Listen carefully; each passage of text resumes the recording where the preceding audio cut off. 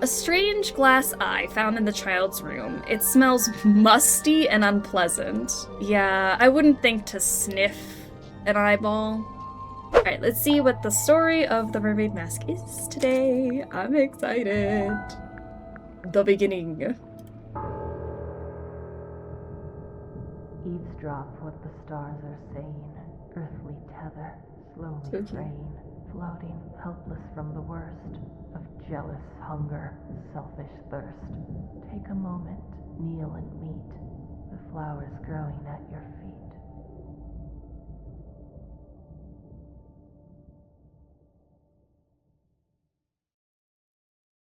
That kind of seemed spooky, guys. Not gonna lie. The Stone Top Inn. I'm playing it right now, and there's a mention of characters from other games. So far, you don't have to be aware of the other games to play it. Perfect. I'm like, we played them so long ago, and if I remember. It's the case file. The reason we're here. The case file. It was left for us right here on the bar. That loud enough? Can you hear him? And his gorgeous voice acting. We need another contradiction playthrough. I feel like it would be fun and chaotic. I feel like we do need another one. I wish I could delete contradiction from my brain so I could play it myself. It's such a fun game. A unique one for sure. Alright, a rugged leather-bound folder. It was left on the bar of the Stone Top Inn. Look at it. A single handwritten letter and 2 photographs. For Detective Grimoire. Murder victim, Captain Magnus Mortuga 39, location Illusion Theater, Mortuga Submarine. Mortuga had locked himself in the room. It was later forced open and the body was discovered. Mortuga was found alone, laying on his back with a single cut across his throat. No bladed weapon of any kind was found in the room. The Illusion Theater is mostly empty, save for an ancient stone cauldron with a thick metal lid. The purpose of this cauldron is unknown. However, I am informed that it has never been unlocked before. It is now unlocked. It is now open. Signed, Captain Seafoam. What a fun name. Captain Seafoam. Captain of the Mortuga Submarine. Alright. Like, look at these pictures. So here, this is our victim, Captain Magnus Mortuga. He is a looker. I love it. And then the crime scene. Great. Captain Seafoam. As far as I know, that's who hired us.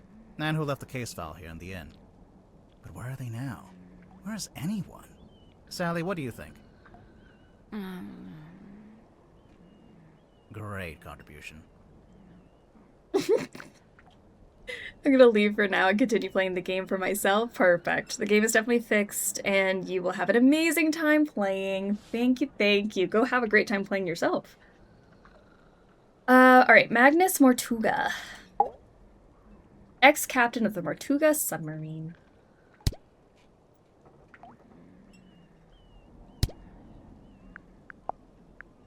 Alright, so let's look around some more. There's nothing written on the barrels. I'm sure they were once filled with some kind of wonderful, unsanctioned local ale. Lamps. Lamps. They've stopped giving out light and taken up dust collecting. That's also what I plan to do when I retire. It's a painting of a sea serpent. Wait, is it a serpent if it has legs? What do you think, Sally? Okay, Sally is living that best life and taking her nap, as she should. Ah, thanks for clearing that up. Alright, should I don't want to wake her up. It's some book Sally's been reading. She insisted that we bring it with us, although I'm not sure why. A paperback novel belonging to Sally. It looks to be a nautical fantasy adventure. There's a photograph of a well-dressed man on the inside cover.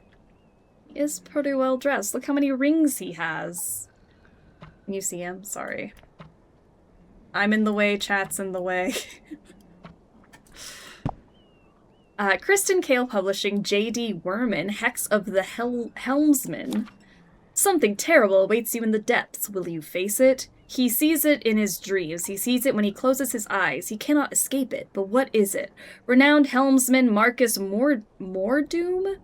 Mordoom is a man with a singular purpose. He will not rest until he uncovers the truth of what's really hiding beneath the waves.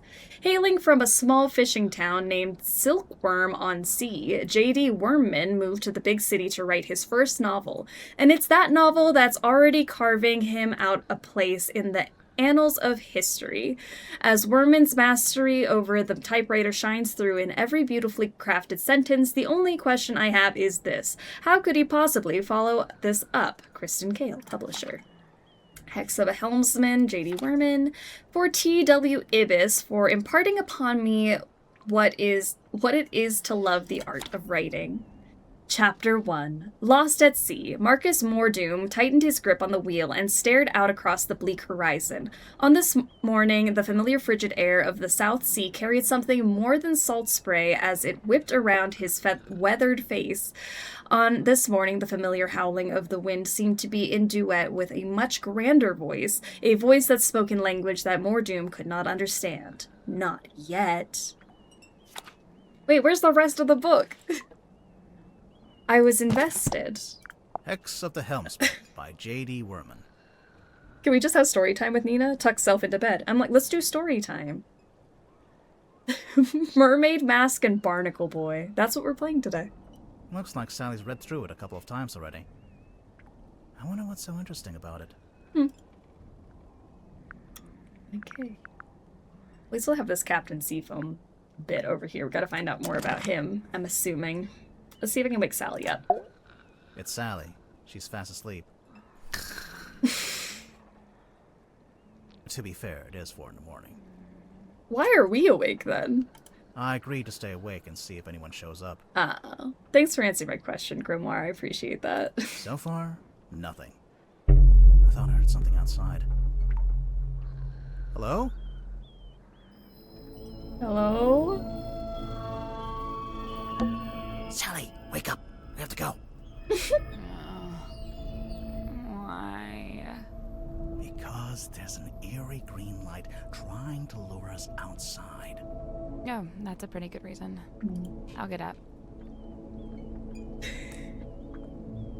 She's up. I think it's time to go outside. To move around, use the map button in the bottom left. My water bottle was right in the way. I didn't even see there was a button down there. Whoa!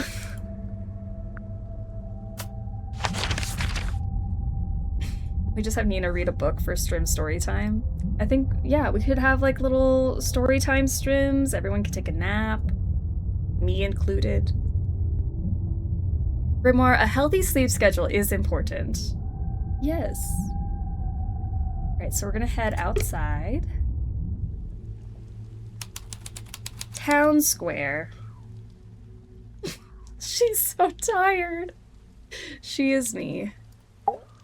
Are you awake? I thought I was, but maybe not. Maybe this is my dream. It's not a dream. That's exactly what Dream Grimoire would say. It's a billboard for a theater. Baroness Fortuna presents Fortuna Hall. Performing tonight, Waylon Wolf. Oh, tonight? Yeah, we didn't come all this way to go to the theater. Also, the sign is several years old. Alright, well there's this giant green light in the distance. There's something in the water. What is it? I don't know. But whatever it is the source of the green light. Oh, what is that? Can we move towards it? Oh, spooky. Foredeck. Seafoam Mortuga. Looks like it initially said Seafoam, but that got crossed out and now it says Mortuga. I'm getting mutiny vibes from this. I don't know about you. Yeah. It's the wrong way around. What? Take another look at the case file. At the case file?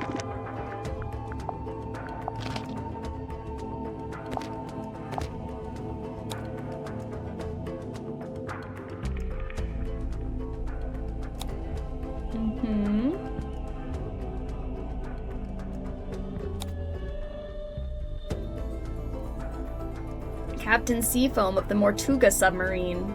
Not the Seafoam Submarine. Harley, how are you doing? Welcome to the stream. Tuning in just for my lunch hour because I have worky today. I hope work's going well.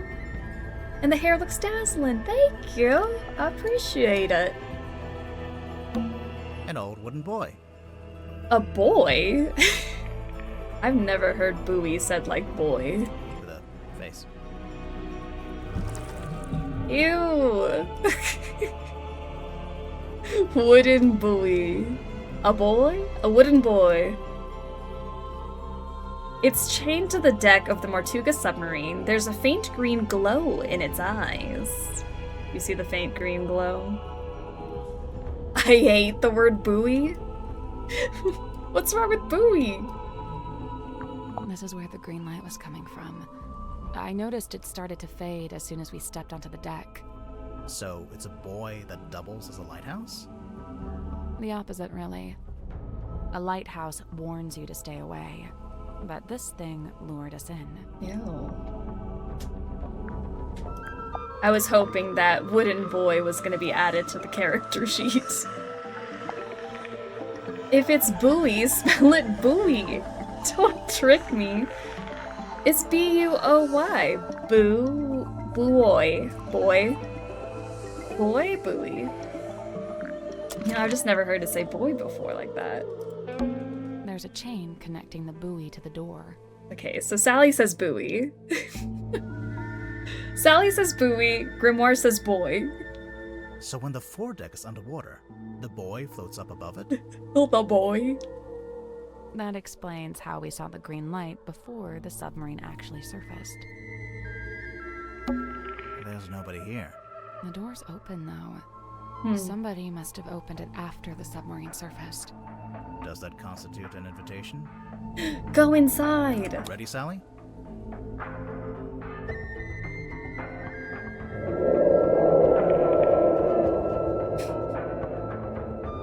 I don't like that What did you sound. say? Huh? I didn't understand what you said. I didn't say anything. Oh. Weird. Are you okay? Yeah.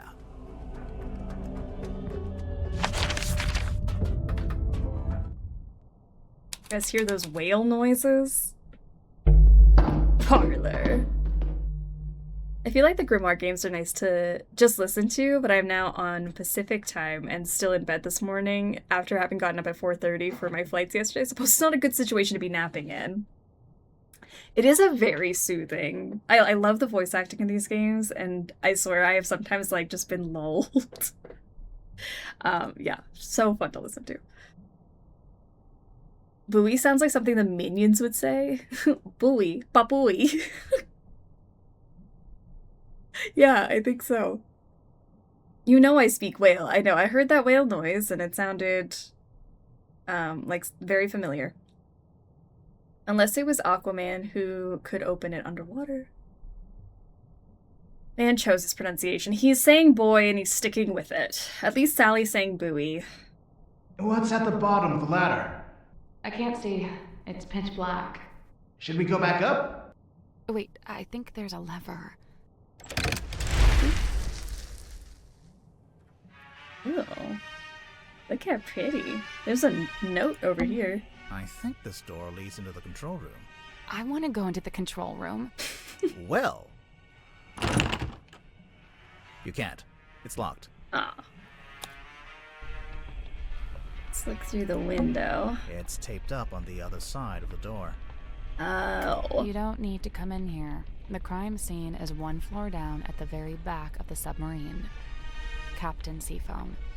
Thanks for the directions, I guess. Do you get the sense that the captain is hiding from us? Why would they do that? Okay. I guess this is what lights up the room when you pull the switch. I wonder what they burned to make it pink. Yeah, I really like the pink glow in here. Does it say her? Whoa. What is that? Her. Her painting, a large painting of some unknown being. It's set in an ornate wooden frame. The brass plaque displays a single word, her. Unusually, it has been set directly into the painting. That's one spooky mermaid. Oh, there's something on the back. I don't know what this means, but there's something back here. Love this painting so much. It's kind of spooky. That's cool though. Alright. Let's see what else is in here. We got a glass of wine. A glass of wine. Ominously left half finished. Maybe the wine was corked. Ominously corked. Whatever it was, it's weird that they left half a glass of wine out. It's like an old-fashioned drawing room. I don't see any drawings. It's short for withdrawing, as in you withdraw there after dinner. Guys, I'm starting a cult for her. Who's in? The painting got me. I like it. I'll join. Actually never knew that. The candles are actually lit. Some of them, anyway. I'm guessing this place hasn't booked its quarterly fire safety inspection. There's a lot of fire going on in here. It's like an old-fashioned drawing. I don't see any. It's short So for we already heard about the drawing room. Can I move around? They said the crime scene was downstairs, so let's go there. Mess hall. Look at that cute little lamp. pufferfish lamp. A timeless classic. I want a pufferfish lamp. That thing is stinking cute. It's a big metal statue of a serpent. There's a cabinet built into it, but I think it's locked. Look closer. Rotate the 4 dials into the correct arrangement. Not sure what that means. They've got number... Maybe I don't have a clue for this one yet. Do I need a specific clue?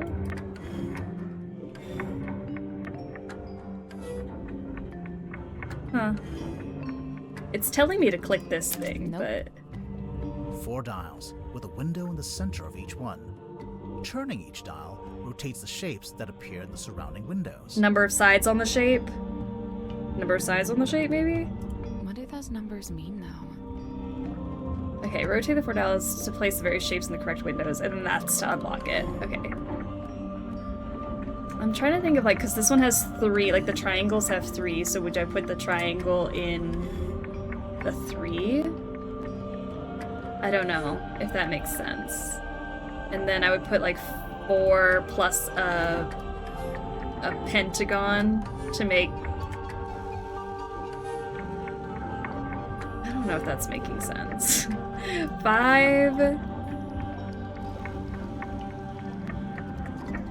I feel like this one's got to be 4 plus 3.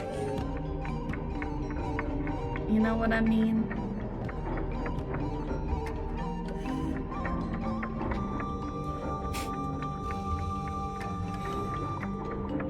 I put a 3 in there, and then add a 4. 4, 5, 6, 7. You know? I want to DIY the pufferfish lamp now. Please do. Like, I would love to see what a real-life pufferfish lamp looks like. I was gonna ask if we could backseat. Oh, please do. I think you make sense. Okay. Did you say 6, 7? I did say 6, 7. Do I regret saying 6, 7 now? A little bit. Alright, there's a 4. I think the 7 makes sense. And then if I can get a 4. See, there's like, it's kind of in there, but not really. Look, like they're kind of in the spots. Look, 4, 4, 5, 6, 7, 5, 4, and 3. I did it. That was kind of cute. I liked it. Good job. All right. The little cabinet opened. Anything in there? Let's see. Drugs. Sun tablets. A brown glass bottle containing 3 varieties of tablets. Whoa, those are like dangerously mixed together. So there's like this kind and like a circle and like the generic pill looking one. Okay. Cool. It's a big metal statue of a serpent. We opened the cabinet and found this. Yeah, we did find this. Okay. Got playing cards. Looks like someone got dealt a bad hand. Oh, really? I have no idea. I just thought that would sound cool. Let's go a room over. I don't know about that one, but didn't they say downstairs in the room over? Yeah, there we go. Crime scene. We've got a nice little chalk outline. So, this is where Magnus Mortuga died. It's just like the case file said. He landed on his back with the cauldron at his feet. He was killed by getting cut across the neck, right? Yeah, you can see that's where the blood came from. Neck. But there's no weapon, no knife or anything. Nothing. A trail of blood. Looks like it came from the wound in Mortuga's neck. It runs straight down the room towards the back of the submarine. No, it doesn't. Not immediately. It pulls out first, sorry. then changes its mind. Because I'm like, this could have been the blood spot, and then they could have just chalked the outline anywhere else. Like, how do we know this is where he actually fell? Because there's a pool here, and then it goes that way. High budget. We have a chalk outline. They had the budget for it. Chalk is not cheap these days. There's a little broken bottle on the floor. I'm guessing Mortuga dropped this when he died. Let's see. Moon vial. A small glass bottle found smashed on the floor in the Illusion Theater. The spilled purple liquid has a subtle botanical scent. The small paper label is marked with a simple picture of a moon.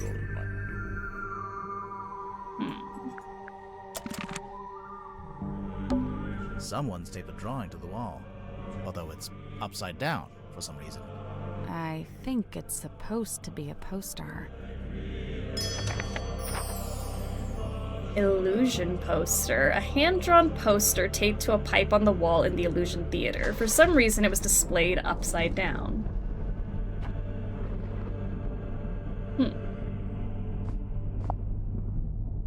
Title here, Illusion Theater. Baroness Fortuna presents Lady of the Looking Glass. Unfathomable, beyond anything I can imagine. Inconceivable, I don't know what to believe anymore. Book tickets, Fortuna Hall, Silkworm on Sea. Monday through Saturday starts at 8 p.m. So why was it upside down? Interesting. MLMs, how are you doing? Welcome to the stream. Guys, my date went so well. He showed up with flowers, and he already knew who Nancy Drew was before I told him. A keeper. I was so glad that went well. That's exciting. Glad you had a good time. The stool's been knocked over. The stool's been knocked Doesn't it over. look familiar to you? Sally, it's a standard wooden stool. I don't... Huh. Have we seen those stools before? Okay, well, let me go find where these stools are, and then maybe I will have an answer for you. There's a wooden panel on the wall here. Can you see anything through that little hole? No, it's too dark. Too dark. This is the cauldron? Not quite what I was expecting. The Cauldron. An ancient-looking stone cauldron. It was found in the Illusion Theater in front of Mortuga's body. The glittering interior of the cauldron is marked with several deep scratches. The exterior is spotted with algae and barnacles. Okay, so if you close it, there's like this little thing here. put something in. The case file said it had never been unlocked before. This place gives me the creeps. That cauldron especially. I keep staring into it like I'm going to see something, but it really does seem to be empty. To quote from the case file, Mortuga had locked himself in the room. It was later forced open, and the body was discovered. So Mortuga was alone in a locked room. A very small locked room. There really isn't anywhere for a murderer to hide. I'm not so sure. I think there is a hiding place. A hiding place. I had to walk away for a bit. Do we like so far? We haven't gotten very far into it, but so far so good. We've just been exploring. We just saw the crime scene. What happened to Magnus Mortuga? The thing is, I wanted to go look around for, that stool. Might as well call her Lady Exposition. I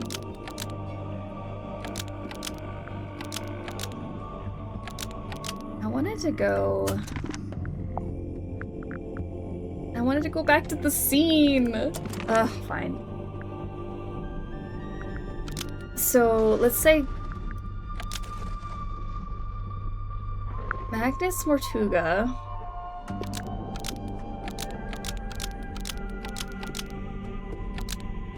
I don't understand what I'm asking.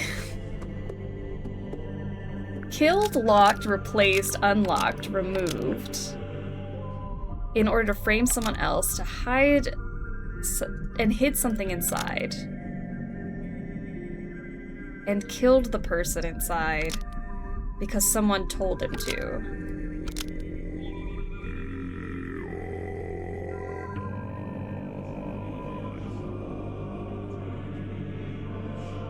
I don't get it.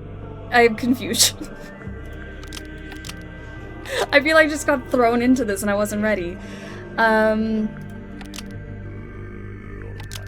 Captain Seafoam and Magnus Mortuga. Clearly there's something here. The Illusion Theater killed the knife because someone told him to! Got it in one. Locked the bulkhead door because someone told him to? Locked because someone told him to.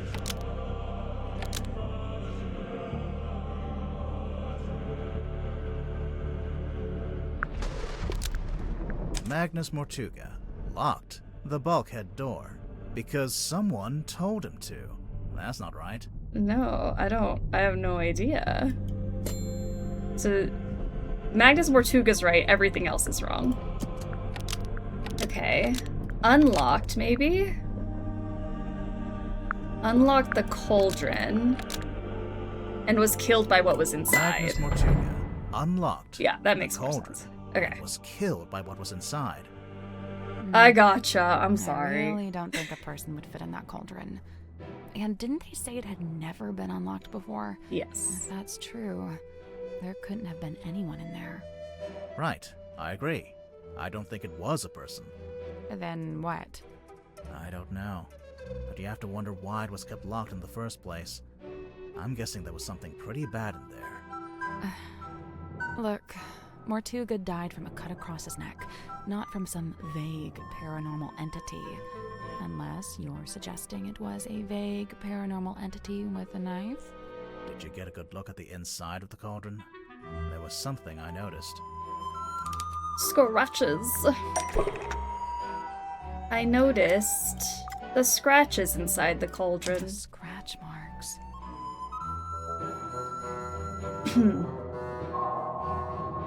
Chapter 1. The Curse of the Cauldron. Continue. Yay. That was my second guess, totally. Sorry, they just threw us right into making a deduction and I hadn't fully absorbed everything yet, but it does make sense. We saw the cauldron, it had the scratches inside. Something definitely came out of there when he opened it.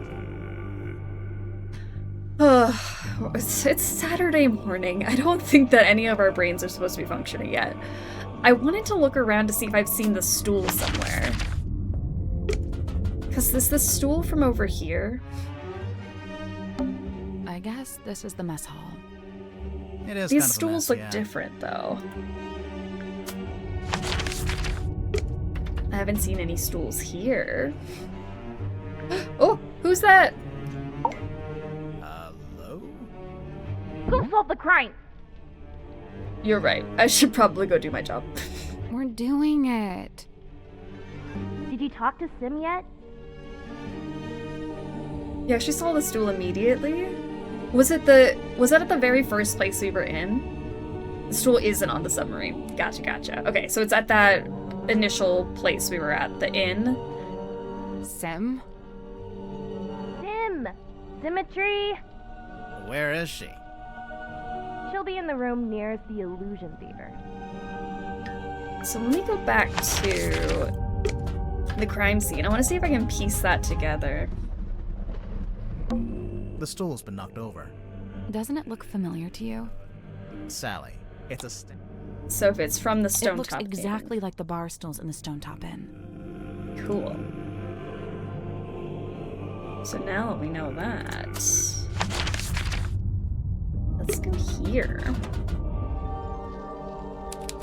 I will lurk now in case I get spoiled, but enjoy the game. Awesome Loop Beast. Have a great rest of your day. We will see you soon. Did you talk to Sim Weird Eyeballs? His eyeballs are scary. Okay. Child's room. It's a wooden chest. What's all this stuff on the top? Drag the 6 cards and 4 glass lenses into the correct arrangement. Oh. See? Jennifer and Margaret gaze jealously at Patricia, whose doll is neither too large nor too small. Let me move these out of the way. Try to make my picture first.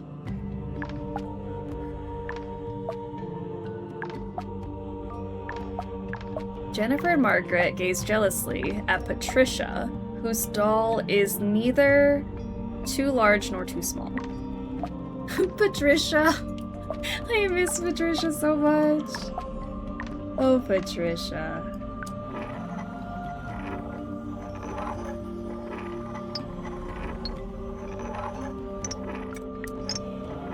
Oh. These are... This one makes them very big.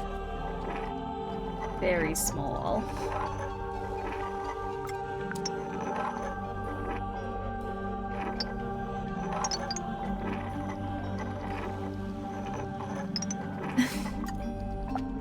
I don't know.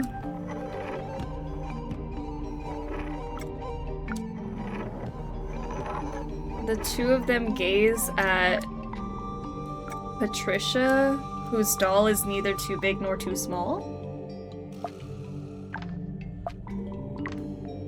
Nope. First things first, we need to make sense of that clue written on the box. Right. Surely it's the key to knowing where to put everything else.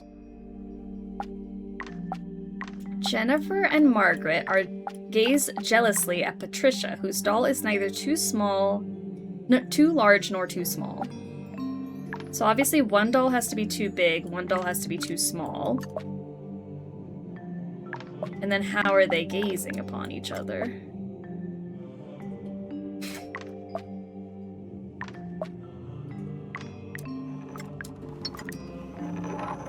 Maybe I gotta make them so that they're turning their heads. Like this. Turn their heads, because she's got the perfect doll and they have a tiny doll and a big doll. Hey, I did it. Okay, cool. I was like, how am I supposed to make them look at her? And you just take the two and like... Yeah. Alright. I'm impressed. Cool. It opened. What's in there? Let's see. Glass eyeball. A strange glass eye found in the child's room. It smells musty and unpleasant. Yeah, I wouldn't think to sniff An eyeball. Musty and unpleasant eyeball. Why do his eyebrows have pupils? His eyebrows?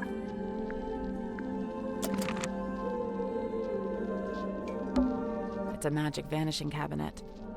I think it's just a wardrobe. These? Let's take a look inside. Oh, it's empty. I didn't even touch the eyeball, Vanished. but we sniffed it.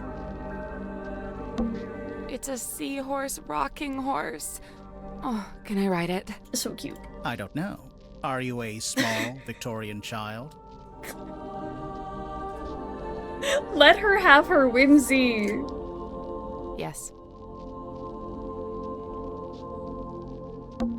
An eerie painting of a girl standing in the woods. It is just a painting, right? Sure. Maybe. No. Maybe. Maybe. A set of wooden drawers. A page ripped out of a newspaper. Okay. We have a single page from a newspaper found in the child's room. Lady of the Looking Glass enchants audience, theater review by James Dusk. The young illusionist who goes by Symmetry Silk Moth, because why not, begins the show with her signature act in which she somehow holds parlance with her own reflection in a large antique mirror. The two symmetries, who seem to move independently of one another, speak upon their morbid anxieties and intrusive thoughts, which it transpires form the themes of the show at large. Even though I have my theories about how the trick is achieved, to a less cynical eye, it would present a thoroughly convincing spectacle. The mysterious Miss Silkmoth rounds off her performance with a surprisingly comedic set piece in which she attempts to communicate with her departed Uncle Gregory, who appears as an apparition within a crystal ball. However, it doesn't go to plan, and the audience laughs as Symmetry is put on hold in her disastrous attempt to telephone the afterlife. Overall, the show is a triumph, a brush with mysticism that stays with you long after the final bow.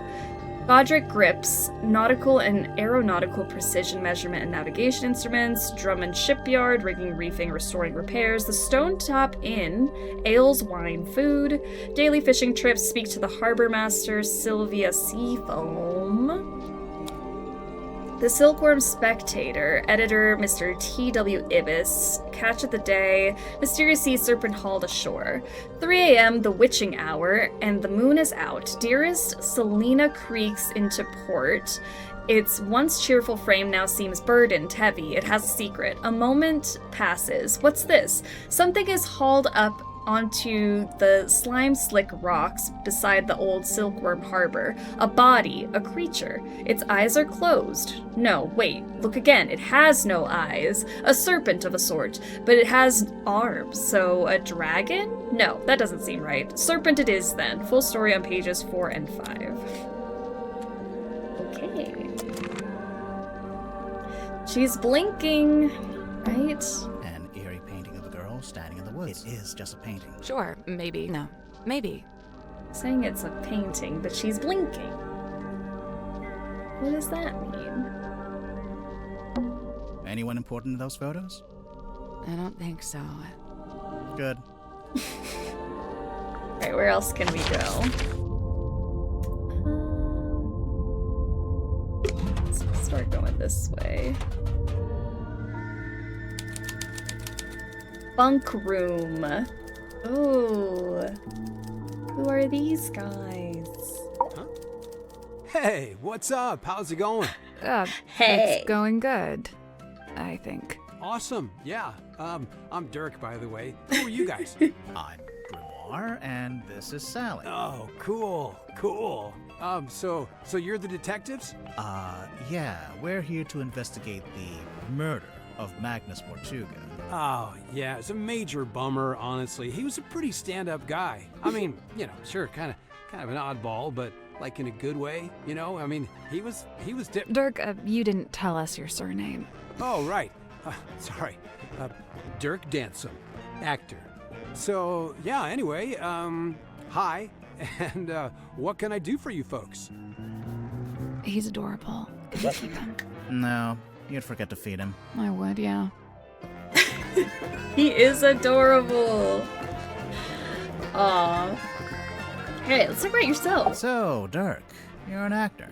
What kind? Oh, well, so for ages, I just did commercials, and then about a year ago, I finally got cast in a movie. Nice. Anything I've seen? Well, it's called Hex of the Helmsman. I played the helmsman. Marcus More Doom? Oh, you've seen it? No, but I read the book. Oh man, the book is gnarly. I mean, I'm not usually one for reading, but I actually finished it. Yeah, the whole thing. Congrats. Wow. The author's a stand-up dude, too. J.D. Worman. You know him? Well, yeah, he's sitting right over there. You should go talk to him. Super friendly, loves meeting new people. I bet. Was your movie a success, Dirk? Yeah, man, it's making megabucks. Are you going to make a sequel? Well, you know, they want to move on that ASAP, but, you know, we're not ready to start filming yet. And what? You're taking your vacation on a submarine while you wait? No, I'm just tagging along here with Worman. Yeah, he wanted to take a trip out here, and I figured, yeah, you know, the more the merrier. I love him. I hope he didn't do it. I know. Like, please don't be evil. What do you make of the Mortuga Submarine? Man, this place is wild. I have to It's like skedaddle. something Bye, out of a weird friends. old Bye. book. Have a great rest Nobody of your back day. home is gonna believe any of it. How do you like living here? Honestly, mixed bag. You know, so I love meeting all the weirdos that ended up down here. You know, all kinds of people I'd normally never rub shoulders with, you know. But man, is it dark. I mean, there's no sun, no day, no night. You barely even feel the time passing. Listen, if you're not careful, it'll get you. No, for real.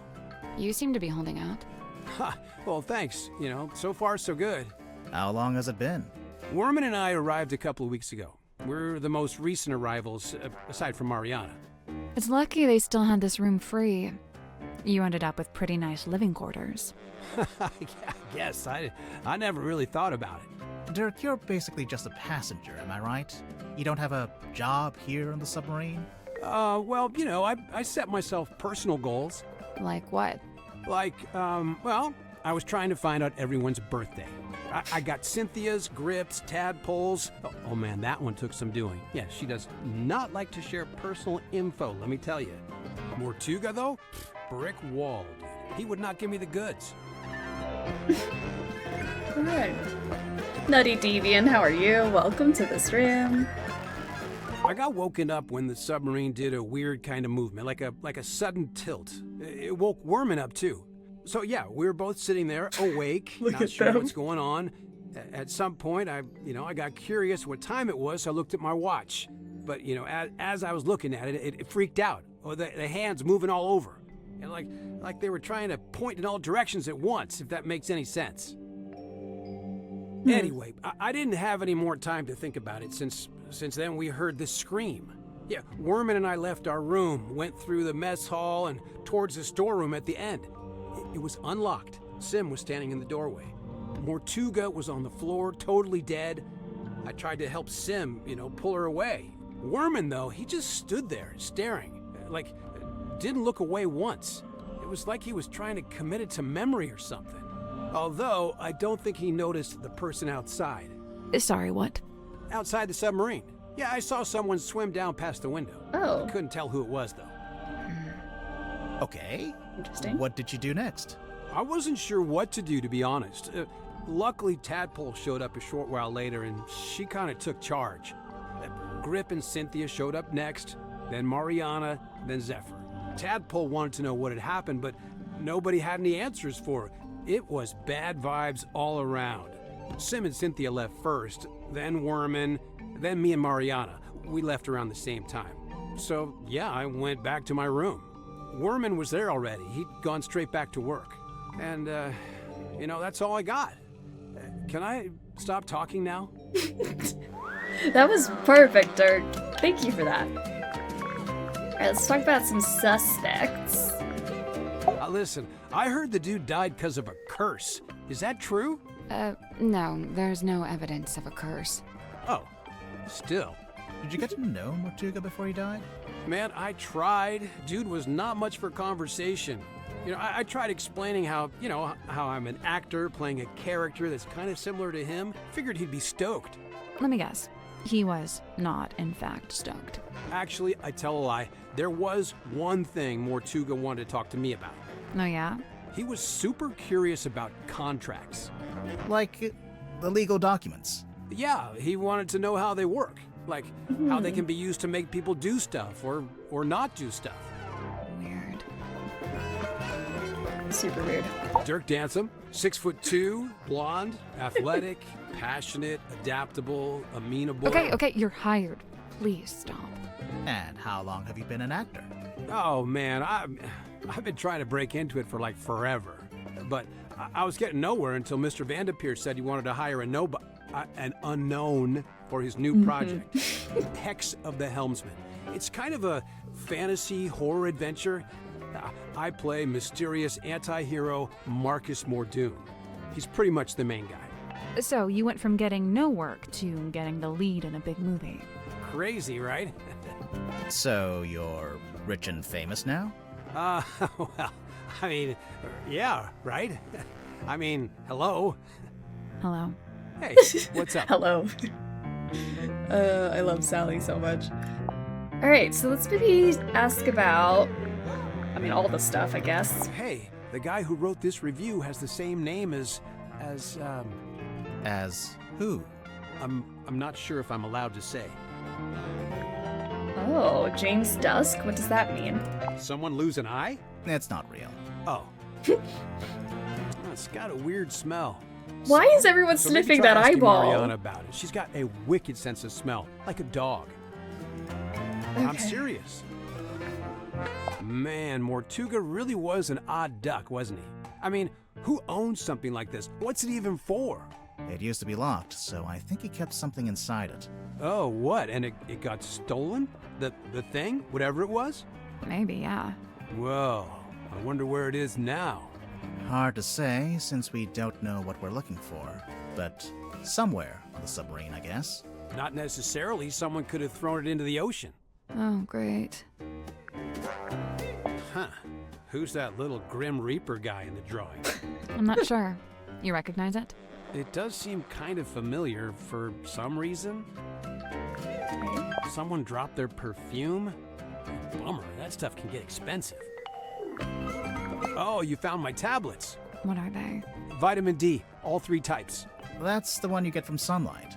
Yeah, I gotta take it while I'm down here, since I'm not getting natural light, How come you left them in the mess hall? I figured the others might benefit from them. Not sure I had any takers, though. But wasn't it, in a pipe? Her. Huh. Deliberately vague title. Love it. I've seen this chained up on the foredeck. It's kind of intimidating, huh? It's a boy. For real? Huh. It has long hair, so I always figured it was a girl. Alright. Whoa, this is a first edition. Yeah, whose is this? It's mine. You gonna get Wormo to sign it? No, I hadn't planned on it. He'd do it if you asked. I bet he'd even do a little doodle on the inside cover. Okay, maybe I do want that. I assume you've read it, Dirk? Of course, dude. First thing I did when I landed the part in the movie. What did you think? Loved it. I never thought about the sea so much in my whole life. It's almost like the ocean in the book. It represents something bigger, I'm going thrifting. Can't wait to watch. Sounds fun. Enjoy. It's the best part about this game. Everyone has something to say about everything. And that's, all of these so far have just been so well written because they will always have something to say in their character. Great writing. So, Cynthia hired you to solve the murder, huh? Pretty much. How much do you charge? Is it like a day rate or what? Oh, it depends. Just ballpark it. How much did you make from the last case you solved? Good question. Grimoire, how much did we make from the Tangle Tower case? Well, extenuating circumstances, being what they were. You never secured the payment, huh? Figured it out. Grimoire is Nazo from Old Skies. Same voice actor. The more you know. Oh, amazing. It's some kind of doll. Sally, no. It's a collectible action figure. It's still in its packaging, Sally. Thing.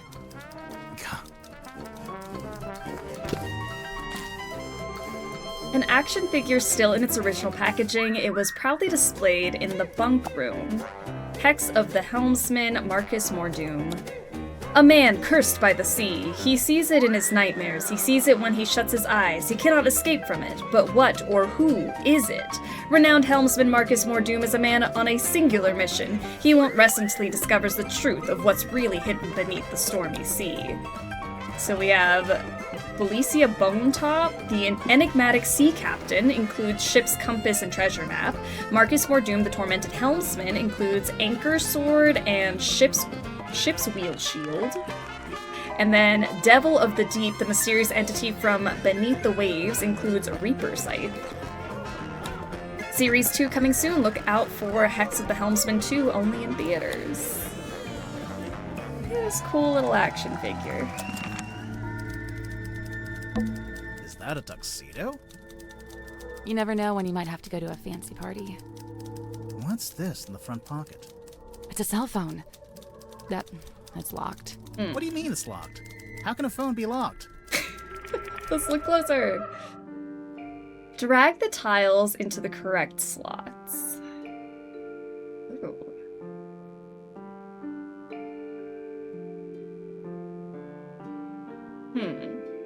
So maybe...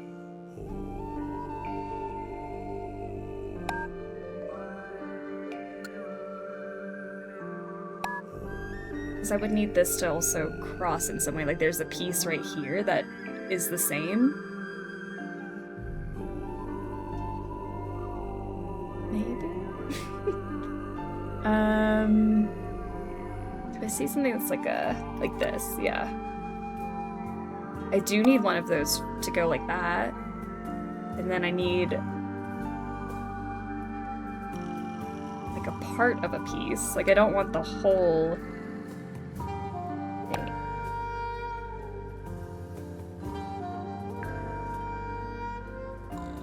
How could I get that little bit? This one's got an umbrella piece.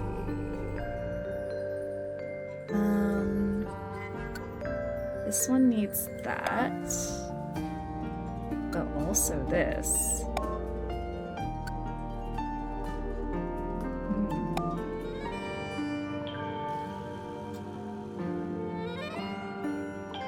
Ooh, or I could do one of these instead. That could maybe make more sense. Hold on, let's take that one out. Put this one here. And see, now it makes that.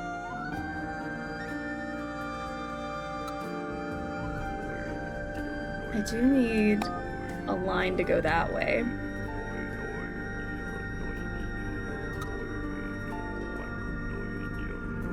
I am still missing that one little bit that goes across the top piece. Oh. I mean, can it overlap? Is that okay for it to do that? Because now I'm thinking maybe I put these like that. Do one of these.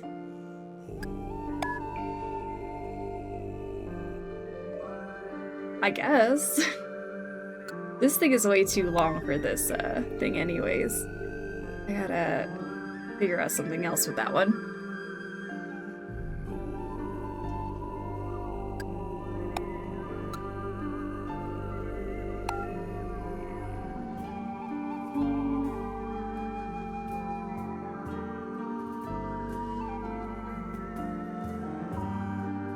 Where's just like a stick? That's too long of a stick. I need like that. I think that one looks good. The D one. Then this one looks good. How do I make you?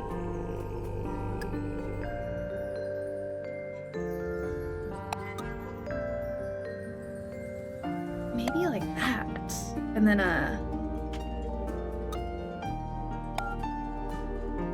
okay. I'm not mad at that. I think this one's correct. The up and downs are right. Now I've just got to figure out why this isn't looking exactly how I want it. Maybe like that. Oh, that was it. Nice work. Yay.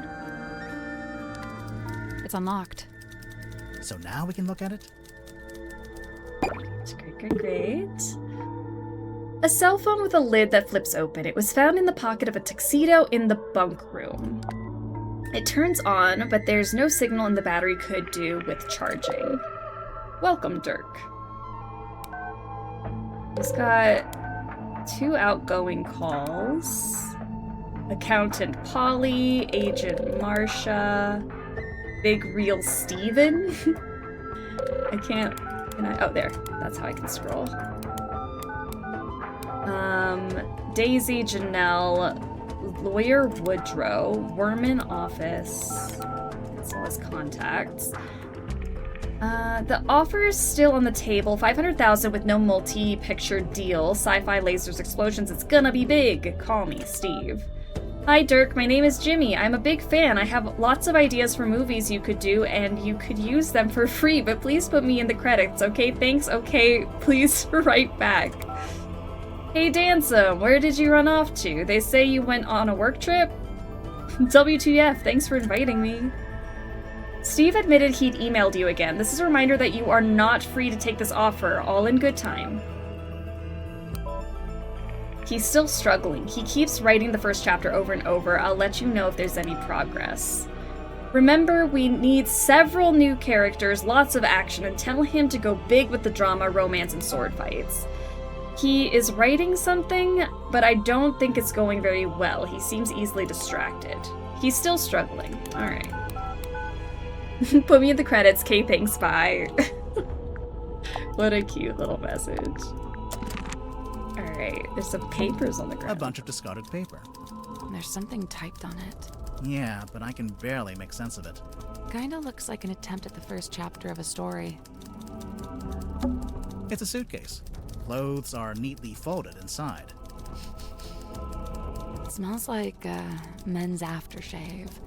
I'm getting bergamot, cedarwood, and notes of citrus. You done sniffing the suitcase?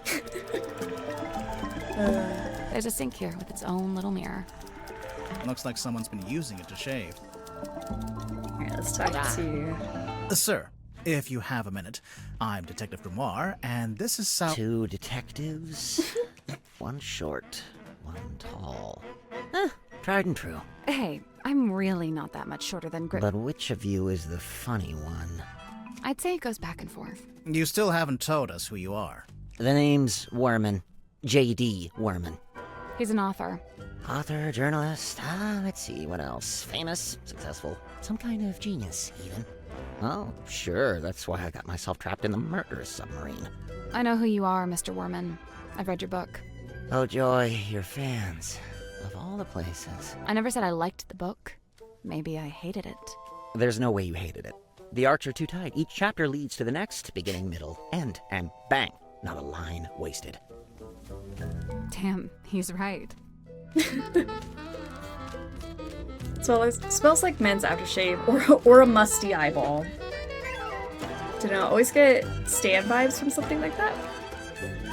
From what? Like Monkey Island Stan? So, Mr. Worman, you're a famous Or author. Stan. That's what they tell Like me. Stan. How did you end up on the submarine? I came of my own volition. Or we're talking Why? about the email from earlier? I don't know what wanted we're talking somewhere about. I'm sorry. quiet to work on my next novel. Minimal distractions. Not saying it's worked, but Eminem Stan. You're writing a sequel? trying to. Trying to. Hang on. A sequel to what? Grimoire, are you not paying attention? Well, clearly I wasn't. I was still grappling with the Stan comment. We were talking about the email that he got, right? The I've got movie ideas, put me in the credits, bye. First novel. Ah, there she is. Benefactor and burden both. Sally, how did you know to bring the book with you? Because Mr. Worman's local to the area. It says so right here. Hailing from a small fishing town named Silkworm-on-Sea, J.D. Worman moved to the big city to write his first novel.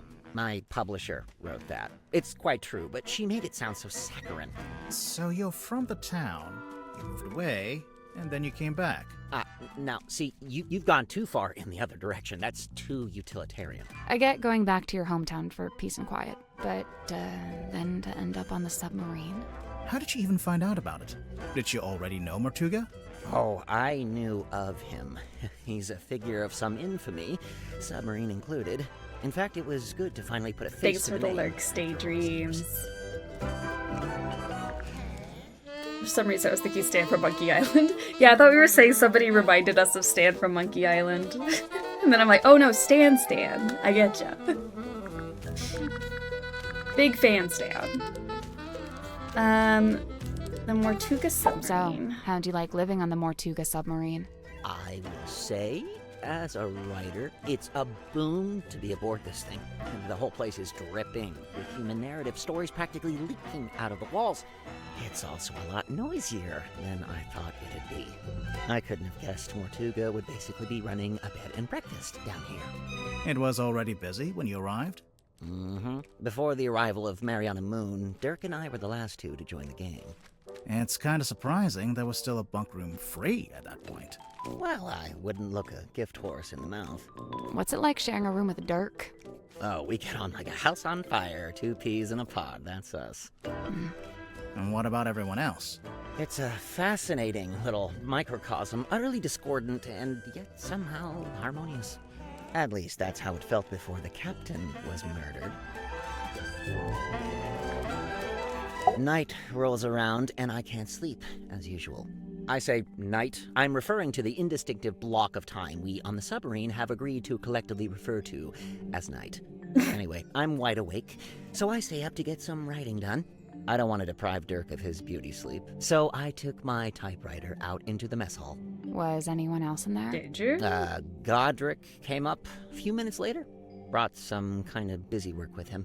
So there we were, whiling away until I look up and see this woman. Mariana Moon, apparently. Good name. Probably fake, but good. She got straight to work trying to extract my entire life story, but then Mortuga shows up and we all go quiet. The guy looked miserable, and he passed straight through the room like a ghost. But before he leaves, he asks us to show Mariana around the submarine. I really didn't have the energy, so I made an excuse and left. I slept for barely an hour before a big jerk wakes me up. I'm not talking about Dirk. I mean, the submarine, it moved, tilted. Anyway, I tried to get back to sleep, but no. Now there's a scream. Dirk and I so follow now the their sound stories line all up. the way down the corridor. Symmetry's frozen in place in the doorway at the end. And behind her, Mortuga, dead, laying in front of some ancient stone cauldron. The lid of the thing flung open, like something had just burst out of it. The whole scene was otherworldly, like a painting. Then Madame Tadpole arrived, with just about everyone else trailing behind her. Tadpole brought everyone with her. So, she already knew about the murder. From what I gather, she discovered the body and then left to go get everybody else. And you know, I really didn't want to get in her way, so I returned to my room to await further instruction. Did you go back to sleep? No, I couldn't. I went back to work. Figured I'd be better off keeping busy, you know. Okay, let's talk about some suspects here. I see you met Dirk. Yeah. How do you know him? He's the actor they found to play the lead in the adaptation of my book. Did you not get a say in that? Oh no, that's several notches above my pay grade. It's all decided by the executives over at Wit and Whimsy. Sure, they keep me around as consultant, but I found that to be a pretty hollow title. Do you think he's a good actor, at least? Dirk? He was a good fit for the kind of film they ended up making. How's that? So, how come you two traveled to the submarine together? I traveled to the submarine. Dirk's just taken to following me around, for some reason. Maybe he just wants to be your friend. He's got plenty of friends back home. Cuts quite a figure, doesn't he? Like something from myth. He was real, of course. flesh and blood. I imagine you must have been curious to meet him. As anyone would be. Did you get to know him at all? It's funny. Going in, I heard he was, the strong and silent type. But I didn't find that to be the case. So he was friendly with you? In his own way. The day I first arrived, he invited me into his cabin, just to talk, apparently. What did you talk about? He asked me about my home life, my family, my father. Not to be rude, but why would Mortuga care about any of that? To this day, I'm not quite sure. I think maybe he was after some kind of information about the outside world. I'm sure we'll and uncover thought I why. might be a good source. Pretty polite way to describe Dirk. So what made you want to become a writer? That's all I've ever done. I was given a job writing for a newspaper when I was pretty young. Given a job? Yeah, friends in high places, Like who? My father was the mayor. Ah, that'll do it. Did you enjoy writing for the newspaper? Baby. Sometimes. Other times it was painfully dull. I've got a tendency to lean towards hyperbole, and the everyday goings-on in Silkworm weren't always enough to satiate me. For every rumor of a cursed man disappearing into the ocean, you'd have 10 elderly couple file complaint over garbage collection. Rumor of a cursed man? Wait, you wrote an article about Mortuga? Oh no, I quit before that. I left town and went off to the city to be an author. And the result? Hex of the Helmsman. 50 national bestseller lists. As we speak, it's being translated into 5, 6, 7, 8 more languages. Must be nice. Wow. Your first book, and it's a big hit. I'm not complaining. I can see why you'd be writing a sequel. I really don't have a choice, do I? This is how things go. If you get a success, you have to keep it going. Let's talk about our clues. Oh, I can't stand these things. A procrastinator's worst nightmare. It's why I use the old typewriter. No distractions. Can't Does start Dirk doom spend a lot of scrolling. time on his cell phone? Not in here. He goes up on deck to do it. Why? Who knows? It's not my business. I noticed on the back of the box it says, Series 2 coming soon. Look out for Hex of the Helmsman 2, only in theaters. Kinda presumptuous, isn't it? Considering you haven't even written the book yet. Thank you. That's what I said. I raised a fuss about it at the time. My objections fell on deaf ears, as usual. Why are they so keen to make a second movie, anyway? What else? Money. Now this is a throwback. I cut my teeth writing local interest stories like this. You wrote this? The review of Sim's old magic show? I did. But it says Theater Review by James Dusk. Oh, wait. And she finally works out what the JD stands for in JD World. Oh. Sorry, your name is James Dusk, and you changed it? James Dusk is such a good name. JD Werman. What's this? The world's smallest piggy bank? What? It's not a piggy bank, is it? Well, it's got a slot and there's something in there. I thought maybe it was a penny. Kind of It's a gross. strong image. The ancient cauldron opened for the very first time. It can't be the very first time. Someone must have opened it before. Semantics. So, what do you think was inside? Does it matter? I'm pretty sure it does. It might explain how or why Mortuga died. True. The murder weapon, maybe? Like a knife? Sure, why not? It would explain the scratches on the inside, after all. I guess. Great pull quotes. That's some strong marketing for a small-town theater. Did you ever see the show? Yeah, I did, as part of my old newspaper job. Why is it called Lady of the Looking Glass? The central trick was Symmetry talking to herself in a mirror, only sometimes the reflection didn't move with her. How did she do it? My guess is the mirror can switch between being reflective and being see-through glass. You know, looking through to a second Symmetry on the other side. An identical twin, maybe? Probably just a very good dummy. Picture of a moon. Tried asking Mariana Moon? Wow, never would have thought of that. Occam's razor, my dear. Who? I don't think we've met him yet. How I wish I'd remembered to bring painkillers. Are any of these painkillers? Unfortunately, no. They're just supplements. And nice, harmless, organic ones, too. They wouldn't even take the edge off a headache. Some vitamin D pills. Have you ever seen this painting before? Before the submarine, I mean. Yeah, it used to hang in the Stone Top Inn. For a little while, at least. Really? Seems like it would scare away all the customers. Nah, old sailor types love stuff like this. It's a conversation piece, isn't it?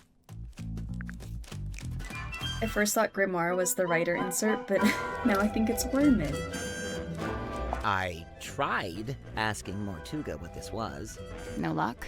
He just said it was something he'd picked up on his travels. Picked up where? Floating somewhere in the middle of the ocean? Yeah. I assume so. So, you've read it, Sally, but Grimoire hasn't? Nope. What's it about? I'd really rather not reduce it to a single sentence. It's about a guy named Marcus Mordoom looking for something called the Devil of the Deep. And does he find it? I just think it'd be better if you took the time. Yeah, kind of. It gets a little abstract towards the end. So what, it's just Marcus Mordoom on a ship, and that's it? We're talking about several themes carefully laid on top of each other. It's also a love story. Marcus is in love with a woman named Belicia. She's his captain.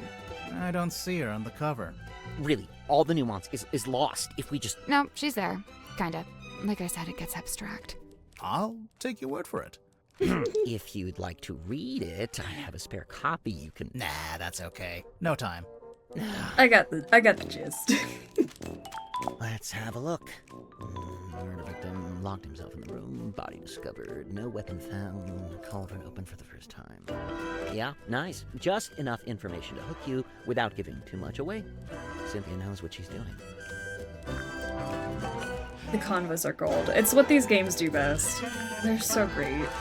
Okay, nothing comes to mind. So we've asked about everybody, everything. I don't have anything suspicious, I don't think. Alright, I think let's move on to... I want to go look at the other rooms, but this is also saying that we should probably go there. Oh. It's locked. Locked.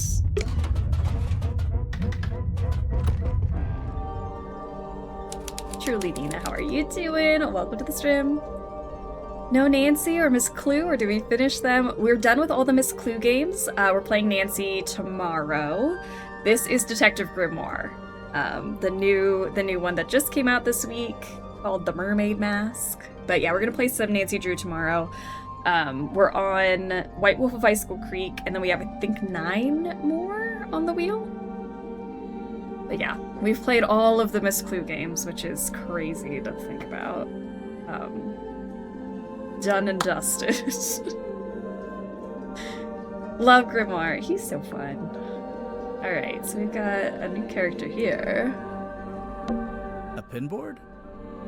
That's crazy, but good for our sanity, I know. I mean, I want another Miss Clue game. They should make one. I assume it belongs to that woman over there. Right. We'd better talk to her first. I wanted to look around first. Oh? Weary travelers. Take a seat by the fire, shake out your boots. We're not weary travelers. Then why do you both look so haggard and trail-worn? Ouch. Thanks. Lose my self-esteem for the rest of the day. We're detectives. I'm Grimoire, and this is Sally. We're here investigating the murder of Magnus Mortuga, your previous captain. My captain? Never. My captain is the moonlight as it shimmers across the lake. My captain is the wind as it whispers through the valley. Who is this woman? No idea. I kind of like her though. Okay. My name is Moon. Mariana Moon. Maybe we can ask her about And that vial what we do you have. I do not do. I simply am. Simply am. So, what, you're just some random traveler? A traveler, yes, but random, never. I'm here because I chose to be. I've been searching for the Mortuga Submarine for some time, you know. How come? How come? This thing is the motherlode. The motherlode of what? Of whispered half-truth, of murky rumor, of stories unspoken. Oh, like urban myths and stuff. Right. Urban myths and stuff. So you're a historian. Historian, storyteller, rambler, ambler, fireside gambler. How long have you been here? Well, let's see. I arrived a few hours before the captain was murdered. Oh, dang. Really? Quite the story, isn't it? But you're just on the submarine because you find it interesting. Would that be such a crime? No. Murder's a crime, I'm pretty sure. I think. A merciless wind rattles the rotting wood of the old silkworm harbour. The shadow of a vessel lurking low in the night-black water. A mysterious stranger steps onto her foredeck. Cloaked in darkness, she slips inside the submarine. Who is she? What is her dark purpose? It's you. We get it. A mysterious stranger, I said. She descends into an ornate parlour, empty, save for a lone figure standing by the fire. So, not empty. He turns, his face still half hidden in flickering shadow. It is She's so Captain iconic. Magnus Mortuga. What was he like? Nice guy. Stoic, but polite. Kind. He tells me to wait in the control room and then disappears off towards the back of the ship. After a little while, he comes back. But now, he's a slightly different man. What do you mean? The light is gone from his eyes. He seems sad, angry. He avoids my gaze as he crosses the room to take hold of the wheel. He tells me to head down the ladder towards the mess hall. Doing so, I encounter two gentlemen named Mr. Werman and Mr. Grip. So Neither far the of them story look like checks out. sailors, so I know they can't be crew. I assume they must be guests like me. And true enough, it transpires that Mr. Werman is a writer and Mr. Grip is, some kind of watch repairman. Captain Mortuga reappears, descending the ladder. He asks the two men to show me around the submarine and introduce me to the others. Then he disappears through the rear corridor. It's the last time I see him alive. Mr. Werman apologizes, explains he's too tired, and leaves through the opposite corridor. Mr. Grip, unable to come up with such an excuse, agrees to show me around. Now, I wrote this down in my diary, so I may as well let you read it. Your diary. Imagine my excitement to finally get a good look around the Mortuga Submarine. I was even given a tour by one of Mortuga's subordinates, a Mr. Godric Grip. We began by visiting a bizarre laboratory known as the Dream Chamber. It smelled of dried herbs and dusty glass, but was devoid of its dream custodian. An early disappointment, the captain's cabin was locked. Mr. Grip explained how Captain Mortuga mostly keeps this room locked when it's not in use. We climbed down into the living quarters, where a pair of bunk rooms sat at the end of a corridor. The first smelled of crane dust and unwatered flowers. A young woman was laying in her bed, poring over an old document. She hastily hid the document away and introduced herself as Miss Cynthia Seafoam, a name to remember, dear reader, as she will shortly become quite important. The second bunk room smelled of aftershave and desperation. The two men within, Mr. James Werman and Mr. Dirk Dansom, both appeared to be asleep, so we decided not to intrude. Next on the tour, a room inhabited, by the looks of things, by a young child who is also a stage magician. Sadly, this mythical child magician is nowhere to be seen. The room at the very end of the hallway was sealed with a heavy bulkhead door. Mr. Grip dismissed it as a storeroom that only Captain Mortuga makes use of. Perhaps you'll agree with me, dear reader, when I suggest the peculiarity of a simple storeroom being sealed off with such a significant door. Mr. Grip took me down to the cargo hold. It smells of damp wood and tarred rope. Yes, I describe it in the present tense, for it is here I sit as I write this very diary. Next door, the engine room, burnished bronze and tea-stained parchment. I learned that it's something of a nest for Mr. Grip himself, and thus was currently unoccupied. Outside, I encountered a Dr. Zacharias Zephyr, the aforementioned keeper of the dream chamber. Surprised to see us, he nearly dropped the empty glass bottle he was carrying. Clearly wishing to remove himself from the situation, the good doctor muttered something inaudible and disappeared up the ladder. We continued on into the next room, which I was amused to discover was some kind of shimmering mermaid grotto. I smelled her before I saw her, the unmistakable mix of salt, seaweed, and sequined spandex. It can only be Madame Tadpole, a name which may be familiar to long-time Well, now I need to go meet her next. Tadpole and I caught up, while Mr. Grip skulked in the doorway, clearly hoping this would mark the end of the tour, but it did not, dear reader. It did not. Right, so, yes, I can see there's one more room to visit. Mr. Grip insists it's just the bilge, a dark, dank and smelly place, ill-frequented by humankind. I tell him he couldn't have sold it to me better if he'd tried. Tell us about the night of the murder. We enter the bilge, but it's too dark to see anything. Mr. Grip, who is clearly tiring of my company by this point, opens the vent in the ceiling to let in a little light. Moments later, a voice is heard, echoing down from above. Whose voice? A young woman, and then an older woman. I can't remember exactly what was said, but I remember thinking it sounded a little like poetry. What happened next?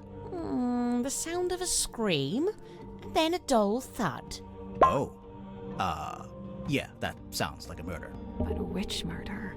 Anyway, by this point I've used up all my patience, so I decide to take my leave. I thank Mr. Grip for the tour and return to my new lodgings in the cargo hold. I have to put up my tent twice, as on the first attempt a sudden movement of the submarine undoes my progress. After some time, Mr. Grip and the young Miss Seafoam appear in my doorway. It seems they've come to fetch me for some kind of official submarine business. We head back towards the mess hall, Mr. Grip and Miss Seafoam heading up the ladder before me. I spot Dr. Zephyr emerging from the airlock. He has a glass bottle in one hand and what looks like an old leather bag in the other.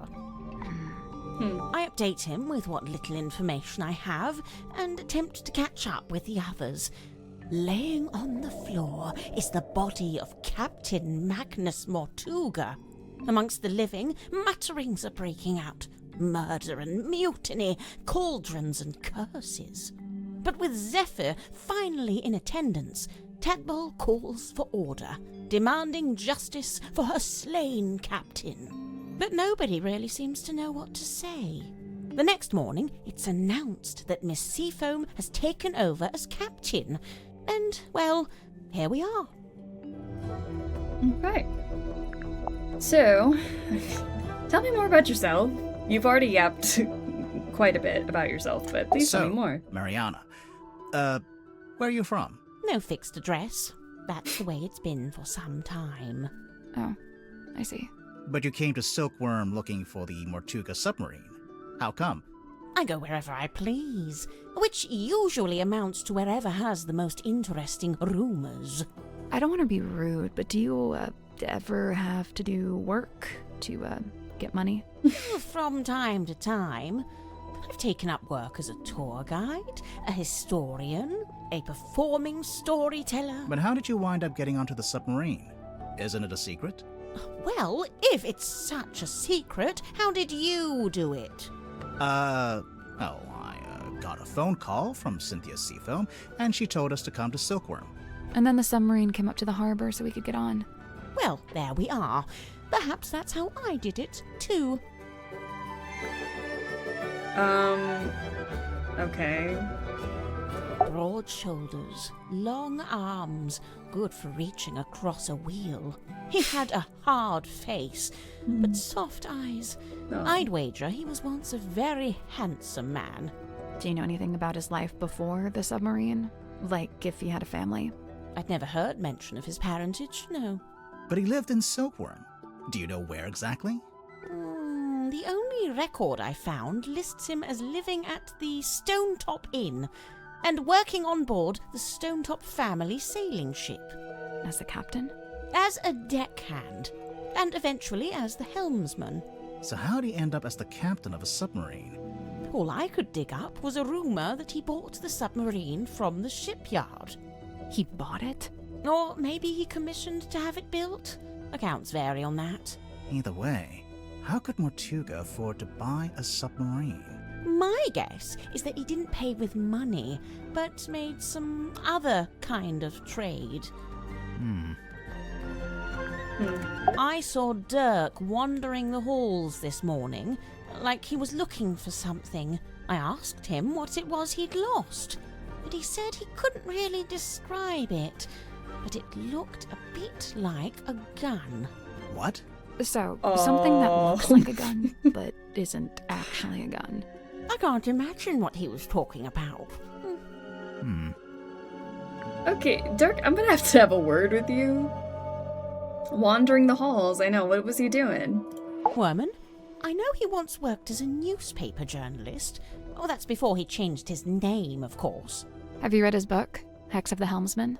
I leafed through it. I must say he's got some good research skills.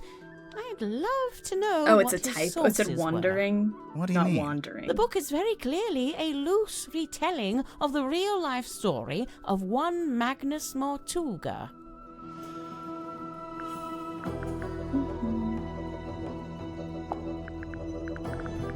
A ZX5. Nice piece of kit. Polycarbonate shell, tactile interface, unusually good battery life. I mean, it's a cell phone. Whose is it? Dirk Dansom. I suppose that makes the most sense. After all, Mortuga really didn't seem like the cell phone type. Sorry, Belisha Bonetop. Yeah, that's what she's called in the book, too. Marcus Mordoom's captain/love interest. Flying a little close to the sun with that name, aren't they? This marks a pivotal moment in Silkworm's history, the day the silver snake was discovered. It also shows the two women who found it, Felicia Stonetop, that's her on the left, and Sylvia Seafoam on the right. Hang on, we saw a statue about this in the town square, but on the statue, the serpent was shown being wrestled by a male fisherman.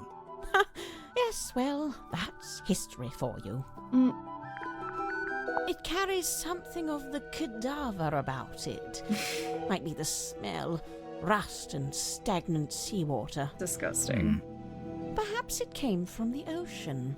Have you asked Madame Tadpole about it? There's only one thing more mysterious than a locked box, and that's an unlocked box that's been emptied of its contents. Did you ever come across the Cauldron in your research? No, it really does seem to be something Mortuga's been keeping to himself. What do you make of those scratch marks? I'm not sure. They don't really look like anything made by an animal. That's a relief. Wait, is it? I don't think so. Because if it's not an animal, what killed him? Mariana, you visited Silkworm before, didn't you? Was Sim's magic show in the theater back then? No, when I passed through, the theatre wasn't showing anything. This very poster was up on the walls, but they'd covered it with a banner that said cancelled. So that must have been after Sim left, but before the theater had booked a new act. Do you recognize this, Mariana? Should I? Well, we just figured since there's a moon drawn on the label. So because my name is Moon, all moon-related things must belong to me? Even if it's not yours, do you have any idea what it is? It's a herbal compound of some kind. Valerian, skullcap, chamomile, and seawater. So, not poison. Maybe it's medicine. Would those herbs do anything in particular? I suppose it could be a sleep aid, like a mild sedative. Interesting. Mariana, can you tell us what these tablets are? It's rather more difficult when it's something synthetic like this. Some kind of vitamin supplement, I believe. All 3 of them? Yes, the 3 tablets seem largely to be the same thing. Everyone keeps saying that, but something is suspicious about the 3 different shapes, and I feel like we might find something evil, sinister about those. Now we're getting to it. The reason all of us are here, really. How so? The Silver Snake, the Mortuga Submarine. Did you ever stop and wonder, why here? Why this particular part Her of the look was coast? off? It all stems Yeah, we gotta from a figure out who's single lying truth. to us. There's something hiding in the water. Something big. Now, it wasn't my intent to cause you any lasting unease. Look, we 3, we're merely tourists here, passers-by. Take my advice. Keep your distance from all this, so you can still walk away at the end. I believe Mortuga used its light to alert others to the location of the submarine, on the rare occasions when he wished to do such a thing, of course. That's how it happened with us. Although I guess it was Cynthia, not Mortuga. You know, for some time now, I've heard stories of sailors seeing a green light in the ocean at night. Well, I guess you have your explanation. The problem is, several of the stories predate the Mortuga submarine. Pass it here, I'll show you something amusing. See this photograph on the inside cover? It's a picture of Worman, isn't it? If it is, it's a very flattering one. It's not Worman at all. It's his rather more handsome father, Mayor Damien Dusk. Get out. Really? Oh. No word of a lie. I see Cynthia's proudly wielding the Seafoam S in her signature there. Why shouldn't she? Of course, she's well within her rights to do so, but I do think perhaps it sends a certain message. What message would that be?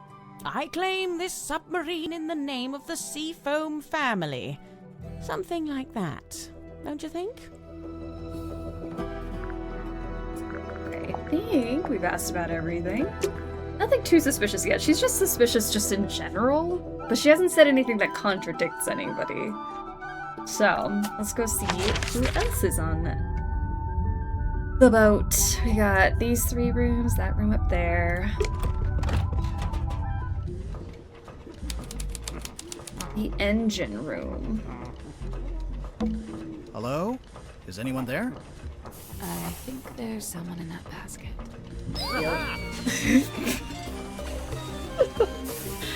Found him. Hello, What on hello. earth are you doing? Customers, come in, and welcome to Mr. Grip's Emporium. Wait, what? I guess he's Mr. Grip. What's that? You'd like a succinct yet exhaustive rundown of our operational philosophy?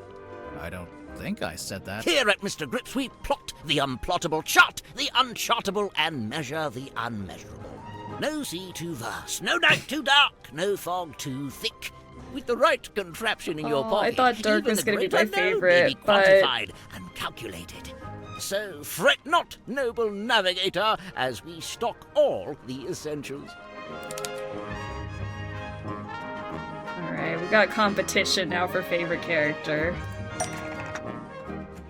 So I can buy things from you. I have no money, but compass, map, spyglass, a sextant, chronometer, a chart. I can't exit the shop. The button moves. That's so cute. I'm sorry, you can't afford this item.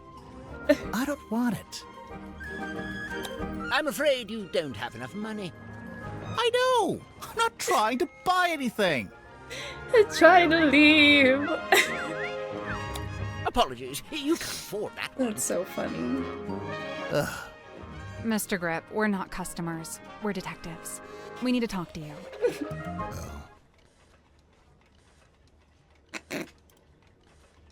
Why didn't you say so? I was trying. Now, what is it you wanted to know? Alright. Tell me about yourself. Can I get your full name? Godric Grip of Mr. Grip's Emporium. And that's this little shop you run down here in the engine room for some reason. This is merely the newest branch. The flagship site is back in Circuum-on-Sea. Yeah, we saw it. It's all boarded up. As well, I can't make a living selling compasses to the ghosts in a ghost town, can I? So that's what you do? Sell compasses? Seems kind of niche. We buy, sell, and service all manner of nautical navigation equipment. What's that? Ah, yes, we also provide cartographic consultation. We'll analyze and decipher any map, all for a low, low fee. Some maps may be invalid, fee to be decided on a case-by-case basis. Sorry, did you just talk to your stick? You mean Cornelius Kane? And he's given it a name. Great. Cornelius is such a good name. Don't ask any follow-up questions. Maybe he'll let us move on. Oh, I love Cornelius. How'd you wind up here? I crashed my hot air balloon into the ocean. Whole thing came down. Dreadful. And of course, I've never been a swimmer. Don't Best have name the for a blood strength. cave, How'd you right? crash your balloon? A rather spirited disagreement with a flock of migratory pelicans led to an Cornelius abrupt- is right okay. there. And the actual reason? I like Cornelius Storm. the Cane. Wait, the so you're an Cornelius is pretty aeronaut. good. I thought you were a shopkeeper. Yes, well, you're quite right, of course. But I've been inspired to leave my shop behind and head out on a journey of discovery into the great unknown. That was the plan, at least. As you can see, I didn't make it very far at all. So there's a storm, the balloon crashes, you fall into the ocean. Then what? Enter Captain Mortuga. He finds me adrift, fishes me out of the water, and promptly places me here. In the engine room? Was every other room taken? On the contrary, only Mortuga and Zephyr were living here when I arrived, so I rather had the run of the place. Cornelius and I just agreed this would be the best place to set up shop, as it were. Why did you set up your shop again? You just said you'd been inspired to leave it behind. I had to make myself useful somehow, didn't I? Purple Cloud, sorry. I just got back from the Odyssey. Very long, but very good film. I'm so glad you enjoyed it. How's stream? It's going all right. We are interrogating or I guess meeting the suspects after a murder. This is Cornelius the Cane. Just great. Let's see. And Grip. Can't forget I've Grip. taken Cornelius up to the mess hall. Poor fellow needed a little repair work, you see. Were you alone up there? Aside from Cornelius, I mean. No, Werman was there, working away on his typewriter. Then all of a sudden, somebody new came down the ladder. A woman by the name of Mariana Moon. Werman and I conversed with her for a few minutes before Mortuga himself entered the room. He passed through towards the child's room and the storeroom, but before he left, he asked us to provide Mariana with a tour of the submarine. Werman feigned a sudden fatigue and slithered off back to his room, leaving me as the solitary tour guide. You do kinda look like a tour guide, to be honest. Yes, well, I won't bore you with a blow-by-blow. I'm sure Mariana will cover that in her statement. Suffice it to say, we ended up in the bilge at the very back of the submarine. And there we were, standing in the dark, when all of a sudden, a voice echoed down from above. Mortuga's voice? No, a young woman's, possibly two different women. The voices were followed by the sound of a blade, and finally a dull thud, like something hitting the ground. Sounds like a murder to me. What did Mariana make of all this? Well, apparently satisfied by our impromptu eavesdropping session, she made her farewells and left. You didn't go with her? No, I stayed a little longer. Did you hear any other weird noises? I did. First, the sound of the storeroom door wrenching open and then closing again. Secondly, some kind of short, heavy scrape, mechanical. And finally, a dull thud, like something hitting the ground. Sorry, again? How many murders were there? I didn't really know what to do with myself after that, but an unexpected lurch of the submarine caused me to very nearly topple over into the bilge water. So I decided to take my leave and return to the safety of my engine room. You didn't want to go upstairs and see what was going on? I certainly thought about it. Ultimately, I think it came down to cowardice on my Cute part. girl, how are you You doing? didn't want to Welcome run to to the the murderer. struggle bus. So, How are ya? Let's see. I was sat there, feeling rather pathetic, when Cynthia appeared in my doorway. What did she want? Well, she had a compass she wanted me to fix. I agreed to take a look at it for her. But that wasn't the end of it. She then told me she'd been asked to bring me upstairs, along with everyone else. And so, after fetching Mariana from next door, the three of us went up to the storeroom. I saw Mortuga's body laying on the floor, saw the cut across his neck. The cowardice I'd felt before compounded. Tadpole spoke to the room. She wanted a confession, or even just an explanation. It goes without saying that nobody was willing to offer one. Really, that's the end of it. After that, several things happened very quickly. Cynthia became captain, decided to bring in a detective. You two arrived, and here we are.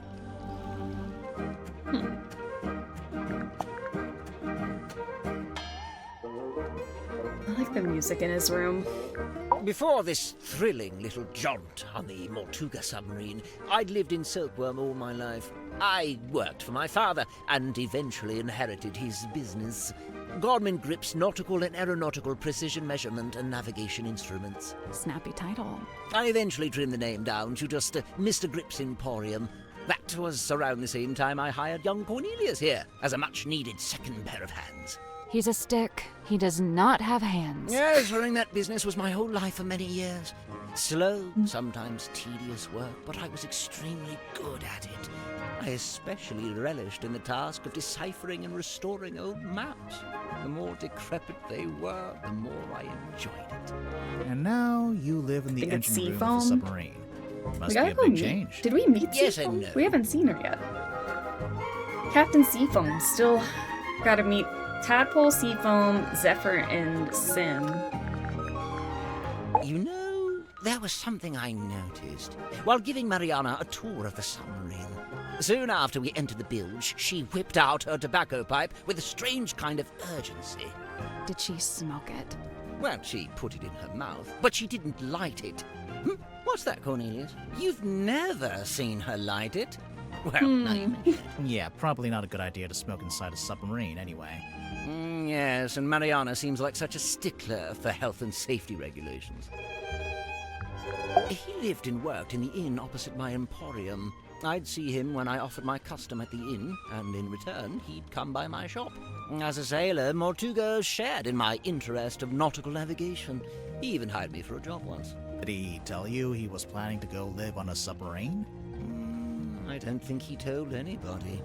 After his disappearance, all I had was several largely unsatisfactory rumors. They said he'd disappeared into the sea, whatever that was supposed to mean.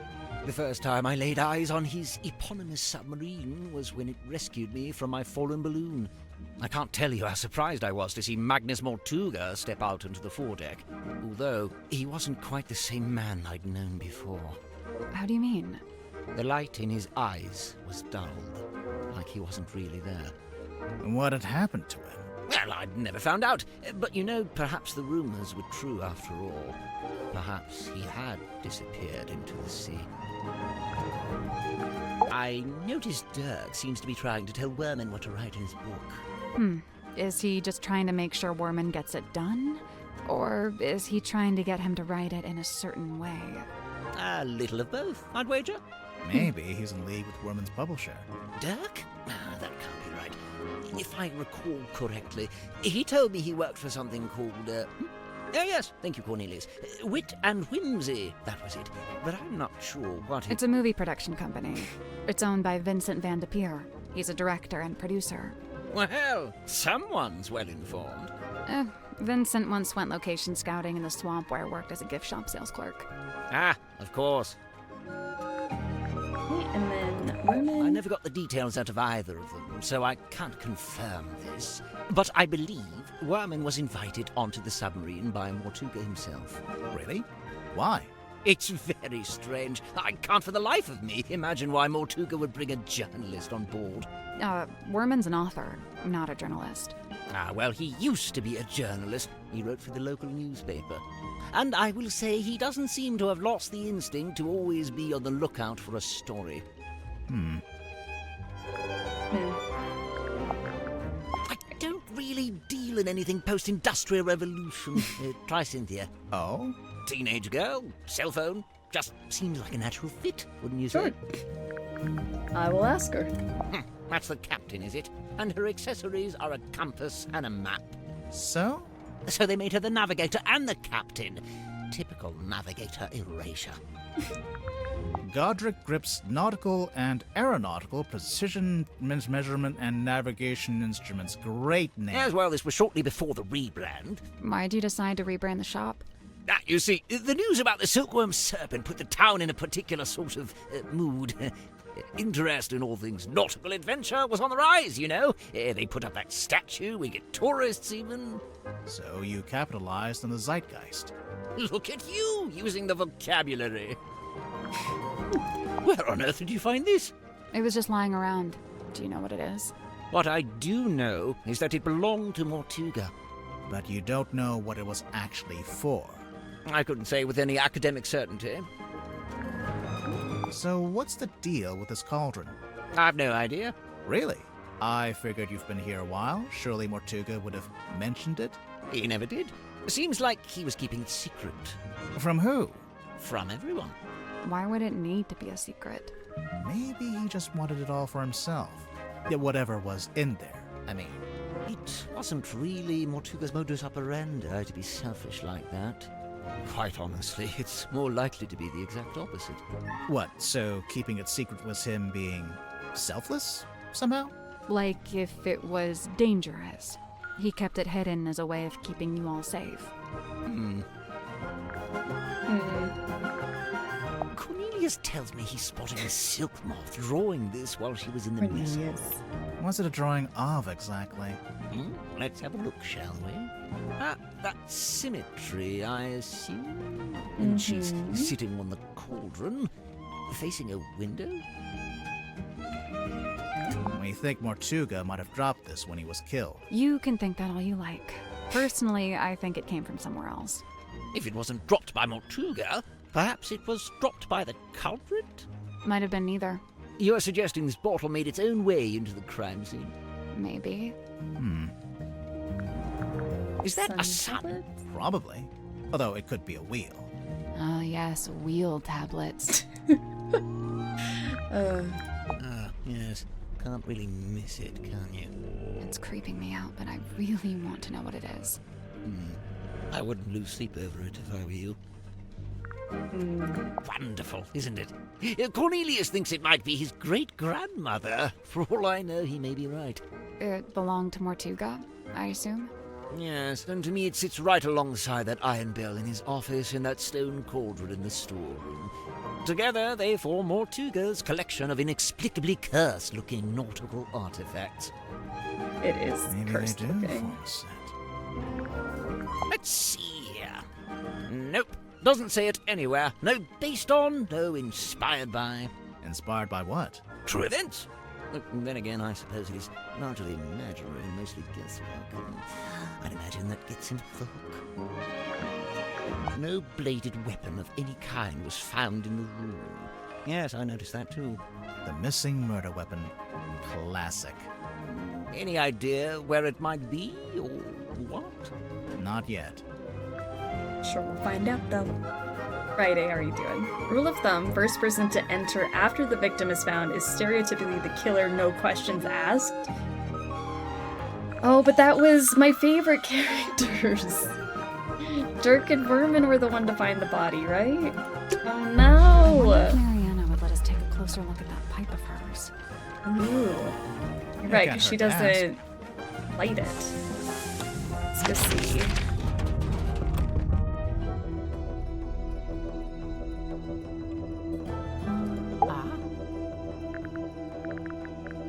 Oh, after they find the victim? First person after the victim is found. I gotta remember who was the third person, because the two of them came together and then somebody else. Well, actually, no, because they were the second people to find, because Sim was there first when they got there. So, let's ask about your pipe. You want to look at my pipe? Yes. If you don't mind. By all means. What's going on with this pipe? Mariana Moon's wooden pipe. It's got numbers and stuff. Oh, and a play button? Is she recording things with her pipe? Sally, despite what you may have read in popular detective fiction, this is no time to smoke a pipe. I'm not gonna smoke it. I want to listen to it. You... what? It's a little tape player.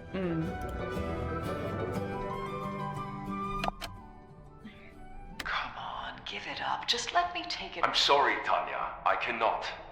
But why'd you even need to? I've told you before. No, you haven't. All you've ever told me is that I'd like to request that you return to your room. I have something I must attend to. Hey, listen, why don't we just kill him? Now, that helps both of us. If he dies, we're both free, right? Come on, I know you don't have any better ideas. They have to be talking about the character. He's definitely got to be saying, like, let's kill off the character so we're both off the hook for the next movie. Right? Right? Because I don't think Dirk's a murderer. I love him too much. The stargazing girl stares into the ink-black void. Upon her trembling lips, a question born. A forbidden query of what may be and what may not be. The void, unyielding to the girl's plight, stares back. It speaks. Close your eyes, my love, and be still, for this is the end and the beginning.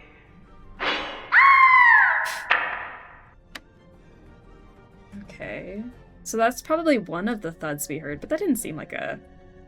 It seemed like they were rehearsing something. Okay, so that one was just static. Okay, so that's all that's on the pipe. Can I ask her about that? Maybe. What do you think of the pipe? Fine craftsmanship, wouldn't you say? It's not a pipe at all. It's a secret dictaphone. That's not a secret. You're clearly recording people without their permission. So? So it's immoral. Well, if you're going to kick up a fuss, I'll just take it back, shall I? No, hang on. It might be useful. Aha! I knew it.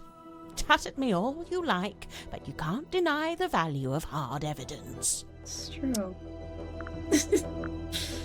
You're right. Okay, so let's go down to this room. Airlock Grotto. Hey, it's me, Madam Tadpole. Yep, that's my name.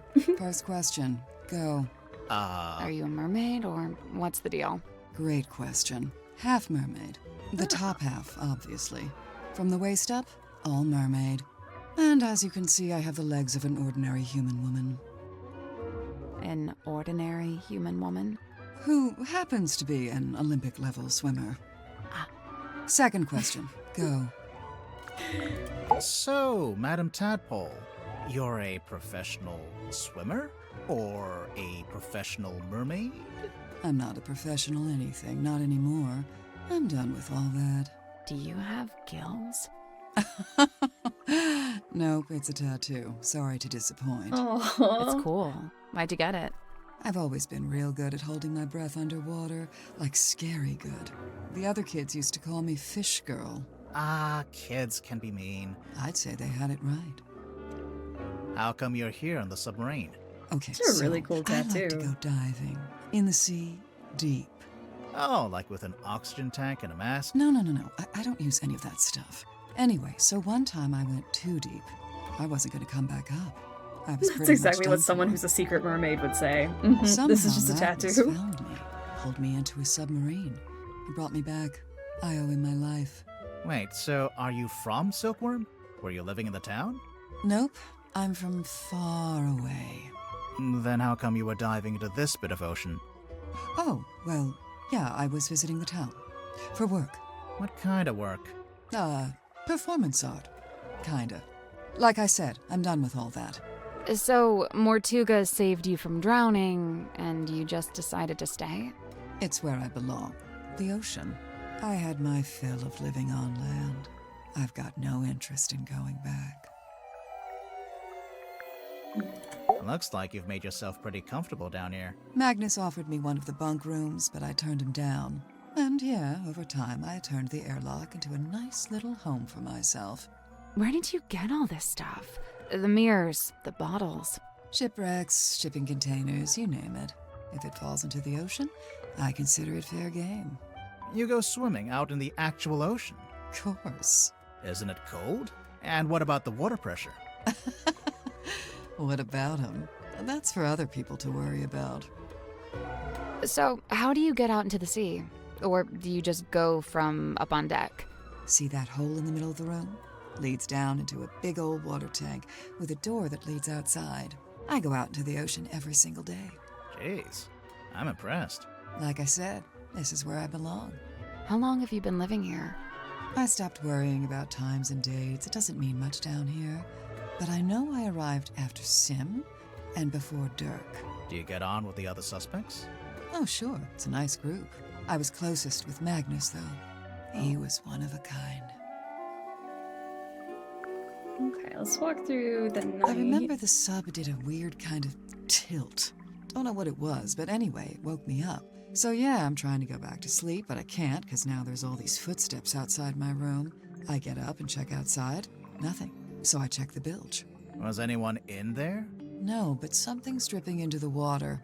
I get a closer look, and it's blood coming through the drain that connects to the room above. So I head up there to check. The door's locked. I open it up. You unlocked it? How? By turning the wheel. So, okay, I guess it's not really locked. More like shut.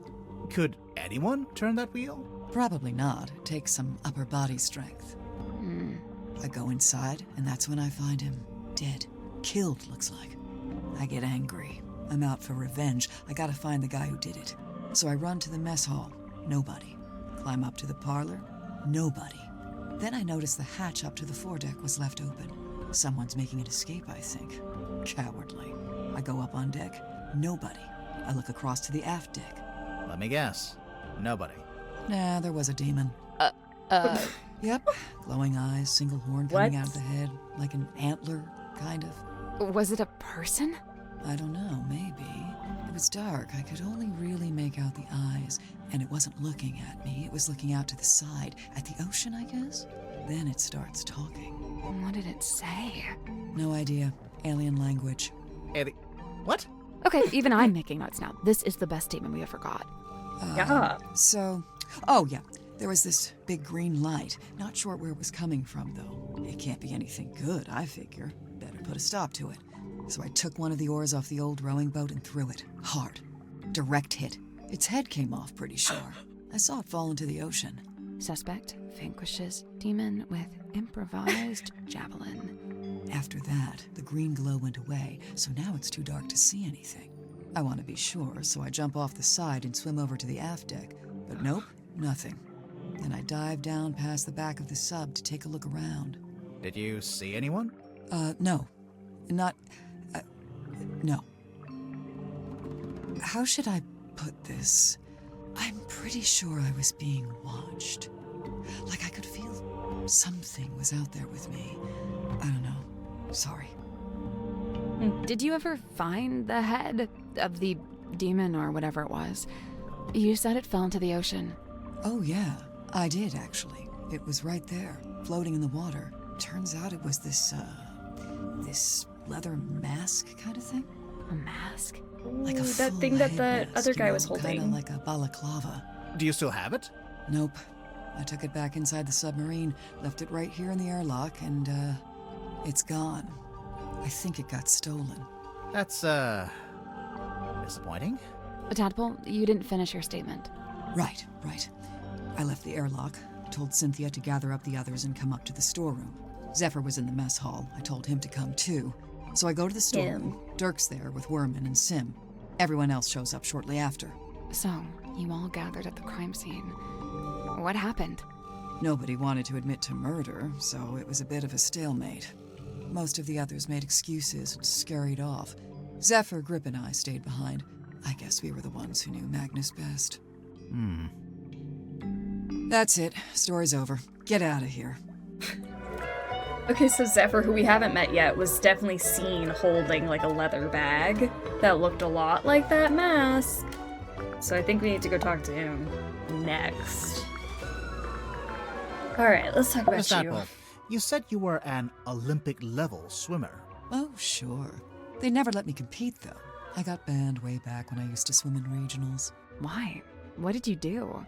Nothing. They just decided I had certain physical abnormalities that made it unfair to the other swimmers. That kind of sucks. It's whatever. I never really cared about competing anyway. So what did you do after you got banned? Oh, you know, left home, traveled, got a job, quit that job, traveled some more. And, have you always been green? Oh, you finally built up the courage to ask, huh? No, it was a reaction to some chemicals we used in a little water tank I used to swim in. The doctor said it's reversible, but I couldn't afford the treatment, so yeah, I'm green. Wow. Dirk's got a little crush on me, pretty sure. Cute. Oh. He's a good egg, but he's not my type. I don't go in for the Boy Scout look. Now, That's if he fair. grew a beard, then I'd be open for negotiation. Sure, I could see that. Sorry, could we maybe talk about something more relevant? Oh my gosh, Grimoire, let us gossip a little bit. Now, when Werman got here, that's when things got interesting. Why? Because he's a famous author? Oh no, I don't care about that. I don't read pulp literature. Oh, right. Then what's so interesting? Okay, so Werman's from Silkworm, just like Mortuga. And after he arrived on the submarine, Mortuga spent a lot of time talking with him. Wait, you think they knew each other from before? From when they both lived in the town? No, but I do think they share a connection. Like maybe they have a mutual friend or something? Something like that. Then it seems like Mortuga would have wanted Werman on the submarine if he had something to gain from it, even if it was just information. What information, though? What was Mortuga trying to find out? I really liked him. He wasn't like anyone else I've met. What did you like about him? He was this great combination of super introverted and super proactive. Like you'd be complaining that you had a headache or whatever, and he wouldn't say a word. But then the next morning, you'd wake up and find painkillers beside your bed. Wow. Kind of creepy, sneaking into your room at night. And where would you get painkillers on a submarine? The point is, he actually cared about I was other gonna people. say, that's not creepy. Really, the only That's person so he was hard on nice. was himself. Go on. Well, for one, he never let himself leave the submarine, even if he wanted to. Did he want to? I think so. Then what was stopping him? I wish I could say. I know he used to run a shop selling compasses or whatever, but from what I gather, he knew it wasn't really his life's calling. Although he seems to have fallen back into it, so I don't know what's going on there. Creature of habit, I guess. If Grip didn't actually want to work in a shop, what did he want to do? He wanted to be the navigator for the submarine. He'd probably be pretty good at that. Problem was, Magnus didn't need a navigator. Didn't want one. What? It's just, now that Mortuga's dead and there's a new captain.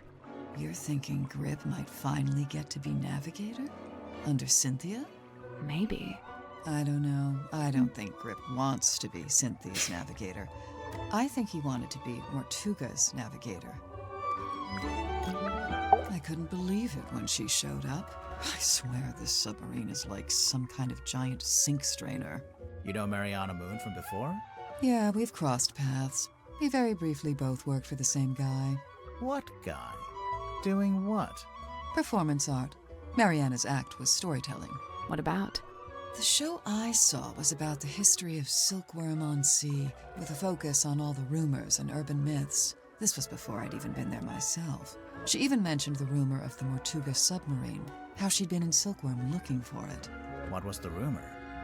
Just that there was supposed to be this haunted submarine with a captain who got cursed to live underwater forever. Sounds made up. I know, right? Alright, that's all the characters. Go through clues. Mariana's like a little mole digging around for worms, except the worms are other people's secrets. Oh, I can't imagine what you'd get on me. I don't have any secrets. What about your first name? What about your second name? Let's change the subject. I kind of wish Dirk hadn't brought that onto the submarine. Why? Feels like it breaks some unspoken rule, having contact with the outside world. You know, I think I'd make a pretty good action figure. Maybe a bath toy with little legs that kick when you wind me up. I'd buy it. Cute. Where did you find this? Symmetry had it. Does it not belong to her? No, it belongs to Magnus. Just the front page? Or did he have the whole newspaper? Just this one page. Why is he so interested in Sim's old magic act? He's not. Weird. Where did you find that?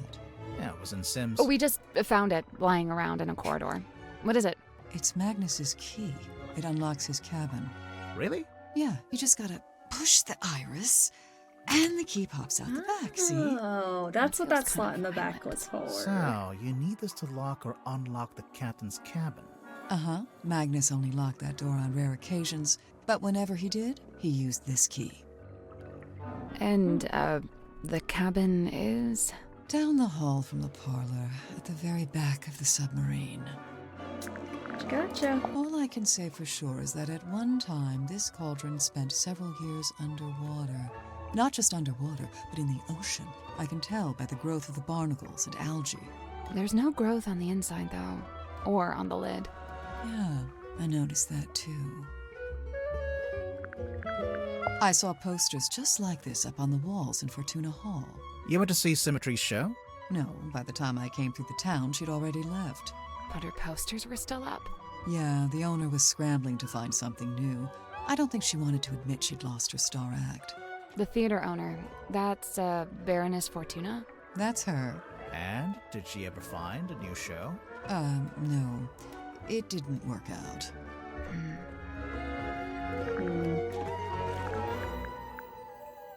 I fully haven't been paying attention, but her voice is so beautiful, right? This was on the floor of the crime scene. Do you It's know very what it is? soothing. Poison, maybe? We don't know that. We don't know what it is. Doesn't make any sense for it to be poison. Magnus was killed with a blade, something sharp. Right, but there wasn't anything like that at the crime scene. Well, then it must be somewhere else. Turk tried to get me to take these. He's convinced we've all got a vitamin D deficiency. He said that's why everyone on the submarine is, in his words, moody and weird. What? Uh-oh. I feel like I know what this is. The thing in the painting. You've seen it? Not seen it. More like felt it. I'm pretty sure it's out there. Maybe even right now. Should we be worried about this? That's up to you. That was ominous.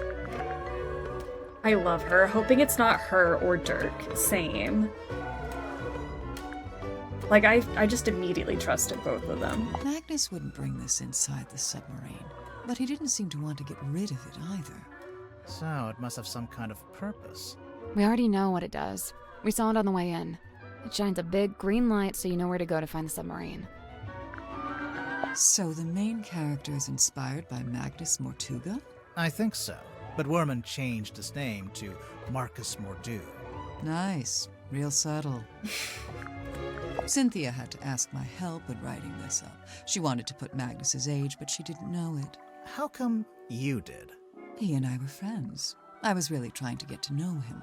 Sounds like that might have been kind of an uphill struggle. Yeah, he didn't really like to talk about himself. Okay. Well... Old glass bottles. It's also shiny. Looks like they've all been salvaged from the ocean. Hey, this one has a message inside. Ooh. The glass bottle, messily sealed with wax. A sheet of paper is rolled up inside. Curse in the Cauldron. A small room within the bowels of the ship, his lifeless body lies in the shadow of an ancient stone cauldron. The cauldron's heavy iron lid has never been unlocked. It has never been opened. For all his strength, he ultimately proved powerless against the lure of the unknown. On this morning, the cauldron has been opened. On this morning, it is wide open. And then there's a drawing of the body on the ground with the cauldron open. Huh. Can I ask you about that?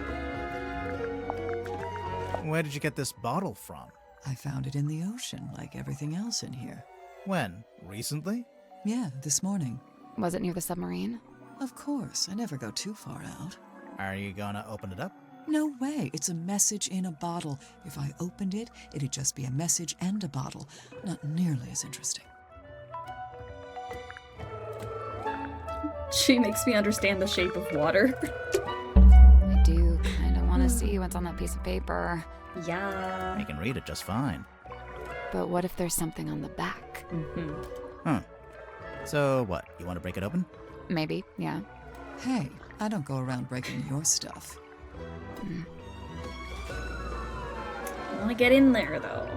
Maybe I could melt the wax and get it out? It's a collection of small mirrors. You know, it might be fun to start a mirror collection. I could really see myself doing that. Get it? See myself. Alright, so I think this is that room that I need the key for? The eyeball key?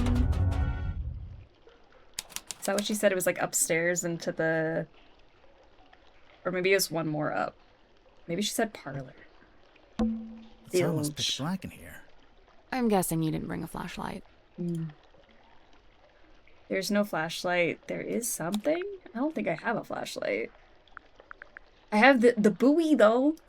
Can I use this? That's not right. Aww. Cell phone? We can use Dirk's cell phone. Do you think he'll mind?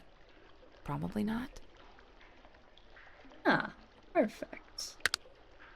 Can I move it around? It looks like it's moving a little bit, but I can't tell. Point it here. Here? Oh, like... Alright, so I gotta just have her move it. Not there. Like this. What's that You're thing? doing it wrong. Point it over here. Over here? Yeah, what's that? A switch. See? I knew what I was doing. Dumb luck. It looks like some kind of dial. Rotate the 2 outer metal dials and the 2 inner glass orbs. Glass orbs. Oh, like these. Okay, so...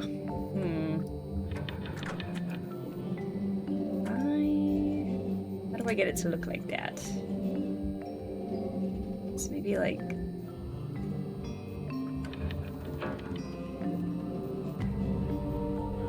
so that there's 3 reds in a row. Right? This one might be easier to just get it to line up to do 4.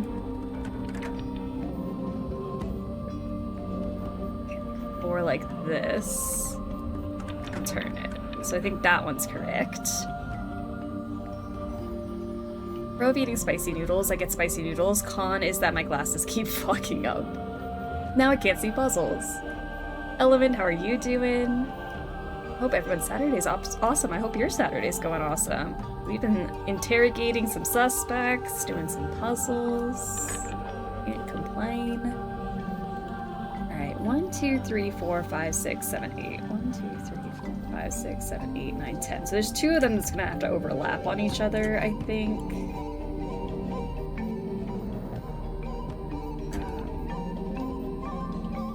Looks almost like if I want to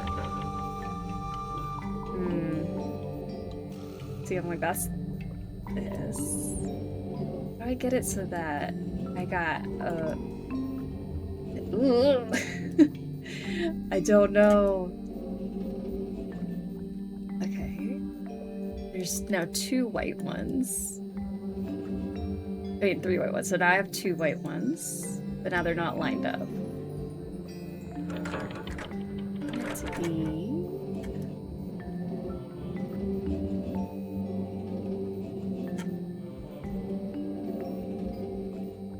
this, but then I want another red one underneath.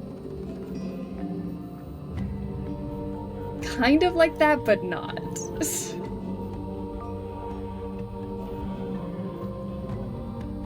Okay, kind of like this, but then flipped around. And then also opposite each other. Kind of. Because I feel like I got this part, but then one of them also has to be a red. Like, I want it to flip all the way around. Oh, it hurts my head. Okay, so like that, but not. Rainbow Escape, good mammoth. I've had a lazy Saturday and now I'm gonna do chores. Nice. I doodled something on the side and put it in Discord. Oh, we need a wing it week emo? Is that it? And it's a little chicken wing. I love it. Wing it week. I love a wing it week.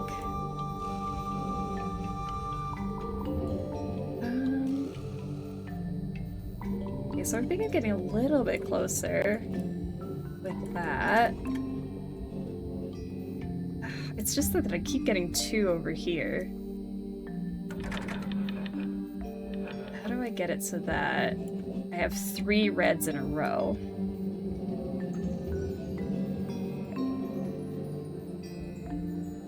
This looks like one of those angle puzzles. It is. We're trying to make it look like that. I got this one right, I think. This is the one I'm struggling with. The top one.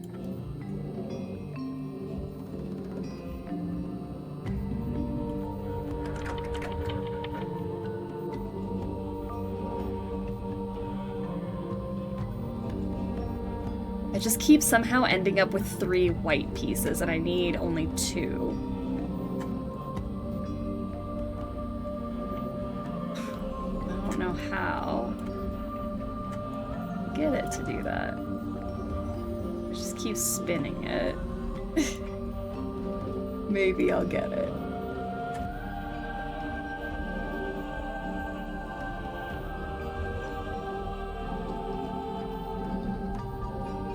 I just keep ending up with them looking like this, which seems not the most ideal case.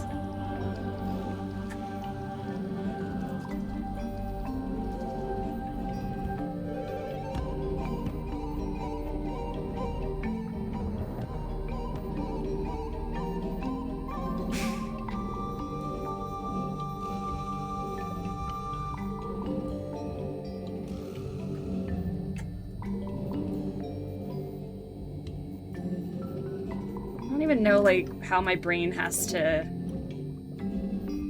what I need my brain to do to get this right.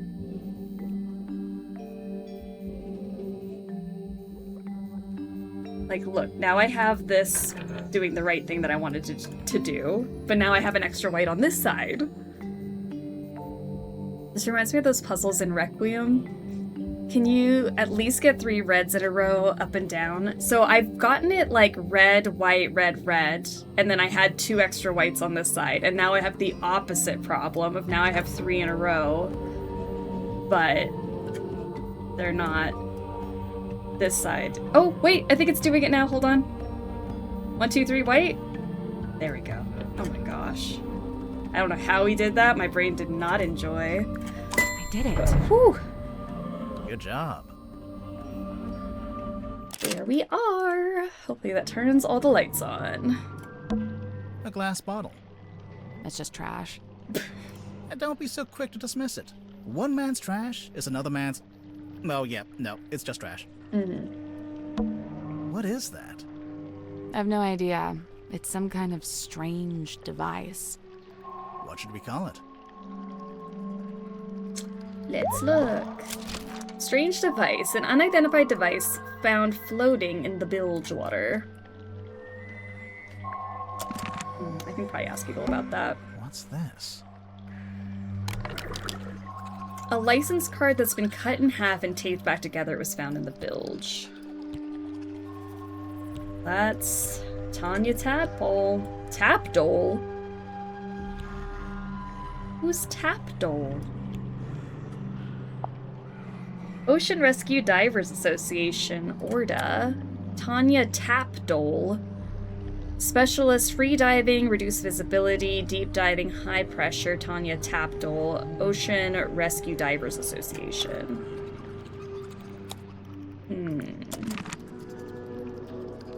Okay. Blaze, how are you doing?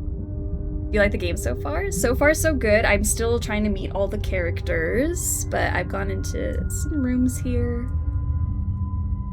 It is just that part of a Grimoire game where it's all exposition first before we get to actually solve things. So let's go to this room. I'm glad you're good. I'm doing well. Alright, you're the one I wanted to talk to because that leather bag was really throwing me off. Dream Chamber. Hello, sir? Two strangers. Purple Clouds, thank you for gifting us up to Blaze. Blaze, welcome to the snack pack. You like snacks, you are a sexy snack. And thank you, Purple Clouds, for that. It was very generous. Speak only the truth. Well, we're here on the request of the captain. Impossible. The captain is dead. Unless you received a missive from beyond the veil. I should have foreseen this. But now that I'm faced with it, it seems inevitable. No, sorry. She meant the new captain. Captain Seafoam. Cynthia? She's asked us to investigate the murder of Magnus Mortuga. We have to talk to all the suspects. Speaking of, can I ask your name? Zacharias Zephyr, the Dream Doctor. A Dream Doctor? I don't think I've met one of those before. That is correct. You have not. I alone hold the title. Oh, he's the only Dream Doctor. That is correct. Yay. Overly edited, how are you? Just watch Angel's Egg in cinema. Welcome to the Shrim. Not the government name. Zachariah. Oh, sorry, you weren't talking to me. Sorry, I just bumped into a conversation. I always butt into everybody else's conversations. I thought we were talking about Zachariah's government name. Your government name. He's creepy, but that probably means he didn't do it. I know, like, he's almost too suspicious because he was the one seen holding the head of the demon. So I feel like it's not him. Like, he's almost too weird.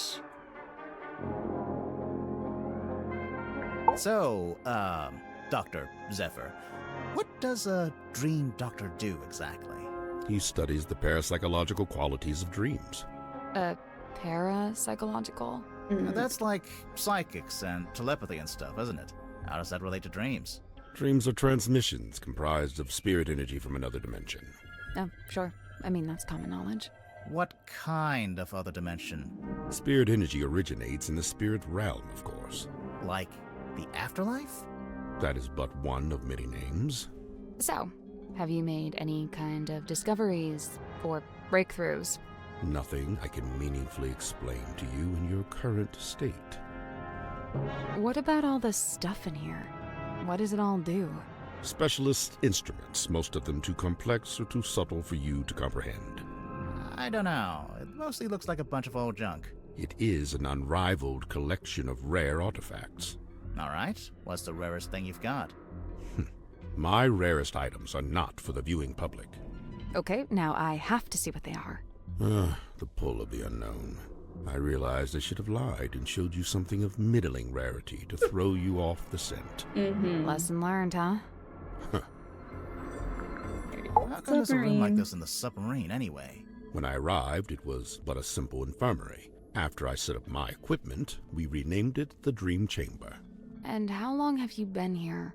I was the first person to be invited on board. I joined Magnus here shortly before the submarine's maiden voyage. So, presumably, you know why Mortuga became a submarine captain? Why? Yeah, like, where was he going? What was he doing?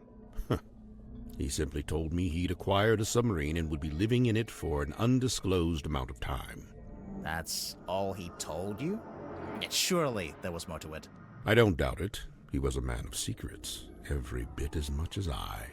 So when you started off, it was just the two of you. But now it's, what, 8 people? We were 9 souls, now 8. I'm not counting either of you. Yeah, I figured. Why did Mortuga want so many people on the submarine? Only a few of them were invited on board by Magnus like I was. The others crossed paths with him merely by the winds of fortune. The winds of fortune. Sorry, you have something on your forehead. What, you mean his third eye? Night of the murder. Dream before waking. A single phase. Non-lucid. Focus is soft but heavy. All is dark. The endless void. A low voice speaking a forbidden language. Emerging from the beshroudal of the night black sea. A face. Can you please just give me a normal testimony? I wake. The room is bathed in green light. A green light? Like from the wooden boy? Not dissimilar, but 1,000 times more potent. I leave my chambers, heading for the airlock in which I have some business. I meet Cynthia in the parlor as she emerges from the control room. I notice she is clutching the ship's compass. She also appears visibly upset. Like me, Cynthia's on her way to the lowest deck. She departs and I follow behind. I wait as Cynthia converses with Madame Tadpole at the base of the second ladder. Madame Tadpole ascends the ladder. She is moving with haste and purpose. She requests that I go immediately to the storeroom at the end of the corridor. Did you go? As soon as I concluded my business. Which was? Nothing of great import, merely something I needed to collect from the airlock. So you went to the airlock, and then you went to the storeroom? I did, right after I stopped off at my chambers. You understand I first needed to return certain items to their designated storage locations, after which I truly He's did do as omitting Madame what those Tadpole two had items requested. were. I did ultimately regret my dallying. As it transpired, she had wished to inform me of Magnus Mortuga's death, and there his body lay, in the shadow of his stone cauldron, his blood pooling beneath him. A potent unease was already germinating amongst the group. Doubts were beginning to be sown, and fingers were beginning to point. Magnus Mortuga was a man of great will and great strength. It is hard, still, to accept that he has left us.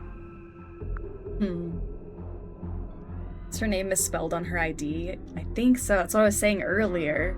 It says Tapdole instead of Tadpole. So I have to go back to her and ask her about it. Now that's probably in my clues. So, Dr. Zephyr, I'm guessing you don't have an actual doctorate. Correct.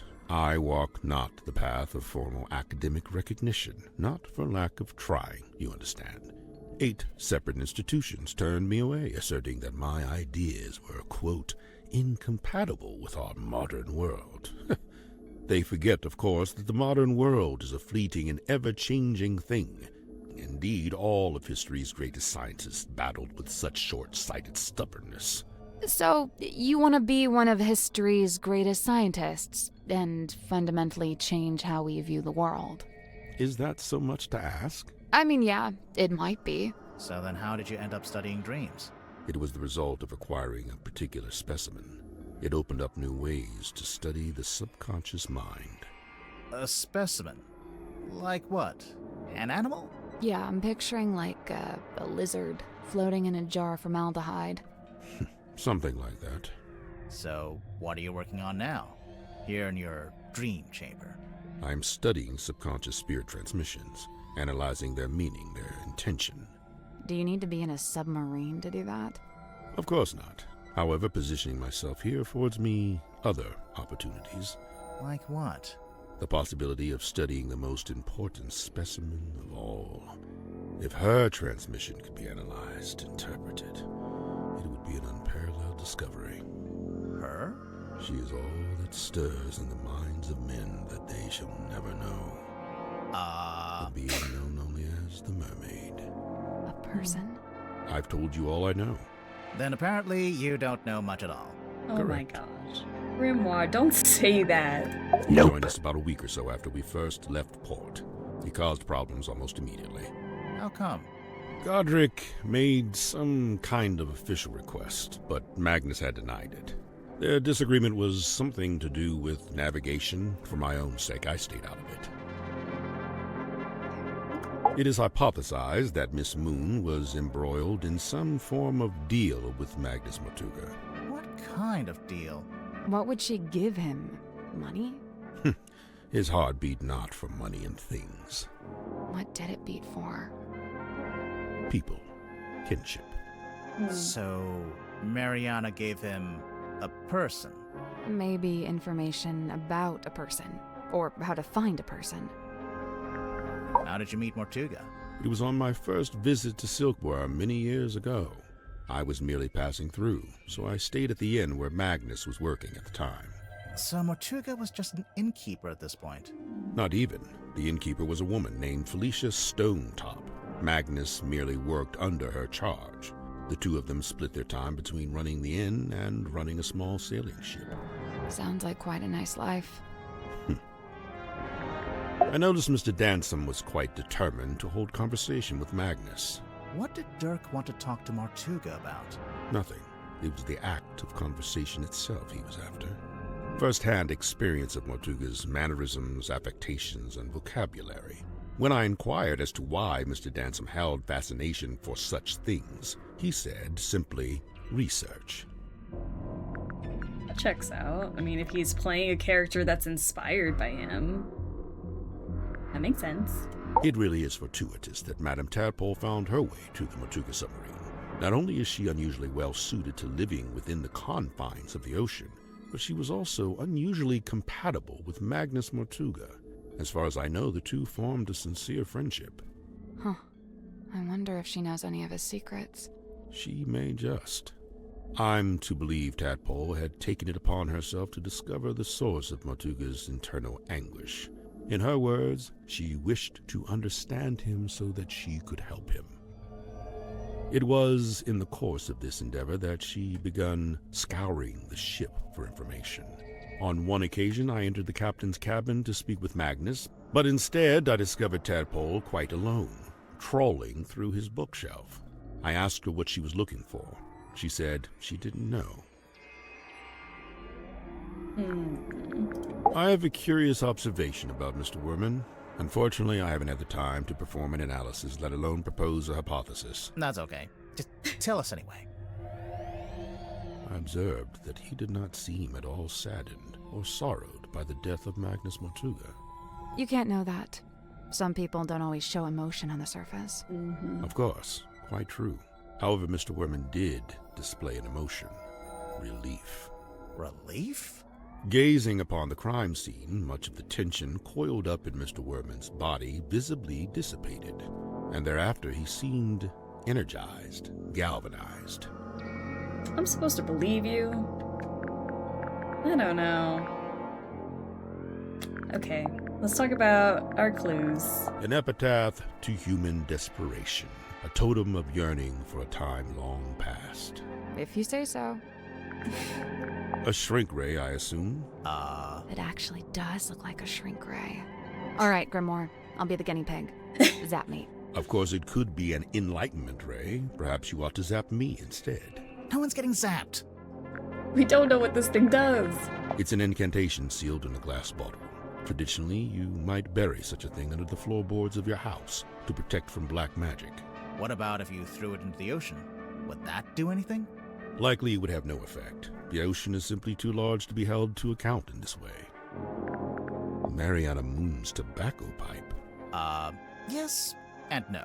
It's actually a dictaphone, like a little tape recorder. Curious. Is Miss Moon some sort of covert operative? Who knows? Maybe.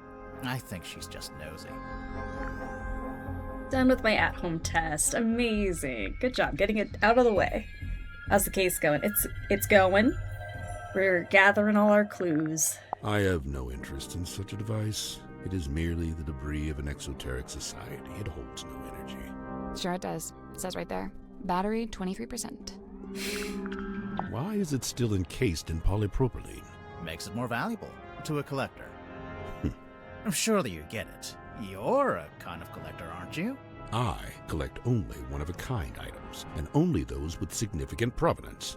Technically, this does have significant provenance, since it's owned by Dirk, and he's the actor who plays the character.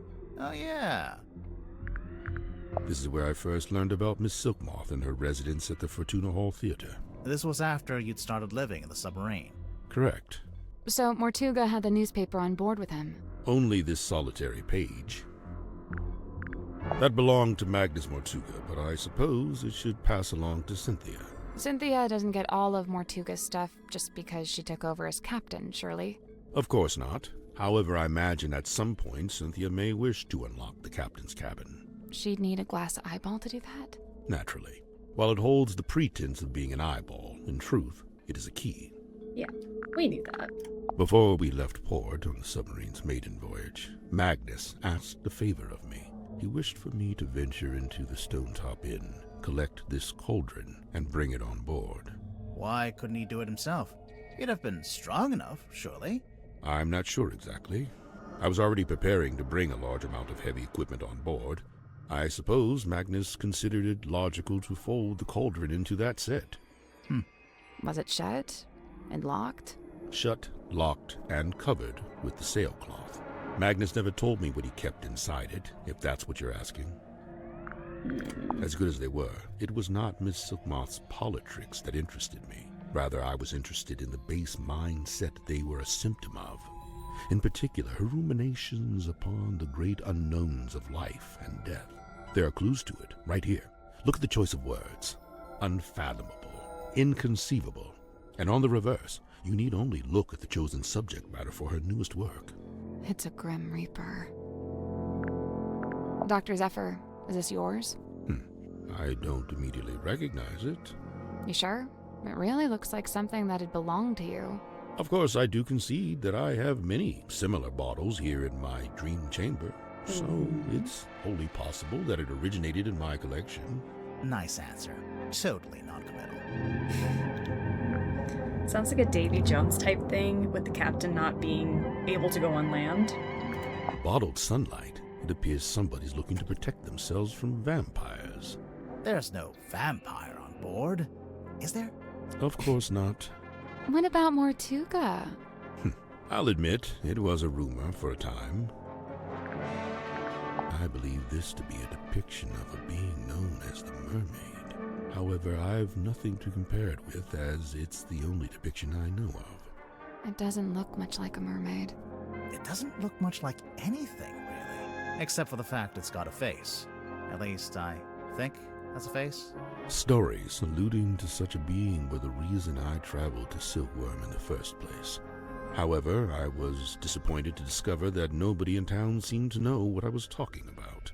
It seems to be a secret held by only a very select few. Bottled sunlight. Is it orange juice? They're vitamin D tablets. And Dirk is the one that keeps telling everybody they need to take these because they don't get enough sunlight in the submarine. How long has this been chained to the foredeck? Do you know? Since the conception of the submarine, as far as I know. The conception of its current incarnation, I should say. The wider history of the vessel reaches back a good deal further, of course. A bit of light reading, It's a book about a hex. So I see. A charming pulp adventure by the looks of it. It seems our collective fate hangs on the outcome of your investigation. I guess. This is a good thing. It is high time for a shifting of the tides. What do you mean? There are too many souls aboard this ship, many of them seeking things they shall not find. That is all over that. What's this thing? It's a weird metal helmet. It is the dream helmet. Oh. Of course it is. Yeah. A peculiar piece of equipment found in Dr. Zephyr's dream chamber, a large brass funnel is attached to the top of a pair of leather goggles. Curiously, the goggles are fully opaque. You can't see anything while you're wearing them. Okay. Let me ask you about those. How come the goggles are blacked out? It is a weighted sleeping mask. To induce REM sleep? Correct. What's REM sleep? That's the kind of sleep where you dream. Aha. So, what's the big funnel on top? It is an energy filter. So it filters the dreams as they come out of your head? The opposite. It filters the dreams on their way into your head? Correct. Oh yeah, dreams are transmissions from another dimension. I forgot. But what's the point of filtering them? What does it do? To study the transmission, it is first necessary to change the format of the energy signature. Oh, like when you change a WAV to an MP3. This is a syntax with which I am not familiar. Alright. That's that. I'll just take a look in this cabinet. Watch out for spiders. Yeah, I don't think there are any spiders. We're on a submarine, remember? I do seem to need constant reminding. About that thing. It's a weird glass bottle. It is the hex bottle. Yeah, I knew that. The hex bottle. A glass bottle with a strange object floating inside. It was found in the dream chamber. A subtle floral smell is gently emanating from within the bottle. Oh. Squishy thing. Alright, what is that all about? Okay, I'll bite. What's a hex bottle? It is a glass container with a hex inside. Oh. A hex like a magic Fair spell? I've been forthcoming thus far. Educated, thank you Unusually for so your for a bus man fire. of my nature. However, certain things I shall be keeping to myself, especially if it has no bearing on your investigation. What if we can prove it's got something to do with the murder or the crime scene? Ah, well then you'd have forced my hand, wouldn't you? Alright. Let's head on over to the magnifying glass, because I think maybe you're gonna help me talk to our last person. Hello? Who solved the crime? We're doing it. Did you talk to Sim yet? Sim? Sim! Symmetry! Where is she? She'll be in the room nearest the illusion theater. The child's room? The one with that weird painting? We checked in there. Yeah, no, there's no weird painting in that room. Just a weird girl. Tell her to knock it off and start taking this seriously. I knew it. Yup. The first room we were in. Alright, she's definitely this thing that was blinking at us. Alas, I am outwitted. My paltry facade undone. Oh, she's cute. I mean, yeah, I could see you blinking. We could hear you breathing a little bit too. Sorry. Bound are we by limitation of the flesh. Your symmetry, is that right? Symmetry Silk Moth, illusionist. And you? Are you not detectives both, in service to the captain? Pretty much, yeah. And should thou find me guilty, what punishment awaits? We don't really plan that far ahead, to be honest. Will we find you guilty? My heart is burdened heavy, true, but not from murderer's guilt. Okay, glad to hear it. Technically, she just said she isn't feeling guilty. She didn't say she wasn't guilty. Sim's a cutie. Look at her. So you're an illusionist. What kind of tricks do you do? My magic act is theatre-born and played upon a stage. Oh, like with big props? Smoke and mirrors kind of stuff?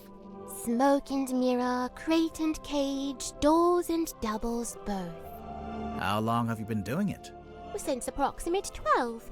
I'm now approximate 18. Approximate? My sum of years I cannot say. Time hath kept no count. Oh, okay. Do you only do big stage magic? You don't, by any chance, do any close-up stuff? Grimoire, she's not here to perform for you. Cast thine eyes upon this card. On its back an image clear, a duck or rabbit's form. Think hard and choose with steady mind, and I'll predict the course of fate. Let's go duck. Okay, I'm thinking about it. That's the trick. Sorry, but this is like the most basic optical illusion. There'll be a drawing that looks like a duck or a rabbit, depending on how you interpret it. What does it say? That's the trick. Sorry, but this is like the most basic optical illusion. There'll be a drawing. Okay, I get it. Very good. Well done. Is this your bedroom? Great. My chamber shared with Cynthia Fair. Take a left down the hall. Oh, so this room is, what exactly? My place of toil. And what are you toiling on? Many a thing, all a manner of things. Keeping busy, huh? I must remain of some use, lest I should become useless. What would happen then? Surely I'll be tossed into the sea, where I will promptly perish.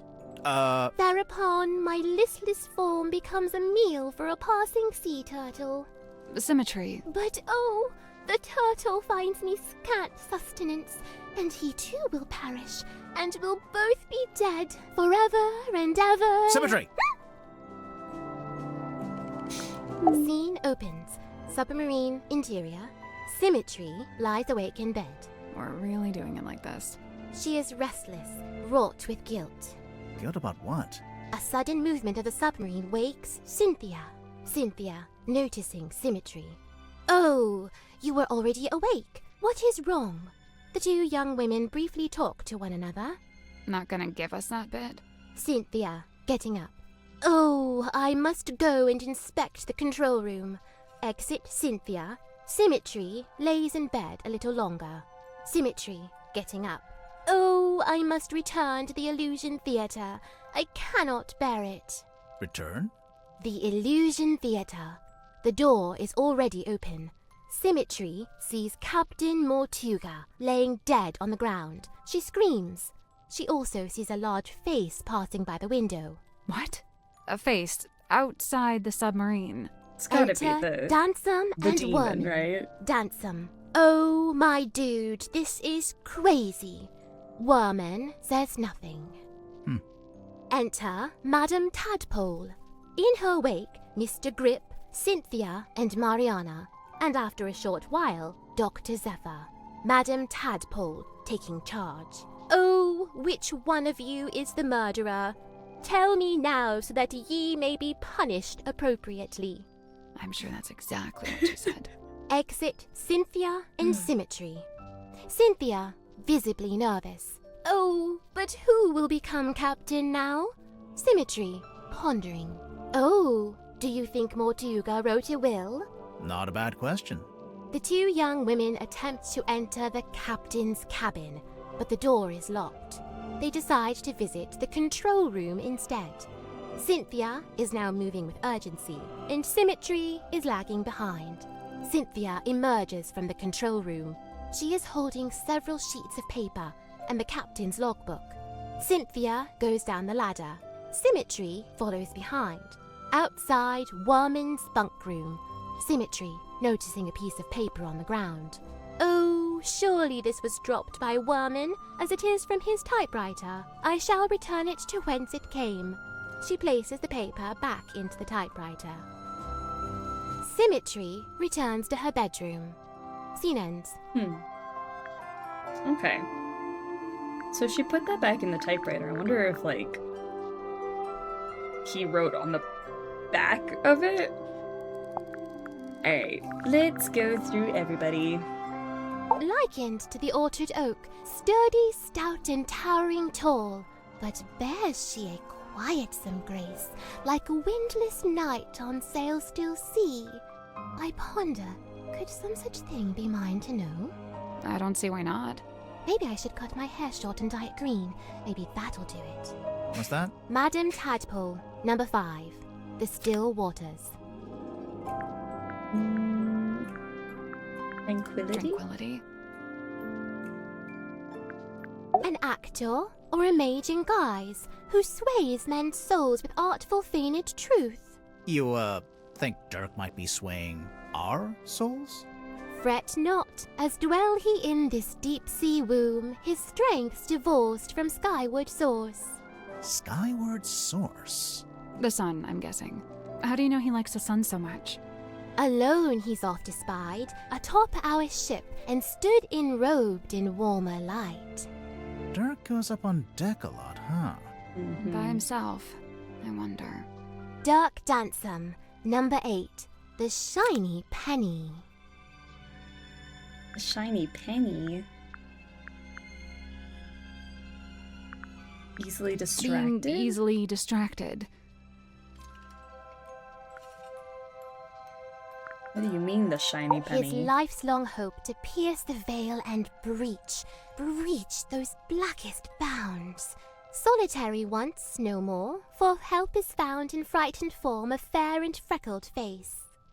She means herself. I'm following. A time bespent in chamber dream and changed to lofty quest. Then lo, a shock! Dismissed, bespurned, rejected, my lonesome purpose lost. Why'd he do that? Zacharias Zephyr, number 3, The Entangled Dream. Deceiving yourself? He'd dreamt our ship some boisterous boat, where tensions flowed and tempers boil. Alas, upon inspection showed, our home fell plenty short. Still he yearned for storm to swell, for keel to list, for sail to sway. He was waiting for something to happen. Something did happen. The captain was murdered. And crime dark scene, but consequently came the freshest focus for his ever ponderous gaze. James Werman, number 7, The Empty Inkwell.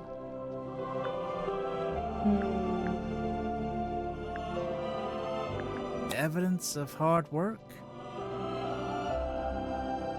Like jagged face of coastal cliff, cut coarse by storms and swells of life long spent. Sleep a scant solace, bedevilled by a dream dug deep in folds of ever-furrowed brow. His broad form stood, once ox-strong and stout, now more malediction than man. Doomed to dwell down in the dark, the once light of a life once lived, now too luminous to look upon. Magnus Mortuga, number 1, The Turning Wheel. Turning wheel. A change of fate? Spite all his whims and wayward ways, his heart beats hopeful, kind, and keen. His whims, like how he talks to a wooden stick. When first we met, That is when Cornelius. first I came, he had And not you yet leave him his alone. cane proclaimed. So, where'd he get it from? The cane. Wrought it he by his own hand, composed of cast-off scrap and scrounge. Really? Did Grip live down in the engine room, even back then? Verily, he seeks it out, that engine's heart, for clank and clamour calm his core. He likes how noisy it is. What's wrong with him? Godric Grip, number 2, The Broken Compass. Feeling lost or trapped? You look kind of pale. Are you getting enough to eat? Alas, by flesh and frame and bone and blood I set but little store. Yeah, that's what I thought. So what do you set store by? Oh, like, what are my interests? Yeah. Enwrapped, enthralled, of cloth in dolls, of effigies, of twins. Okay, sure. Of glass and gleam, of mirrored eyes, of phantoms falsely cast. Fine. Mirrors, okay. Oh! Of what, if aught, doth lay beyond this fleeting form of flesh? Huh. Symmetry Silk Moth, number 4, The Unblinking Eye. Fear? And Mariana Moon. Still estranged, this moon and I, but she and me befind ourselves in newfound kinship joined. What kind of kinship would that be? The kinship of wearing a big yellow locket around your neck. We may need to workshop the name. Mariana's moon necklace? That's a locket? Must be. I've seen her open it up and peer concernedly at its internals. Huh. Mariana Moon, Jinx. number 9, The Half-Hidden Moon. Disingenuousness? Interesting. Alright, let's chat about our items, our clues. Hey, Sim, do you know anything about this? Speaketh soft. Okay? Do you know anything about this? Nay, Do you know how Zephyr's dream helmet works? his secrets are his own to keep. Okay, but just for the record, you do know his secrets. I am bound to share them not. Dost thou require this card's consent when saving souls from drowning deep? Well, no, not really. Then what purpose doth it serve? A gun! It's not a gun. What is it? We don't really know. The unknown! What would you say that is? Sealed within the glassy tomb. Yeah. A mistake? A regret? Sim, I this love piece of her. paper She's shows what I great. know. A tobacco I would die pipe? for her. Yeah, sure. No, it's not. Oh, I know this game. One always tells the truth and the other always lies. No, that's not what's happening. Yes, it is. Employed it be to speak with unseeable souls? Assuming you can get signal. Who'd have thought that Dansome Dirk, of all our kin, is playing host to Hidden Ghost? An effigy of Dansome Dirk, or doth it bear the form of former fallen Effigy. captain? Technically, neither. I would die for a slice of pizza. Pizza does sound good. Sim, look, it's you. Oh, long faded yesteryear. I'm It's shocked you. you knew that she was me. Yeah, I'm not sure you're old enough to say yesteryear in any context. From the review, it sounds like your old magic show is pretty good. I filled the house up every night. So why'd you give it up? There were other things I wished to learn, things not found upon that stage. Care to explain what this is? Nay, Do you know what it is? I, I'm not sure if that was a pun or not. Where'd you find it? in the parlor, on the floor, So someone dropped it? so it would seem. This cauldron to Mortuga held deep worth, it seemed to me. When speaking of its somber form, his words were most severe. What did he say about it?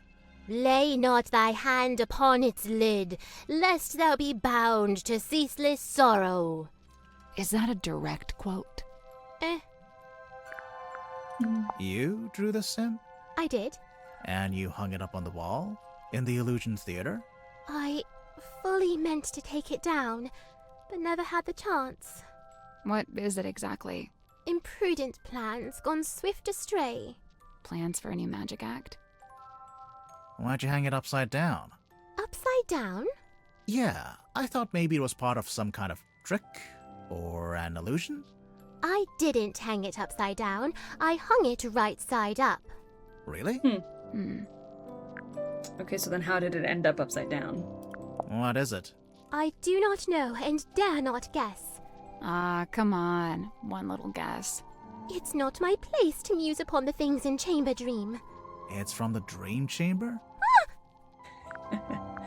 I knew it. I knew he was lying to us. Why would someone bring along a bottled form of sun? Sunlight's good for you. Vitamin D, I guess. What does it do? All kinds of stuff. If you don't get enough, it makes you sad. You know how people tend to be happier in summer and sadder in winter?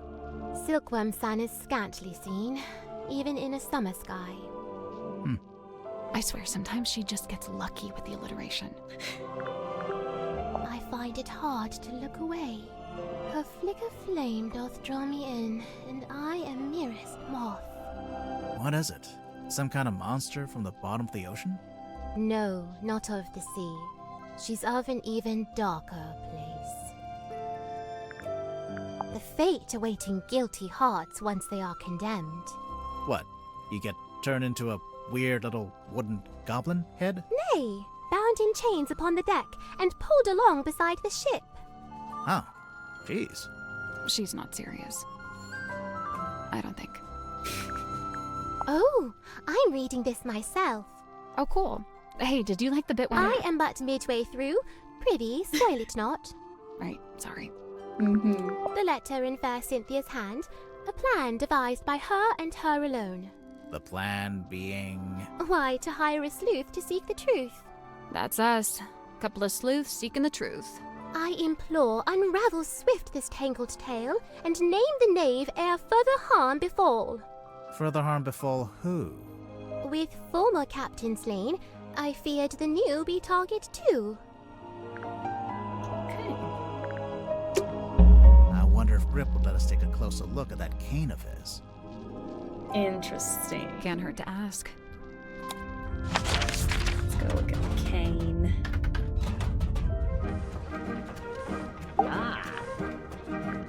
You wish to converse with Cornelius?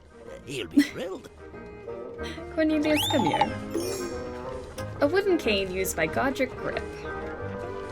It's got 2 little vases, one on each side. Remove what? The bandage around the middle. Why? I'm just curious. Okay.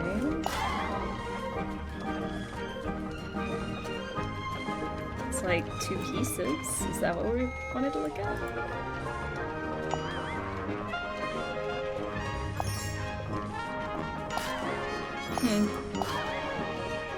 What does it mean? I want to take his hat off.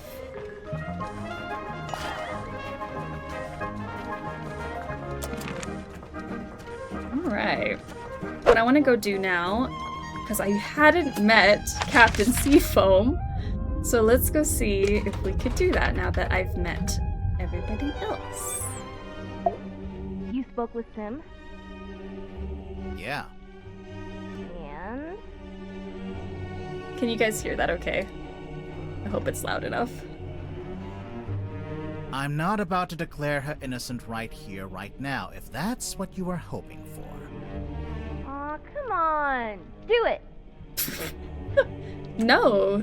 We haven't even spoken to all the suspects yet. Oh, which ones are you missing? You. Literally only you. Open the door, Cynthia. Yay! Looks like she unlocked the door. Finally.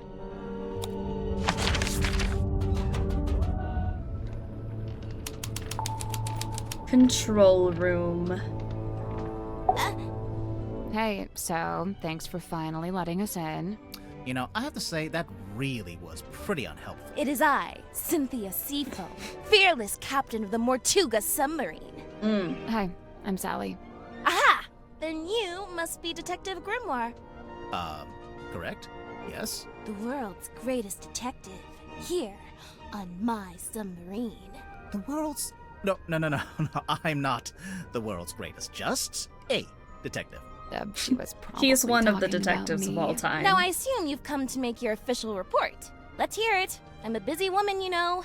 Slow down there, Miss Seafoam. We just came in here to question you since you're one of the suspects. But I hired you! Yeah, no, that doesn't get you off the hook, I'm afraid. What? Really? Ugh, this is so totally unfair. Alright. Do it is a pretty good argument. She's like, just do it. Well, I have to actually have evidence, so we'll see. Some onions just really just wake up and choose violence. Like, I cannot see and I'm using a knife. Nothing like a good kitchen cry. Onions, great in food, but the like having to deal with them, it's too much. So, how'd you end up as the new captain? It's just the way it's meant to be. Get with the program, girl. You're a suspect. It's all above board, okay? I didn't say it wasn't. I didn't actually say anything. Cynthia, what were you before you became captain? Do you have any credentials? 15 years experience as a nautical engineer and shipyard mechanic. Family business. You don't look much older than 15 now. I'm 18! Ugh. How does an 18-year-old end up on a submarine? I came by rowing boat. That's not really what I meant. Wait, the rowing boat we saw up on the foredeck. That's yours? Correct. You should know, it's in bad shape, and it's missing an oar. I'll add it to the list. So how come you wanted to hire Grimoire? Because there's a murderer in our ranks, and they must be rooted out. So what do you want us to do exactly? 1, you will investigate and ascertain the identity of the killer. Okay. 2, you will return here and report your findings to me. 3, you go home. 3, you pay us. 4, we go home. 3, she pays us. 4, we go get ice cream. 5, we go home. Deal. Wait, I didn't... Meeting adjourned. I do like, we're not doing this for free. Just so you know. Why did you want to come to the submarine in the first place? To become captain? Yes, I Sally. sought an audience Ice with cream Magnus first. Mortuga. I had things I wished to discuss with him. Like what? Matters of great importance. Affairs of great significance. Dealings of great... She's not gonna tell us. Yet, we'll get there. How long have you been here, Cynthia? I arrived a few weeks before Mr. Mormon and Mr. Danson. I'm assuming you don't live here in the control room. Where do you sleep? Oh, well, Mortuga put me in the bunk room at the bow end of the ship. I share a room with Sim. If you arrived before Dirk and Worman, the other bunk room would have still been empty. But Mortuga made you share. Yeah, I think he wanted to keep that other bunk room vacant. Oh, interesting. I'm not complaining. I really like sharing with Sim. She's great. So, what are you going to do with the submarine now that you're captain? My first order of business, hiring you two. We really can't do anything else until this gets cleared up, you know? Sure, I get that. What about afterwards? We'll sail the 7 seas and have adventures. You know, that kind of stuff. I woke up when the submarine made an unscheduled maneuver. Everyone should have been asleep, but suddenly we were surfacing. How could you tell? When the submarine surfaces, the bow tilts up and the stern tilts down, and diving's the opposite. My bunk room's in the bow, and I could feel it tilting up. The bow is the front. I knew that. I wondered if someone other than Mortuga might be at the wheel. I was gonna go check, but then I noticed Sim was wide awake, looking upset. When I asked, she told me something had gone wrong with the new magic act she'd set up. I told her she could always take it down, rework it, and then try it again later.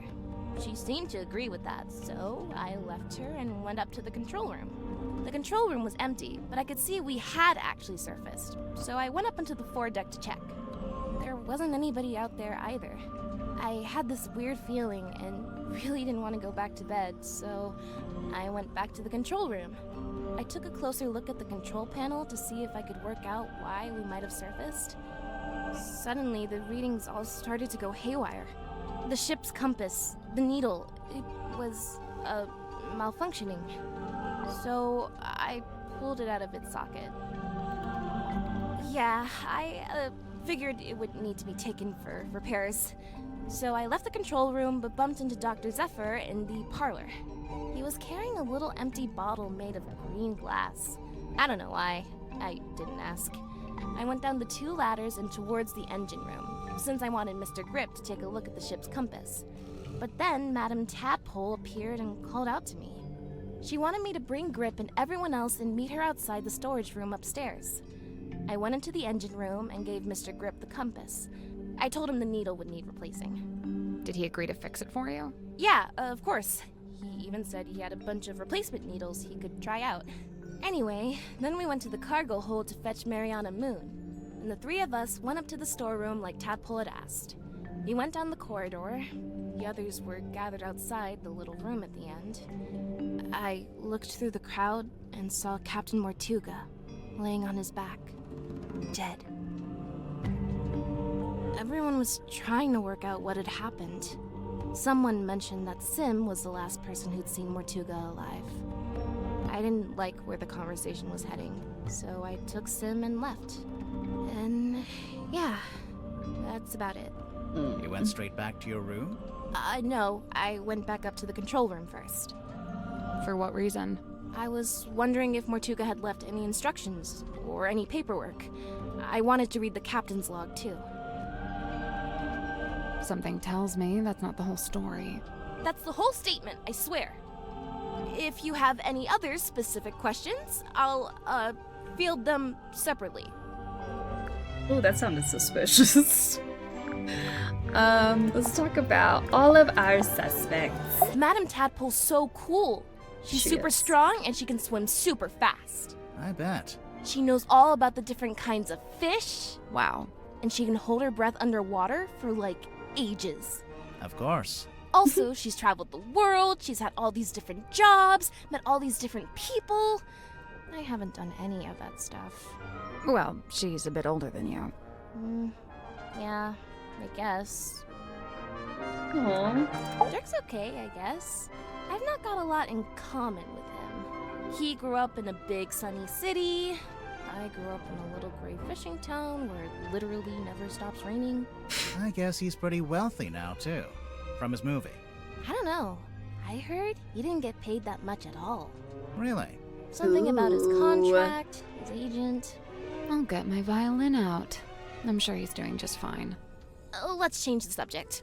I prefer to not speak ill of my crew behind their backs. I think Cynthia just remembered she's supposed to be the captain. Hey, Dr. Zephyr. I'm probably gonna have to draw up some rules on keeping pets. It's not that I want to distracted looking at Steam Train Sale. Maybe a rule about not keeping them Some secret. good stuff on there. And, what's this got to do with Zephyr? Oh, I'm pretty sure he's keeping an animal in there, in his dream chamber. But you've not actually seen it. No, I heard him talking to it though, a few times. What kind of pet do you think it is? It could be anything. Dr. Zephyr's into some pretty weird stuff, and he's got like black market connections. Sim was telling me about it. Black market? Oh, wait, she told me not to tell anyone else. Forget I said that. Too late. Sure thing. I can see you writing it down. Mr. Warman? I usually just try to stay out of his way. He's kinda grouchy. Did you know him before the submarine? No. He did grow up in Silkworm, but he lived uptown in a big fancy house. And I, didn't. Born with a silver spoon in his mouth, huh? Come to think of it, I don't actually think Warman was born in Silkworm. And, I think he might have mentioned something about disclaiming his inheritance. I guess he wanted to make his own money. Which, by all accounts, is exactly what he did after he left town and wrote that book. So why would he need to come back? He just really wanted to meet him, I guess. Meet who? Who else? Captain Mortuga. Speaking of... When did you first meet Mortuga? When he let me into the submarine. Oh, it's just, you're both from Silkworm. I thought maybe you'd have run into him before that. My parents did. I know that much. Remind me. The harbor master and the shipyard mechanic. Ah, that tracks. So Mortuga lived an active life back then. He wasn't like a recluse? I don't think he's ever been outgoing, but from what I gather, he was very loyal to the few friends he did have. In fact, I'm pretty sure he was trying to reconnect with someone he once knew from the town. Who was it? Did he say? No, I never found out. I found out Mr. Grip wanted to be the submarine's navigator at one stage, but Mortuga never allowed it. After I became captain, I half expected Grip to come and ask about taking on the role. But he didn't? Nope. Would you have said yes? Of course. I have no idea why Mortuga didn't allow it, but Mr. Grip's clearly an expert. I would have welcomed his help. I wonder why he didn't ask. I'd guess he assumed Cynthia didn't want any help. Sorry, Cynthia, but you do give off a kind of I can do everything by myself vibe. Just a little. Feedback duly noted. Girl, all that time while we were questioning everyone else, you didn't get your story straight? And she keeps forgetting what she told people she wouldn't share. Tommy, how are you? Welcome to the stream. 80 stream streak. A little late today. We just started the game, so perfect timing. Board a submarine randomly and then become captain. How does that work? Murder? I don't know. She's still a suspect. You said you're 18? Where are your parents? My stepfather's still in Silkworm. He's too stubborn to leave, even though the town's pretty much dead. Whereabouts? The shipyard beneath the lighthouse. That's where I live, too. Sounds like it might have been an interesting place to grow up. It used to be. Nowadays, it's basically just a big pile of rust. What about your mother? I'm sorry. It's okay. So, Cynthia, why did you want to become captain of a submarine? Not a submarine. This submarine. Like I said, it's just the way it's meant to be. Mariana Moon? I've barely known her longer than you have. Do you know why she's on the submarine? I have to assume she was invited. So, what? Nobody's allowed on board without being invited? Naturally. Who invited you? Okay, maybe I'm an exception, but Captain Mortuga granted me access and you let me stay. So it amounts to the same thing. You know, now that you're captain, you could tell Mariana to leave if you don't like her. I never said I didn't like her. I think she's very interesting. Wow. Okay. Sally's voice is so much louder and distinct than everyone else's. I do feel like some of them are really quiet. But I also can't tell if it's just because the music is louder. So if I need to adjust anything, let me know. Sim's my best friend. Well, that's nice. She's really cool and weird, and she knows all kinds of stuff about illusions and magic and curses and psychics and haunted dolls. What a ringing endorsement. Curses? Oh yeah, Sim's obsessed. She's convinced that she's cursed. Or even that she is a curse. That's why she wears that locket. I don't know. This sounds like kind of an unhealthy predisposition. Oh yeah, totally. I'm actually pretty worried about her. Especially since, you know. No? So it's looking like Sim was the last person to see Mortuga alive. They were both in that storeroom the evening he died. The Illusion Theater. You can't just show up, girl who just showed up. Alright, let's go through our evidence. I'm sure I saw a picture of this recently, but it looked different. Where did you see this picture? Somewhere in the engine room? Engine room, okay. Hey, it's that bottle I saw Dr. Zephyr carrying around the submarine. It smells kind of like flowers or something. Weird. What about the thing in the bottle? That thing. I don't really want to know what that is. That's fair. It just kind of wiggles. What does it do? We're not sure. My money's on nothing. Diving Ocean license? Rescue Divers Association. Why does it have tentacles? Never let me in. I can barely even swim. But you live right by the sea. Pardon me for not swimming in the deep, freezing ocean. Give us your professional opinion. Laser gun? Shrek ray? Intergalactic hair dryer. It's an antenna. A really weird antenna, but yeah. Also, it's damaged. It's starting to rust, and there's sediment in the joints. Seawater can really do a number on electronics. You gotta be careful. Hey, there's a document in there. It's a piece of paper. I don't know if I'd call it a document. It's been typed.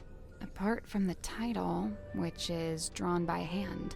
Oh yeah, it almost looks like a logo for something. I think I gotta find a way to get the wax off of that so I can see the message. Wait, so it's a cassette player for listening to music? Nearly. It looks like the tape can swap out. So? So maybe there are other tapes. Hey, yeah! I bet there are. Cynthia, is this the phone you used to call us? No, I used one in the town when I went to drop off the case file. I never actually had my own cell phone. Do they all have flashlights like this? Oh wait, that's a flashlight? Could be useful. It gets pretty dark down here. What's with that wheel? It looks kind of like a shield. Does he have that in the movie? He has a wheel in the book, but it mostly stays attached to his ship, apart from one time it breaks off in a big storm. I remember this. My mom had a copy framed and put it up on our hallway. That's her in the photo. Yeah. Who's the other woman? That's her best friend. They were always going on little adventures together. And one time, they came back with a sea serpent. The silver snake. As you do. Also known as the silkworm serpent. Why'd they take it out of the ocean anyway? It was injured. They wanted to look after it until it recovered. Does it not have eyes? Nope, no eyes. And its skin was rock hard, but shiny, like a gemstone. Where'd you keep it? In the shipyard? Yeah. Mom wanted to take it back into the sea, but she didn't want to leave it. She wanted to go with it. She wanted all of us to go. To go and live in the ocean. Mm-hmm. Okay. Do you know what this is? I don't know. Does it belong to Madame Tadpole? Oh? Seems like the kind of thing she might have fished out of the sea. In the case file, you said the Cauldron had never been unlocked before. And nobody knew how to unlock it, except, presumably, Typical Mortuga mom himself. behavior. So you think it got opened in the course of the murder? I see 3 possibilities. 1, the cauldron was opened before the murder. 2, someone opened the cauldron after the murder. Someone other than Mortuga. Naturally. And 3, the cauldron was opened during the murder. Like the murder happening and the cauldron opening are one and the same? Maybe. Okay. The music, I feel like I'm an adventurer, right? I do like it. It's very epic. Baroness Fortuna. Who is she? She's the theater owner who adopted Sim. Did Sim like living with her? In the theater? Sim's reluctant to speak ill of her elders, but I get the sense that Fortuna wasn't very nice to her. Mom's just a water sign, it's fine. I was like, let's just go live in the ocean, guys. You know, if this is poison, then surely it's a red herring. How so? Mortuga didn't die from poisoning. Right. So you think someone put it there as a false lead? I don't know. It's not a very good false lead. It cut off right as she said, to go and live in, and my mind filled it with pineapple under the sea.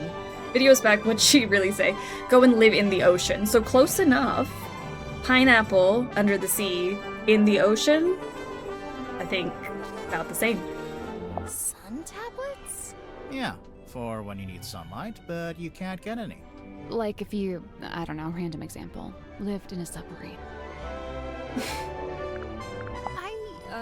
I'm considering having this taken down. I'm captain, so I'm allowed to do stuff like that. Why would you want to take it down? It's just unnerving. It's making some of the crew uncomfortable. Some of the crew? There he is, Mortuga's little mascot. What does he do? Well, you know, bit of this, bit of that. A big green light shines out of his eyes sometimes. Yeah, we saw it. It lured us onto the submarine. That's the idea. How does it work? Do you activate it from in here? Nope, it just kind of happens. Wooden buoy is confirmed to be magical. So this is what Mr. Worman did after he That left thing town. still haunts me. Why would he need to leave town It's kinda to write a spooky. book? I feel like you could do that from anywhere. It was probably more about making connections. You mean like in publishing? In anything. Silkworm's a real dead end if you got any kind of aspirations. Aha! I see you found my case file. Sure did. How come you knew about Grimoire? Oh, I read all about the Tangle Tower case in a newspaper. I didn't know that got any press. Someone must have sold this story. I gotta ask, did Fiona end up leaving the tower? Or is she still there? Fifi? Yeah, she and Poppy moved out. Oh, good for them. They got a real nice place out in the countryside. That's so nice. I'm jealous! Alright, that's all of our stuff. I wonder if Sim would let us take a closer look at that locket of hers. Alright, we should definitely Can't hurt to ask. check. But I want to look around the room first, and then we'll do that. There's something taped to the back of her chair. It's a throne. It's not a throne. Oh, well, what is it? Well, it's, the captain's control chair. There's a label taped to the back. Maybe it says what kind of chair it is. That's not a label. It's a whole document. Ooh. Document. Command contract. A typed document that was taped to the back of the captain's chair in the control room. There are 2 handwritten signatures at the bottom of the last page. This contract represents an agreement between the 2 individuals in contention over the ownership and command of the Mortuga Submarine. For their own safety and privacy, these 2 people shall only be referred to as Party A and Party B. Previously, Party A has been considered the legal owner of the Mortuga Submarine and thus its rightful commander. However, a recent development has exposed that Party B is in fact the legal owner of this vessel. This proves Party B is the rightful commander of this vessel and all its operations. Signed, Magnus Mortuga, Party A, and Cynthia Seafoam, Party B.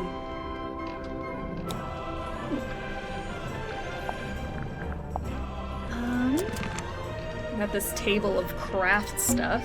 There's even an arts and crafts table. It's a normal table. Currently being used for arts and crafts. Submarine blueprint. A strange blueprint found in the control room. The title reads The Mortuga Submarine. Like it's... Can you see it? It's like covered. Like it's something else submarine that Mortuga was put on top. Interesting. Oh, the ship's wheel. Don't touch it. I won't. That was not convincing. A ship's wheel found in the control room. Has an S on it. Seafoam? Can we look at the control panel? If you promise not to press any of the buttons. I will make no such promise. Right, control panel. A radar? Maybe some kind of underwater imaging system? It's just like her last name signature from the contract.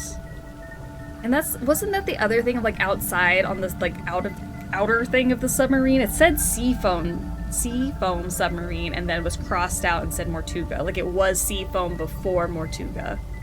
But then Mortuga died and now it's a Seafoam Submarine. So there's gotta be some sort of something happening there. Either way, it's a machine that looks out into the ocean. It's a kind of waveform.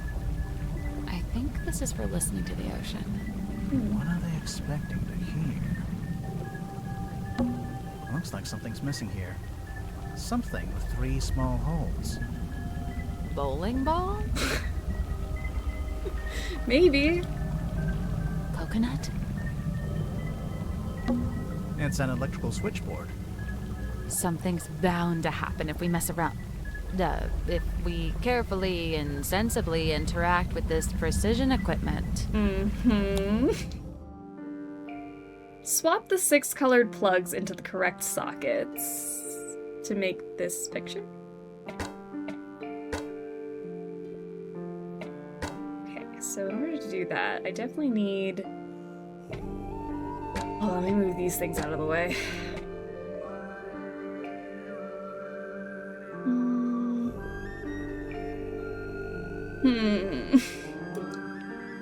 Wait, that's actually kind of difficult. Does it matter what color is what? Or it just has to make it? I hope we hear her at some point. I know, I need more of the lore behind her. So I definitely need this piece, that piece. I don't need that piece. I do need that, correct? Don't need this one. We do need that. Oh, hello? Sorry, I didn't mean to do that.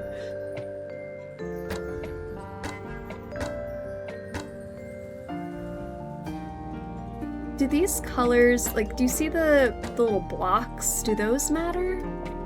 I don't think I understand the colors. Maybe one has to go on the top versus the bottom of each thing? Okay. I definitely don't need this one. Or that one. I do need this one, because these 2 lines, correct?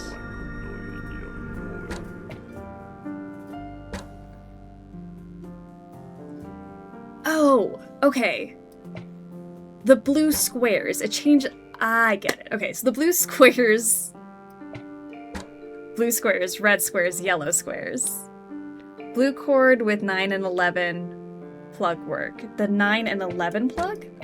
Okay, because then these 2 would be this thing and these 2 sides. Okay, so the blue has to be... Oh, that's so confusing. It has to have this side piece with no bottom. Like, how do we know which is correct? Okay, so, sorry, it looks really confusing, but you see the little squares here? Like, this is a red square, a yellow square, and a blue square. And then same with these, you can see them, like, lined up like this. And then you have to make it match, so every time you move, like, the blue one, it changes both blue squares. You got the idea, yes. Okay, sorry, it just clicked. I'm like, what do the squares mean? Okay, so the blue one would have to be something that only has a side without a bottom. So it could be this one. And you see how it makes like this curve? But now it's making that curve there, which we don't want. So it's gonna have to have two sides. So I think it's the two sides. But then it needs something else. Because something else would have to be that bottom piece there. Oh, this is a clever puzzle. Two sides. Okay, so maybe if I did this with that. See, now there's two sides. That makes sense. And then this one, I want to do the top piece, which is actually the bottom piece. Bottom piece. So maybe I need like the little bracket looking one. The one that looks like that. But I don't want a side on either one. So I need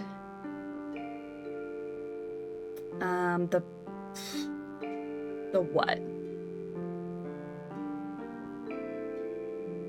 A top piece with like an L? I guess that's not a possibility, is it? 11 and 2. Right, 11 and 2, like this. Oh, but then I've got this piece, which I don't want the up and down piece. I want the side? I would need this one, and then maybe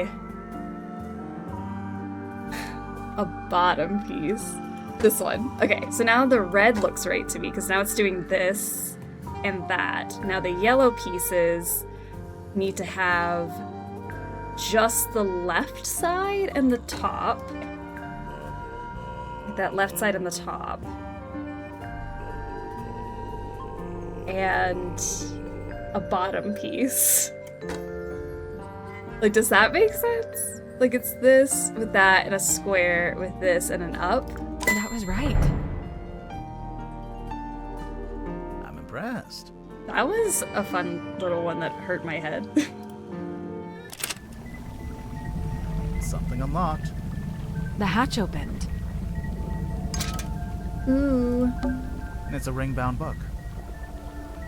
What's in it? An old ring-bound logbook. It was locked in a hatch in the control panel. It's got stuff in it. So on page 1, coordinates, depth, a speed depth heading. Captain Mortuga found dead. Details unknown. Crew is tumultuous. Captain Seafoam assumes command. Cynthia Seafoam. James Dusk arrives on submarine and a man named Dirk Dansom. Magnus Mortuga. A girl named Cynthia Seafoam contacted the submarine by radio from a rowing boat. A woman named Madame Tadpole was found in the ocean. Zephyr invites a girl named Symmetry Silkmoth onto the submarine. Magnus Mortuga. Godric Grip rescued from hot air balloon accident. Zacharias Zephyr sets up his equipment in the infirmary. Final preparations before we take the submarine out for the first time. So obviously it starts here with Magnus doing the logs, and Zephyr came on, Grip came on, Symmetry, then Tadpole, then Seafoam, then, what's his actual name? J.D. Werman, James Dusk, J.D. Werman, and Dirk came on, and then Mortuga found dead. Okay. And we have all these coordinates, except for when we get to Seafoam, where there's, like, stuff scribbled out. Your signature changes a lot? Is this a different signature than what it was before? Or his signature changes. Magnus Mortuga. Magnus Mortuga. Magnus Mortuga. Yeah, it does change. You're so right. Mm-hmm. Why does he have a different signature? These two look the same-ish.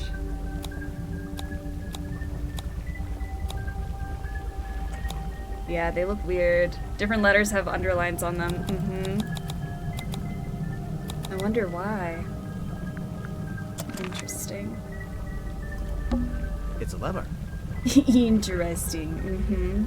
Let's pull the lever. A sheet of glossy paper came out. I think this is how they print out stuff they see with the radar machine. So, is there anything on it? Did it see anything? 'Cause he's a freak. Why is he changing it so much? Do the underlined letters spell anything? I mean, I could go back and look, but it looked like some of them were the same, but then they'd forget an underline under one of them, and I don't know if it was like forged. No, nothing. It's a lever. That lever prints this one out. A little card came out. It's got a bunch of numbers printed on it. Oh, I guess it shows the daily readings for the depth, the speedometer, and the heading. I wonder why you'd need that. Insurance purposes, maybe? These look like the dials on my oven. You don't have an oven. I meant my microwave. Well, now I just feel bad. I think we need to find something that fits in that hole. It's a depth meter. Shows how deep we are. Grimoire, if you had a depth meter, it would say 0. I just feel like that was so uncalled for. Ooh, wow. Proud of that one?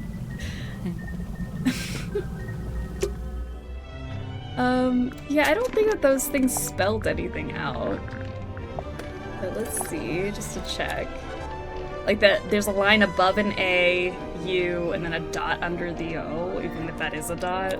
Then an A, O, R, A, R, N, U.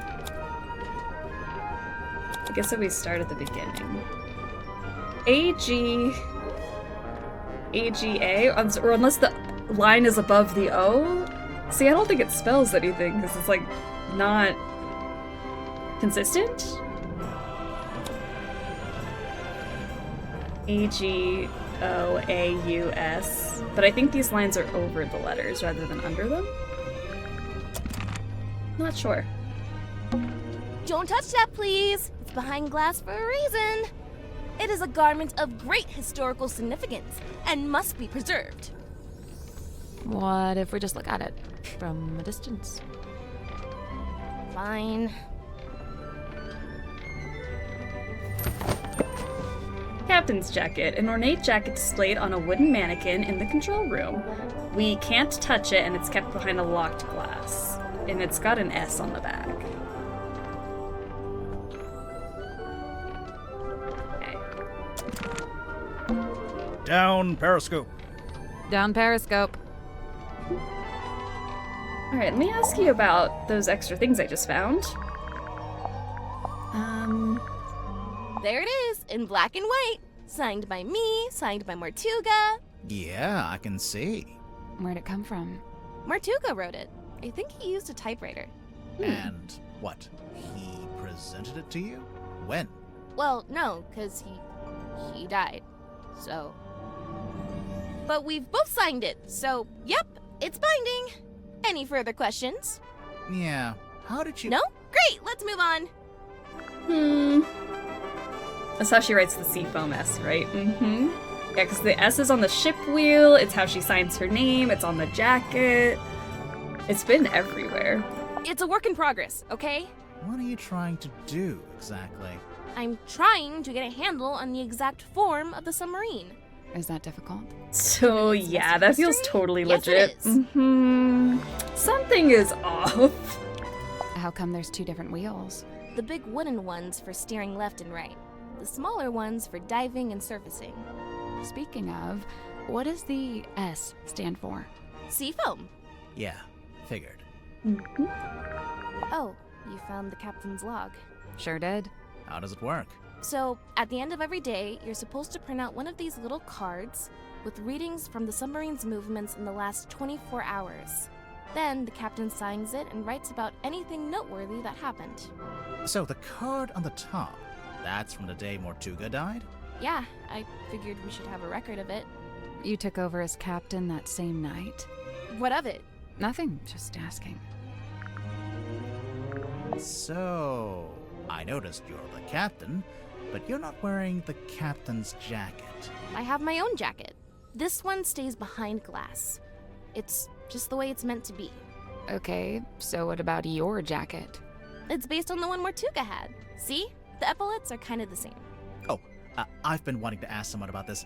How come Mortuga's jacket is like half a jacket? Apparently he didn't want to wear anything on his right shoulder. Some kind of pain from an old injury, I think. Okay. Well, let's go... Yes, look at our map again.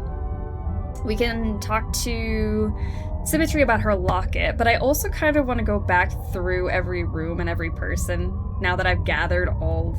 Like, I went in a circle, so maybe I gotta do another circle again and catch up on all these extra clues I got. Yeah, let's do that. I started in this room, and I think I went in a circle. Oh, right, I almost forgot. We should be able to get into Sim and Cynthia's bunk room now. Oh, I guess we can do that now.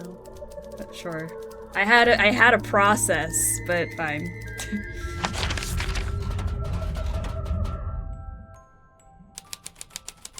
Bunk room. It's a magazine. Hey, this is pretty recent. A movie magazine found in Symmetry and Cynthia's bunk room. The magazine falls open onto an interview with the actors from an upcoming movie. Cinematique, movies, culture, news, and reviews. Julie Janelle on acting and authenticity. Hex marks the spot. Cinematic magazine sits down with the stars of Vincent Van de Peer's latest film, Julie Janelle, Felicia Bonetop. Julie, since we last saw you, you've won Best Actress twice and released an eponymous folk... I hope I said that right. It didn't sound right coming out of my mouth. Folk rock album. How did you find the time? I always say I have the same 24 hours of the day as anyone else. So, Julie, what attracted you to Hex of the Helmsman? I've always loved the mystery and romance of the sea, and the script was a beautifully dark love story, but most of all, I just liked working with Vincent. There's a feeling of security there since he produces too. Eponymous? Eponymous? Is that how you say it? Eponymous. I'm now realizing I don't think I've ever said this word out loud. This is just a word you read. This is not a word you say. Idaho, how are you doing? Welcome to the stream. At this point in your career, you're clearly in high demand. We heard a rumor that the majority of the budget for this movie went on your salary. I very much doubt that's true, but yes, these days I'm the one holding the cards when I approach a contract situation. I'm a bit of a shrewd negotiator, to be honest. The film is an adaptation of a novel of the same name by Dr. J.D. Werman. By doctor? Did I say author? J.D. Werman. He's not a doctor. I've been meaning to read it. Let's talk sequels. Well, you just mentioned the novel. There's only one, isn't there? For now, anyway. But we heard you and Dirk both signed multi-picture deals. Yeah, we did. I know Vincent is keen to make as many of these as he can. So you'll keep playing Felicia Bonetop? Sure, unless the writers kill her off. Dirk Damson, Marcus Mordoom. Dirk, how did you get in shape for this role? Well, the production paid for a personal trainer, and I'm not allowed to eat bread. Hex of the Helmsman is out this weekend. Check out our next issue for a full review. I love that they just asked him one question. He's got like a tiny little section in the magazine. Julie Janelle Hex of the Helmsman, a Vincent Van Peer film. Wit and Whimsy Pictures presents a Vincent Van Peer production starring Julie Janelle as Felicia, introducing Dirk Handsome as Marcus, based on a novel from Kristen Cale. Sorry, I'm really not reading today. Based on a book from Kristen Cale, original novel written by J.D. Werman, screenplay by Kristen Cale, directed by Vincent Van Peer. There we go. No bread? Boo. I mean, you don't look like Dirk Damson without skipping the carbs. It's just one of those days, I guess. You know how I very rarely have the days where I can't read. Oh, cool. A board game. Want to play? A board game? We don't know the rules. You don't normally let that stop you. What's that? Old books. Mostly fairy tales for young children. And Squared, how are you? How are you liking so far? I just finished it yesterday. I am so far so good. I just met all of the suspects. So I'm still exploring, but I'm liking it so far. Stacked up into a little tower.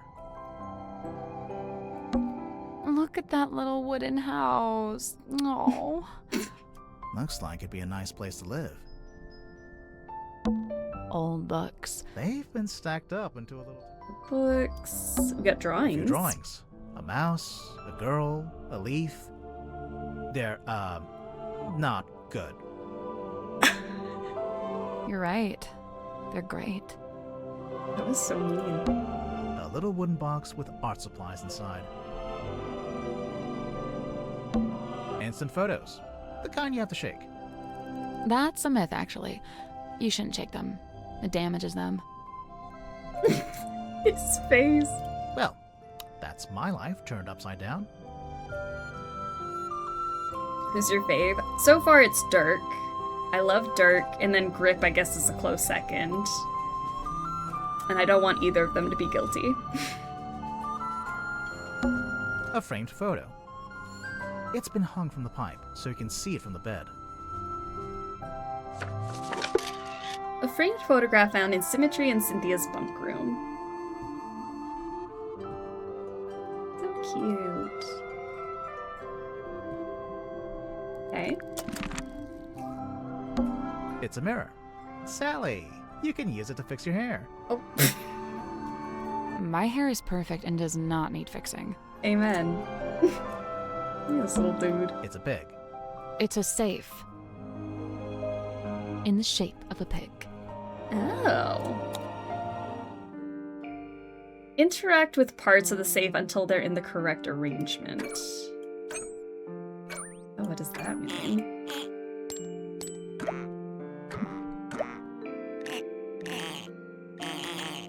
Maybe I need to find a clue about this? These ones aren't buttons. It's just some kind of display. Okay. These ones aren't buttons. It's just some... 2118 2126 5229 Pig hat. Oh. Alright, so maybe I'm gonna make this equal 8, this equal 6, this equal 2, 9 and 5. Let's see.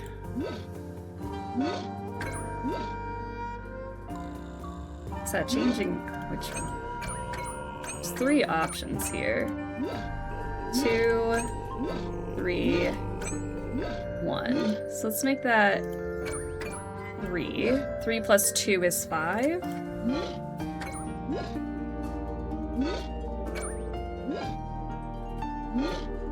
Which one is that changing? This one? So that would make 8. 4, 5, 6. Maybe we make that a 1.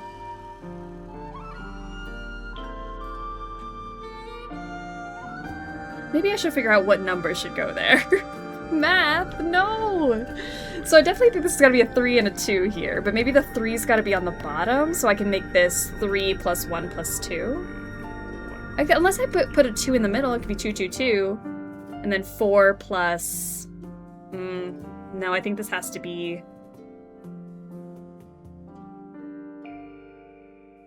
maybe 5? Make this a 3. Make that a 2.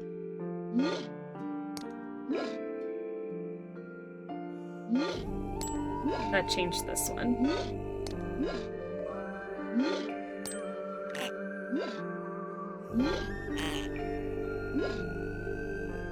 Yeah, that's changing that middle one. Oh, I can make this a 4. Wait, is it changing 2 things at once? No, just 1 thing. Alright, so let's make this a 2. So now it's a 2, 2, 2, 6. That's a 5. 7, 8. So if I can figure out how to change that one to a 3, then I think we'll be good. What controls that one? The tongue?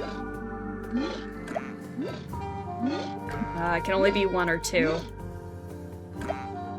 So that third column has to equal 2, no? The third column? It does. You're so right, it does. I forgot about my 2 here, so this has got to be a 1. Which one is that?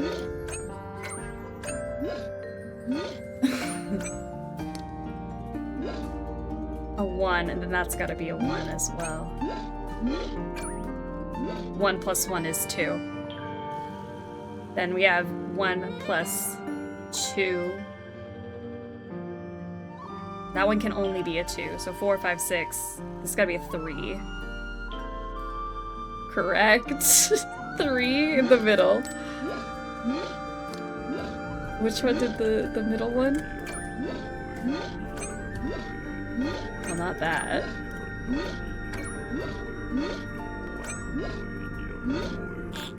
3. 3 plus 4 plus 1 is 8. 2 plus 3 plus 1 is 6. 3 plus 2 is 5. 4 plus 3 plus 2 is 9. 1 plus 1 is 2. There we go. Great. I'd rage quit this game with the flipping back and forth. I know I can't. The flipping back and forth, I'm like, which one changed? It made it really hard, but we got there. Nice. What's inside? Underwater photo. It was hidden in Symmetry and Cynthia's bunk room. What is it? I don't know what that's a picture of.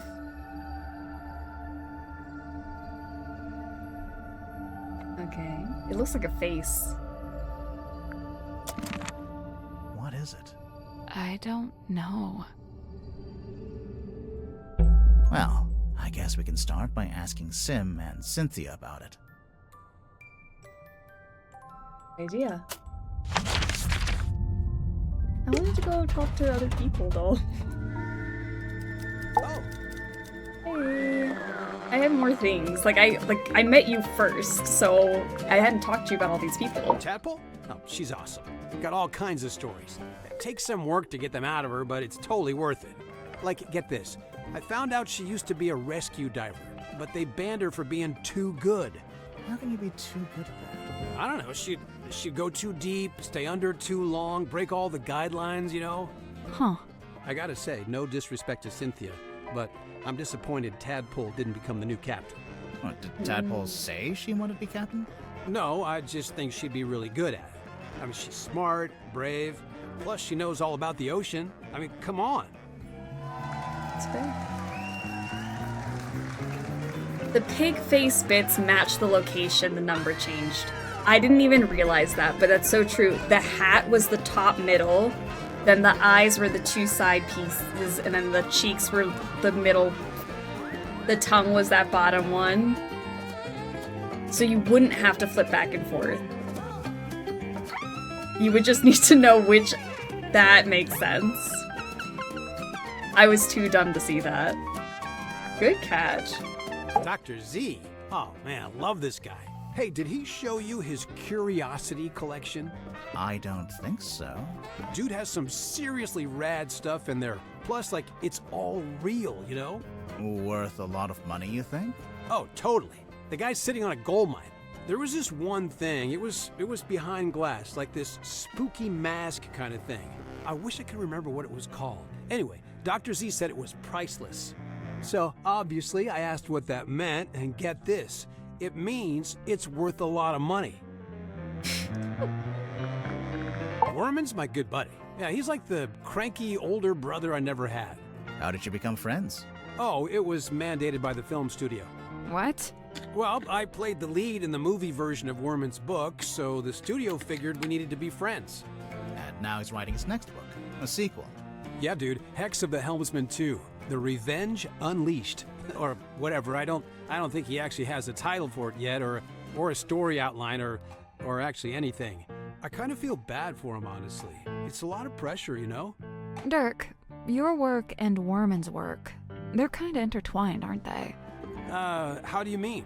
You can't make your next movie until Worman's written his next book. Mm-hmm. Oh, sure. I mean, that's true, I guess. Interesting. Do you know why Grip's running a shop down in the engine room? I don't know. He's just doing what he's good at. Which is what? You know, fixing compasses and stuff. It's kind of a niche skill set. You say that, but I heard he ran a pretty successful business back in the town. Yeah, we saw it on our way here. It's boarded up now, like everything else. Dirk, did he ever mention why he closed it down? From what I gather, it was making him money, but it wasn't making him happy. You know, he wanted to put all those navigation skills to use and actually head out on an adventure. I heard Cynthia's captain now just because of some contract she signed. What's the problem? Huh. You can't always trust a contract. No, and I doubt she had it reviewed by an independent third party. I mean, she seems to want to be captain. I don't think she's being forced into it. No, it's not always as simple as all that. I mean, Cynthia's still so young. Who's looking out for her best interests? She's an adult, isn't she? She's only 18. She should be, I don't know, outside in the sun, picking berries, having picnics, that kind of stuff. What Picking an idyllic berries, little picture you you know? painted for us there, Dirk. What 18-year-olds I'm do. serious. Guys, we should be out there picking berries. Thanks, Dirk. Mariana? Huh, man, she's really living out the escapist fantasy. I gotta say, I'm impressed. That's if you Can a believe what she says. 29-year-old do that too? I think Yeah. she might be making You're sense. just a 29-year-old Hey, teen. you know, it's funny you say Go that. out there and pick some I did berries. notice something the other day. Oh? Well, she's supposed to be all like old-timey and stuff, right? But she was really curious about my cell phone. Curious how? Well, she was asking what make it was, what model number, you know, like really specific stuff. Huh. He means well, I think. He's such a himbo and I love him. And that's why he's my favorite. He's just saying stuff. And he's such a vibe. What do you know about Sim? Well, she left the theater she used to work at to come onto the submarine, you know? Then for a while, she worked with Dr. Zephyr in his lab. But not anymore. Nope, she's working on something by herself now, in that room that looks like an old-timey kid's bedroom. Do you know what it is she's working on? Not exactly, but get this. One time I looked into that room, and there were 2 of them. What? 2 symmetry silk moths. He'd just be talking. He's just saying things. And I love it. Alright, so by the time I met him, we had only found these things. There's so much more evidence we found. I am officially living the dream. How many people can say they're an action figure? I'll admit it. I'm jealous. You carry this thing around everywhere you go, Dirk. Of course, but I'm super duper careful to keep it in mint condition. Mint condition? I really wouldn't say. Yeah, you know, they told me if I leave it in the box, it'll be worth way more in the future. Yeah, do you have the whole set? Looks like there are 2 other figures in the series. Oh no, they only gave me this one. My co-star Julie has the other 2. This is yours, Dirk? We literally found it in the pocket of your tuxedo. How'd you know for sure it's my tuxedo? Dirk, show me one other living soul on this submarine that could even conceivably own a tuxedo. Why are you being weird about your phone? Mariana's pipe? Huh. I've never actually seen her smoke that thing. Maybe she ran out of pipeweed. Pipeweed? Listen to yourself. What? It's another word for tobacco. Honestly. Pipeweed. That's my bottle. I love you. What? Really? Well, yeah, that's one of my non-alcoholic beers. Of course, someone's waxed up the top and put a whole bunch of green stuff on the bottom. No. Oh. You know what this is, Dirk? laser gun? A laser gun. Well, whatever it is, I think it's broken. Wait, really? I mean, oh, what a shame. Hey, wow. Did Tadpole give you that? No, we found it in the bilge. You think it belongs to her? It would make sense. Although the woman in the photo looks a little different. No, it's gotta be hers. You're right about the photo, though. Her hair is brown here. I guess she dyes it green nowadays. So what? It's a free country. I need to be more like Dirk. I'm dumb but not buff. Time to work out, I guess. Dr. Z told me this is a dream helmet. Have you tried it out? Nope, I don't dream. What? Yes, you do. No time, bro. Gotta optimize that sleep cycle, you know? If you're dreaming, you're not resting. You're insane. A little bit. He has no thoughts, even in sleep. No dreams. Hey, so remind me what a hex is again? Didn't you just make a movie called Hex of the Helmsman? Right, but look, I'm bad with learning what the made-up words mean. It's not a made-up word. A hex is a magic spell. Kinda like a curse. Or it can mean 6, as in hexagon. Oh, gotcha. Okay, yeah. I was hoping that would clear up what a hex bottle was, but no dice. He's like, I see, but I don't quite get it. So SD out Arya. How do we like this so far? So far, so good. This is my favorite character of the game that we're talking to, so I'm having a good time. My husband rarely has dreams when he sleeps. It's more efficient, according to Dirk. Gotta maximize your sleep time. I don't get it. What's not to get? It's a cane with a face. Okay, so for real, Grip's actually like super smart. Really? See, this is my point. He hides it. Why? You know, why bother with the cane, the whole persona? Whoa, wait, this is the contract Cynthia signed to become captain? Seems that way. What's the problem? No, I don't like this at all. She shouldn't have signed it. Why not? You think she misread it? No, it's not that. Or what? Mortuga forced her to sign it? I don't really see the problem. Cynthia wanted to be captain, and now she's captain. I guess. Why was he weird about that? I'm glad Cynthia took my advice. What advice? She was looking super tense, so I told her to pick up a hobby. Arts and crafts is a good choice. Get a hobby, girl. I got to steer a big wheel like this in my movie. Mine didn't have that red metal bit, though. Also, mine was up on the aft deck, not, you know, indoors in a control room. Huh, that's kind of weird. What? He doesn't have a signature, Mortuga. Yeah, he writes his name differently every time. Yeah. I wonder if it's on purpose. Maybe he just never bothered to decide on one. Right. You know, it doesn't seem like he was a paperwork kind of guy. Yeah, guess not. So even Dirk figured that one out. So it is suspicious that it's different every time. Oh yeah, I've seen that in the control room. I thought maybe Cynthia was gonna wear it, like after she became captain. I think it might be too big for her. Looking good, Julie. I assume this is yours, Dirk. Yeah, I let the kids borrow it since there weren't a lot of other magazines on board. I noticed on the back there's an advert for your movie. Yep, that's me on the left, all dolled up as Marcus Mordoom, the titular helmsman. Right, you're the title character, but there's only one name at the top. Oh, you noticed. Julie was already a big name, so, you know, she got her name on the poster. Seems unfair. Oh, well, I'm sure when they make the sequel, Dirk's name will be front and center. Right. Now, you're featured in the interview, though. Right at the end? And they spelled your name wrong. One question. Are we done looking at the magazine? There's something suspicious about Dirk. Is there? I don't think so. I think he's a cutie patootie. No smarter than Dirk confirmed.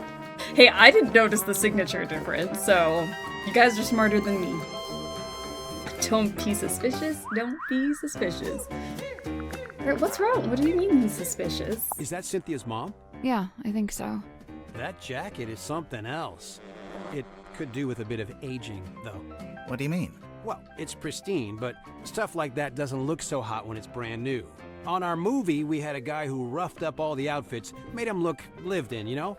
So this photo is the first time Cynthia's mom wore that jacket? I don't know what that is.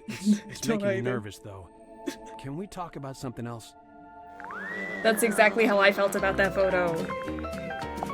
Alright, so we've asked about everything, but now we've got some suspicions? I don't have suspicions, but apparently we should.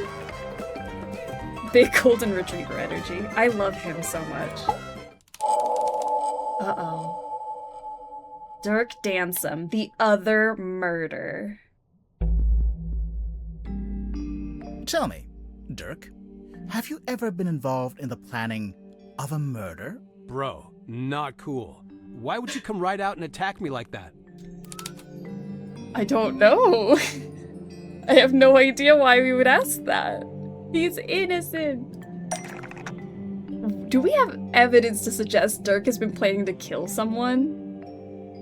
I mean, we felt suspicious after the magazine? Is that why? Julie was already big name, so she got her name on the poster. So... We'll get to this later. What's that? Oh, what, do I click this one? Or no? We'll get to it later. What do you mean? Okay, amazing. How are you? Thank you for paying your bus fare. I have my own jacket.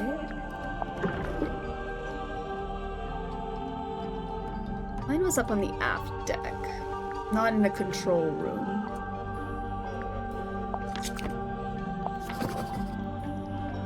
She shouldn't have signed it? Maybe it's that? That's not it. Okay. What made him suspicious? Get to that in a minute. Oh, this is audio evidence. Do we have audio evidence to suggest Dirk has been planning? I have the pipe. Is that audio evidence?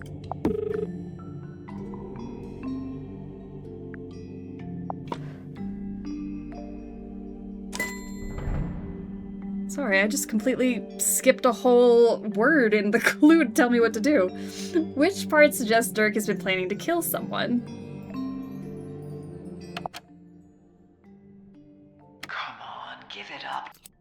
Hey, listen, why don't we just kill him? Yeah, that there helps it both. is. I totally forgot about this. He did have a whole thing. But I think that he was talking about, like, killing off a character, dies, you know? We're both free. Hey, listen, why don't we just kill him? That helps both of us. If he dies, we're both free. Sorry, it's been a week since I played. I totally forgot about that conversation. Who are you planning to kill, Dirk? Sorry, but I can't tell you. I know that sounds mondo suspicious, but I just flat out can't say any more about it. If you're not going to elaborate, we might just have to assume this is a recording of you planning to kill Magnus Mortuga. Come on, man, that's way off. Why would I want to kill Mortuga? I admire the guy. He's fascinating. I came to the submarine to meet him, not murder him. Hang on. I thought you only came to the submarine because you were tagging along with Worman. I mean, yeah, it was Worman who wanted to come to Silkworm and, you know, find the submarine, but I figured if I came with him, I could meet this real guy, the real Mortuga, you know, for research.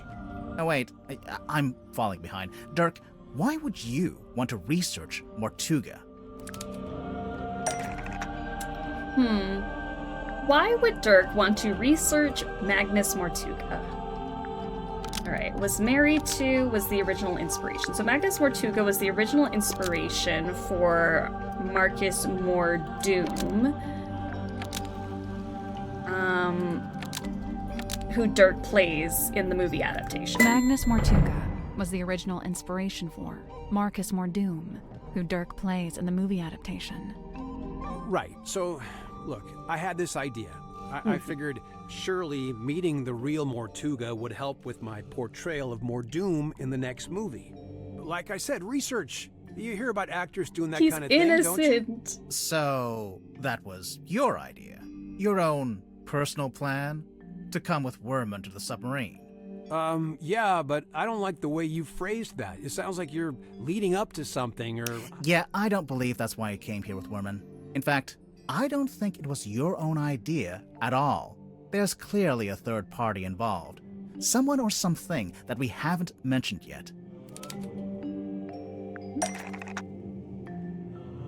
Why is Dirk really here on the submarine? Wanted Dirk to replace, asked Dirk to spy on, needed Worman to meet, told Dirk to kill. Thinking the book publisher wants, or the movie producer maybe.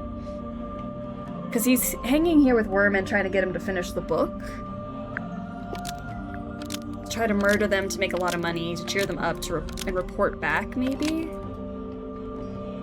I don't know if it's the book publisher or the movie producer. The book publisher asked Dirk to spy on J.D. Worman and report back. Almost. Maybe just change one thing. Let's talk about the movie producer then. The movie producer asked Dirk to spy on J.D. Worman and report back.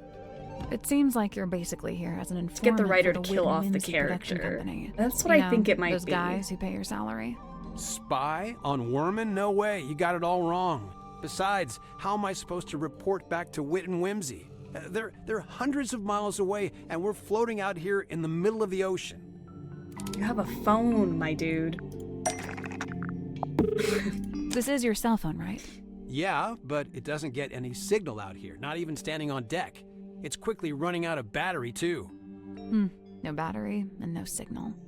What if I said you had a way around both of those problems? No battery and no signal?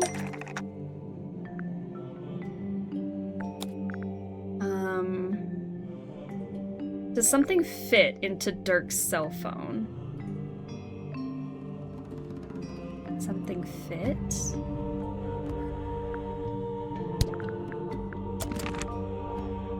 Fit into it? The laser? Okay. Oh! He was upset it was broken. I think this weird Yeah. looking thing is actually a custom antenna for your phone. Oh, it does have I'd two imagine little it doubles as prongs. a I didn't even battery see the charger, prongs too. on it. Pretty convenient. Bro, I don't know what you're basing this on. I mean, look, you plugged it in, but the battery still isn't charging, and I'm still not getting any network signal. Why isn't the cell phone getting any network signal? Because your phone is broken, because you didn't pay your network bill in a timely manner, because the custom antenna thing is broken. That's because the custom antenna thing is broken. Oh, for real? Oh, man, it doesn't look broken. I'm pretty sure it got waterlogged after someone dumped it in the bilge water. That's where it was? No wonder I couldn't find it. I mean... Okay, whatever, you got me. Consider me fully got. You know, this thing doesn't look like any kind of retail model. More like a one-off bit of custom engineering. I'm guessing the production company issued it to Dirk specifically for this journey. Probably when they realized he'd be out in the ocean and might need some help getting a phone signal. Yeah, so Mr. Vanderpeer really didn't want me going off-grid, so he set me up with a way to turn my cell phone into a kind of heavy-duty satellite phone. And what did That's Mr. so Vanderpeer cool. want you to keep him informed about, exactly? Dirk doesn't have to admit to anything else. All the evidence we need is right here. Ooh.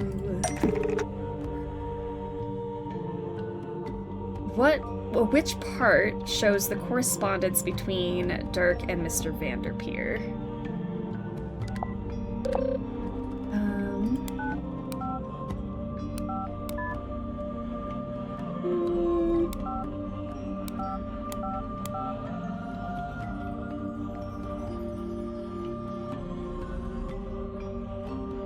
This one, Big Reel Studios. This is the right clue, but we want a specific aspect of it. What do you mean a specific aspect of it?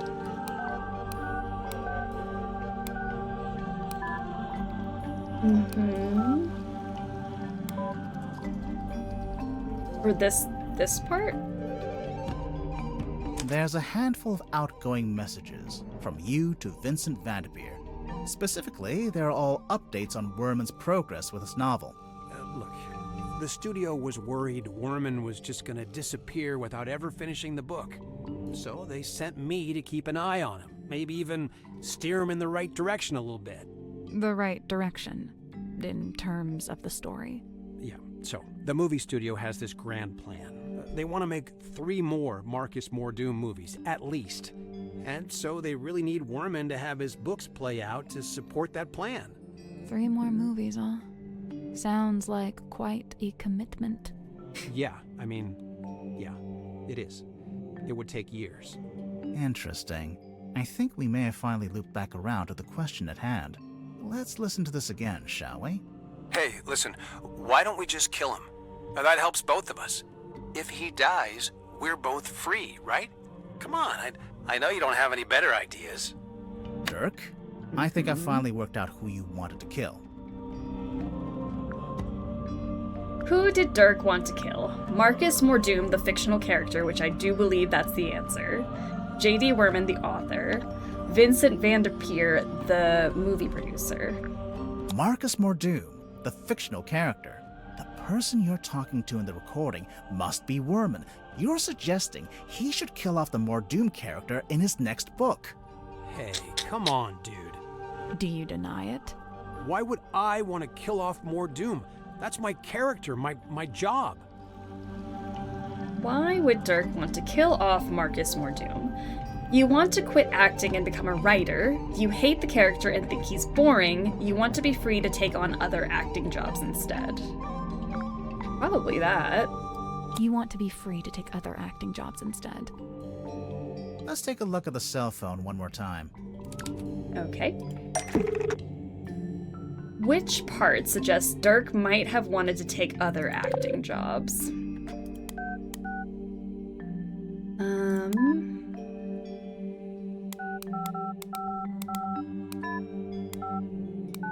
Unless this is this is a different... yeah, this is Steve. There's an email in here offering you a big role in an upcoming movie, and another email from your agent reminding you that you're not free to take it, and won't be for several years. From what I gather, you signed a pretty lousy contract with Wit and Whimsy, and now you... Okay, hang on, sorry, but how would you know anything about my contract? Well, I don't know the fine details, but I did get a general sense of it. He got no press. He didn't get any press with this movie. Why would he want to keep doing it for years to come? I didn't realize this was going to be a murder mystery situation. I don't know what I thought it was. Kind of looked witchy, but now it's kind of Nancy. Yeah, so the captain of the ship was murdered, and we have to figure out who on the submarine is responsible. Did we learn anything about Dirk's contract with the movie studio?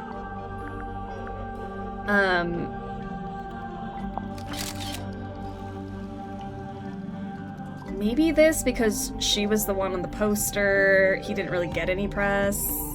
It seems to me like your co-star soaked up most of the budget for the movie, and you ended up with a bad deal.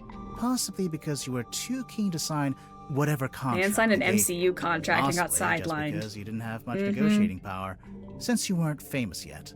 You know, a little from column A, a little from column B. You said yourself, the studio wanted to make at least 3 more Marcus Mordoom movies. So you're stuck in that lousy contract for several years. Her salary was a big part of the budget, the next movie is the last one. So, if Werman kills off the character in the books, that would stop the studio making more movies? I'm not convinced that would actually work, but okay. The point is, now that I'm a known actor, I could be making more money with a different studio. A lot more. But I can't let it get out that I wanted the Mordoom character to be killed off. Everyone's gonna take it the wrong way. They'll call me greedy and ungrateful. Look, you gotta understand, killing off Mordoom isn't just about me. I was also trying to help Werman. He's been looking for a way out too. A way out? He's not enjoying writing the books anymore. The whole thing became just this awful burden. I'm sure he'd be happier if he could just be done with it. Hey, besides, maybe killing the main character would actually make for an interesting story. Did you ever consider that?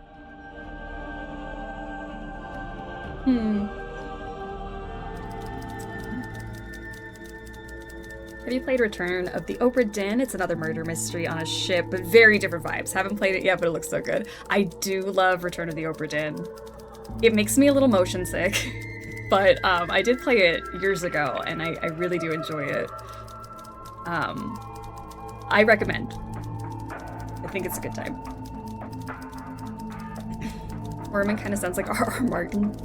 I assume he talked to you about these newfound clues.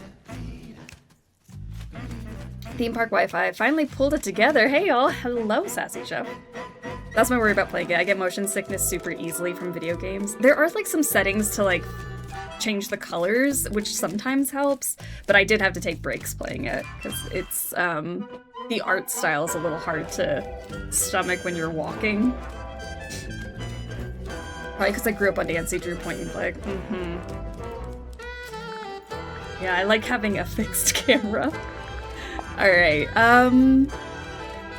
Merman, let's talk about all these other people. Madame Tadpole. Simultaneously the most laid-back and most terrifying individual I've ever met. Terrifying? You don't feel it? To me, she gives off this indisputable, I will destroy you if I see fit to do so kind of energy. Maybe if you get on her bad side. Oh, I wouldn't dare. She'd crush me like a twig. She does look pretty tough.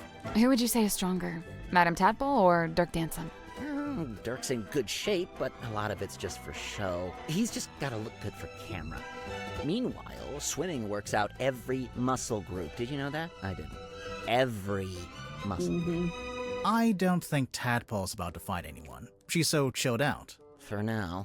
I worry about what'll happen if you two name a culprit. You think she might, retaliate? If she does, I'm not gonna be the one to stand in her way. I don't understand what his deal is, but I already have a headache, so I'm just not gonna worry about it. What did he say he was? A dream doctor? Great. Good for him. He's researching spirit energy, I think. Lovely. More power to him. And he was the first person to join Mortuga Submarine, because they knew each other from before. Wonderful. Wait, really? Huh. Zephyr's not from Silkworm, though, is he? I don't think so. Interesting. Well, thanks a lot. Now I have yet another thing to think about. Have fun. Everyone's hair is immaculate. I know, look at everyone's hairstyles. You met Godric. What did you think? Personally, I like him. I found him a little irritating, the way he kept waving that cane around. He gave you the old welcome Cornelius, to Mr. Grip's you Emporium mean? treatment, eh? That's just what he's like at first. He'll settle down. Why does he do it? So, I have like two him. theories on this.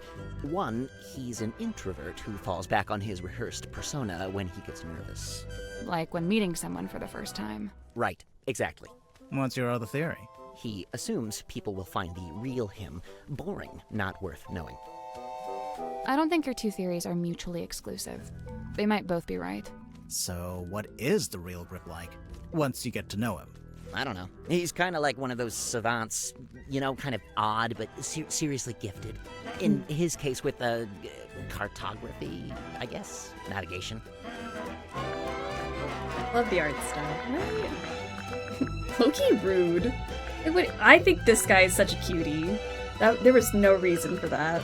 Cynthia. Quite honestly, I give her about a week. A week until what? Until she cracks, packs it in. The pressure's already getting to her. I know the signs, believe me. You think Cynthia's gonna quit being captain? It's only a matter of time. And you know what? Good. She deserves her freedom. She's still young.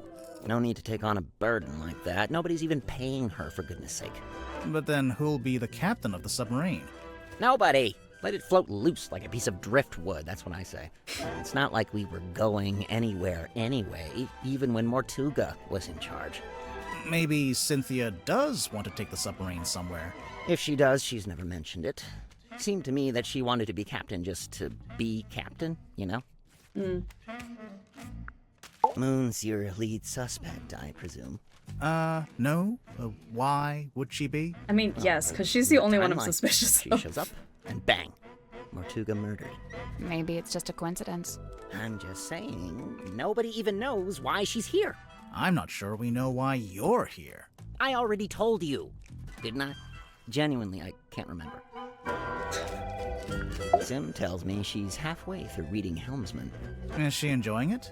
No idea. She was just asking what research I'd done into hexes and curses, and was rather disappointed when I told her I just made it up.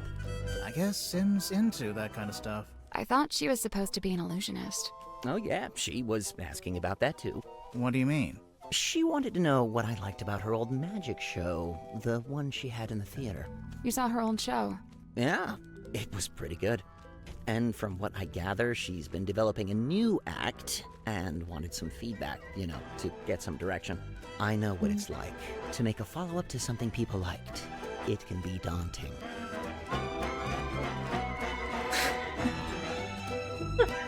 The fourth wall break was so good. I love that. You look right at the camera.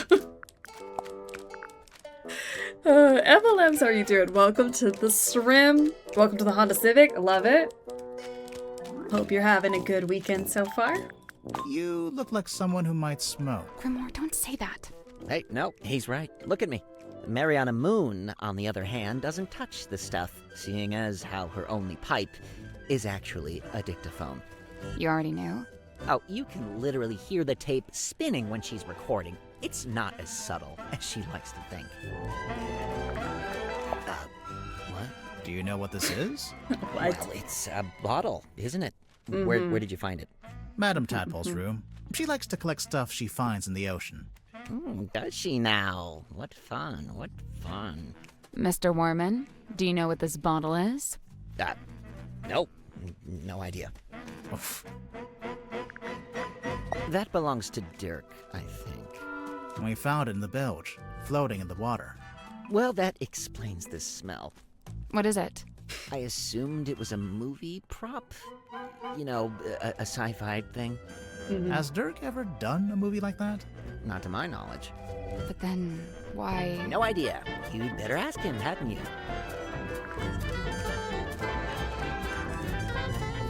Pencil, how are you doing? And all you gorgeous raiders, welcome on in. Scribbles raid, hello. How are you guys? Void, welcome. Winter, hello, hello. How was your stream, everybody?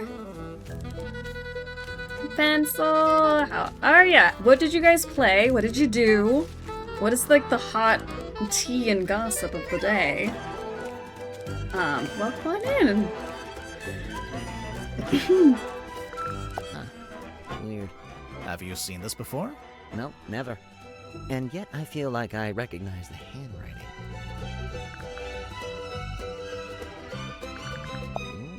Dr. Zephyr's got quite the imagination, doesn't he?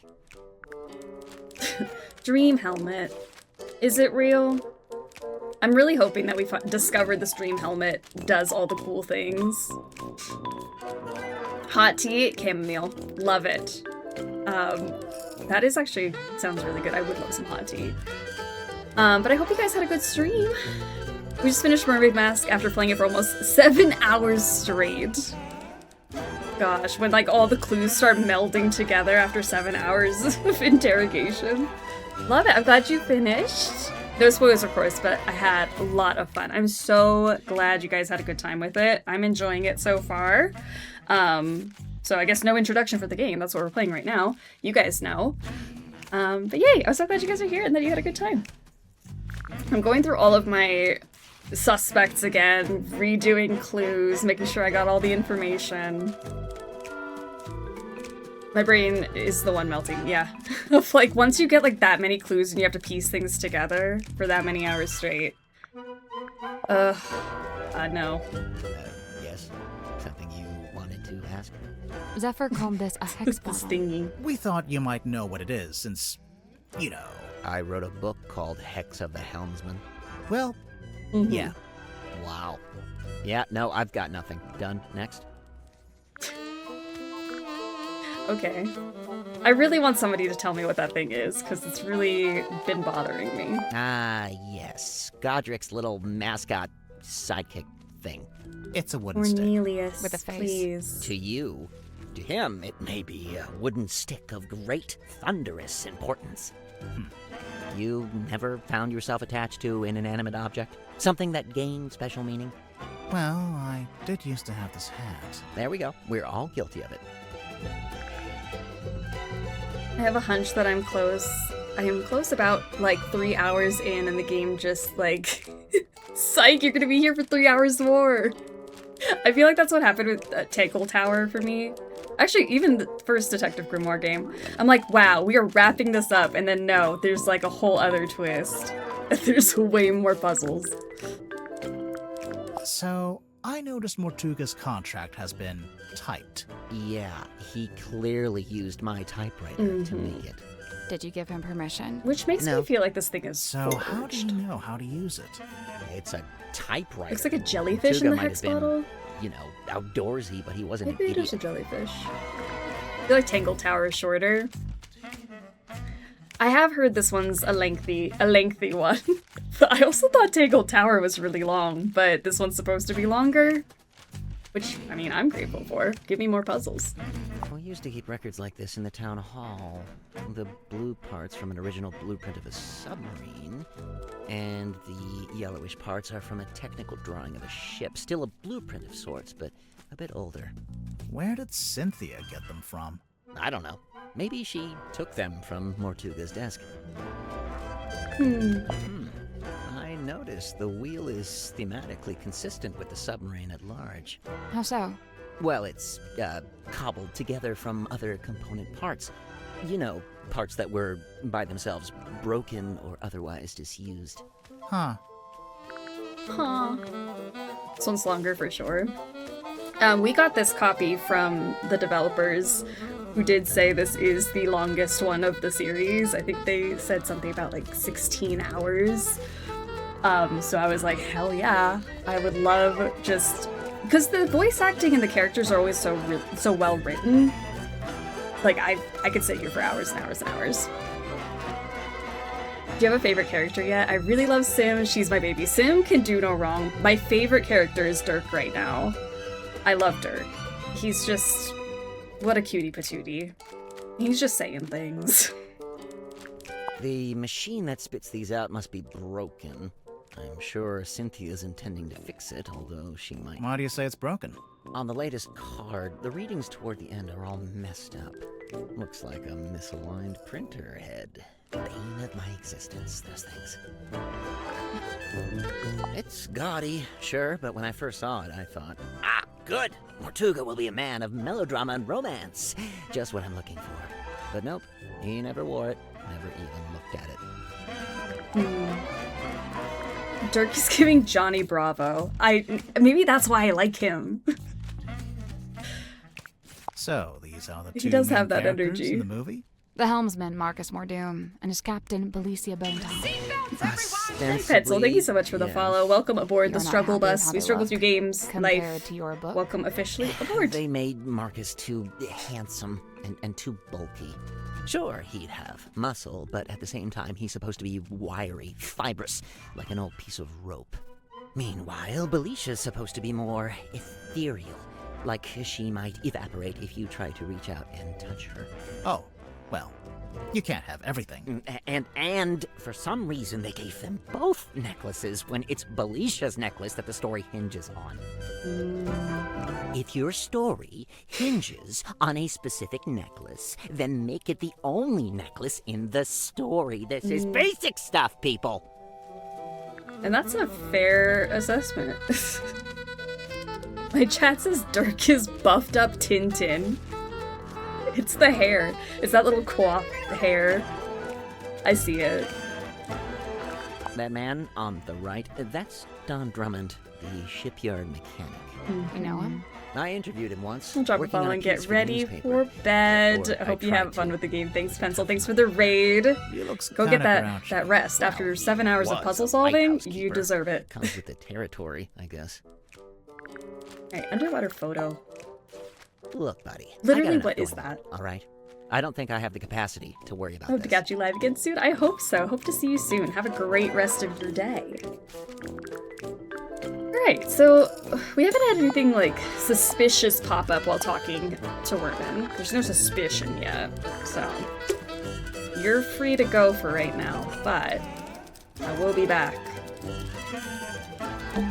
It's a teacup. I've been on this submarine for ages and nobody's offered me a cup of tea. You don't even like tea. Still. Have I looked at these papers back here? Notes stuck to the wall. Title ideas. Curse of the Captain. My brain was asleep Bird 3 of hours the ago. Sailor, Get that rest. Bane of the Bosun. Oh, duds. It's a punching bag. Looks like it's been recently punched. What? Recently punched. Okay, I don't see anything too crazy that I might have missed. It's Worman's typewriter. Except the giant sparkly thing that was like, hey, you missed this. The typewriter. J.D. Worman's typewriter. Hey. It's got some stuff on the back. Gifted to the Silkworm on Sea Town Hall, a gesture of unity from Governor Faustus Fellow to Mayor Damien Dusk. Okay, maybe I can There's ask something about strange that. about this typewriter. Did you notice the weird mechanism on the back? Rotate the 3 inner dials and the 3 outer rings into the correct arrangement. Oh, I see.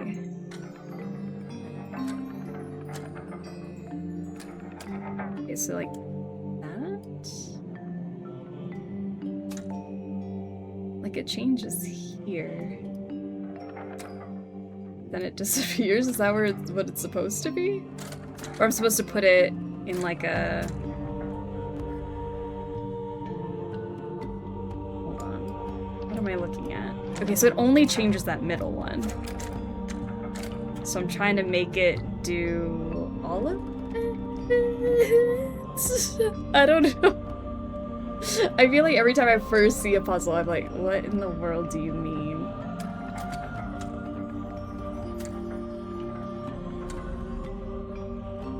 And then I can change these.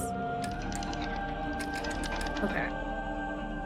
I didn't click on his typewriter until the end of the game. In my mind, it was just part of the character model, that I wasn't allowed to look at it until he left the room.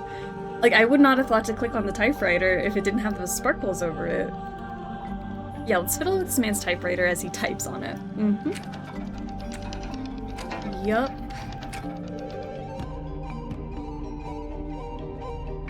Okay, let me look at what I'm looking at here, because what do you mean?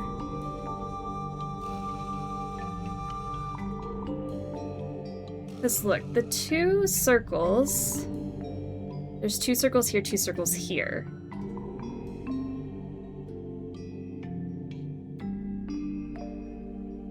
But they're flipped. These are always opposite each other. Are these just different rotations of it? It's gonna be diamond, line, dark circle. And then the dark circle moves down here. And then it moves there. And then it moves to this. Like, it's almost making sense. Hold on. My brain is almost blasting. Give me a second. Let me turn this over here for a second. Because I think if this circle is there, if it's here, then it's here. If it's up, then it's stuck. Then we're gonna put the circle, the filled in circle needs to be at the bottom. Because it's like basically like a rotation of the thing. You know? In my head it makes sense. But I think I don't understand like this. What do the outer circles do?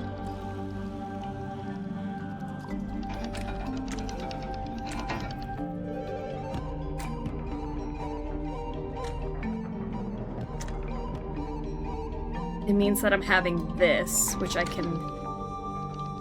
The pins are... Okay, the pins are picking the two things. She's blasted. Nina's cooking. I'm trying. It's making sense, but at the same time, I'm uncertain.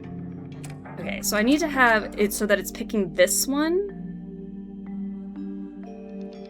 on the bottom.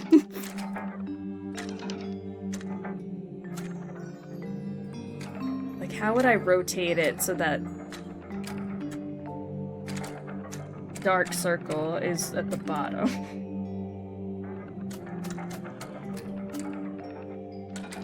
Like this. Dark circle at the bottom. Then, moving to this side, I'm gonna have this piece, which is across from nothing, so that doesn't really help me out. So let me maybe try to do the diamond. The diamond with nothing. Is that making sense? It changes the symbol on the bottom. What changes the symbol on the bottom?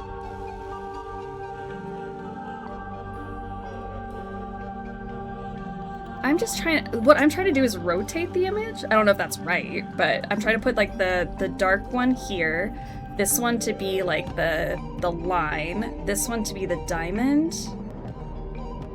But I want that one to be nothing, you know? And like...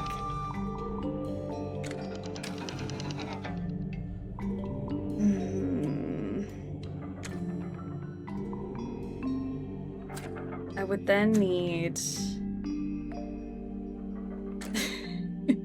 Gosh. These, if I had this one be the line and the... Oh, I've lost... Okay, maybe I need to draw it because I'm not able to rotate it in my brain. So if I've got it like this, then this is... Oh my gosh, my pen isn't working. No! I have another pen. I have a pencil. This is what it sounds like when someone tries to give me game instructions. Okay, so it would be that, and then this one's gonna be a line, and then the one to the right is gonna be a diamond. Oop, just broke my pencil. Diamond, and then this will be nothing. Nothing going up to the top. There's a blank. and then there's a... No. Oh gosh, why can't I draw it right?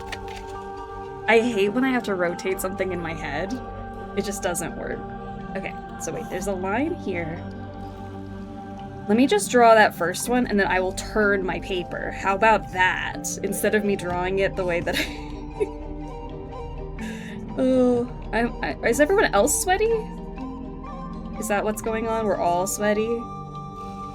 Okay, so if I've got that first picture like this, then it rotates like this. And so then it will be rotated upside down. It's 2 rotations. So, now we breathe.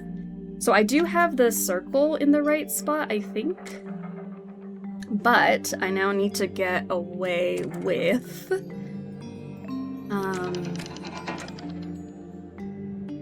see, there would be nothing here. I would need...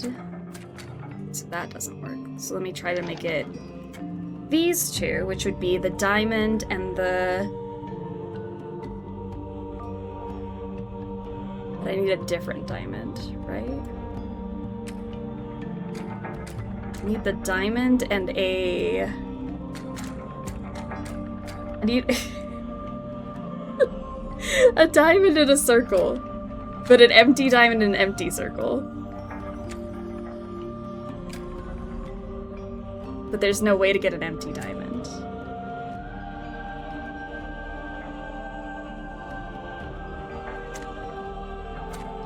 unless it's there, but that's not what I want. I do want this one if I can do it like this way and get this piece. Not necessarily like that, but something like that. These two. Yes, that's it. Now, what I need to do is these two pieces.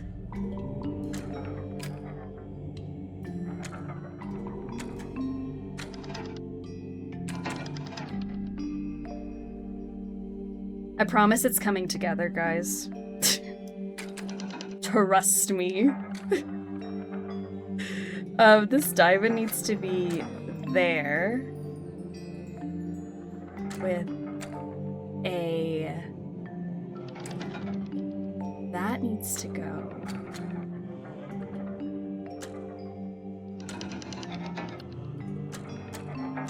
Here.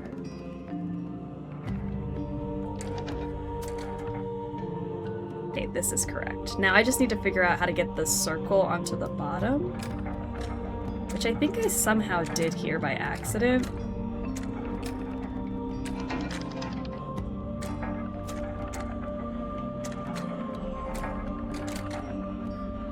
You know? Gotta go have fun solving puzzles, gonna make monies, love it. Thanks, Harley, go have a good weekend. Brain cells are rubbing together with increasing frequency. Do you see how close we are, though? Look how close.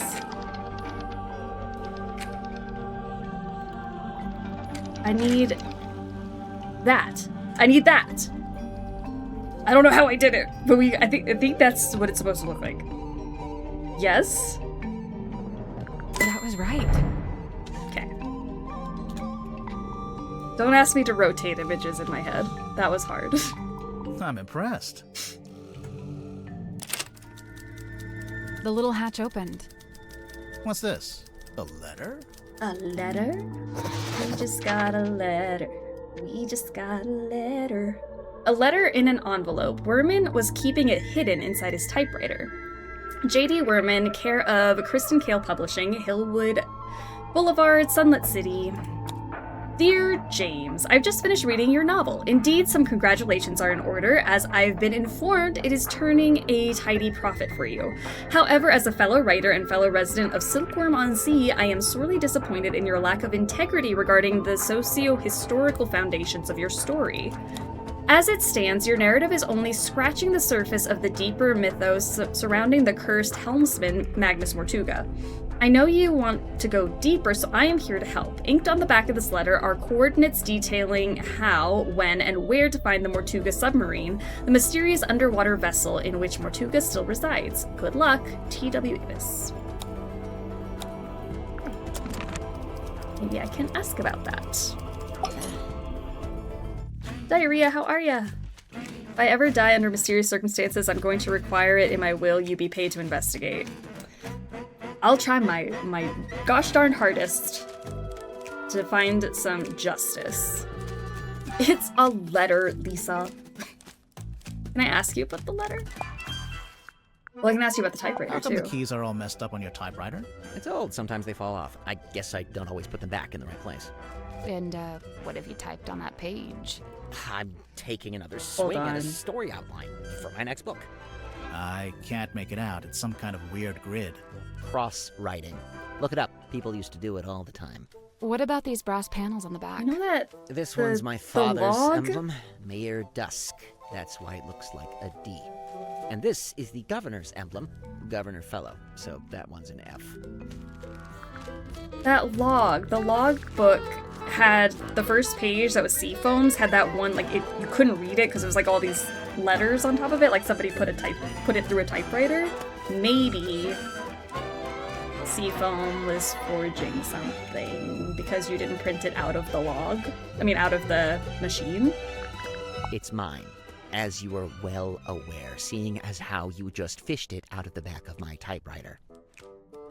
That's right, I was watching. I don't disappear when you stop talking to me, you know. The envelope's addressed to you. but it says, Dear James at the top of the letter. Congratulations. You've sussed out what the J in my name stands for. If that's the height of your investigative prowess, we're all in trouble. It's signed by someone named T.W. Ibis. Another astute observation. You know, of all the detectives I've met, you two really are the most recent. Grimoire, he's being mean to us. I noticed. Okay. Before I go, you want to talk to me about the typewriter? Typewriter. He lugged it all the way here. I tried to tell him about modern alternatives, but he wouldn't hear it. Man is spicy today. Other than the fact that he's a big old poser, I mean, probably because it used to belong to his dad. Oh, hey, you found Worman's letter. Have you read it? No. Generally speaking, you do not read another dude's fan mail. What makes you think it's fan mail? Worman read that thing 100 times over on the journey down here. I just figured it must be something nice, you know? Interesting. Okay, let's go to another room.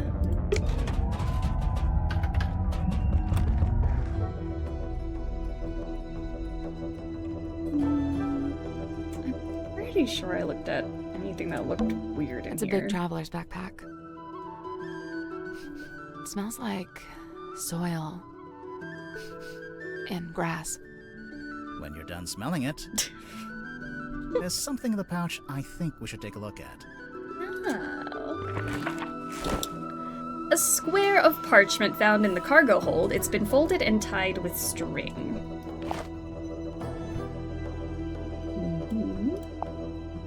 Right, Governor's Manor, Fortuna Hall, the Stonetop Inn, Seafoam Harbor, South Sea Lighthouse, Drummond Shipyard, Mr. Grip's Emporium, Silkworm, Spectator, Town Hall, Silkworm on Sea, Solomon Stonetop Innkeeper, Selena Stonetop Innkeeper, Faustus Fellow Governor, Fortuna Fellow, Theater owner, Felix and Flint, then daughter adopted, Damien Dusk mayor, James Dusk journalist, Alicia Stonetop sailor innkeeper, Magnus Mortuga sailor innkeeper. There's something suspicious about Worman. Let's go talk to him. Let's go! I just found your family tree!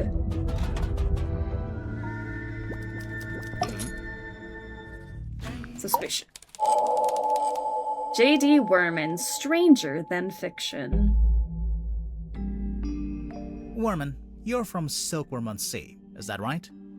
So technically no. My father and I moved there when I was very young. But for all intents and purposes, let's say yes. Why not? And you first worked as a newspaper journalist, but then moved away to be an author? I literally left my small town to go make it in the big city. It's so banal. I'm not a man, I'm a walking cliché. But then, right as your writing career was peaking, you came back. And now you're here on Mortuga Submarine. Remind me why you're here again. 2 words. Writing retreat. I've been trying to write this accursed book, but I couldn't Dip, focus how are you with doing? my Welcome to the publisher Strand. breathing down my neck. That kind of pressure is not conducive to one's creative process. Surely there is something specific that made you come back to the town and seek out the submarine. Something specific? Maybe. What made Worman choose to return to Silkworm on Sea and seek out the Mortuga Submarine? Maybe this map? That's not it. Handwritten letter. So you got this letter from someone called T.W. Ibis, who says... Ibis? Never heard of him. Oh, it's a him.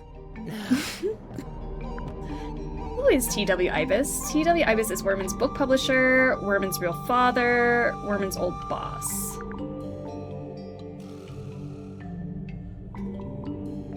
T.W. Ibis is Worman's real father. Sure about that? Not really. So you got this letter from someone called T.W. Ibis, who says... Ibis? Never heard of him. Oh, it's a him. I mean, I would think the book publisher will... Okay. T.W. Ibis is Werman's book publisher. Sure about that? How do not we really. know? They're lovers. Old So boss? you got this letter from someone called T.W. Ibis, who says... Ibis? Never heard of him.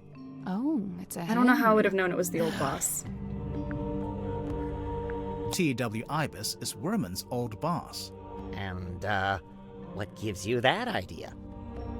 It's a very good question. There's a clue you found, so you know. Correction, there's a clue we found that Grimoire knows. I don't know anything. What evidence do we have of T.W. Ibis being Werman's old boss? Oh, back when he was a journalist. Okay. Gosh, this is why I can't take breaks between strims. Because wasn't this a whole thing on the paper? I'm like, I know I saw that name somewhere else. Alright. What part is evidence? Which part is evidence of T.W. Ibis being... Yeah, that? Oh, look at you guys doing a little investigative journalism of your own, huh? So this Ibis guy, this is someone you really looked up to, like a mentor. Steady now. He was just my boss. Let's not get all schmaltzy with this. That makes sense. Because I was like, who would be... Like, his book publisher would not be writing him about, like, the actual history of the town and... Okay, gotcha. Do we have evidence to suggest Werman looked up to Ibis or would value his opinion? Or would value his opinion?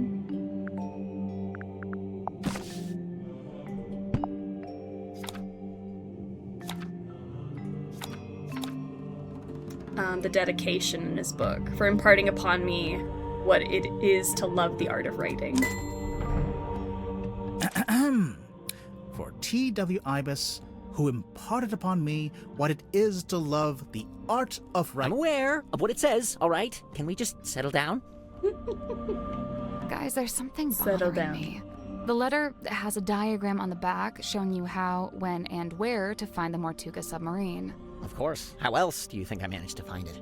Magnus Mortuga's submarine is the stuff of urban myth. It's not exactly public knowledge. And that's my problem. How would Ibis know about it? He's not on board, is he? No, and as far as I know, he never was. He's not even living in the town anymore. But then how... Yeah, no, I have no idea. FYI, I've officially decided not to worry about it. Looking at the actual letter, he first insults your integrity as an author, and then presents a solution, basically offering you the chance to get onto the submarine and find Mortuga yourself. A chance to meet Mortuga. So that's what convinced you to come back here.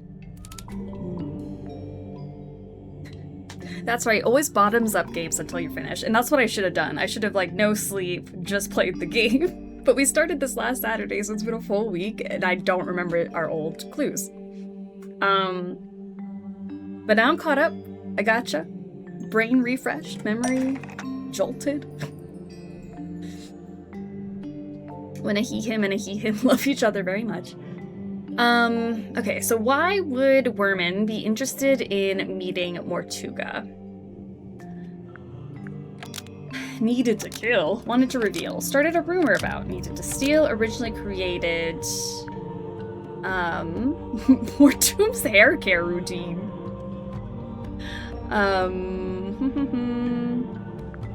To use as a political statement, to use as the script in a movie, to use as the plot for his next book, probably.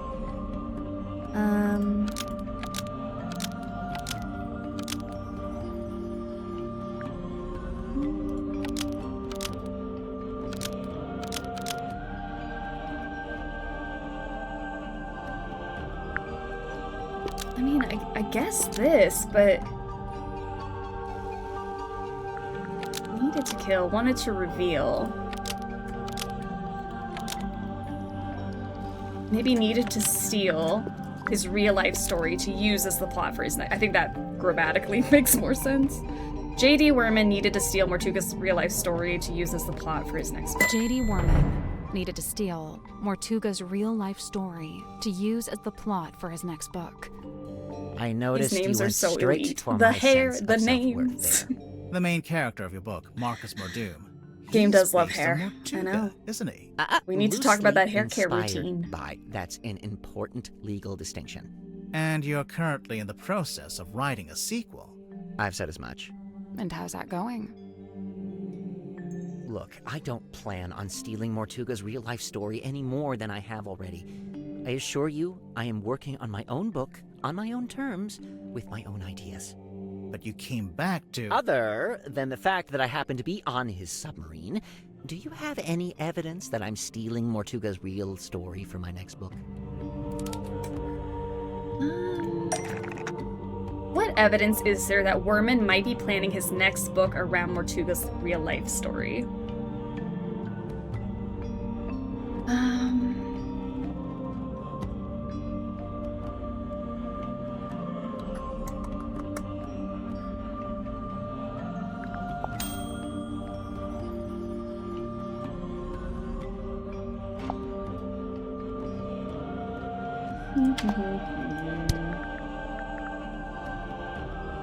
He needed content, so he killed him.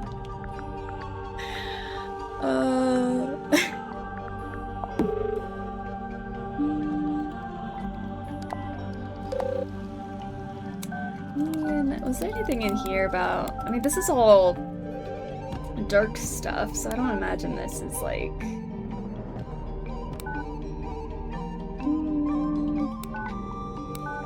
Yeah, I don't think it's that. Things that he would be using his real life story.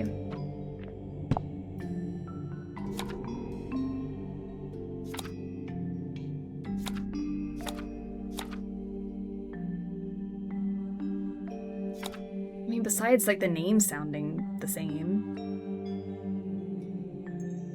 Why kill his golden goose though? It's fair. Oh, because they want it out. They're like, let's kill off the character, so in order to kill off the character, we have to kill off the inspiration for said character. Murder.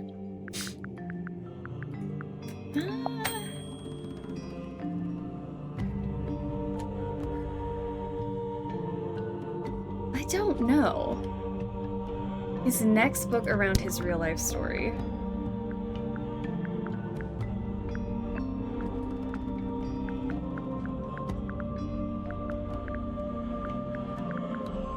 Maybe we can talk about the...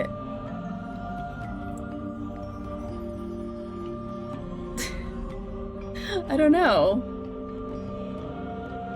Anything in the interview? The magazine interview or the... Let's see. Read. Do you remember him acting weird about a clue you showed him? I don't remember.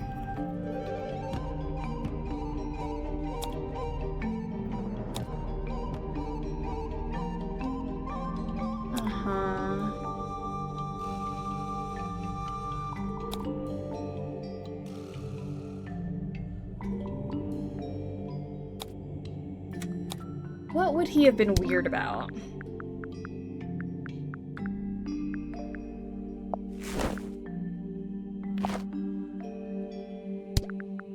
Alright, let me run through because I can see what he says on each of these. I'm taking another swing at a story outline for my next book.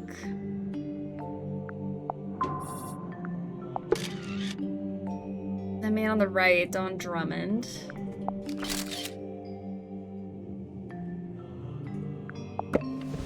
What was he weird about?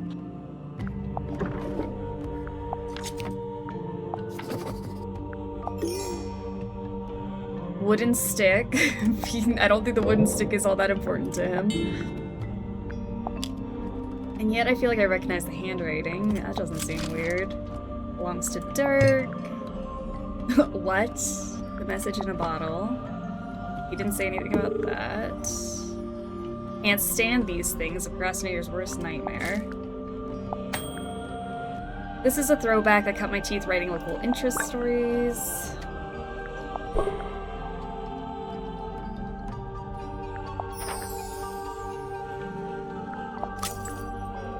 don't think he was all that weird about anything.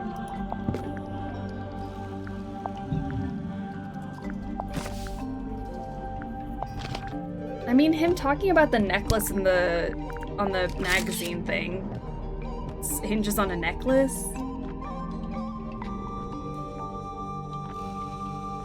Literally no help because I'm lurking and working, but just wanted to say thank you so much for the company. I'm super stressed at the moment, and it's just lovely to have a cozy game kind environment. Happy to be that for ya. I love a work and lurk and be in some background noise. You looked at it, his little blurb wasn't helpful. Nope. His blurb on the thing isn't helpful, but I did look at it. That's not it. Okay. I mean, I scrolled through all of the... Nope. The things. I don't think that I'm understanding.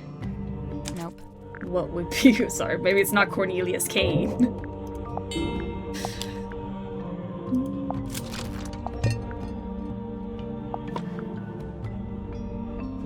written or drawn evidence is there that Werman might be planning his next book around Mortuga's real-life story? It's written or drawn evidence.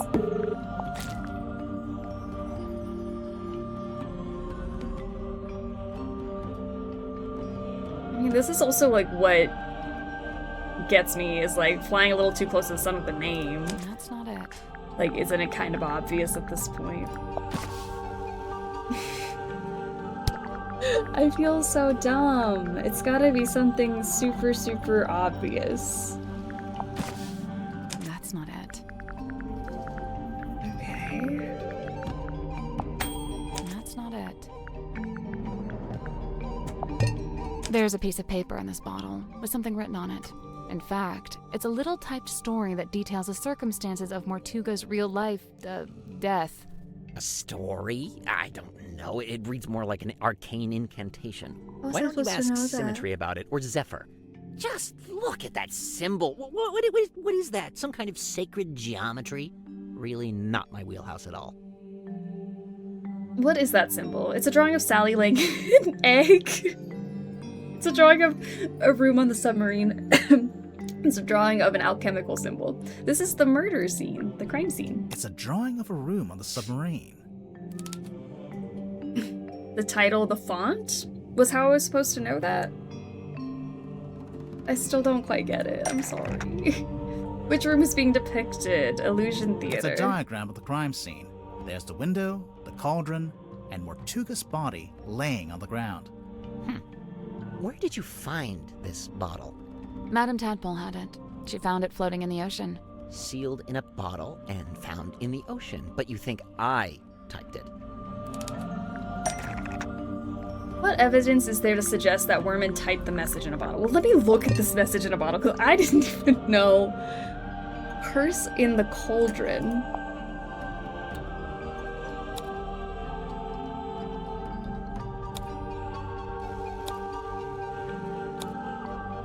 Okay. What's evidence that he typed it?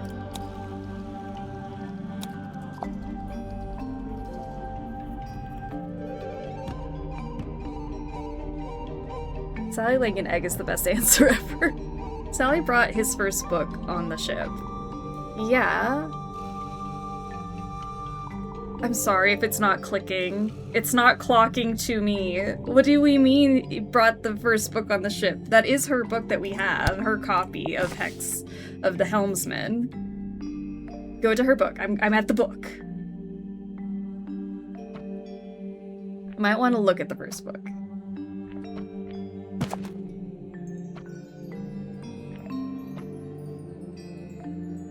Okay. Okay. Look closely at the font used. I mean, is it the same font? Am I font blind?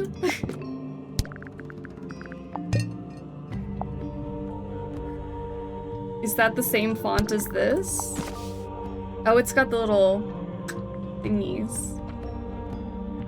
I'm gonna be very honest. I would have never noticed that. That's not it. What device or document could we compare with the message in the bottle to suggest that Werman typed it? I mean, the typewriter. The piece of paper in the bottle matches the paper you use in your typewriter, which also matches the sheets from the command contract, and we know these were typed on your typewriter because you told us. Well, you've really done your homework, kids. I'm impressed. You admit you typed the story? It's not a story, it's just record keeping. After Mortuga died, I thought someone should write an account of what happened. Nice try. But just looking at it, I can tell it's supposed to be a plan for your next novel. We need a clue to compare with the message in the bottle. Something to prove it's a story outline for Werman's next novel. Something to compare with the message in the bottle to prove it's a story outline for Werman's next novel.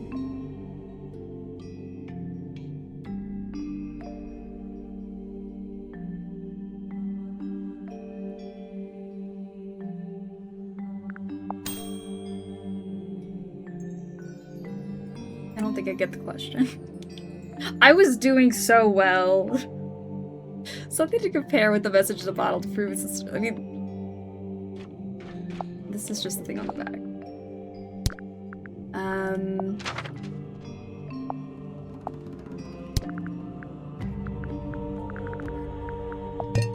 What does the message in the bottle say? A small room within the bowels of the ship. His lifeless body lies in the shadow of an ancient stone cauldron. The cauldron's heavy iron lid has never been unlocked. It has never been opened. For all his strength, he ultimately proved powerless against the lure of the unknown. On this morning, the cauldron had been unlocked. On this morning, it was wide open. And then there's the picture of the thing. So...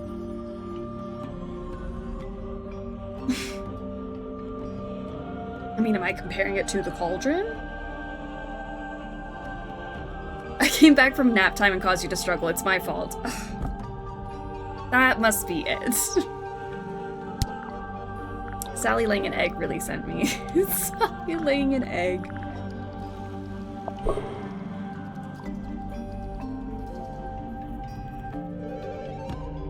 That's not it.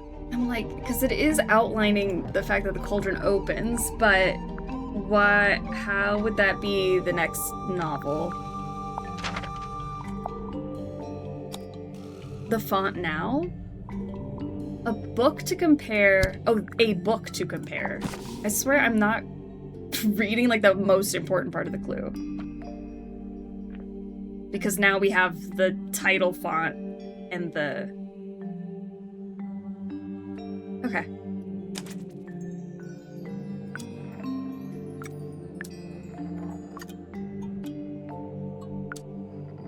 The curse in the cauldron title rhymes with, sounds a bit like, is drawn in the same style as the hex of the helmsman title.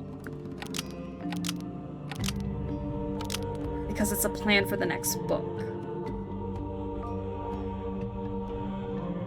Which I understand, it makes sense, but was he really just drawing out the same font while before typing the outline?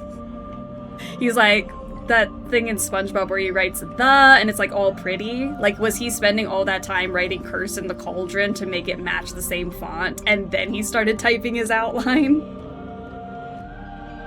That's what I don't get. Is he also the illustrator artist for his own book? Did someone make a statement about the death in the same way as the letter?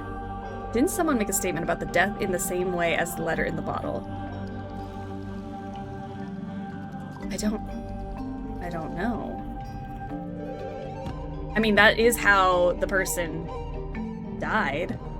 Like how the message had the same information. Yeah, because that's how Mortuga died, was the cauldron, correct? I don't... see, now I've just confused myself. The curse in the cauldron title is drawn in the same style as the hex of the helmsman title because it's a plan for the next book. Oh, now you're using graphic design against me, a little below the belt, don't you think? It really does seem like you took the events of Mortuga's death and turned them into a story outline for your book. Yeah, all right, don't lecture me. I'm not exactly proud of it. I'm fully aware that this is, murky moral ground. Why was it in a bottle in the ocean? As soon as I typed it, I regretted it. Stealing Mortuga's story all over again? For what? Just some book? I wanted to destroy it, but I couldn't bring myself to do it. So instead, I sealed it in a bottle and threw it into the ocean. It goes without saying that I never expected it to make its way back onto the submarine. So what are you going to do now? You know what I'd like to do? Give up. Call my publisher, tell her I tried, but I quit. I'm not going to write the book. Why don't you? It's just not that simple. There's a lot of money riding on this, people's jobs. Throwing in the towel now would be pretty selfish. And you already tried coming up with your own ideas for the story? Tried and failed. Repeatedly. I've come to the conclusion that I must have just got lucky the first time and that I'm not actually any good at this. It's funny, you know. I'd already decided that Mordoom was going to be killed off. That was the one idea I'd actually had. But I couldn't think of an interesting way for him to go. What's the hook? What's the setup? And then Magnus Mortuga is killed. Tragic, obviously, but at the same time, it was perfect. The locked room, the empty cauldron. I couldn't resist it. Wait, Mormon, I had a question. Another one? You'd not met Mortuga before you arrived here in the submarine, is that right? Yeah, never met him. That's why the offer in the letter was so tempting. Right. But then, where'd you get the information about him to inspire your first book? The first one? Oh, I just asked my father. Your father knew Mortuga? You never mentioned that. He didn't, but they had a mutual friend.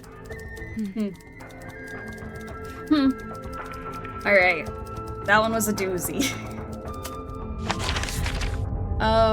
Back to what I was doing. Let's see. It's a pinboard. Drag the pieces of paper into the correct positions. For what?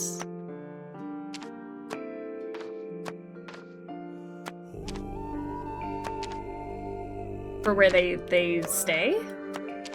Or where their rooms are, is that what you mean?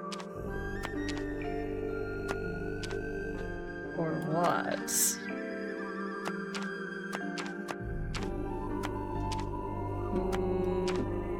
Why is Sally here? Correct positions.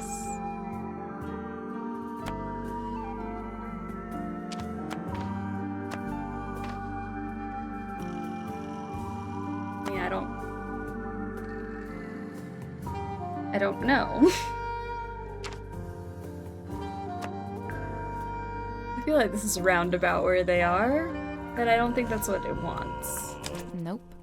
So, there's a drawing of each of the suspects, one of Mortuga, and one of us too. Each one needs to be moved to the right place on the board. Alright, well each line has different colors.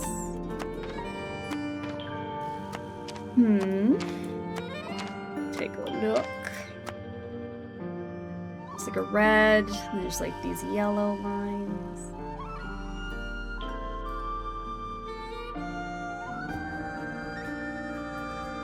I think what's confusing me is why are we also here? Okay. I don't know about that I'll one. do this later. I do not know. It's a pizza oven. No, it's a furnace. For heating the submarine. Right. Right. Could put a pizza in there.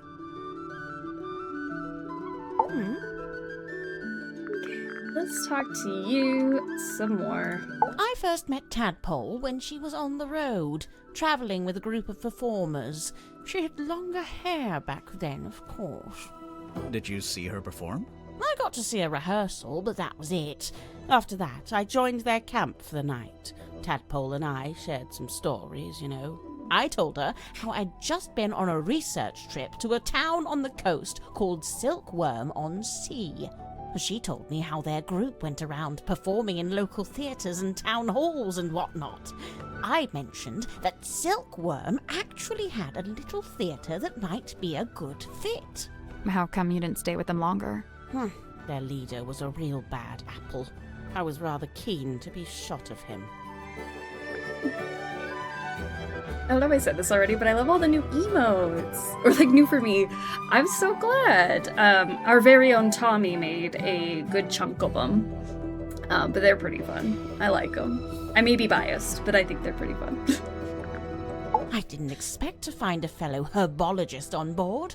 Dr. Zephyr really knows his rosehip from his rosemary. He's a chemist, too. Impressive, don't you think?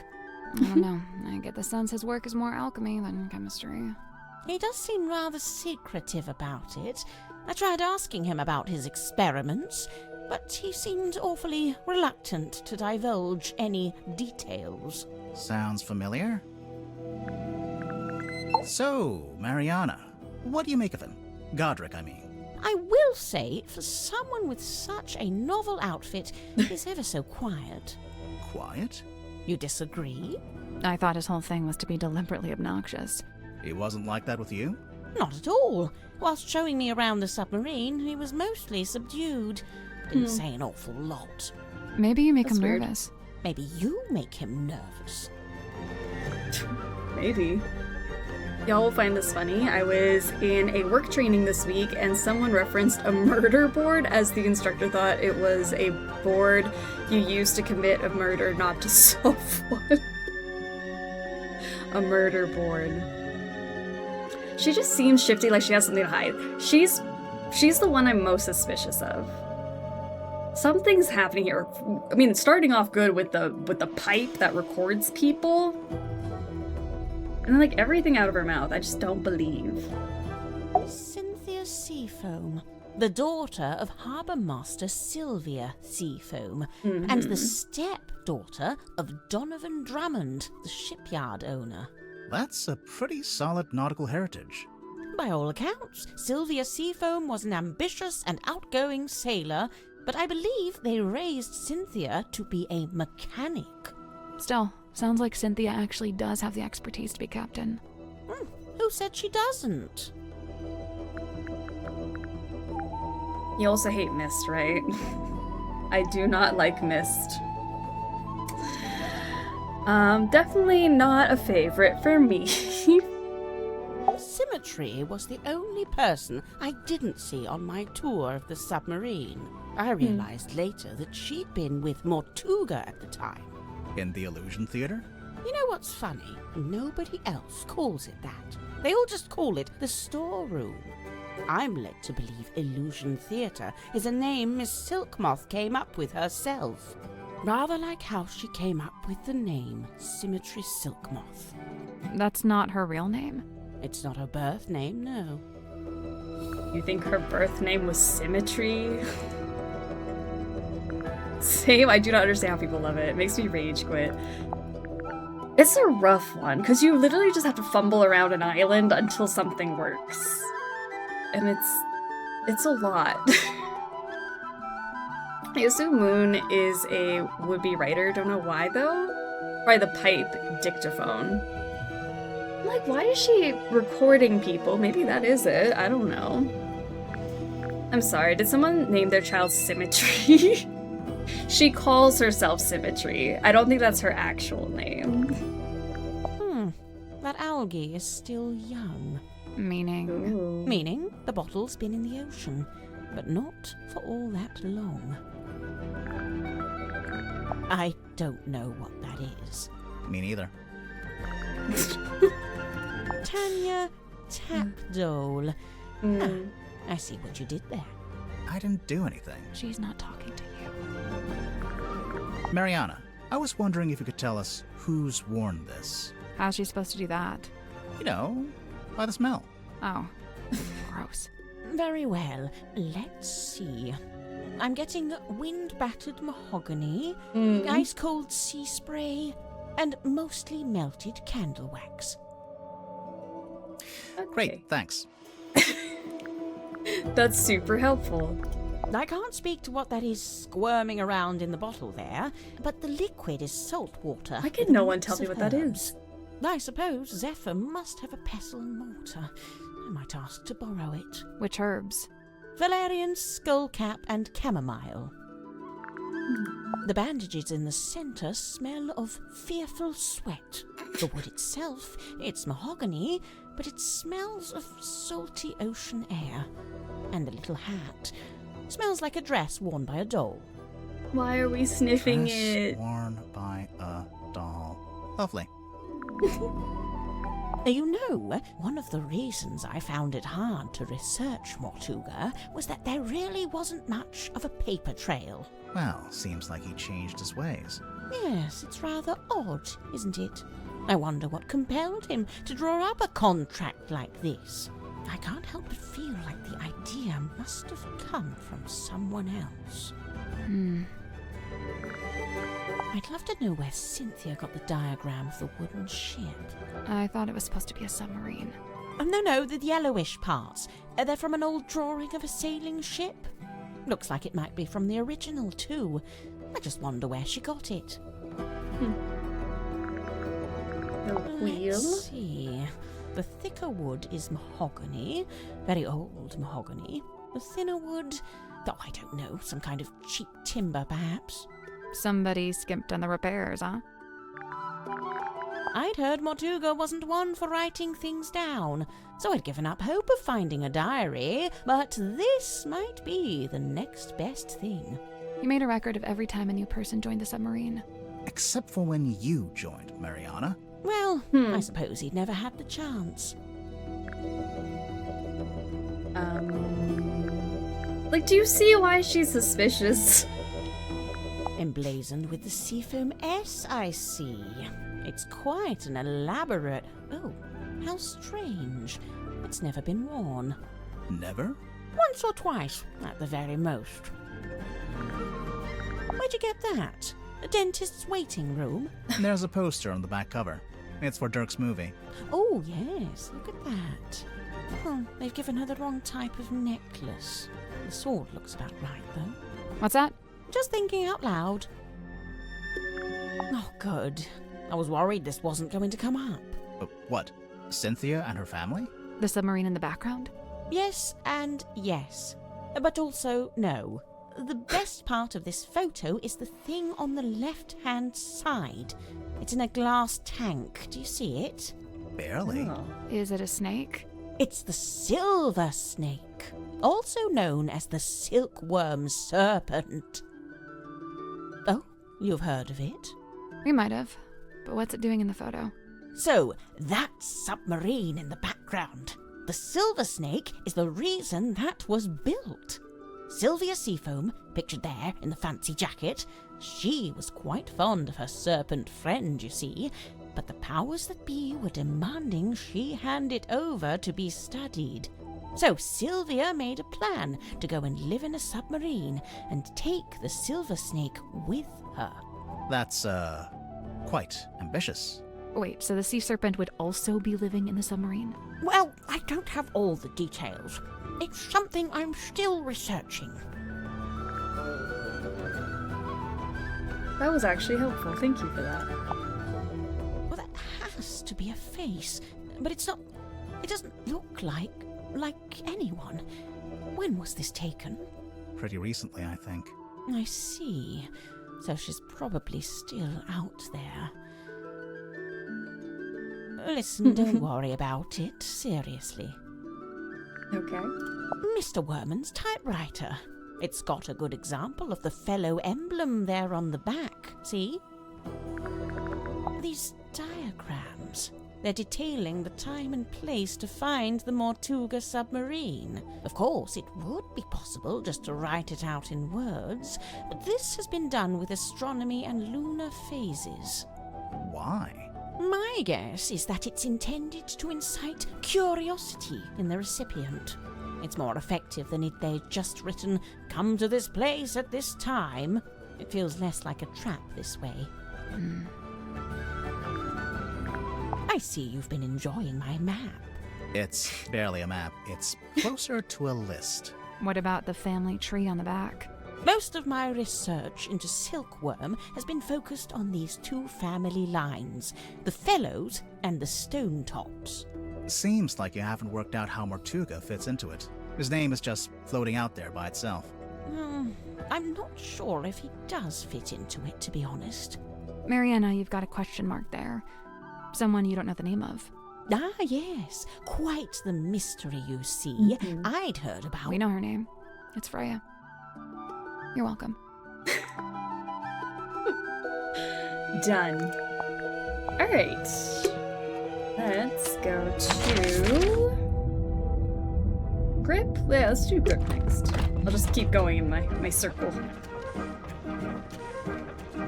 He's got good music in his room. Who are these guys? Just some of my satisfied customers. A selection of some of my more unusual compasses. Please peruse at your leisure. Peruse. Drag the correct compass into each of the 4 slots. This compass tries to point away from all the others.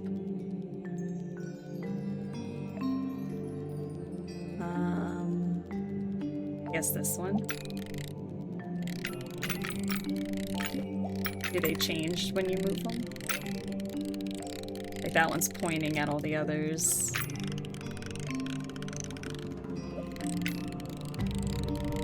I don't know.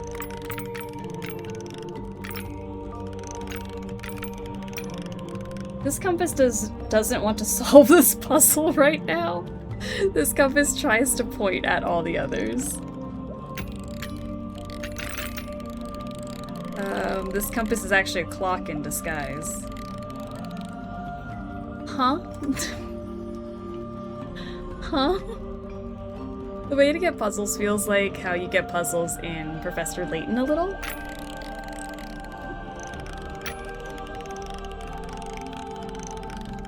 This one keeps wanting to point to that guy. I mean... This compass doesn't want to solve this puzzle right now. Yeah, this one's definitely pointing to all the others.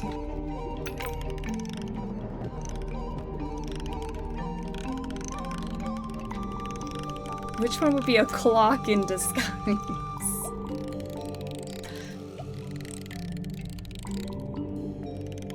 This one's pointing away, I think.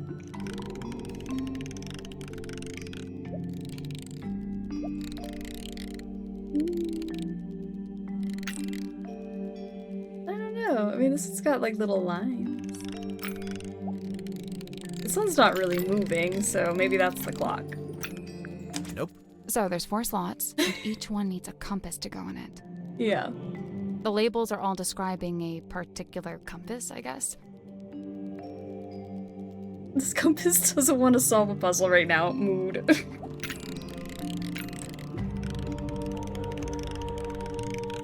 What does that mean? Doesn't want to solve a puzzle right now.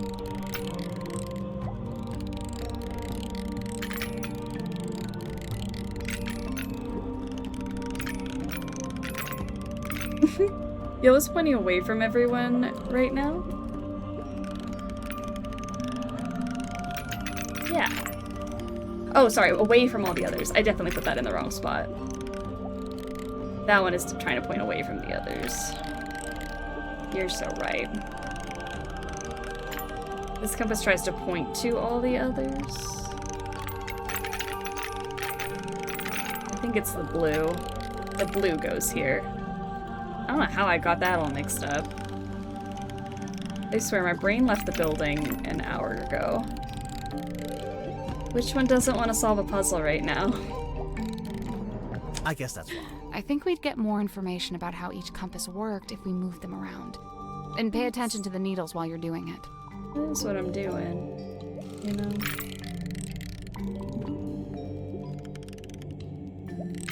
Which one does not want to solve this puzzle right now?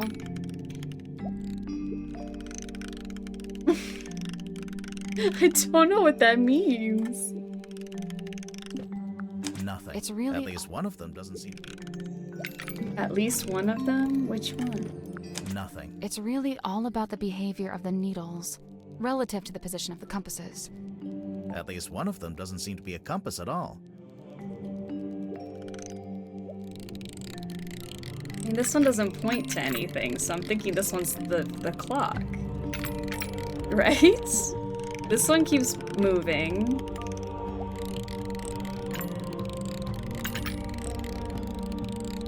I guess this one kind of moves, but...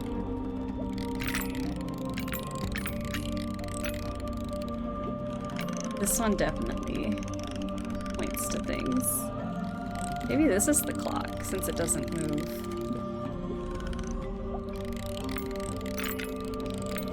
I don't know. Nothing. It's really all about the behavior of the needles, relative to the position of the compasses. At least one of them doesn't seem to be a compass at all. Thanks, Sally. Green is the only one that has 3 lines on the edges. Okay. Maybe try that. Nothing. It's really... At least one of them doesn't seem to be a compass. Nothing. It's really... At least one of them doesn't seem to be a compass. Nothing. It's really At least one of them doesn't seem to be a compass. See, because I thought maybe this one was the clock because it has 4 lines. Maybe this is the clock because it has 4 lines, but this one moves. So it's not that one. Green also moves. Green always points at pink. And nothing else. I think purple is close to the real time. So purple would be the clock.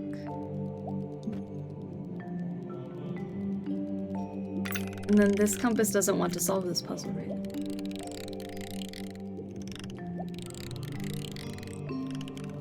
Don't want to solve the puzzle is green because all it wants is green.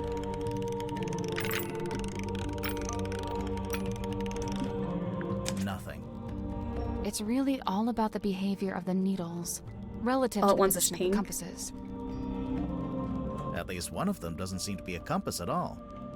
Okay, so maybe put the pink Nothing. there. It's really... At least one of them doesn't seem to be... Nothing. It's really... At least one of them doesn't seem to be a compass. Okay, Sally, we're trying! I know. Okay, so this one, I know this one's right, because this one's trying to point away from all of the others. We know that the yellow's right. Blue keeps trying to point... Oh, I guess blue is not pointing at everything. Hold on. Which one was pointing at everything? This one. This one points at everything. Okay, hold on. That one goes there. How did we mess that up? This one only wants to point to pink, so we're saying it might be that one. Pink doesn't move at all.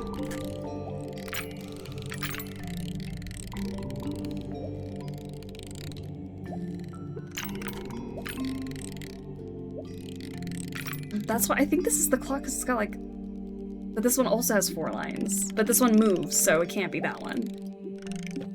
Nothing. It's really... At least one of them doesn't seem to be a compass. But at least I know that goes here now. I don't know how we messed... I say we, I messed that up. Nothing. It's really... At least one of them doesn't seem to be a compass. There we go. Yikes, guys.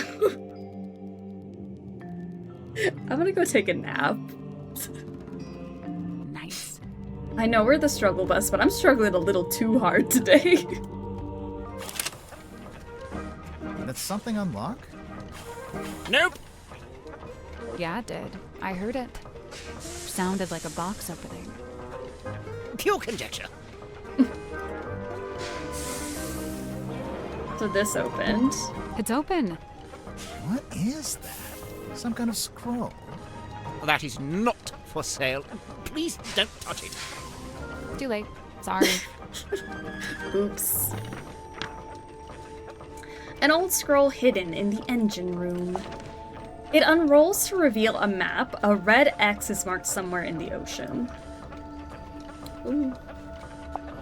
Service record. Map coordinates approximately 2 miles from Silkworm Coast. Map interpreted by Godric Grip for customer Magnus Mortuga. Cost waived, Mr. Grip's Emporium, Silkworm on Sea. And there's like a picture of the buoy. Who are these guys? Just some of my satisfied customers. It's a big compass. I'm tired of compasses. I can't look at another one right now. A broken compass that's in the process of being fixed. It was on display in Grip's shop.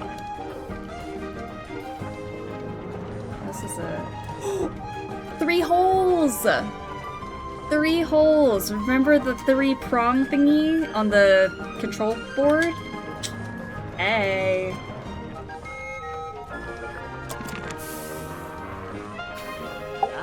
Let's chat. I'm convinced Tadpole is just branding. Nobody names their child Tadpole. Come on. Why would she need branding? You're serious? She's all branding. The name, the look, the identity as a half mermaid, it's all theatrics. I just don't get why she'd need to have a fake identity like that. No, she doesn't. Not anymore. It's vestigial, I think, left over from some previous endeavor. Weird, isn't it? Bringing your old branding with you onto the submarine. What would be the point? Call him out. Didn't Seafoam say she took it to him to get fixed? Yeah, she did take the compass. If you haven't, you can click on the balloon basket. Oh, okay, I'll do that. I don't Where'd you make think that I old have. Dr. Zephyr? Not a fan? There's been some speculation that his experiments may be dangerous or even harmful. Although it's hard to be sure, since he seems so reluctant to admit what they actually are. You don't even know? I would have thought, since you've both been here for a while. Well, yes, Zacharias was one of the only 2 souls aboard the submarine when I arrived, but he never made me feel especially welcome, and he certainly wasn't keen on me poking around his dream chamber. In fact, he always seemed somewhat wary of me, like my arrival was going to scupper his plans in some way. I guess Zephyr and Mortuga weren't expecting anyone else to show up. Young Cynthia seems quite convinced that she should be the new captain in the wake of Mortuga's death. Sounds like you don't agree. Well, now, I didn't say that. It's just... You don't think she's up to the task? On the contrary, from what I've seen, Cynthia is a remarkably bright and capable young woman. So much so that I bemoan seeing her spend her best years hidden away down here in the dark. No, it doesn't have to be permanent. She could be captain for a little while and then go do something else. I will say, in the last day or so, the symmetry does seem particularly somber. Because of Mortuga's death? Yes, the problem seems to be that she considers herself a kind of catalyst. Does she? Why? Well, I believe she'd been working on some new project, and shortly before Mortuga died, Symmetry shared this project with him. And then he dies. It's probably just bad timing. What kind of project was it? I really have no idea. What's that? Oh, yes. Cornelius tells me he saw Symmetry drawing something while in the mess hall. Cornelius? A poster, apparently? Cornelius has such wise insights. I was just on the phone for 3 hours with a friend I haven't spoken to in a long time. Nice! I'm so glad. Well, welcome back. As the situation here, it's a struggle, but we're making it through and maybe getting closer to figuring out who the murderer is. That's it! Mariana's pipe! She let you see it? She did. And? Did you discover anything? We did. Well, all right then. End of conversation, apparently. And what do you make of this? A message in a bottle? There's a little drawing, too. Some kind of symbol? To me, it looks like a diagram. Where did this bottle come from? I'm pretty sure Tadpole fished it out of the ocean. That's how she got all the stuff in her room, I think. Well, that's a delightful little habit, isn't it? Do you know what this does? Doesn't appear to do anything, does it? Have you Perhaps seen it's this broken. before? Could you fix it? I only deal with the mechanical, the clockwork, and, at a push, the hydraulic. Tonya Tabdole. There you go. Sorry. Oh, I don't know. She probably did it to reduce drag, like an aerodynamics thing. Hydrodynamics, I guess, if that's a thing. He'll just have an entire conversation by himself, huh? He's talking to Cornelius. Leave him alone. Do you know if Zephyr made this himself?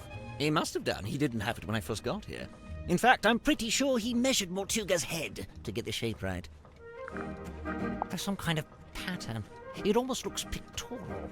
Does it mean something? It might do. I imagine poor old Zephyr's been trying his best to figure it out. Why does it have a bandage around the middle? Cornelius? Oh, he fell down the stairs. The clumsy old thing. On a submarine. It's all just ladders, isn't it? I promise you that's not the issue I have with that statement.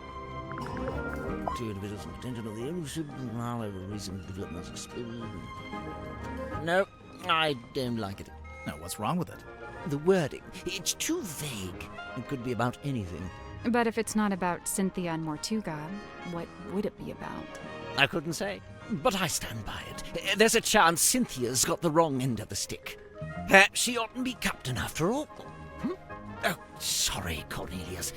He doesn't like it when I say wrong end of the stick. What's the deal with this blueprint? It's kind of a mess. They say Mortuga bought an incomplete submarine and then paid for it to be completed. So it only makes sense that the blueprint's as ramshackle as the ship itself. Where'd he buy it from? How'd he pay for it? One, the shipyard, I imagine. And two, I have no idea. He'd never seemed to have any money. Do you know how the wheel got damaged? It looks in working order to me. No, look. Some of the spokes are different. It looks like they broke off and got replaced. You're quite right. Although it's not exactly at odds with the ship as a whole, is it? Meaning? Look around you. She's a ramshackle old thing. Sturdy, yes, even handsome in places, but undeniably a patchwork of sorts. Mortuga's log. Let's find the entry about me, shall we? Here it is, right after Zephyr's. Godric Grip rescued from hot air balloon accident. To refer to it as an accident, a merciful gesture indeed. Yes, this was clearly made by someone who understands the value of iconography. You mean the S emblems? The whole thing? Are there really only 2 characters? It's just a poster. I'm sure there are more in the actual film. If it sticks to the novel, there actually might only be 2 characters. Oh, yes, I remember hearing about this. A submarine constructed by the harbour master and the shipyard mechanic, who I believe was her husband. Where'd you hear about it? Just gossip from around town. Goodness me. What's it a photo of? Well, it's a face. I suppose we can agree on that. Doesn't look like any face I've ever seen. No, well, perhaps you ought to count yourself lucky. What is going on with this photo? It's scaring me and people's reactions to it aren't fun. Werman's still attempting to wrestle his grand opus into existence, is he? I rather thought he'd be done by now. And on the back of this letter or code, it's detailing how and when and where to find the Mortuga Submarine. This Ibis person claiming to have information on Mortuga. You know who that is? No, Mortuga never mentioned anyone by that name. Not to me, anyway. Remarkable! There we are! Cornelius, look! I told you all our hard work would put us on the map someday. How come your logo is a hot air balloon? I thought you sold stuff for boats. Officially, we deal in the nautical and aeronautical. But in truth, the balloon motif was mostly just for fun. I'm not sure there were ever any aeronauts in Silkworm. How much for this one? It's not for sale. Oh, too rare? Too valuable? It's from my personal collection. I really hadn't intended for you to see it. Well, we did see it. What's it a map to, anyway? What's at the red X? Now that's the question, isn't it? You don't know? Unfortunately, not. Can we nominate Cornelius captain? I would love Cornelius to become captain. I keep saying Dirk's my favorite character, but I think Cornelius is up there. What's with all the needles and cogs and stuff? It looks like Grip's halfway through fixing it. That's what I figured, anyway. Ah, thank heavens! That's what I was hoping for. Sorry, what? Perhaps I should explain. You see, Miss Seafoam came to me with a compass she needed fixing. I went to put the needle back on, but Cynthia stopped me. No, she said. The whole thing is broken. You'll have to take a look at the insides. You'll have to replace the needle. For some reason, she seemed to need it to be true. She needed the compass to be broken. I told her I had various spare needles I could try out as replacements, and here we are. And you left it out so Cynthia would see it? So she'd think you were actually fixing it? That's the idea, yes. So if you kindly put it back where you found it. Okay. And we can click on the basket, is what we said? Grip, can we take a look in the basket? Yes. Will you be getting out of the basket? No. Oh. A basket for a hot air balloon. It was hanging in the center of the engine room. Oh! That's definitely the wheel that's in there. Mr. Grip's Emporium, buy, sell, repair. Here at Mr. Grip's, we chart the unchartable, plot the unplottable, and measure the unmeasurable. With the right contraption in your pocket, even the great unknown may be quantified and calculated. Open 10 to 6, Monday through Saturday. Alright, can I ask him about the wheel pieces in the thing? Okay, so you're not really an aeronaut, but you did own a hot air balloon? For some reason? For most of its life, it was just ornamental. We put it out the front of the shop as a billboard. No wonder you crashed if you were trying to fly an ornamental billboard. And then after you crashed it, you brought it inside the submarine? You'd rather I just let it sink into the ocean? Besides, it's useful. Anytime I want to reread our company mantra, it's printed right there. And anytime you wanted to check your opening times, they're right there. Quite right. Oh look, there you are, with the cane, as ever. Of course, Mr. Grip always has Cornelius Kane by his side. But why? What's the point? I don't know what to tell you. It's just my shtick. Oh my god. Yeah, can we not talk about that? Are we seeing the same thing? Like, that's definitely a ship wheel in there. Okay. Sure. We'll just ignore that. I'm totally cool with ignoring that.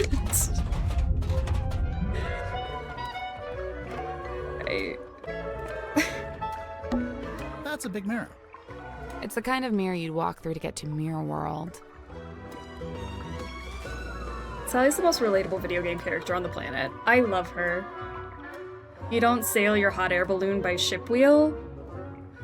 I mean, call me ignorant. I've never seen a ship wheel inside a hot air balloon broken into pieces.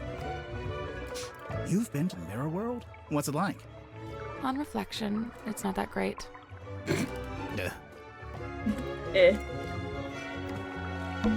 These aren't the bottles I'm interested in. So what, you want to break it open? Maybe, yeah. Hey, I don't go around breaking your stuff. Sally, how do you feel about swimming? Nope, not happening. What is that? It's a treasure chest. We can't reach it while it's underwater. What a tease. A treasure chest?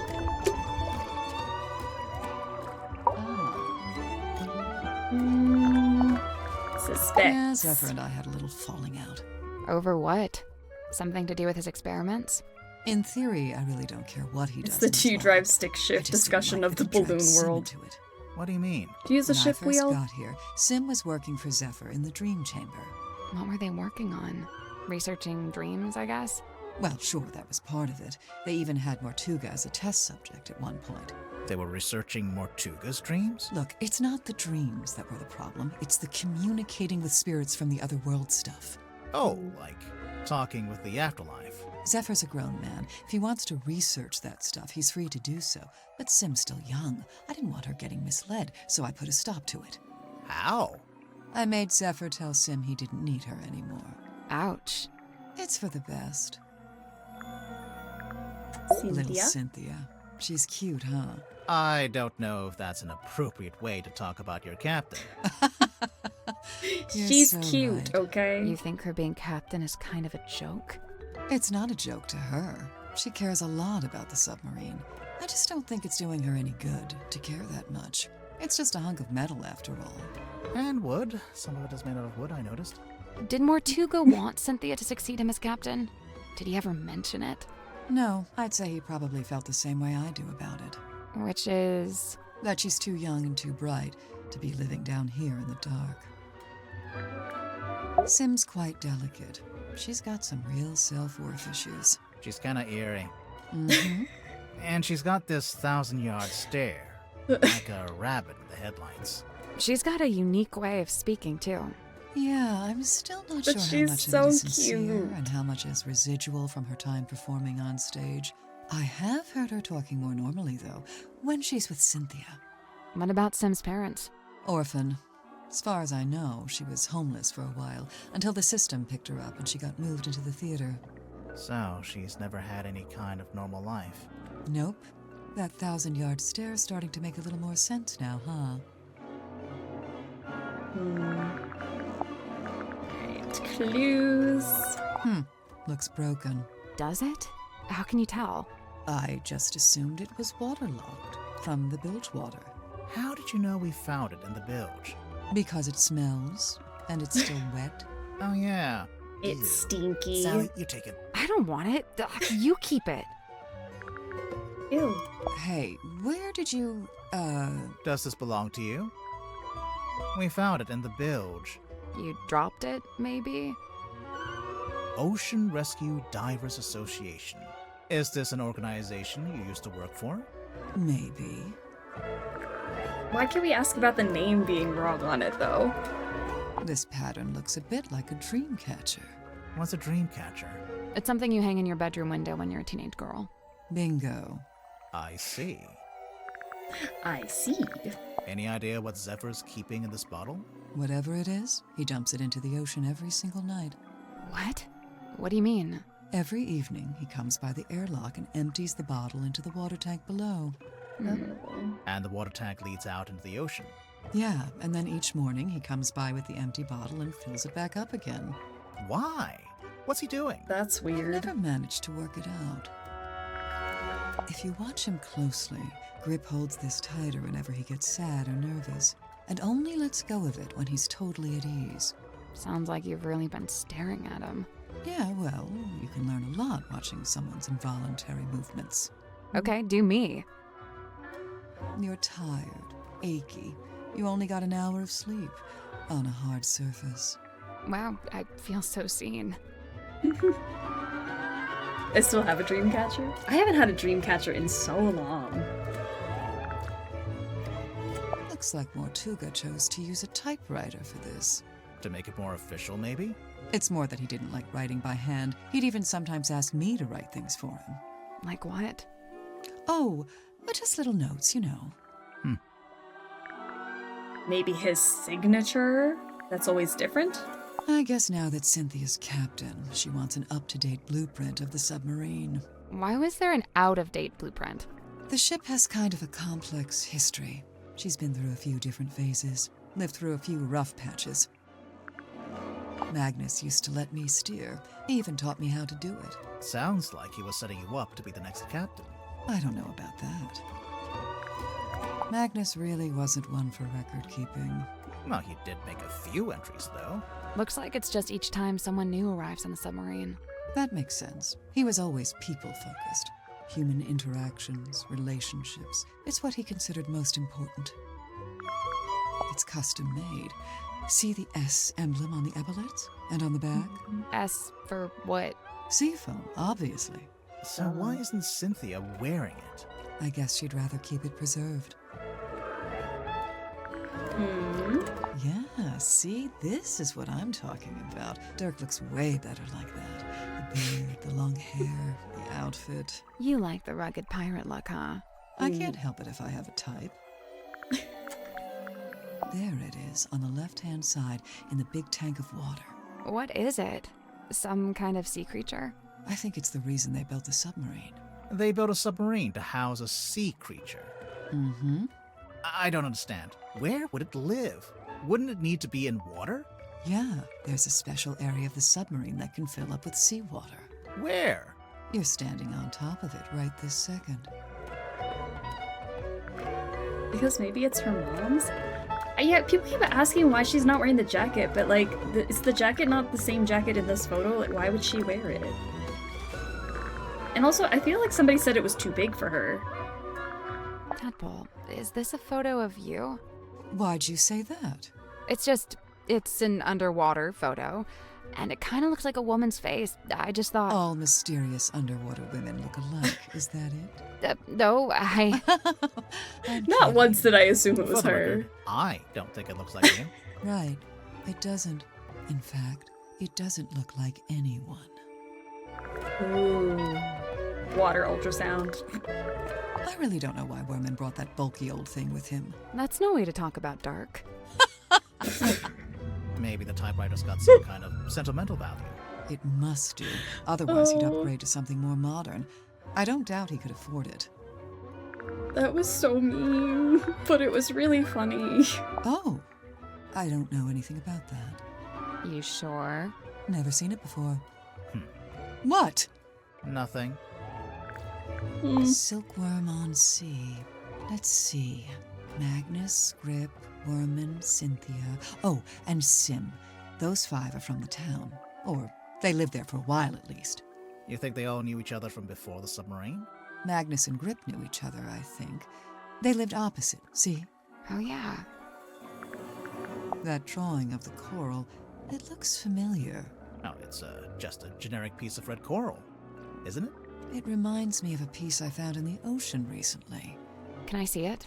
Do you still have it? No. Great. How is that helpful? Cynthia mentioned the ship's compass broke. Looks like Grip's in the middle of fixing it. Did Cynthia say exactly how it broke? Or what was wrong with it? She just said it was acting erratically.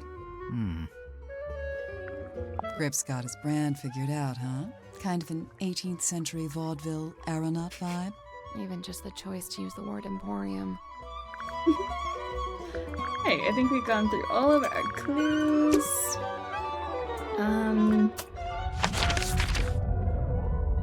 Alright, I mean, I've looked at everything in here. Right, I got the laser charger thingy. A glass bottle. It's just trash. Don't be so quick to dismiss. Well, yeah, no. And we got the ID. It's a thigh-high pool of dirty water. Oh. Don't say thigh-high. Say knee-high. Or waist-high. Thigh-high. But it was in between the two. Thighs.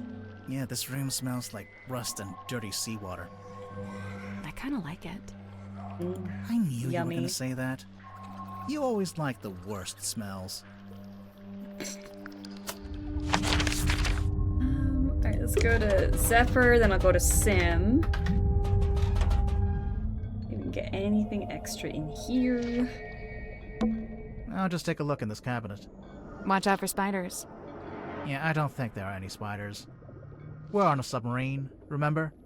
I do seem to need constant reminding. What's on those wall charts? Sacred geometry. Is that a heavy metal band? I mean, probably. A set of small glass bottles. Poison? Might just be perfume. I'll meet you in the middle at poisoned perfume.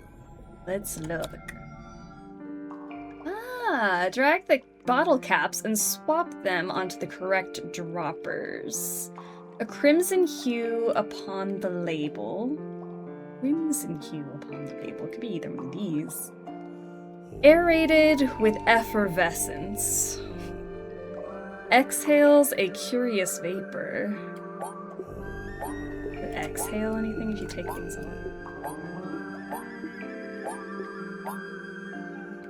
Drips fall with a hurried cadence. Oh, I can take the whole drop out. I see. Okay. Not just the tops.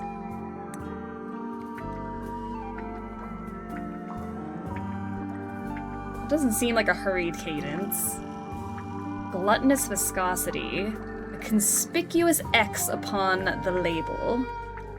That could be any of these ones. Okay, that one seems curious vapor, you know? Make that one curious vapor. That one seems like a hurried cadence. Oh, this one's sticky. Is that glutinous? Glutinous?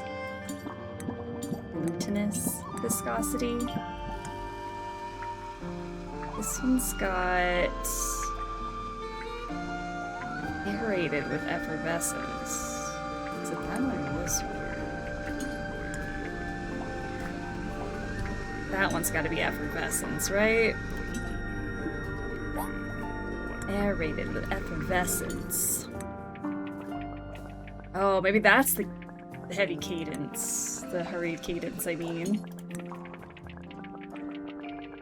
Oh, they kind of... Honestly, I can't tell which one's faster. Maybe that one. Okay, then this one's gotta be the crimson label. So probably this one. Crimson label. Aerated with effervescence. Exhales a curious vapor. Drips fall with a hurried cadence. Viscosity. I don't even know if it's glutinous or gluttonous viscosity. And then a conspicuous X upon the label. It's not that one.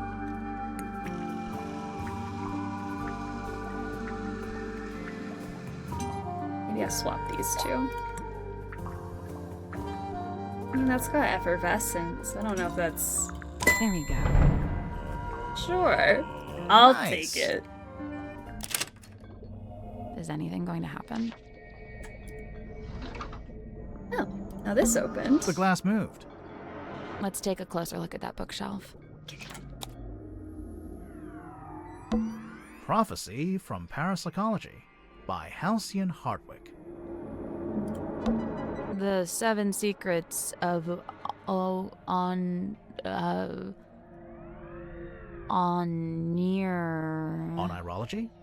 The 7 Secrets of Onirology by Edward Edmonton. She's like me for real. We can't read big words. It is Speaking If You Are Listening by Carl Cavendish. Divine Exolinguistics by Mary Moralla. This one's not really a book. Looks more like a magazine. A small booklet found on the bookcase in the Dream Chamber. Who's that? Caretakers Collective, quarterly journal listing and inquiries. Lillian's Locket. Lillian Lucian was a witch of some infamy before her untimely end at the hands of a curse. Some say the locket protects from curses, others suggest it absorbs them, imbibing their power. Silver Snake Skull, the disembodied skull of the mysterious silkworm serpent. Notably, it has no eye sockets.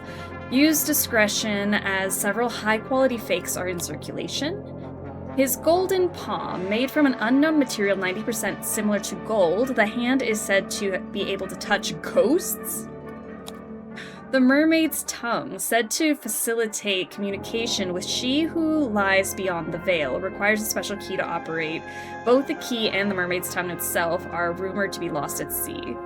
That thing looks like that, canvas bag thing that we were talking about last time.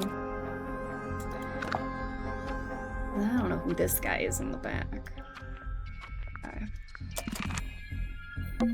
A Ghost Rises Before Me by Joseph Jenkins.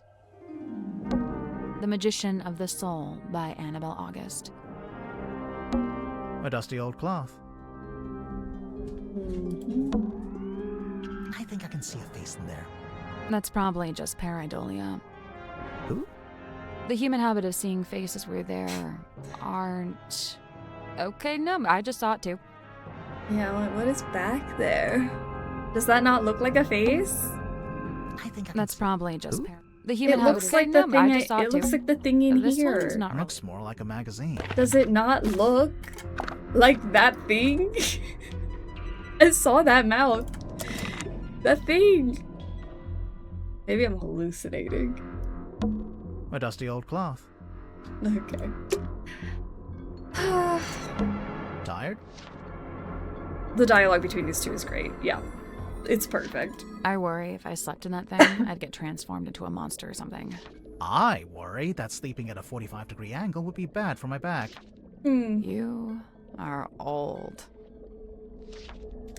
Yep. I can't see anything important on these shelves.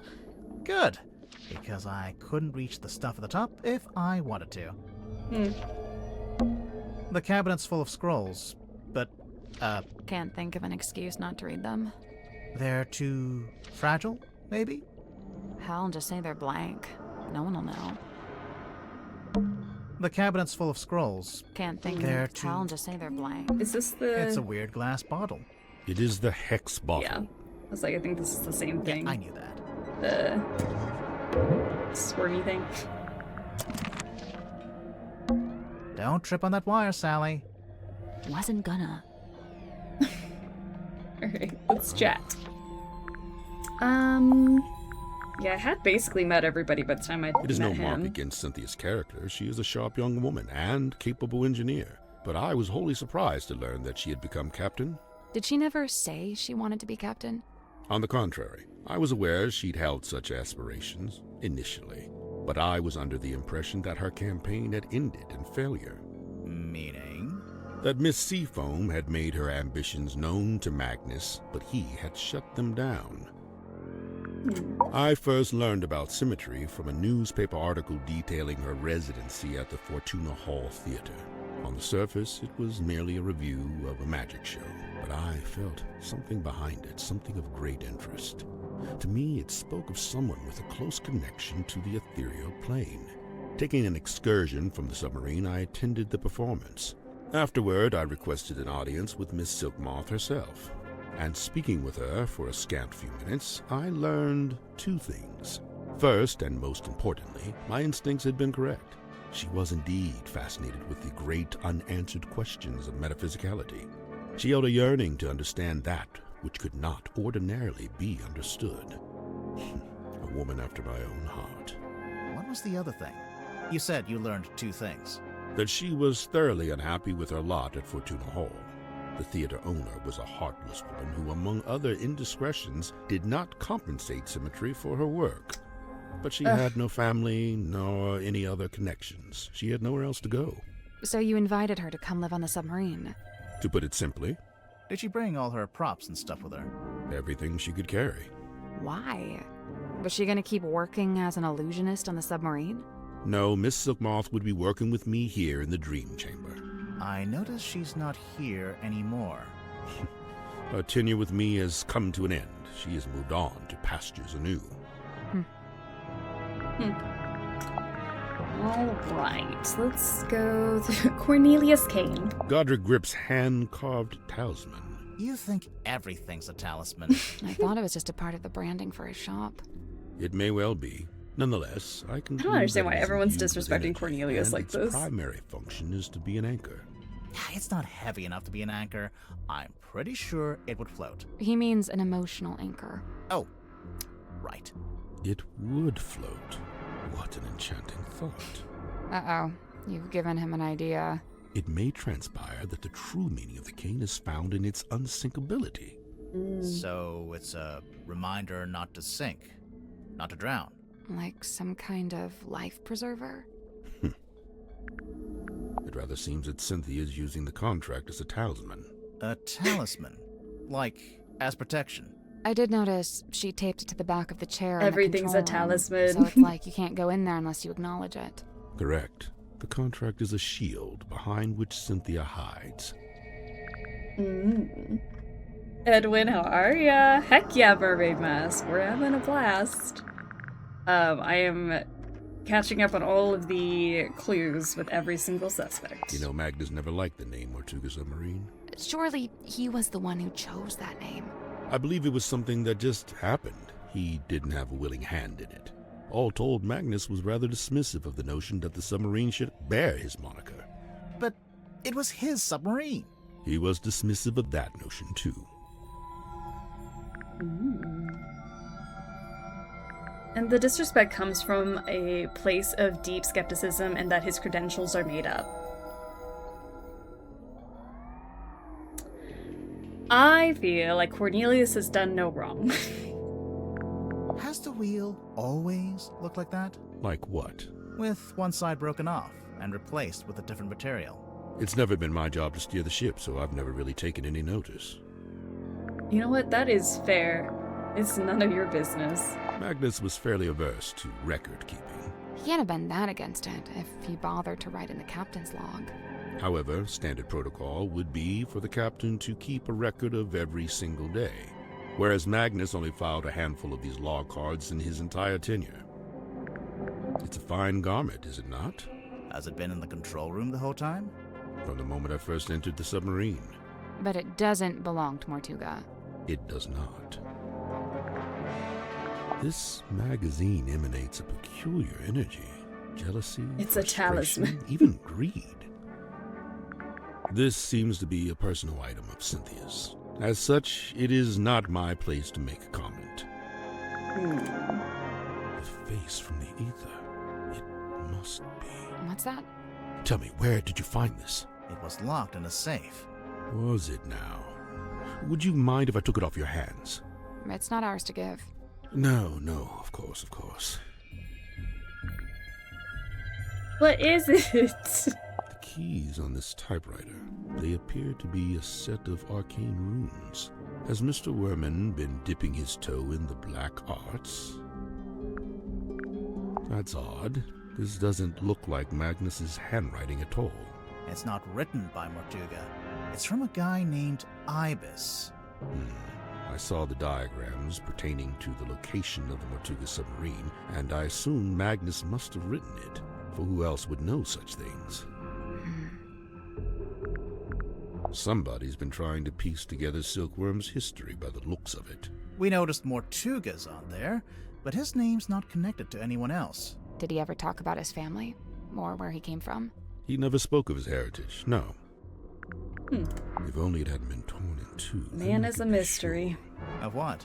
The branch of red coral at the base of the map. It's a face. I'm wondering if that's the treasure you'd find if you traveled it's a scary to the X face, though. In the center. Like, it looks like a face, but what if it's not a face? And everybody's been so weird about that picture. The ship's compass. I witnessed Cynthia carrying this from the control room the night Magnus was murdered. Yeah, I think it broke. She was taking it to get fixed. Odd, it's never broken before. There must be a connection. I remember the first time I laid eyes on Godric Grip. He was dragging this through the parlor. Man and basket both soaked to the core, having just been pulled from the ocean. This is after he crashed his hot air balloon. Apparently so. I wonder why he bothered to bring the basket into the submarine. Maybe he wanted to fix up his balloon and try flying it again. If that was his intention, he showed no signs of acting upon it. The Cauldron's actually a photo booth. What is this, anyway? It is what it says it is, a quarterly journal of listings and inquiries. I noticed the prices are listed as Clearly. ounces, and that's gold, I'm pretty sure. These numbers are merely a way to ascribe a universal value. Most transactions take the form of a trade, exchanging items of equivalent worth. Oh, wait, so are these things that people have and they want to sell? Or is it stuff people want to buy? Both. What about that last one? The mermaid's tongue. Likely the most contentious item ever to be listed in the journal. Desperately coveted by those who believe, and disdained by those who don't. Those who believe what? That such a thing could even exist. I swear I saw it in between the books on the shelf there. But once again, I may be crazy. Alright, so Now, I think Sim's hiding something on the submarine. Something we haven't found yet. Yeah, I was actually just about to say we can now go to Symmetry and see about the locket. A certain piece of equipment she uses in magic tricks. That's the one. Problem is, we already searched the child's room and her bunk room. Well, there's only one other place it would be. Okay, Illusion Theater. Let's take a look.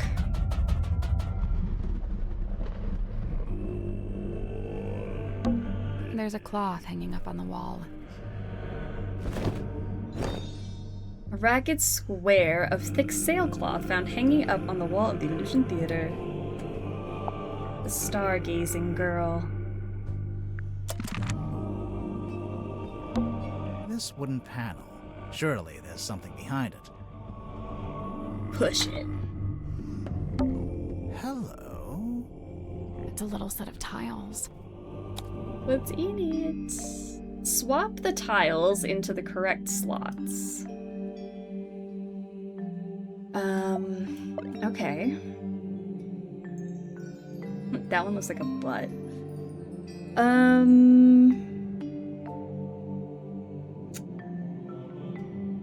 Not sure what these symbols mean. Obviously these are like hearts. And then I guess that's a spade. Okay, so if it's like right side up, is that what we mean? I mean, wouldn't the diamonds all just be the same? And this is like if you turned it to the side? I mean, that kind of makes sense. I guess this is a heart because it doesn't have like a stem on it. Dude, there's so many diamonds. Aww. Is there a different form of pareidolia where you don't see faces but butts? Maybe that's it. You know? Maybe that's what I have.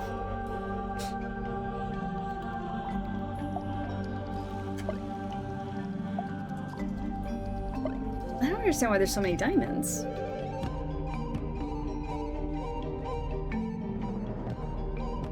I'm assuming like this is gonna be like if it's flipped onto itself. Is that what it means? This is upside down, right?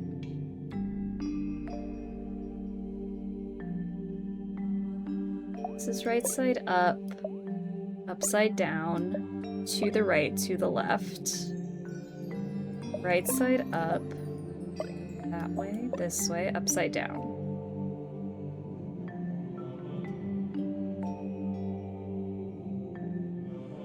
Why are there so many diamonds?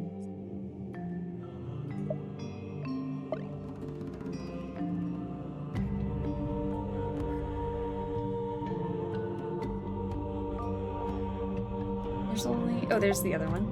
Flip it this way, that way. Upside down's gonna be the same. I think some of the diamonds are actually like half a heart.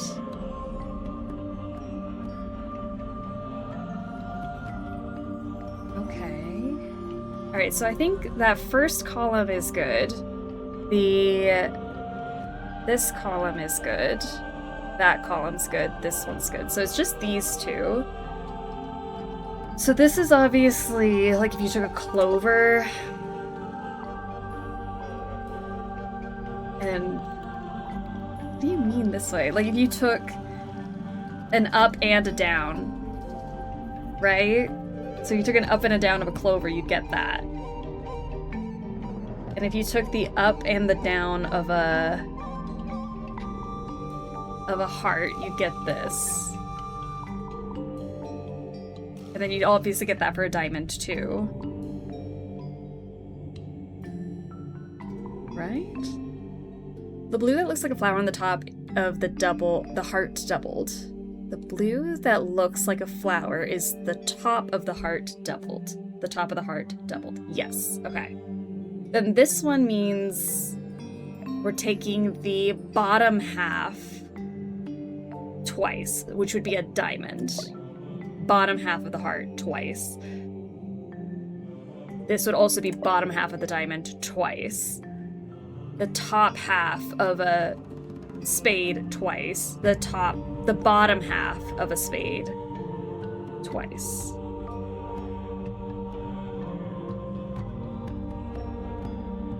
Top half, bottom half of the spade twice, because these have the same kind of bottom halves. Go. That was cute. I liked it. Nice. It's unlocked, I think. Right. Let's get this thing open.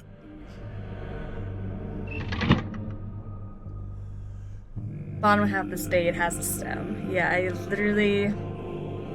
That's spooky. I just looked over and saw what that opened. I liked that one.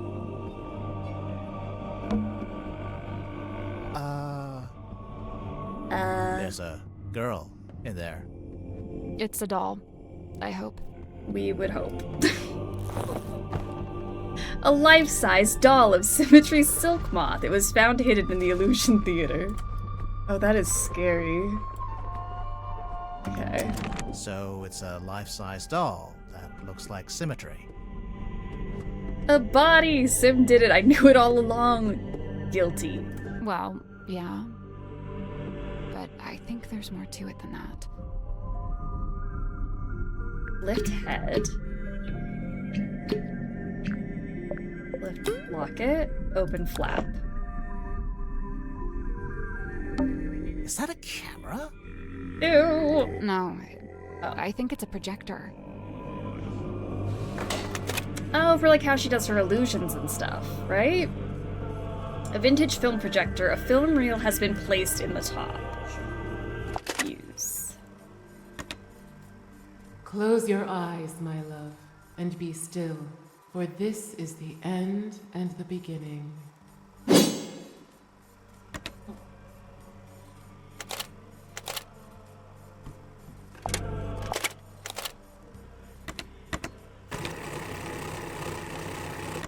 Guess that's all that's on. Sorry, why was there a projector hidden inside the doll? Safekeeping?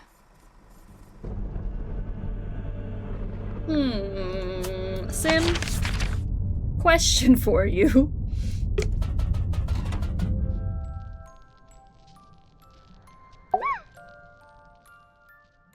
Locket. Sim, could we take a closer look at your locket? I suppose so. Please be careful. Alright, a heavy golden locket the Symmetry wears around her neck. You really think we should open it? Her little gasp, I know. She's the cutest. I don't know. Maybe. It's up to you. Oh! Alright, it's got an LL on the inside.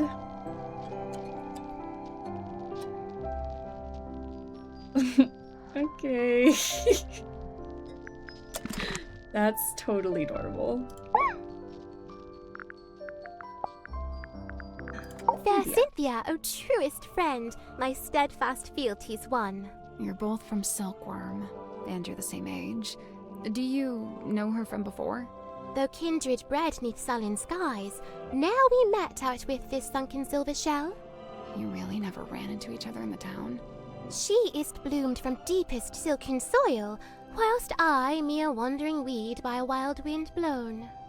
Ah, of course. Make a friend, and then she ends up as the new captain. Must have been, you know, a nice, unexpected bonus. 'Twas no sudden thing. Full well she plotted thus her course of fate, to helm this vessel next by rightful claim, for she in law and title holds its name. Is that so? Cynthia Seafoam, number 6, the Leaden Crown. The Leaden Crown. A heavy burden?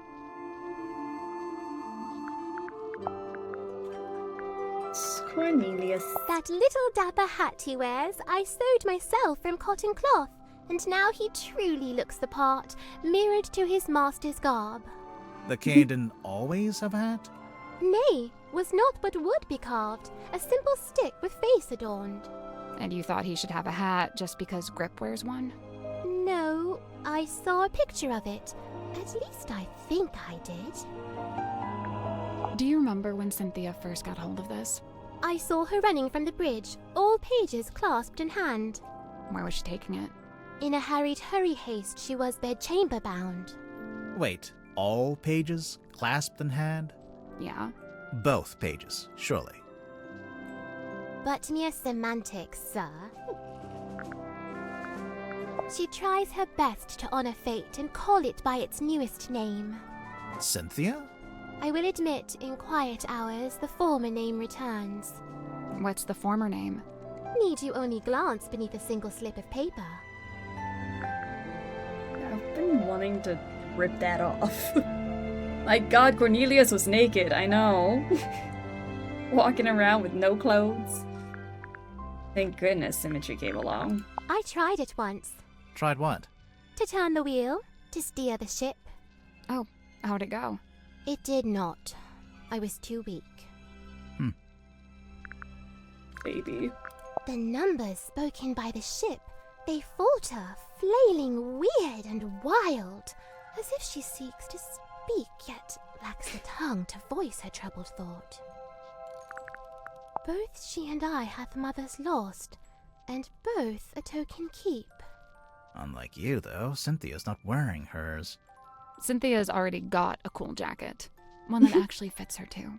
And stitched it I, at her request, with mine own hand. Really? When did she make this request? Some long while ago. Before the murder, huh? This is Dirk's, I'm guessing. You guess correct. Kind of him to lend it to you. Yeah, I'd imagine it's kind of precious to him. Au contraire, he spoke of it with sulk and scorn. Glad was he to see it gone.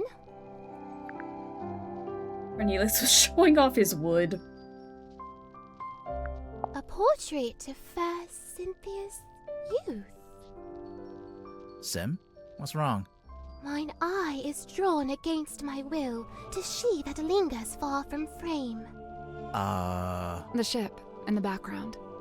What about it? A sorry, sorrowed tale has she, for never fully wrought. Left to rust in stillborn state, the dream forever gone undreamt.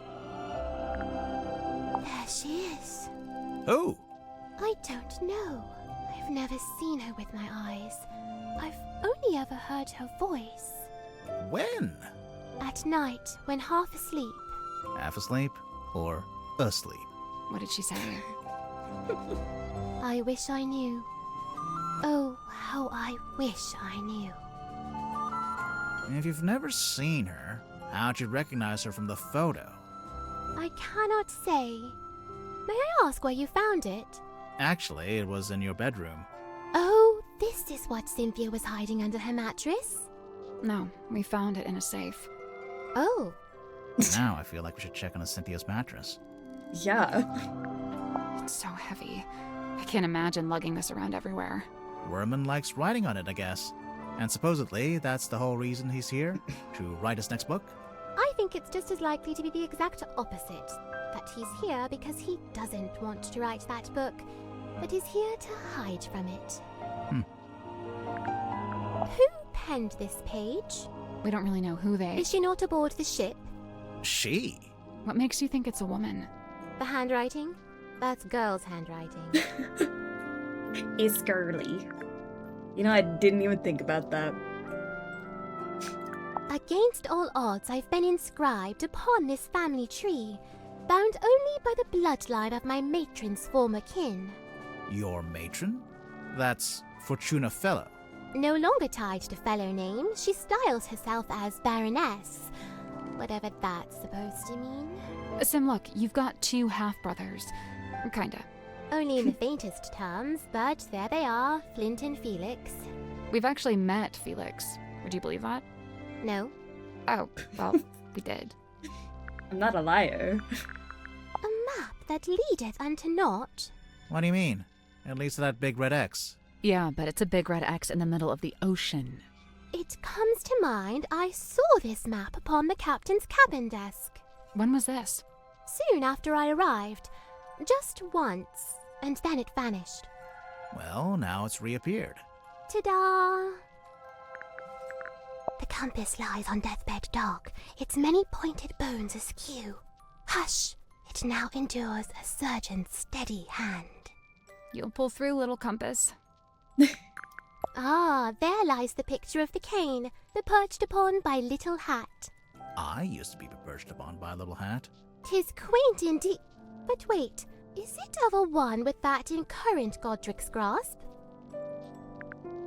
I try not to judge by gender, but I would bet $5 that the handwriting full of spiral flourishes was done by a woman. Could be. Lillian's locket. Looks familiar, don't you think? I didn't know it had a name. Kindly close the It does book. have LL I've no in the desire to look upon it inside. longer. Oh, sure. Here you go. That face! You know what it is? Mine eye but chanced upon it. Nothing more. What is it? What's this? How should I know? It was hung up on the wall in the Illusion Theater. So? So, we thought maybe you were the stargazing girl. I am Symmetry Silkmoth. Yeah, I know. I'm not contesting that. Never mind. Okay. We found your doll. She's not talking. You didn't ask her anything. All right, fine. What's up with the doll? Okay, now she's not talking. Speaking of, Sim, can the doll talk? Like, does it have a little speaker inside? She is ever silent. I speak for us both. I just thought, there's a string on the back. I thought it was like a pull string. It is a pull string. Oh, then how does it work? You pull it. Oh. Is this yours? No, not mine. Merely borrowed from Magnus Mortuga. Mortuga owned a projector? What for? Projecting a film, I guess? Not this film. What did you want it for? Projecting this film. There's something suspicious about Symmetry. Oh no. Suspicious. Was my mother's own, or so I'm told. You don't know for sure? I was too young. I don't remember. I dearly hope to ask her and know the truth at last. Do you think you ever will? The question that bestirs my soul. But why, Sim? You pull it? Preposterous. How can anyone be expected to figure that out? Pulling a pull string? Alright, suspicion. Ill-fated illusion. Symmetry, you were in the Illusion Theater with Mortuga the evening before he died. I concede! I am laid bare! Anyway, there was some talk of Mortuga being killed by a curse. You wouldn't know anything about that, would you? Grimoire. What? She's the resident curse expert. It is entirely possible that the captain was set upon by a curse. See? I knew she'd know about this. Let's just stick to the facts, shall we? Sim, if you were in the Illusion Theater with Mortuga, what were you actually doing in there? What was Symmetry doing in the Illusion Theater? Conversation, an argument, a performance.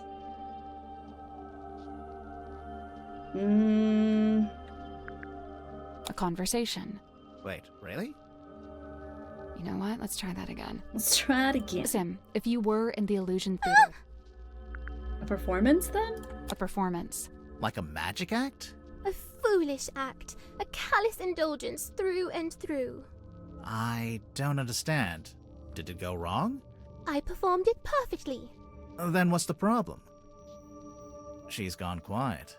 It's okay, we don't need to force it out of her. Something that shows the plan for Sim's new magic trick.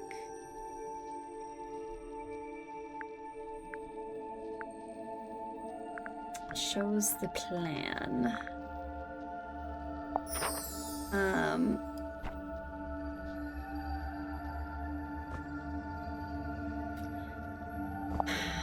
I'm trying to figure out why this was upside down. And I always thought it was like there was a reason it was upside down. It's a poster for a magic act, or a rough layout for a poster anyway. Oh, we found something else too. Oh. Something Symmetry left hidden in the Illusion Theater, the doll. Ah, sweet sister inanimate, I implore you, leave her be. Her hands are clean. How was the doll involved? The doll was a gift for Mortuga. The doll is a prop used in magic tricks. The doll was left behind by the murderer. The doll is a prop used in magic tricks. What kind of magic trick would need a life-size doll? Any trick where you need a double, Sweet obviously. sister inanimate. Right. Which clue suggests Sim uses a doll as a double in her illusions? Uses a doll as her double?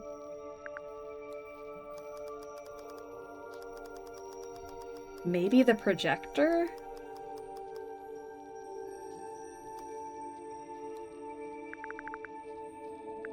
I'll go ahead and guess that. Well, that's not right. What clue suggests Sim uses a doll as a double in her illusions? Was there an image of the doll reflected in a mirror? Oh, I mean, that's in the... Is it in the article? Reflected. There is a picture of her reflected in a mirror. Where is that? I like how she thinks we think the doll is a murder suspect. Also, that's that drawing on the back of that paper. I was like, who is that guy? It's this thing, I think. I mean, this.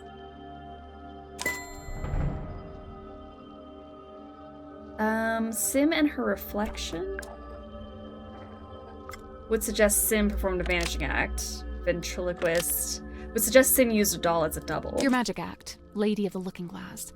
I don't claim to know exactly how it works, but as far as I can tell, you put the doll behind some kind of special mirror, and it acts as an identical double. Lady of the Looking Glass is a thing of the past. I am no longer able to perform it. Because you don't have the special mirror. You misunderstand. I shall never again perform this trick. But why not? Oh. Why can't Symmetry perform this trick anymore? Because someone banned her from performing it, because Sim and her doll are no longer identical, because she's lost one of the other props.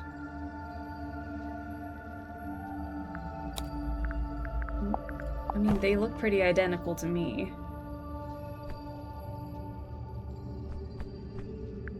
Oh. Because she's lost one of the other props. No. Kidding, obviously. Now for the actual answer. You misunderstand. I shall never again perform this trick. But why not? The cauldron is open. Oh. Yeah, I'm like, maybe there was something in that room that... Okay. Because Sim and her doll are no longer identical. No. Sweet sister stays ever a fresh-faced child. Oh, okay, so maybe they aren't identical because she's growing older and the doll's not. That makes sense. No such fate is writ for me. So you can't use the doll at all anymore? That makes sense. Let's see. The fog ball, the golden locket, Symmetry, Cynthia, the cauldron, Lady of the Looking Glass, Mortuga, the doll. Could still work as a double for, could permanently replace, could be balanced on top of, could fit inside of, could reflect an image of. So the doll could work as a double for Symmetry if the audience had never met Symmetry, if the trick was done in the dark, if the audience was really far away, if it was facing away from the audience. It was placed upside down. I mean, maybe that's why the poster was upside down. The doll could still work as a double for Symmetry if it was placed upside down. Almost. Maybe just change one thing. Could be balanced on top of, could still fit inside, could reflect an image. The trick was done in the dark. The audience was really far away? The doll could still work as a double for symmetry if the audience was really far away. Almost. Maybe just change one thing. One thing? Could symmetry still use her doll in an illusion? If it was facing away from the audience?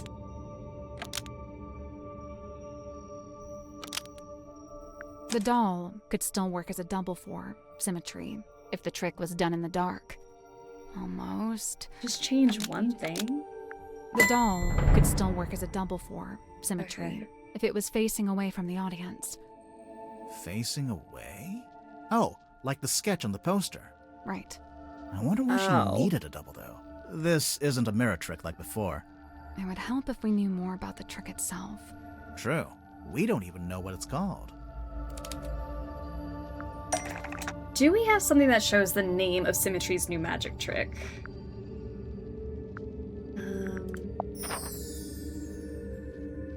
This title here. I mean, is it the stargazing thing? Stargazing girl? Cynthia is painted, Mortuga is painted, Symmetry is painted, the title in the sailcloth. The stargazing girl. Says it right there. Besmirched by my own penmanship. Truly the folly of man. Why would the title be written on the sailcloth? I'm pretty sure she used it during the magic act. How did Sim use the sailcloth during the magic act? She draped it over the cauldron, she hung it up to use as a curtain, she wore it as a cloak. She hung it up to use as a curtain. You sure about that? I really wasn't. I was just purely guessing. Not really. Why would the title be written on the sailcloth? I'm pretty sure she used it during the magic act. Where is that sailcloth in here? Is it on something? Oh, cape? I mean, she does wear a cape. I'm pretty sure she used it during the magic act. She wore it as a cloak. You sure about that? No, not really. Why would the title be written on the sailcloth? I'm pretty sure she used it during the magic act. It was obviously draped over the cauldron, guys. Clearly. She draped it over the cauldron. It's not like that in the original sketch. See, in the drawing, the cauldron's uncovered. Yeah. So, like... Why did Symmetry end up using the sailcloth? Mortuga asked her to keep the cauldron covered up. The sailcloth had sentimental value to her. She didn't like the look of the cauldron. Mortuga asked her to keep the cauldron covered up. Before the captain assented to me using that room, he'd been using it for storage. When I was first let inside, the sailcloth was indeed draped over the cauldron. I hadn't realized he did not wish me to remove it. When he saw my design for the poster, he had but one request. Symmetry, all I ask is that you keep the sailcloth on the cauldron. And given that you had to keep it, you made use of it as a kind of banner. So what's the stargazing girl about? What happens in it? I do not wish to speak on it. No? Well, we actually know quite a bit about it already. Ooh. How do we know what happens during the stargazing girl? Because of the film projector. We'll talk about that in a minute. Okay. Man, I really thought I had it there. How do we have audio evidence of what happens during this? Okay. Stargazing girl stares into the ink-black void. Upon her trembling lips, a question born. A forbidden query of what may be and what may not be. The void, unyielding to the girl's plight, stares back. It speaks. Close your eyes, my love, and be still, for this is the end and the beginning. Oh! How can this be? Mariana Moon was in the bilge at the time. I guess the sound traveled down through the open vent. Her pipe is a dictaphone. Dang. So the first voice belongs to Sim, and then there's a second voice. a woman's voice. Ooh. Game already told Nina, not now. Like, yes, that's part of it, but not that piece of evidence right this second. Who does the second voice on the recording belong to? It's Symmetry putting on a voice. It's one of the other suspects. It's someone else entirely. Dang.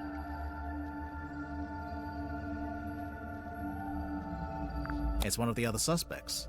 Sure about that? Literally no. Not really. I'm just vibing here, Sally. I'm sorry. So the first voice belongs to Sim, and then there's a second voice, a woman's voice.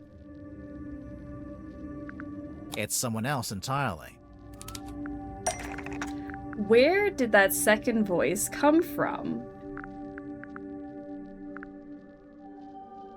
The Cauldron?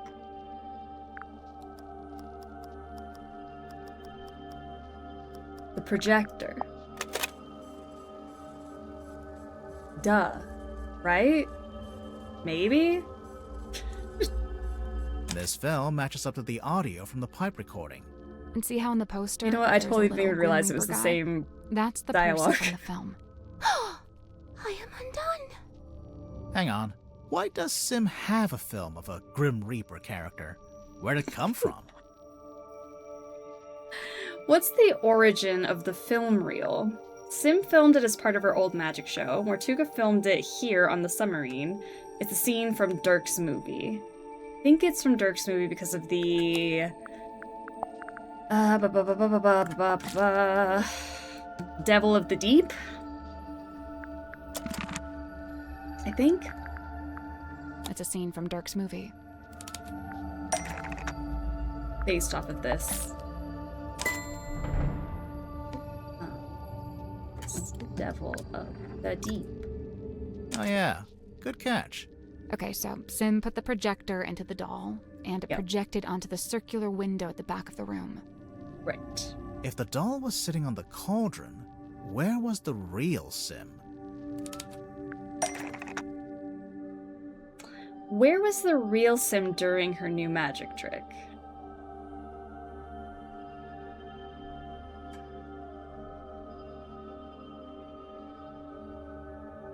That's a good question. In it? Is she that wild and crazy to actually sit inside the cauldron? That's not it. Outside. That's not it. Maybe under the cauldron? I guess that's wrong. Is it that hole in the wall to the left? Back here? That would make sense. The cabinet to the side? I don't get why she couldn't just sit in the cauldron herself. Listen to the end of the recording again. Close your eyes, my love, and be still, for this is the end and the beginning. Right at the end, it sounds like something falls onto the floor. Something solid. The doll's head. The projector, the scythe. The doll's head. The whole thing culminates with the cloaked figure swinging the scythe. Sim screams, pulls a string, and the doll is decapitated. Oh. Whole string. Jeez, that's kind of dark. I lay awake that night, eyes wide with regret, able to bear it no longer. The decision was made. I would tear it all down, the whole misbegotten affair. So that's why you went back to the Illusion Theater. And that's when you found Mortuga. The image of his lifeless form. It filled me with the great thunderous guilt. But why? You think you might have actually caused Mortuga's death, somehow? I know not the manner of Magnus Mortuga's death, but I do know this. The night of the stargazing girl, it was his last. So, even if his death was unrelated, you feel bad that your trick was one of the last things he ever saw. When we began, you implied that I laid a curse upon him. And I say this. Maybe I did. Oh. What do you mean by that, Sim? I guess we should go look under Cynthia's mattress. Yeah, we should. Let's do that. Maybe she is the curse. I hate to pry, but... Let's see. An old document that was hidden under Cynthia's bed. It's a deed of ownership that's been signed by many different people. This document, originally handwritten by Solomon Stonetop, may be presented as proof to one's ownership of the property in Silkworm-on-Sea, known as the Stonetop Inn.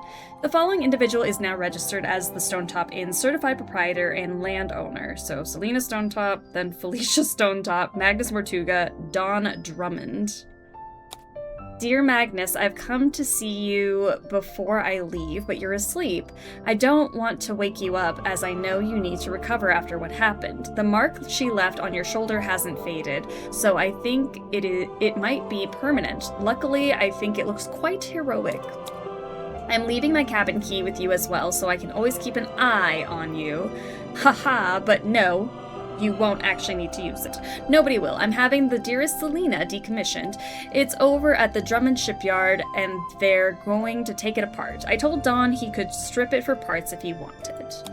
As for our cargo, the bell and the buoy are in my room, and I've returned the mermaid's tongue to its resting place. Please try not to dwell on it. Magnus, I have to leave Silkworm tonight. I'm giving you the inn. It is in your name now. Hopefully, I'll see you again, Felicia.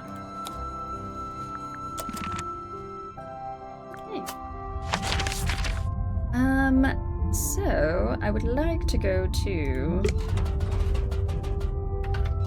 interrogate some more.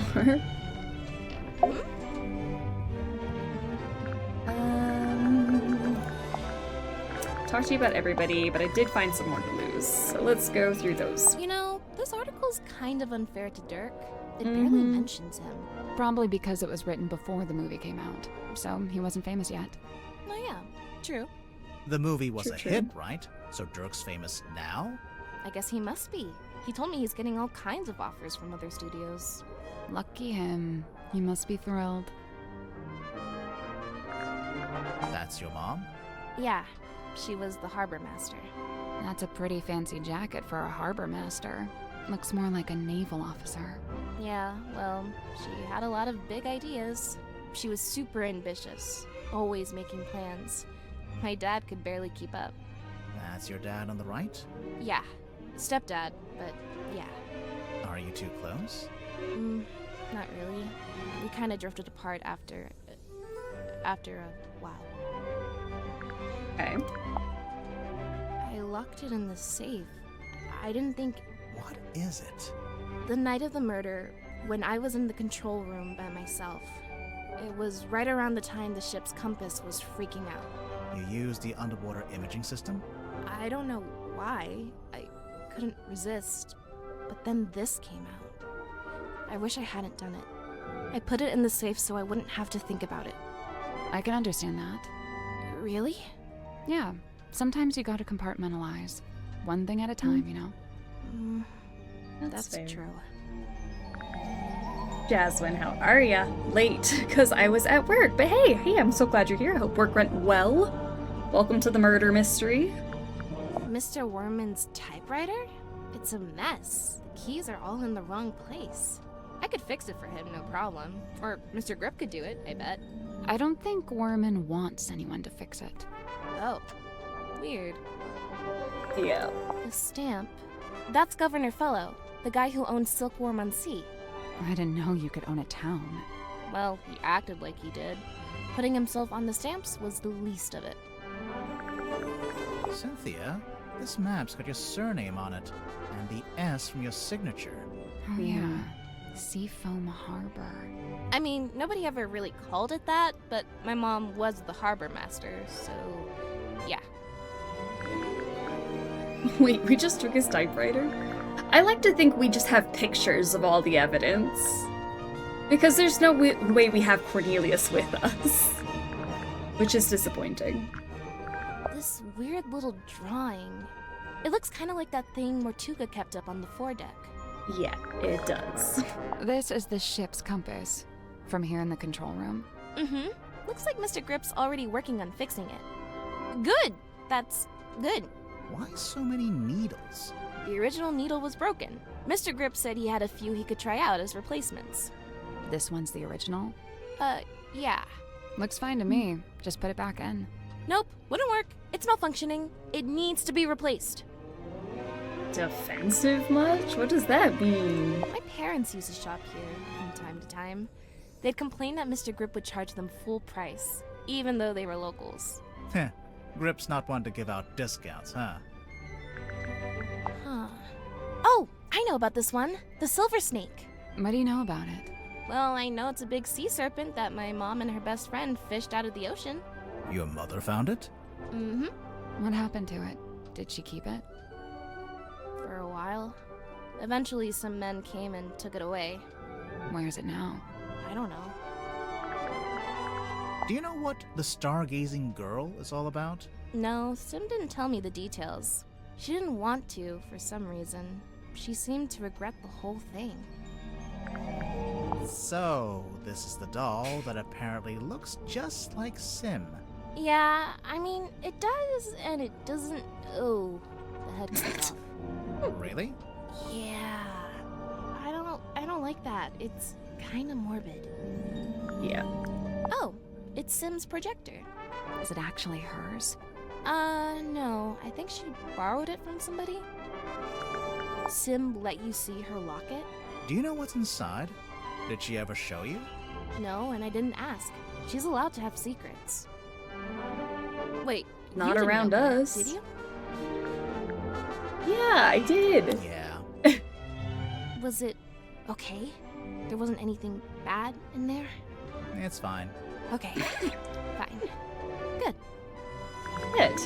You found it, huh? We did indeed. Indeed. We did indeed. Yep, we got it. Good joke. Let's move on. Why did you hide it? I'm allowed to keep stuff under my mattress. Is it yours? It doesn't have your name on it. No, it doesn't. That's exactly why I brought it with me, actually. Go on. No. I'm done talking. No. You know what? I don't have to tell you anything. Oh, shut up. There's something suspicious about something. Indeed. It was a good one. Cynthia, what's wrong with you? Suspicion. The captain's legacy. Oh, you can just not say anything. Alright, Cynthia Seafoam. Let's... Cynthia, you became captain after Mortuga died? Yep. It's just the way it's meant to be. Just the way it's meant to be. Right. We got it. But, there was something you used to claim the captaincy? A document? Yes. You signed this contract. Correct. Okay, but you have to admit, the wording on this thing is kind of vague. It doesn't actually say, "Hi everyone, Mortuga here. Cynthia gets to be captain if I die." Let's review, shall we? This contract represents an agreement between the two individuals in contention over the ownership and command of the Mortuga Submarine. The two individuals. That's you and Mortuga? Indeed. But you're not Crito, run. actually Thanks for streaming. named, Thanks for being here, Crito. Go have by a name. great rest of your day. If I may continue. For their own safety and privacy, these two people shall only be referred to as Party A and Party B. See? Mortuga was quite a private person. He was just being considerate. You call it considerate. I call it convenient. So Mortuga is Party A. Correct. Previously, Party A has been considered the legal owner of the Mortuga Submarine, and thus its rightful commander.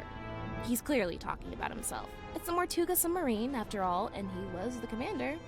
However, a recent development has exposed that Party B is in fact the legal owner of this vessel. Party B. That's you. Affirmative. A recent development. There's more of that deliberately vague wording. I have a question. When exactly did Mortuga write this contract? When exactly? I don't actually know. You don't know when he wrote it? Well, it must have been sometime after I came aboard the submarine. I assume it was after I presented my case to him. Cynthia might not know, but we actually have some insight on this. For one, we know how the contract was written. How it was actually created, I mean.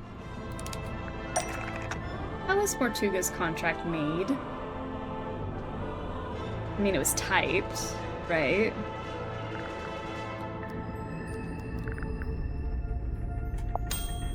It was typed on Warman's typewriter, so it was made sometime after Warman arrived. And Warman and Dirk arrived after I did, so this gets me off the hook. Try not to sound too relieved, but yeah, this does seem to confirm it. So, my next question is this.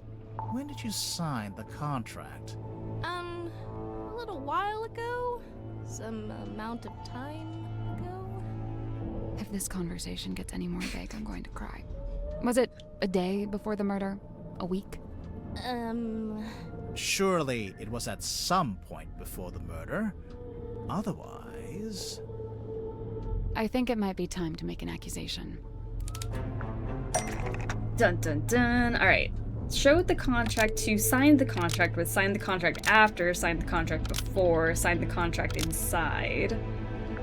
Asked Mortuga to sign it, to trick Cynthia into signing it, and forged Mortuga's signature. Because nobody else wanted to avoid paying taxes. Okay, so it's probably gonna be the forged signature. Mortuga's birthday.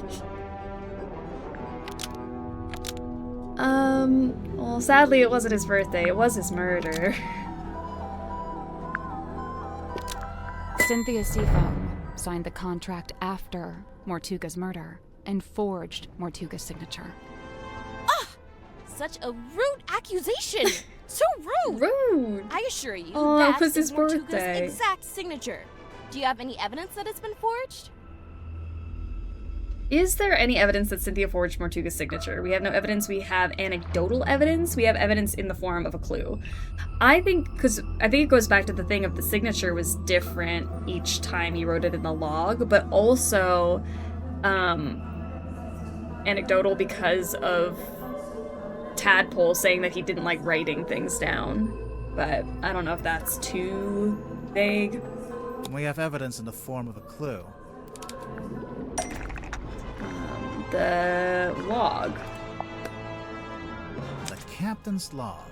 It's basically a stack of cards printed out by the submarine's control panel. Each little card has a space for the captain to sign, and the most recent card is signed by you, Cynthia. All the rest are signed by Mortuga. Well, sort of.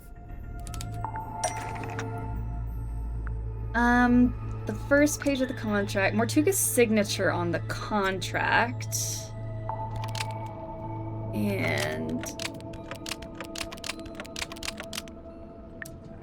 Mortuga's signature on this card. Look at the T's. The T's are different. I mean, that T is the same. It's a mirror image. It's fairly similar to. I mean, I guess that's the exact match of that one, because Cynthia wrote it from memory. Has the same pen, but it doesn't match any of the other cards. Mortuga's signature on the contract is an exact match of Mortuga's signature on this card, but it doesn't match any of the other cards. Yeah, it's a perfect match. What's the problem? The perfect match is the problem. You were too accurate. If you'd done a worse job, you might have gotten away with it. What do you mean? If you look through the cards, Mortuga never signs his name the same way twice. But the signature on the contract matches one of them exactly, which seems to be proof that you copied it, or traced it, or whatever it was. Oh, whoops. Didn't notice that. I thought it was his signature. Why doesn't he have a signature? So, if Cynthia forged the signature, that means Mortuga had the contract typed up, but then never signed it? Right after Mortuga was killed, I went looking to see if he'd written a will. That's when I found it, laying inside the little hatch in the control panel. I grabbed it and hurried back to my room to read it. After reading it, I could come to only one conclusion, that he wrote it about me, but never got a chance to show it to me. Remind me why you were so sure it was written about you? Recent development has exposed that Party B is in fact the legal owner of this vessel. You're really the legal owner of the Mortuga Submarine? How is Cynthia the legal owner of the Mortuga Submarine? Mortuga sold the submarine to Cynthia before he died. It was originally the Seafoam Submarine. Cynthia is Mortuga's daughter? That would be wild. It was originally the Seafoam Submarine.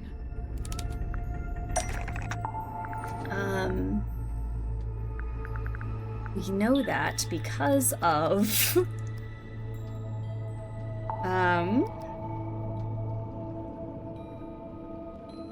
We know that because of the thing covering this up, because if you take that off, like if you move it, Seafoam Submarine, you see?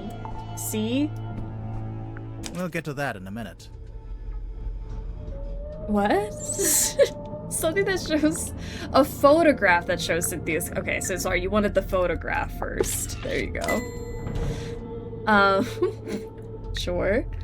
The child. Cynthia's family were constructing, buying, trying to sell.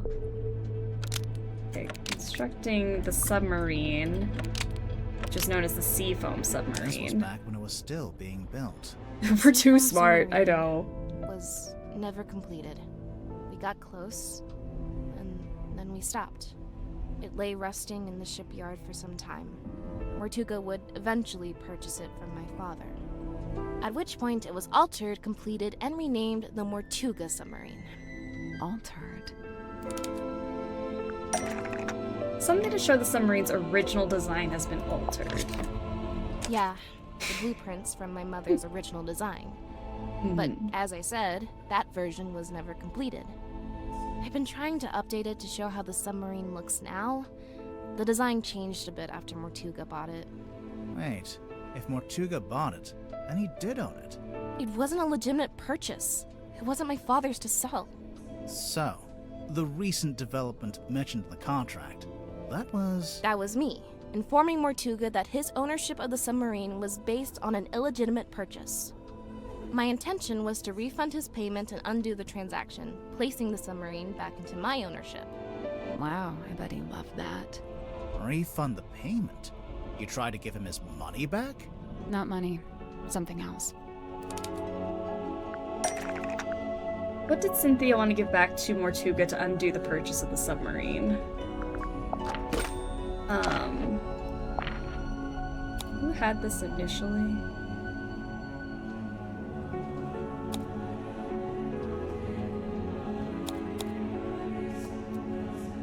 The deeds to the Stonetop Inn, originally owned by the Stonetop family until it was passed into the ownership of Magnus Mortuga.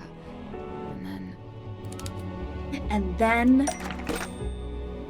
Which part shows who ended up owning the Stonetop? I mean, here where it's signed? This is the right clue, but let's be specific.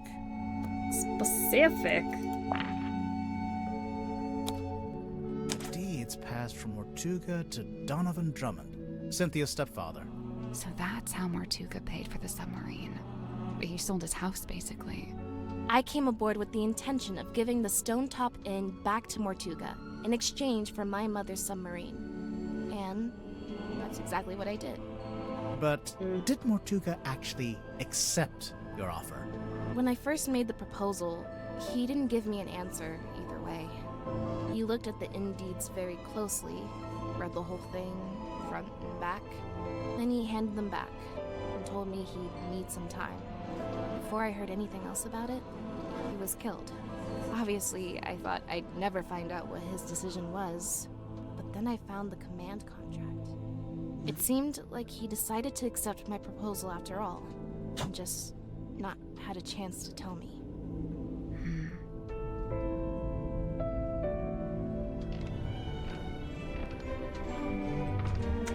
Well. That's 1, 2, 3, 4 suspects that we confronted with our suspicions. We're missing 9 clues and 4 suspicions. So let's keep looking around. I wanted to go look at this last time. Can we look at the control panel? Because I found the compass has those holes in it. If you promise not to press any of the buttons. I will make no such promise. So this thing has some holes, but like I feel the compass fits in it. Something's missing here. Something with 3 small holes. Bowling ball? That's still funny to me. Coconut? Okay, so maybe I can't do anything with it because the compass isn't fixed yet. Maybe. Where else would I find some clues? I guess we'll just run through all the rooms again. We can't go outside right now. Why? Wait, I didn't know I couldn't go back outside. I got to report someone for doing a bad? I have gone mad with power. A glass of wine. Ominously left half finished. Got half finished one. Hopefully this is loud enough. I feel like it's kind of quiet today. Ominously corked. Ominously.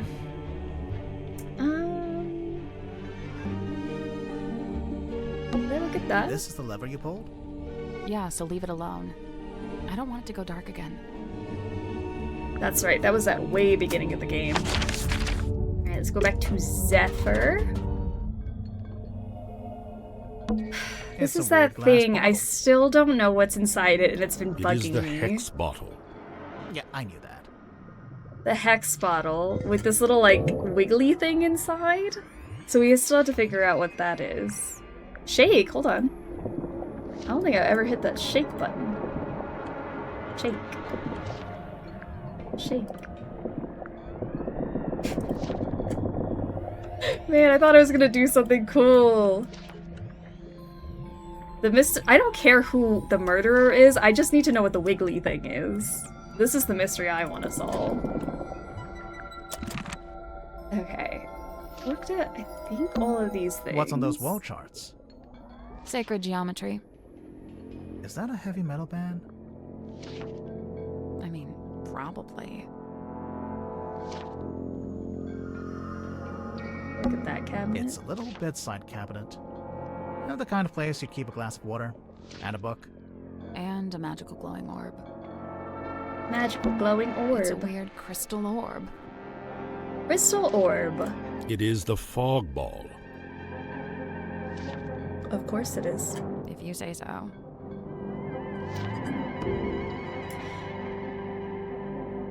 You're telling me I never clicked on this thing? A strange glass ball found in the dream chamber. Something is swirling around inside it. It's got like a little key thing that's like taped on. And a battery at the bottom. Okay, let me ask about it. I have already asked about all the suspects. And I actually had some new clues I forgot about. It's the cloth that Magnus used to cover the cauldron. Why would he need to keep it covered? Either to keep it away from prying eyes, or perhaps he concealed it for his own benefit. An effigy of Miss Silkmoth. It's a doll she used to use in her magic tricks. I'm still not quite It's possible Sorry, that it's I bound didn't mean to to click. I was trying and to thus unpause leaving it. it behind was not possible. Bound? Through magic. Once bound, an effigy shares its fate with the person in question. Permanently? Not necessarily. If a rupture were to form between the two, they may become separated once more. An apparition of death. Intriguing. But it's a woman. Wow. Death could be a woman. You don't know. But it's a girl. Death is not a woman. Now this is a talisman, surely. On the surface, it appears so. However, in this instance, I think the concept has been inverted. A reverse talisman. I stayed at the stone top inn myself. Back then, it was under the care of a woman named Felicia, but it seems to have passed on to Magnus sometime later. I find this strange, for he was not a member of a stone top family. Ogball. Where do you get this from? It is on loan from Miss Silkmoth. So it's for some kind of magic trick. I thought it was a crystal ball, like a fortune teller would use. Indeed, it is a divining orb of a sort. However, I am not using it to see into the future, for such a pursuit is naught but folly and nonsense. Right. But I'm sure whatever you're using it for is totally rational and sensible. Do not question the orb. I'm always telling him that. Do not question the orb. Okay. Definitely looked at this. I worry if I slept in that thing, I'd get transformed into a monster or something. I worry that sleeping at a 45-degree angle would be bad for my back. You I'm a are question the old. orb. But we're not supposed to. That's the dream mask. We opened this thing up last time. Remember that? We looked in I'll here. just take a look in this cabinet. Watch out for spiders. Yeah, I we don't definitely think we're on a looked there. submarine. I do seem to Whole need spider thing. Big glass bell jars with creepy things inside. If I had a penny for every time we go somewhere and there's big glass bell jars with creepy things inside. I'm just here to stand Sally. She's great. That's a perfectly good reason to be here. The dream chamber? Looks more like an apothecary. The what? An old-timey potion shop. Thank you. Thank you. Alright.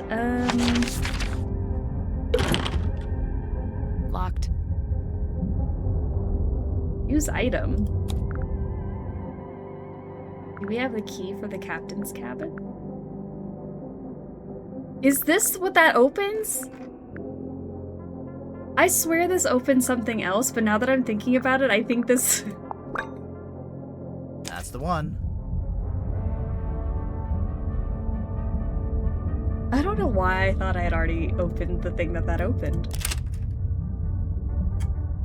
Okay, so this is now open. Amazing. I swear. Oh, maybe I opened that with something else. Anyways, captain's cabin. Storage boxes. Why keep them in here, I wonder? Where else would they be? A storage room? It's an old bird cage. Minus the bird. It's a painting. It's beautiful. Probably haunted, but beautiful. A framed painting of a woman found in the captain's cabin. There is a metal plaque on the base of the frame with the word "her" engraved on it.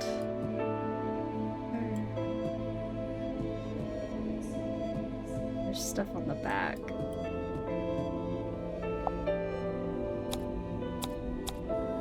And Mother finally let me have the map. Most of it anyway. The important bits are all still there. Problem, I spent all last night trying to decipher the actual coordinates. I couldn't do it. Magnus couldn't do it either, but he said we could pay someone to do it for us. So I've put him in charge of that while I make preparations on the ship. I need to something. Wanted to turn around and go back to Silkworm empty-handed? Never. So all the way there, he was sulky and moody, even more so than usual. He could be such a baby sometimes. I didn't let it bother me because, as I had known it would, the moment we saw the green light, his curiosity got the better. I'm assuming we're missing parts of this. Hauled it up, took forever, it's super heavy, and I really didn't want any of it to get damaged. Once it's on the deck, Magnus put his arms around it to turn the things. He can just about reach, but I told him not to do it like that. Might not be safe since we don't know exactly what'll happen. So I said we could do it together, one each. That worked just fine, but there's like bits and pieces. Time to go to a million meetings. Love you all, and also Sally. Go have fun in your meetings. Then how will we know things if we don't question the orb? It's a good question. Maybe we should question the orb. What would happen if we don't question the orb?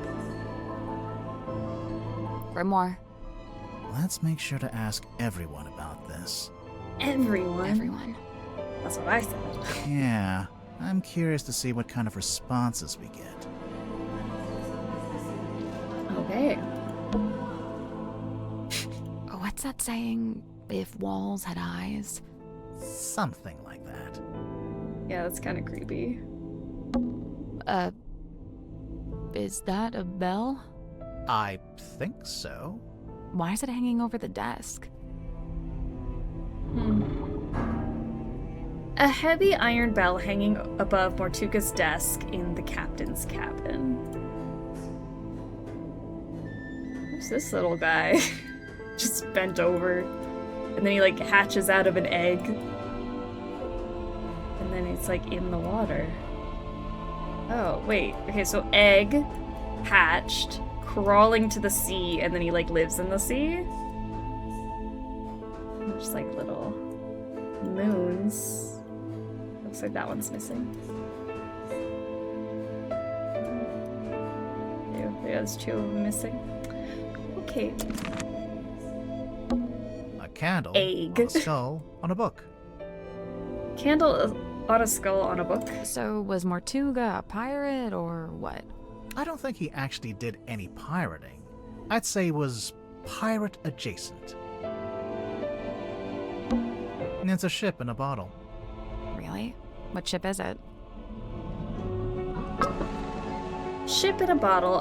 Wooden model ship in a glass bottle. It was on Mortuga's desk in the captain's cabin.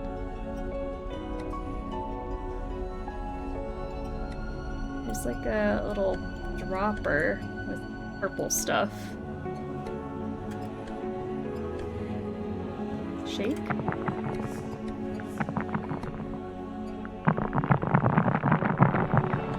Why can I shake it? Okay. Would you not shake it like that? You're gonna break it. I think it already is broken. Listen. Something got loose on the inside. Mortuga's desk. Anything in the drawers? Just dust. There's a globe. With all 7 seas. Oh, what is that? I saw this glowing light, then I saw the eyes. I'm just trying to like progressively not miss anything, but that spooked me. It's Mortuga's bookshelf. A lot of these aren't books. They're scrolls. Scroll shelf. Alright, let's see what that is. It's a treasure chest. Someone's peeking out from inside. Hello? Handheld radio. A small handheld radio hidden in the captain's cabin. It seems to be broken. Why is it dressed up? Not that I'm opposed to radio dressing up, but it's not what you'd expect. They look so fancy. What's that on the wall? No idea. It's written in a language I don't recognize. Well, at least now I have things to talk to people about. Hold on. Let's head back this way.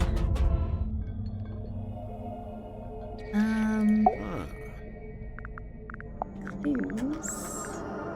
I believe this is a painting of Magnus's old boss and landlord. Is that who she is? Felicia, her name was. And you met her? I laid eyes on her briefly when I first visited Silkworm. What happened to her? I couldn't say. Mortuga never told you? No. Maybe he didn't know either. Magnus and I installed this in the captain's cabin shortly after we left port for the first time. It is exceptionally heavy. Did Mortuga tell you why he wanted a big iron bell hanging over his desk? He merely said it was an object of great importance and that he'd like to keep it close by. Do you have any idea what it is? He referred to it as a bell, Detective. Yeah, just going by the shape. But it doesn't ring, so we're not sure. You may be more correct than you know. Personally, I believe it is a bell. Not in the musical sense, but rather a diving bell, which is to say it's designed to be lowered to the ocean floor. With a That makes person more inside. sense. I doubt it. It's not really big enough.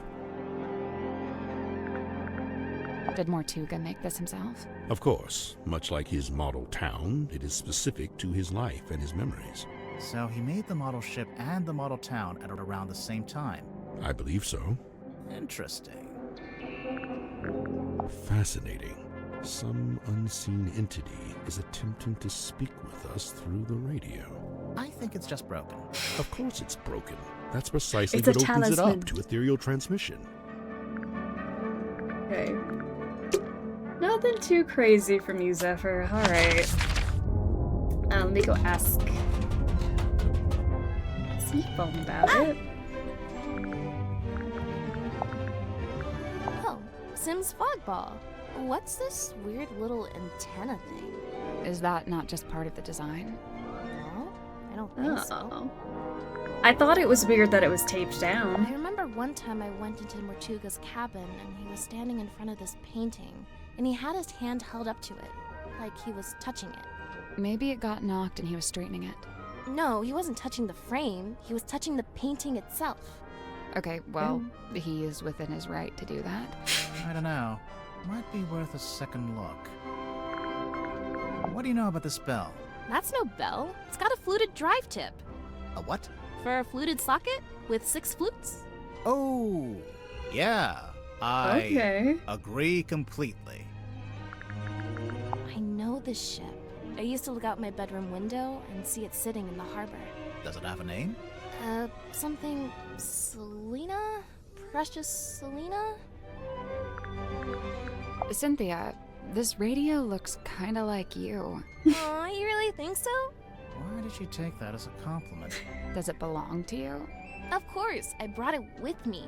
That's how I first contacted the submarine from the outside. You used the radio to contact Mortuga, and you asked him to let you into the submarine? Yep. Wait, so there's a receiver in the control room? No. Well, kinda. So, you know what? Never mind. Let's go look at that painting again. Yeah, let's do that.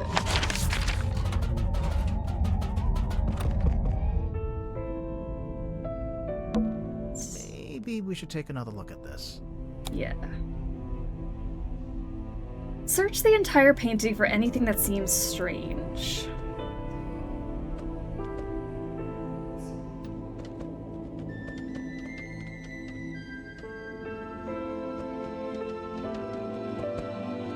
The giant circle. Is that the sun? Rotate it. The sun was upside down. Do you hear something?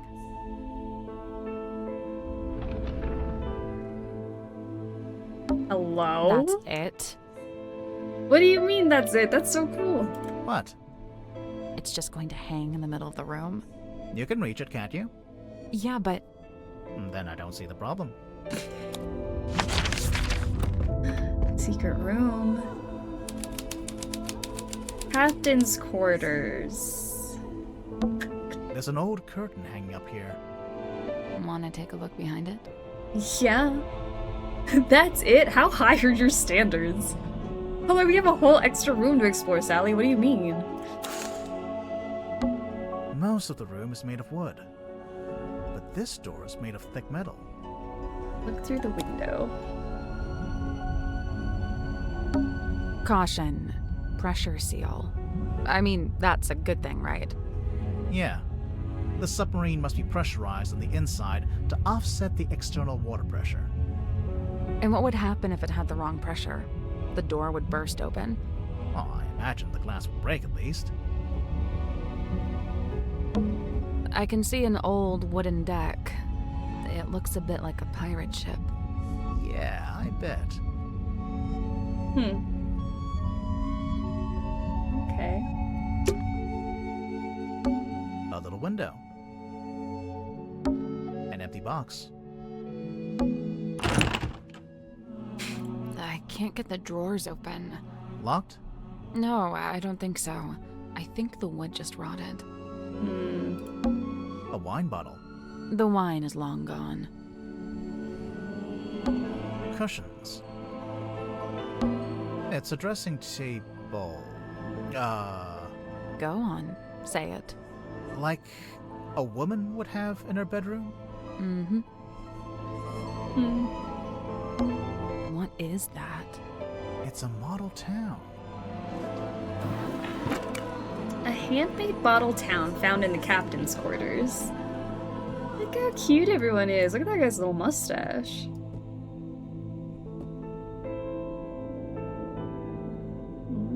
Okay. It's like a pull-out drawer. Interesting. Hey, there's a panel at the front. And it slides out. I guess that's the ocean. You can put the little model boats on it. Huh. Look closer. Swap the positions of the sails. Tap on the boats to rotate them. Rotate. What? Swap the positions of the sails. What does that mean? Is this like two...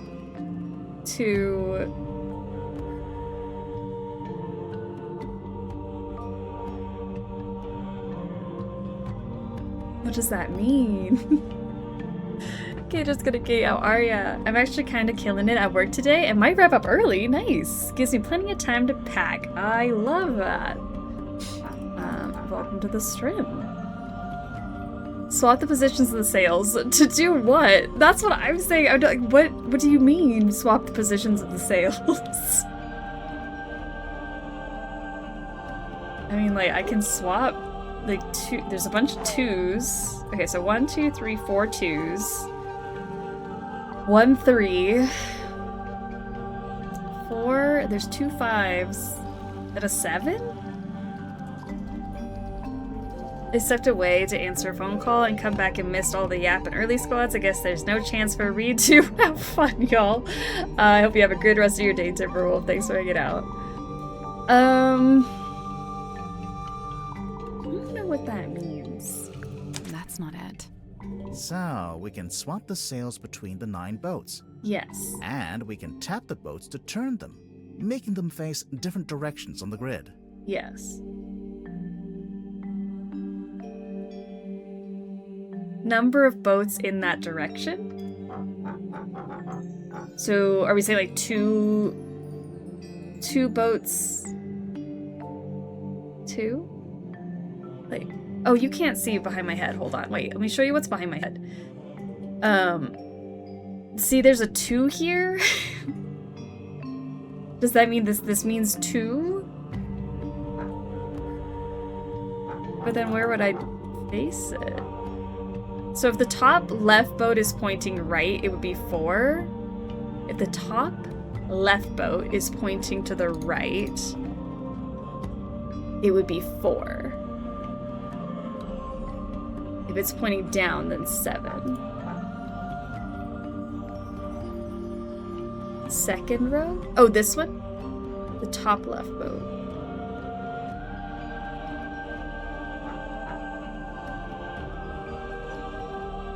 I don't know. My theory doesn't really work with the 2 behind your head. Okay. Yeah, so I was like, maybe you can't, because you can't see the thing right here, but this says 2. And I was like, oh, maybe you move over, like, 2 squares. And then maybe it's like... you... go up 2? I don't know. Does that mean diagonal 2? Thought I had it, but no. I just don't understand the instructions. I like that. New theory. Okay, new theory. If we go, like, over 2. See what you're saying? See what you're saying makes sense? I just don't know if that's right, because then what do you mean 2 here? Like, if I go 2 over, then, like, there's nothing here. I think the solution is a maze to reach X. See, that's what I'm thinking too. Like, if you move over 2, then take this one to move over. Oh, well, this doesn't have to be 2. I see what we're saying. We could make this like a 4. 1, 2, 3, 4. Okay, let's actually make it a 3. Say 1, 2, 1, 2, 3. Is that right? Okay, I think we got it. Wow, those instructions were not clear. So then if we're up here... Okay, that makes sense. I think we're gonna have to eventually get it to... this boat, which will then, oh, I guess 1, that doesn't work. Maybe this one. 1, 2, 3, 4, 5.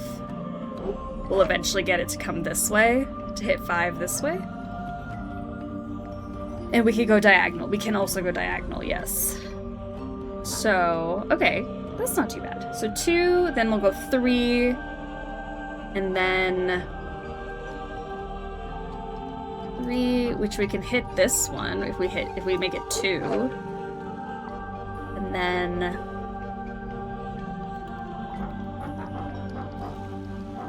make this one also 2. 1, 2, 3, 4, 5, 6, 7. Which then we can make this one 1, 2, 3, 4, 5. 5 up this way. How would I get to this guy? Who's like in his area? This one? I think it's this guy, 2. Which means I might need to make it so that I get 1, 2, 3, 4. Does that make sense? 4, 2, 1, 2, 3, 4, 5. Does that make sense? 1, 2, 1, 2, 3, 1, 2, 1, 2, 1, 2, 3, 4, 5, 6, 7, 1, 2, 3, 4, 5, 1, 2, 1, 2, 3, 4, 1, 2, 1, 2, 3, 4, 5. That was right.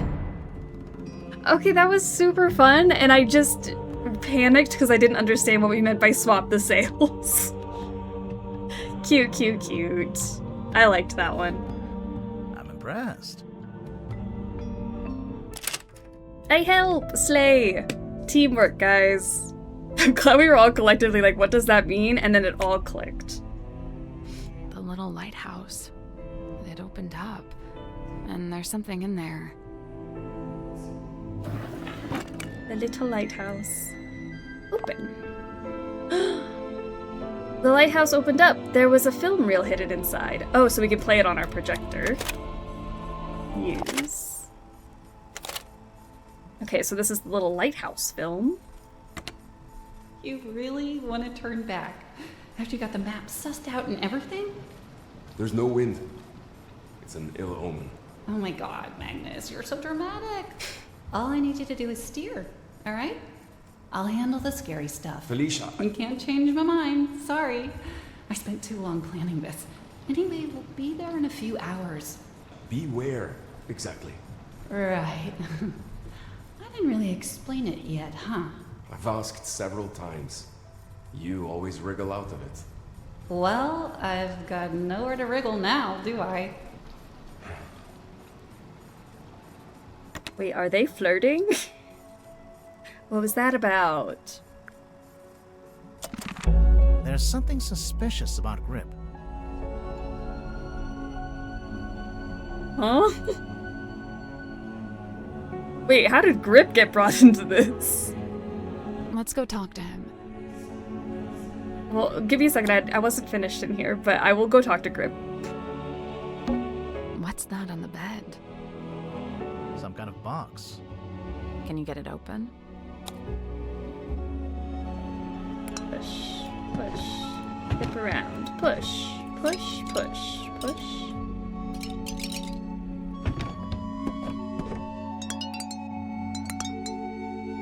Talk to Grip about what? I know, we're about to find out.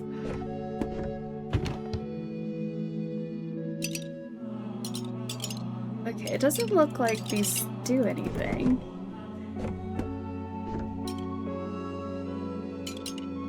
Huh. Maybe I'm missing a piece or something? There's no way to open it. Seems that way. Yeah. Alright. Well, that was disappointing. Darn. Yeah. An old wooden box that won't open. It was laying on the bed in the captain's quarters. Shake it. Okay.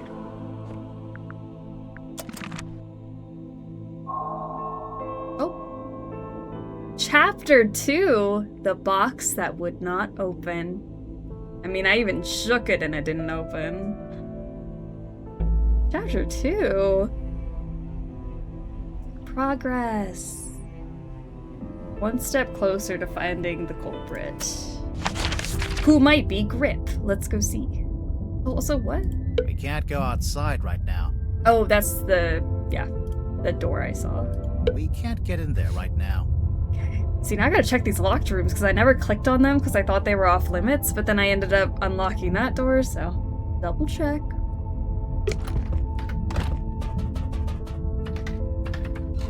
Alright, grip. It's the room with the best music. Suspicion.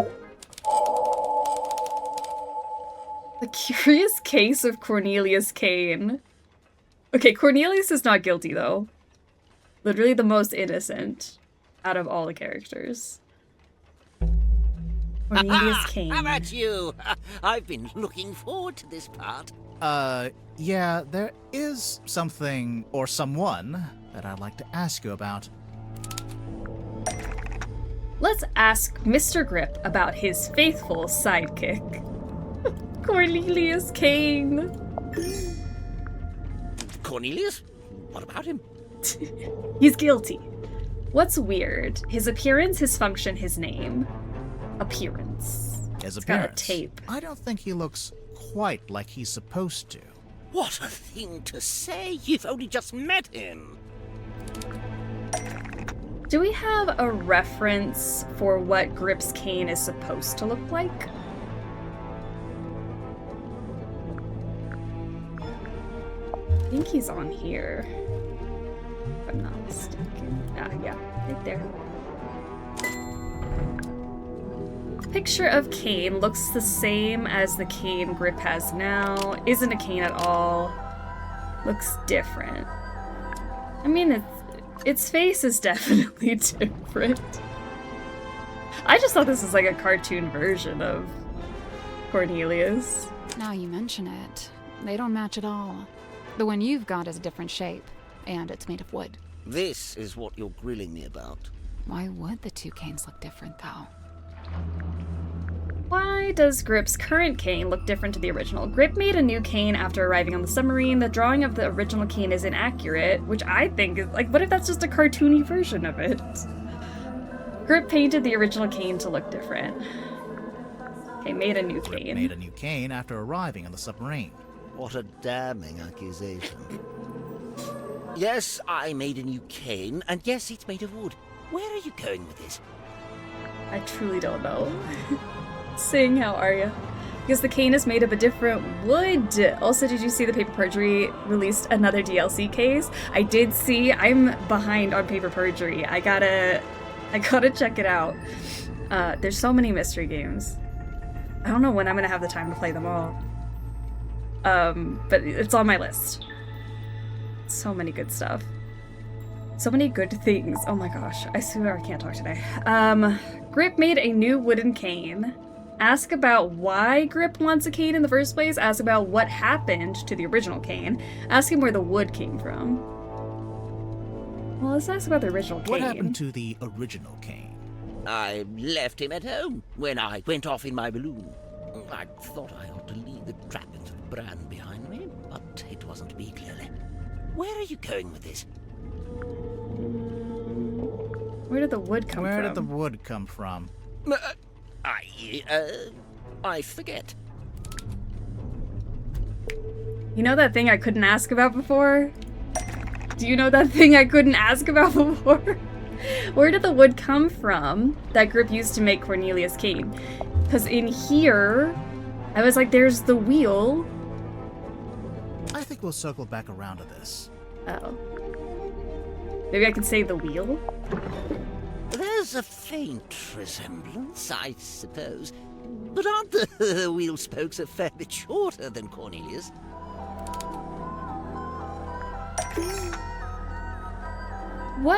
Which part explains why the spokes of the ship's wheel are shorter than Cornelius Kane? If you remove his hat, if you look at the back, you can see... Oh yeah, if you remove the bandage from a wooden cane, there are two... It's two wheel spokes joined together. This is the right clue, but let's be specific. If If you remove the bandage, you can see that Cornelius' cane is made from... Oh, maybe I can remove... Oh, 2 pieces of wood. Remarkable! This is quite the revelation. Oh wait, you're saying you didn't know the wood came from the wheel? Of course I didn't. Why would I know anything about that? Why might Grip know the wood came from the broken wheel?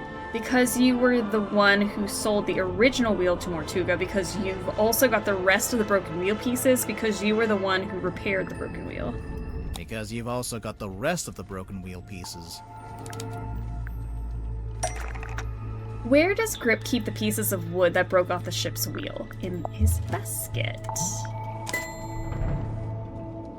The wood inside the basket is from the broken ship's wheel. So, Grip, I have to ask, do you know anything about how the ship's wheel was broken? Yes, I was there when the wheel was broken. In fact, Mortuga and I, we broke it. You broke it? I was trying to take control of the wheel, and Mortuga forcibly wrenched it out of my grip. He was very strong, you see. Wait, you tried to steer the submarine without permission? I did. Why? There'd been a disagreement. It's nothing, really, not important. A disagreement? About what? Where to take the submarine? Something like that. What sparked a disagreement between Grip and Mortuga relating to the navigation of the submarine? I actually don't know.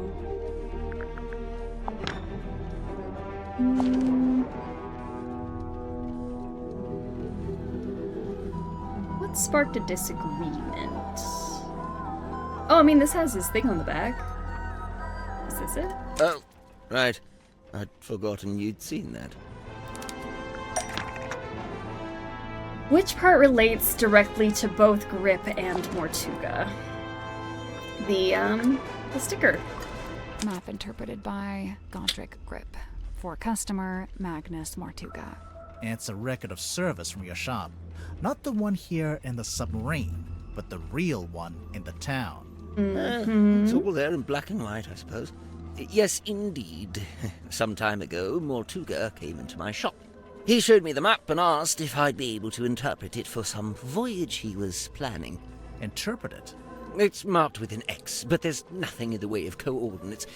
Nor are there any apparent landmarks, given that it's just describing an area of ocean. So, how did you work it out?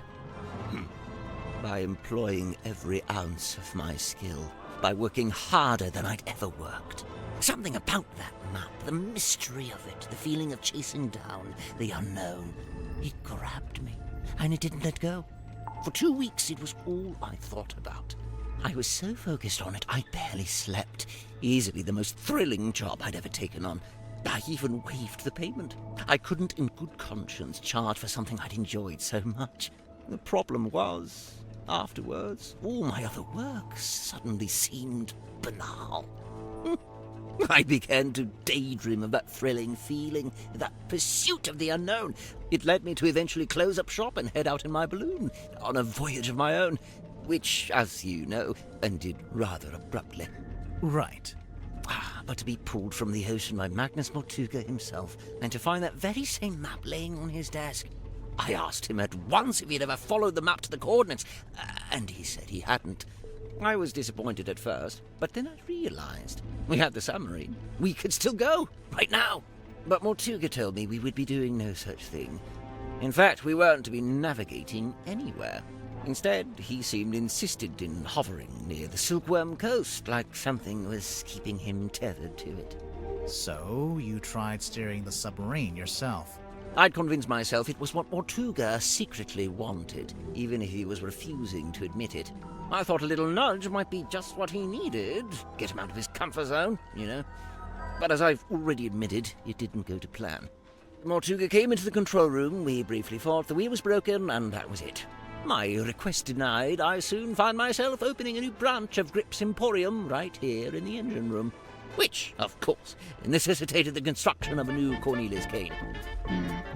There's one thing I don't understand. If Mortuga didn't intend to use the map, Lucas, how are you doing? And all you gorgeous raiders. I think I know. Welcome on in. Raid. There's a good reason why Mortuga didn't want to follow them. How was your stream? What did you guys play? Welcome, welcome, welcome. We're in the middle of the Mermaid Mask and interrogating this poor suspect who I think is innocent.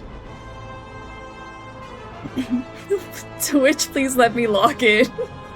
Welcome from the raid. Welcome on into our stream. I hope you guys had a good time with Lucas. Like I said, Mermaid Mask. It's a Detective Grimoire game, and we're solving some puzzles and interrogating suspects. So if you like some mystery time, hopefully you'll enjoy this. But I'm glad you guys are here. Why wouldn't Mortuga want to follow the map? We played 4 indie horror games: Happy Hills Homicide, Reminiscence, and more. Very fun. Love a mystery. We love mysteries here too. I'm glad you guys got to play some horror. You brave souls. You don't think they did it? I think everyone on the submarine is innocent because they're just too darn cute. And I don't think these cute characters could have committed a murder, crime, anything. I think they're innocent. I think that this should all conclude with everybody was innocent and the murder victim never actually died. That would be my happy ending. But yeah, this is the Mermaid Mask, where the whole mystery is the captain of the ship was murdered and we have to figure out who on the submarine was the culprit. I think that holds up in court legally. They were too cute to commit a murder, you know? Why wouldn't Mortuga want to follow the map? He already followed it. He's decided it was too dangerous. He found out the maps was a hoax. Maybe that. Or maybe he already followed. I don't know. Actually, it could be any of these. He found out the map was a hoax. Wait. No, I was just kidding. You know what? Let's try that again. There's a good reason why Mortuga didn't want to follow the map. He'd already followed it. What makes you say that? I don't know what makes me say that, but I'm sure I will figure it out. Do we have evidence suggesting Mortuga had previously attempted to follow the map? So we had the map here, but this is the Silkworm map. I don't think that's it. And whose letter was this? Worman's letter. That's not it. What makes me think that he's already attempted this? I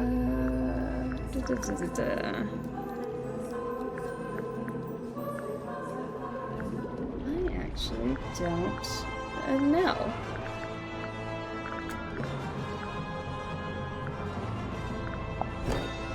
Sailcloth is all about the show. Oh, our this thing? You really want to turn back after you got the map sussed out and everything?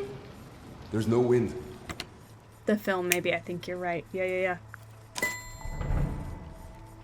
Dave, is that your inventory? Those are all of our clues. That's everything we've picked up that we can ask the suspects about. Which part shows Mortuga had previously attempted to follow the map? Which part? It's an ill omen. Oh my god, Magnus, you're so dramatic. All I need you to do is steer, all right? I'll handle the scary stuff. Felicia. You can't change my mind. Sorry. I spent too long planning this. Anyway, we'll be there in a few hours. Be where, exactly? Right. I just realized these eyes back Really here. Explain it yet, huh? I've asked several times. You always wriggle out of it. Well, I've got nowhere to wriggle now, do I? This is a film of Magnus Mortuga and a woman named Felicia Stonetop. They're talking about their plans to follow the map. Remarkable. Wait, was that filmed here on the submarine? No, in fact, it's not a submarine at all. It's not. What vessel are Magnus Mortuga and Felicia Stonetop standing on in the film?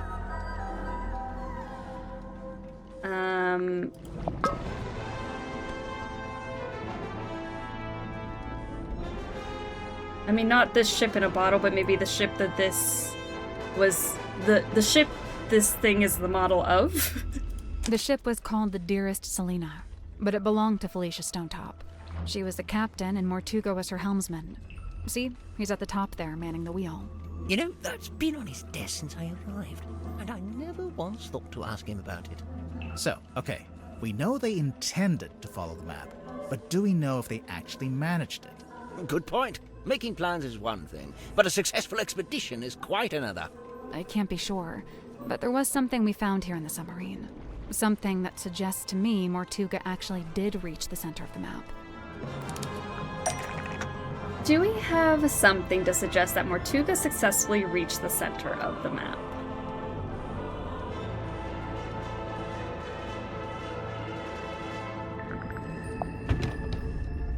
I mean, there's this box.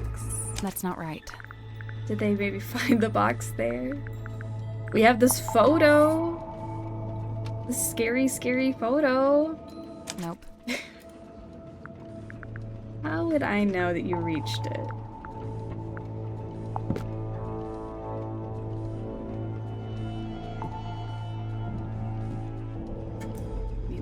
I think the diary pages on the back mention something about this. True, but I was thinking about something a little more tangible. Okay. More tangible.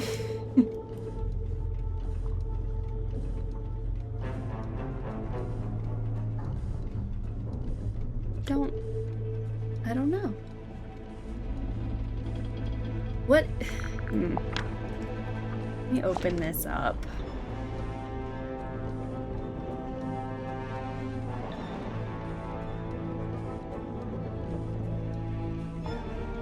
Kind of looks like that thing Mortuga kept up on the foredeck. Oh, this drawing. The ship outside the captain's room? Wait, the what? The ship outside the captain's room?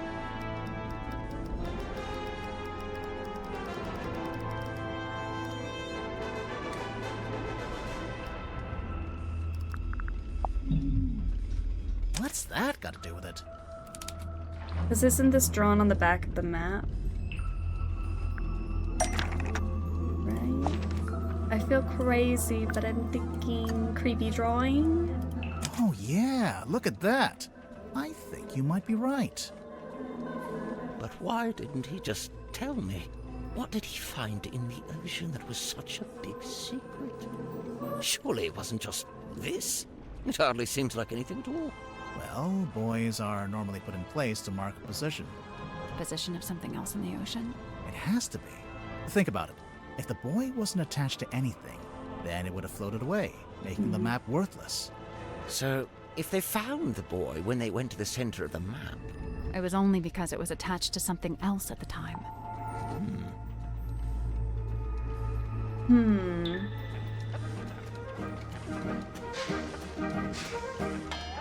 I guess suspicion cleared, maybe.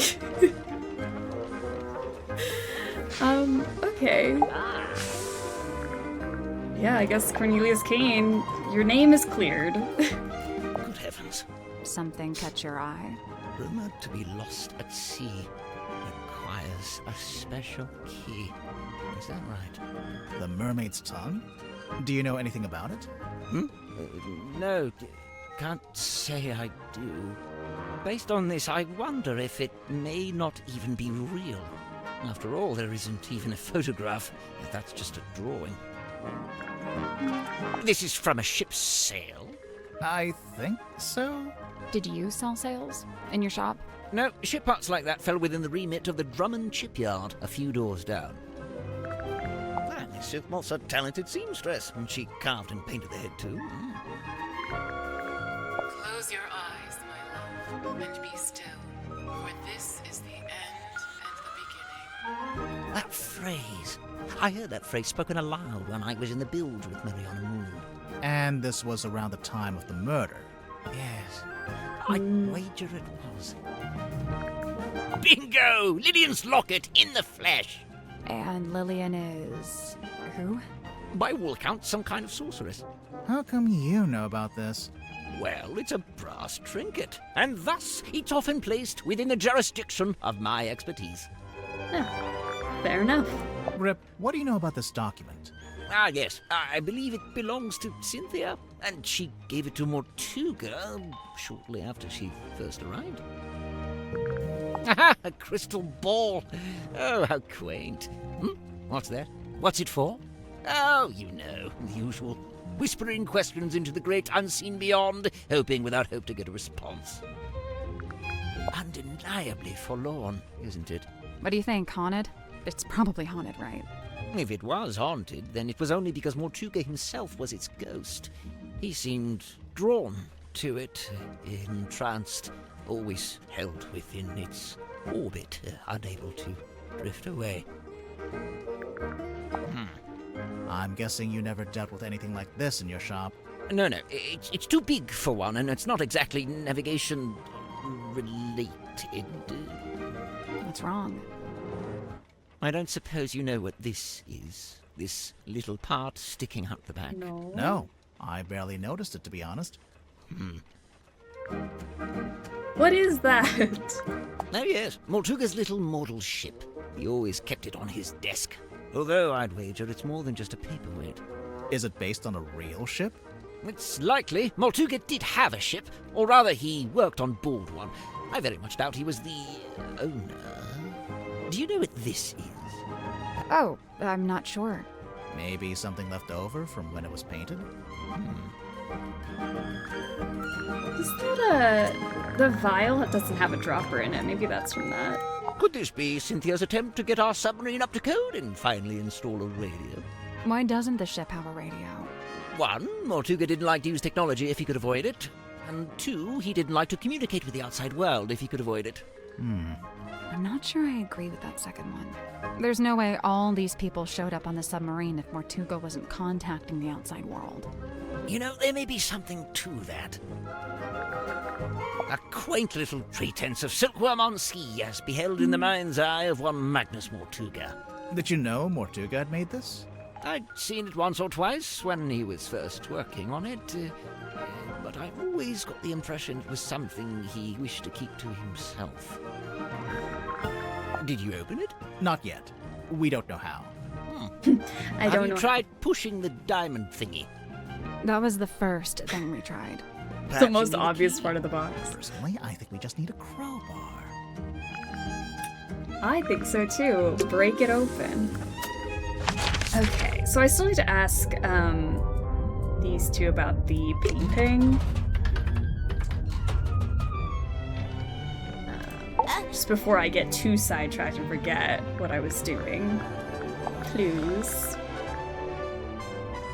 Oh, I did ask you about the painting. Wow. I totally forgot.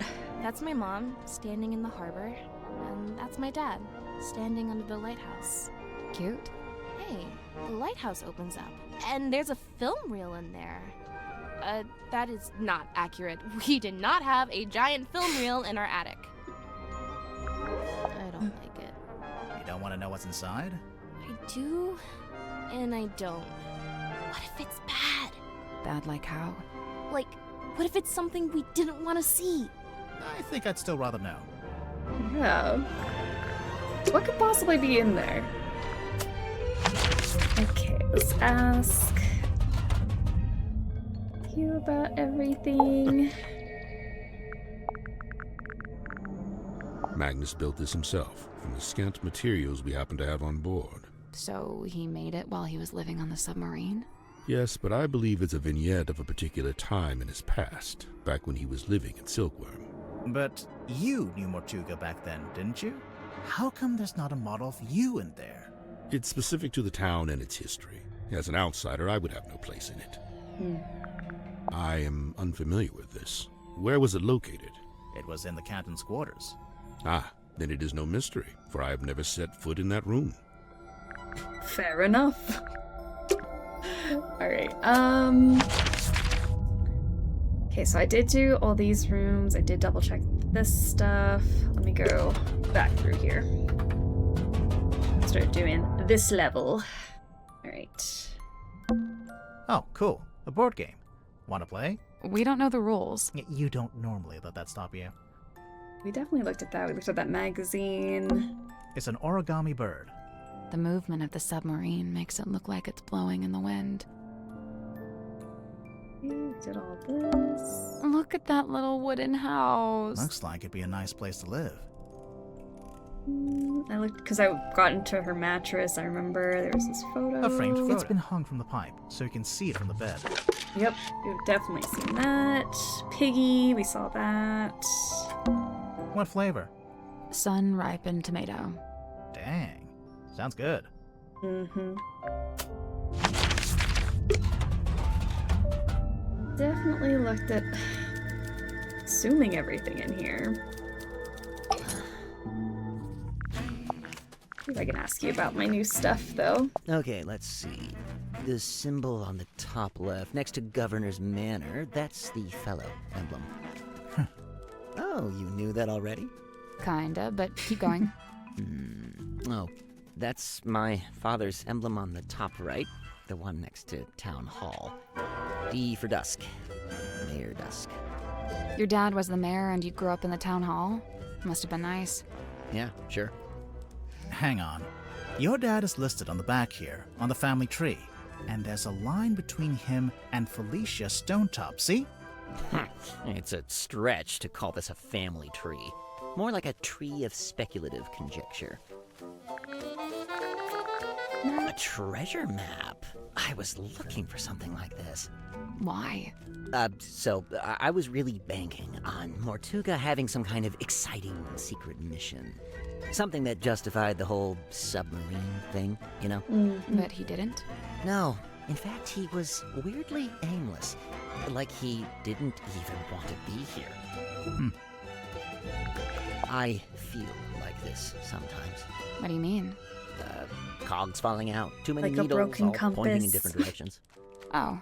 Well, maybe you're just partway through being fixed. Sometimes you gotta make a mess in order to tidy up, you know? You know what? That's rather eloquent. Bravo. Grimoire, did you hear? I said something eloquent. Oh, sorry. I wasn't listening. Oh, Sally. Chart the unchartable, plot the unplottable, and measure the unmeasurable. Nice tagline. I think it's a little much. For a shop that sells compasses? It's not about the compasses. The thing he's really selling is wanderlust. Wonder what? The desire to explore the world and experience the unknown. Ding! Points for Sally.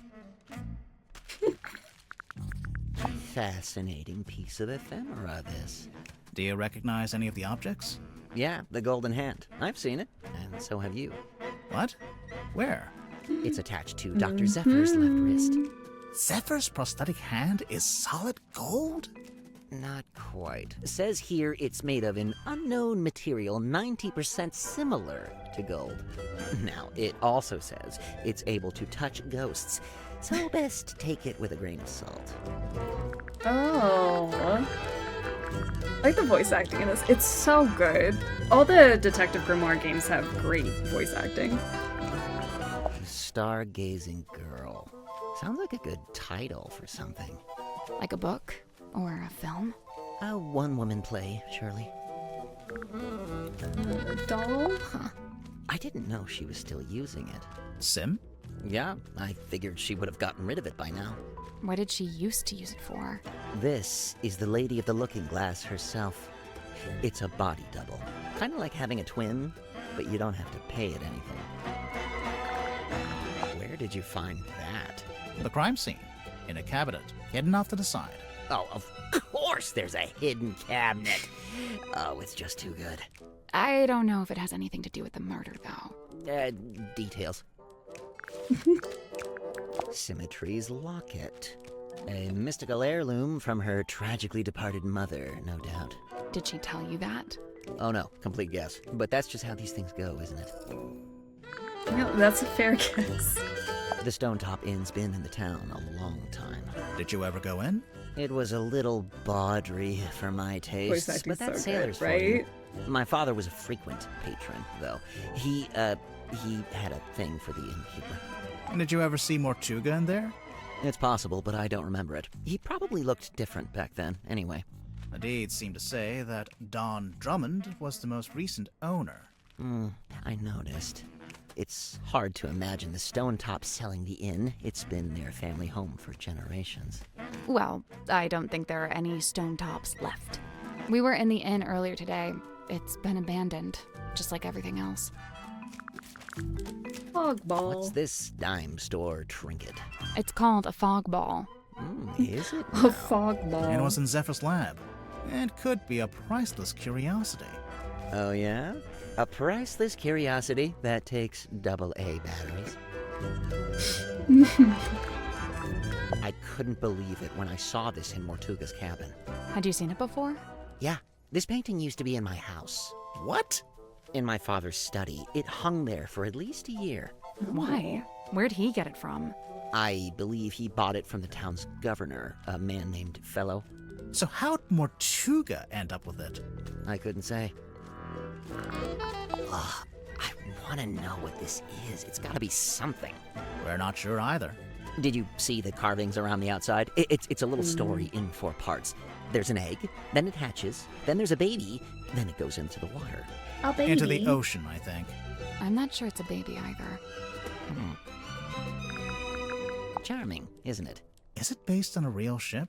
I'd assume so. Mortuga did work as a sailor of sorts back before the submarine. He had his own ship? Oh no, it was a stone top ship he worked on. The same people that owned the inn. It looks like the little Mortuga standing by the wheel. So that'd make him the helmsman. Yeah, that's right. It's broken. Or possessed by an evil spirit. One of the two. The little pause when I showed it to him was great. This is supposed to be silkworm, is it? Is it not accurate? Far from it. I don't think it's trying to be accurate. It's more about Mortuga's specific... Hang on. Is that my father? Which one? This guy. He's got the right look, and he's standing outside the building that would be the town hall if it wasn't just a wooden cube. Huh. I'll make a note of it. What was your father's name? Damien. Damien Warman. No, Damien Dusk. Oh, a locked box. What is inside? Oh, I must find out at once. You're not impressed? Half the time, with things like this, the writer hasn't even worked out what's inside. They just want the reader to speculate. Keeps them invested. Okay, but this is real. It's not somebody's fiction. How can you be sure? Maybe someone planted the box to distract you, knowing you'd get all curious. I bet there's nothing inside. Look, I'll shake it. There's something in there. Multiple things, sounds like. Okay.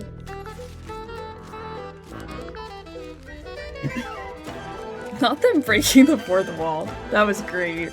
I'm like, yeah, you're right. I was very distracted by what would be inside this box.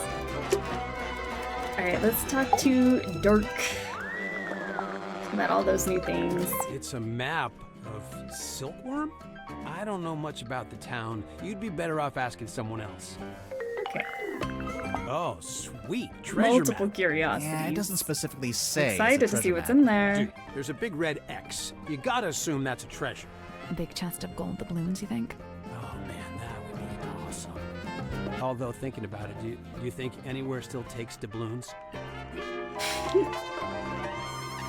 I wonder if you walked in to a restaurant with a handful of doubloons, if they'd take it.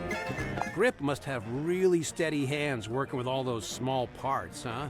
I could never. Apparently, Grip ended up on the submarine because he crashed his balloon over the ocean. I mean, it's a great story, but... You don't think it's true? Grip's pretty smart. In fact, he might even be the smartest guy on the submarine. I just don't see him crashing his balloon like that. Maybe he just got caught in a storm. Oh yeah, I didn't think about that. Where does Zephyr find this stuff? I'm pretty sure they don't sell this magazine at my local newsstand. Maybe on mail order. I think it's more of a black market thing. Huh. Some of the listings in here, the prices are in ounces, and there's a symbol. It's the alchemical symbol for gold. For real? Man, is Zephyr like secretly super rich? How does this game work roughly? Could any of the people you've talked to be the suspect? Yeah, so it could be literally anyone, and then when we talk to them, it will unlock like a suspicion chapter where I'm assuming now that we've gone through like what could his suspicious bit be, he's innocent on that. But it could be any one of them. It could be the murderer. And they all know different things about each item. So you kind of have to go through all the items with each suspect, get new clues. Sometimes they'll point out specific things. Like that bell, somebody pointed out just like this tiny thing that I didn't even see on it when I inspected it. But yeah, it could be anyone on the submarine. What's the deal with those holes along the sides? They're from when it was a sail. Why would a submarine need a sail? Hey, I didn't know Stim had a stunt dummy. It's me. I'm the suspect. Not a stunt. She's planning to do a scene where she falls off a cliff into a crocodile-infested river. When the stunt is that dangerous and the stunt guy refuses to do it, you use the dummy. Dirk, you're a movie kind of guy. Is this your projector? Nope, not my... that is, though. The film reel? Yep, I thought I'd lost it. I guess I did, huh? Where'd you get it from? It was a gift from the studio. A little souvenir. What's on it? Oh, it's just like, a bit of a scene. A daily, you know. No? Where did you lose it? I don't know. Mess hall, probably. Where did you find it? It was in the hollowed-out stomach of a doll. It was in a cabinet. Normal cabinet. Oh, The okay, hollowed-out cool. stomach of a doll. So, can I have it back? No. Actually, it would be fun for us to end up the guilty party. Yeah, what if we were the murderer? I am suspect us. Just a whole unreliable narrator game. That would be crazy if you went a whole game to find out at the end that actually you were the culprit. I'd like that. Hey, it's Sim's necklace locket thing. Any idea what she keeps in there? It's not really my business. Unless you decide it's related to the murder, then you'd be all over it, I bet. Dang. Called out. That is one old document. I'd be surprised if it hasn't expired by now. Expired? Yeah, things like this normally have an agreed upon... Oh, no, there's no date. Huh. I guess it runs in perpetuity. What about if you ripped it in half? Ha! You know what? I found that doesn't actually do jack. No, I know. It works in the movies, but in real life, voiding a contract is a more complex procedure. Well, that's no fun. Is that a crystal ball? Yeah, I think it's made of glass. Right, but a crystal ball in the sense that it's a magic ball you look into and you see your future or whatever. Oh, yeah, I guess. Why don't you look into it? You'll see yourself solving the murder, and then you'll know who did it. It's genius. I just looked at his name and terribly misread it. That's Dirk. Not short for Richard. What a babe. I mean, yeah. Is Mortuga's girlfriend or something? I don't think so. Of course he'd land a girl like this, of course. I don't know. Wasn't First kind of a his gloomy name. Loner? Yeah. Chicks eat that up, man. Do you know anything about What does the bell? it do? I thought it was a bell. Only it doesn't actually ring, so not really a bell, but... No, I think it's some kind of mechanism. The part sticking out of the bottom looks a bit like a screwdriver, don't you think? Mm-hmm. That is what we've been told. Short for Dirkathy, of course.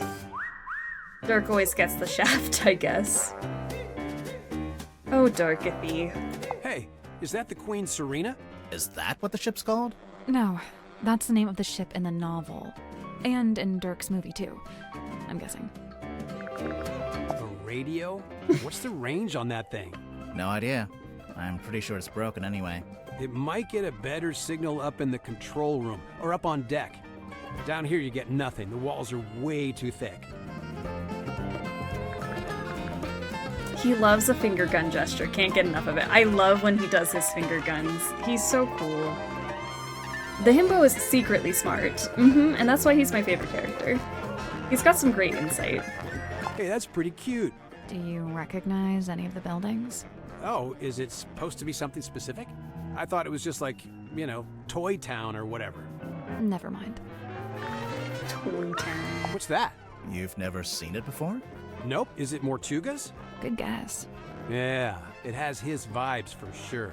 Well, let me guess. It's locked and you can't work out how to open it. Right again. Ha! Classic. Okay, but for real, you gotta let me know when you get it open, because now I'm super curious. See, that's why I love Dirk, because, like, yeah, why would you not be curious what's in the box? Okay, so I've caught up on them. Let's go double check this room, make sure I didn't miss anything. Definitely looked at all of that. A little pot with a red crayon and a blue crayon. You're not going to pick it up? No. $10 says this turns out to be an important clue. What if? You're on. A picture of a fish. Delightful. Hey, it's a kitchen. We didn't have one of those last time. What? Nothing. Okay. Got everything there. Let's talk to Sim. Let me double check her It's a magic room. vanishing cabinet. I think it's just a wardrobe. Let's take a look inside. Oh, it's empty. Vanished. It's a seahorse rocking horse. Oh, can I ride it? I don't know. Are you a small Victorian child? Yes. I do think that I've seen everything. It's a model submarine. I think it's a doll's house. Okay. Sim, let me chat with you about... It was Cynthia who had it when first she came aboard. Something in it holds great weight. For her, at least, it seems. But you don't know what exactly? With certain mind, I cannot say. Oh, my fog ball. Your fog ball? As carved and crafted. You made it? What for? Well, thou mayst use it to speak with Gregory. Sorry, Gregory? We never met a Gregory. You wouldn't have. He lives inside the ball. Oh. And he's my uncle. Oh. And he's dead. Oh. And fictitious. Oh. There's something suspicious about Zephyr. Because he has the fog ball that holds Gregory? Oh. Okay. Let's go talk to him. Well, give me a second. I'm trying to catch up on these conversations, and then we'll go to Zephyr and figure out more about Gregory. A yearning stirred along by grief to seek to find a path, a bridge to cross that dark divide. Grief? I assume she's dead, this woman? Why? The crosses in the background. Oh. I think they're just ship masts. Like she's standing by the harbor. To dwell beneath a heavy iron-casted thing, ever poised for rope to snap, ever set to fall. Mortuga? You didn't dwell beneath it. Not really. I don't know. It's hanging directly over his desk. That's a choice. Don't you have a Gregory ball? No, I'm not fortunate enough to have a Gregory ball. Don't go flaunting your Gregory balls. I don't like the way I said that, but if you have a Gregory ball, more power to you. Gregory the fake dead uncle, who lives in a fog ball. Do you know anything about Mortuga's model ship? Yet another weight upon his ever-troubled mind. Although, given that it's sealed in glass, I imagine it's now very hard to fix. What are you talking about? It's broken. Some part of its innards has come loose. Innards?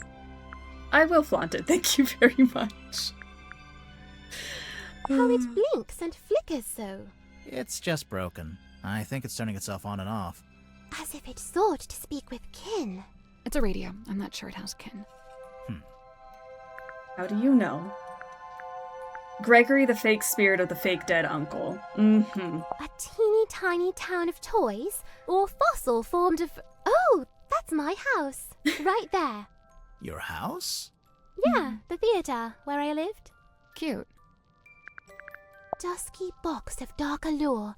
I cannot turn mine eyes. What lies within? We're still trying to work that out. Any guesses?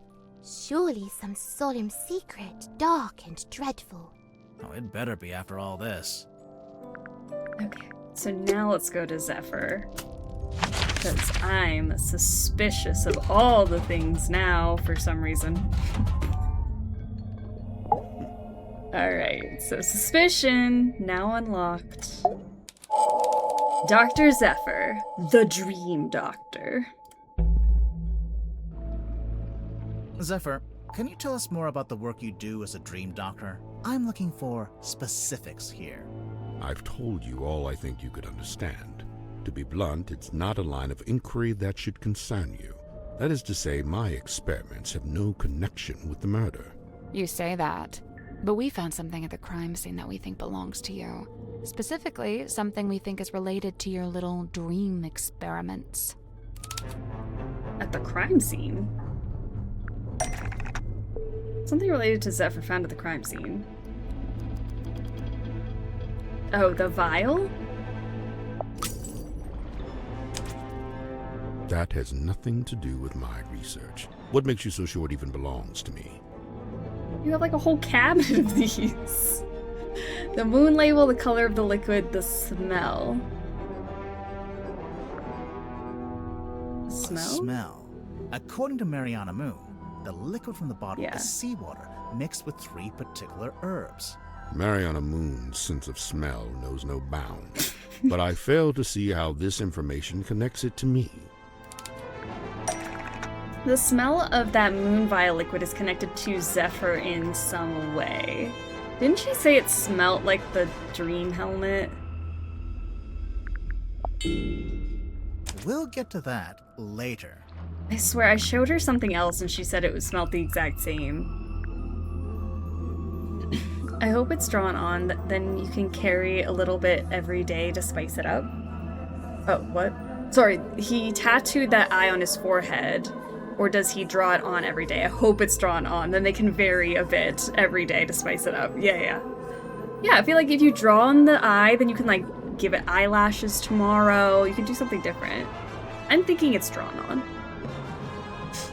What if it's his hairline? Could be. What smells? The smell of the moon liquid is connected to Zephyr in some way. Is there another clue with the same smell? Oh, I swear she said, because I even, like, clocked it. I was like, she said the exact same thing. I swear it was this bottle, or the dream helmet. Hex bottle, maybe? Where is it? Skullcap chamomile?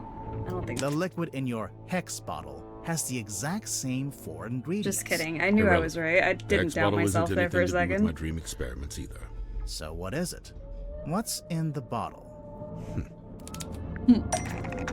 What is in... Oh, I haven't done one of these in a while. Okay. What's the deal with the hex bottle? So we got Dirk Dansome, a mouse, the fog ball, a sea creature, the moon vial, the hex bottle, Dr. Zephyr, and an eyeball. Something is related to, contains, is actually just, was fed to, is larger than. But it was stolen, but it's fake, but it's dead, and it can talk, and it's asleep, but it was stolen. The fog ball? What's the deal with the hex bottle?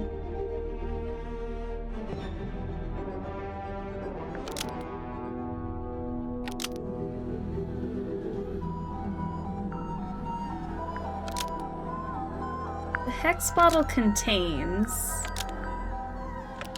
I mean, it could be a sea creature just upside down. I'm like, what is this thing?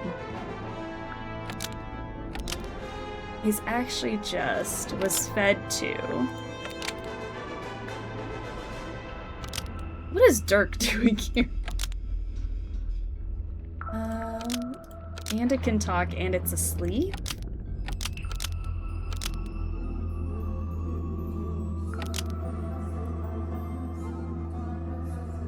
I truly don't know what it's trying to get me to say. What's the deal with the hex bottle?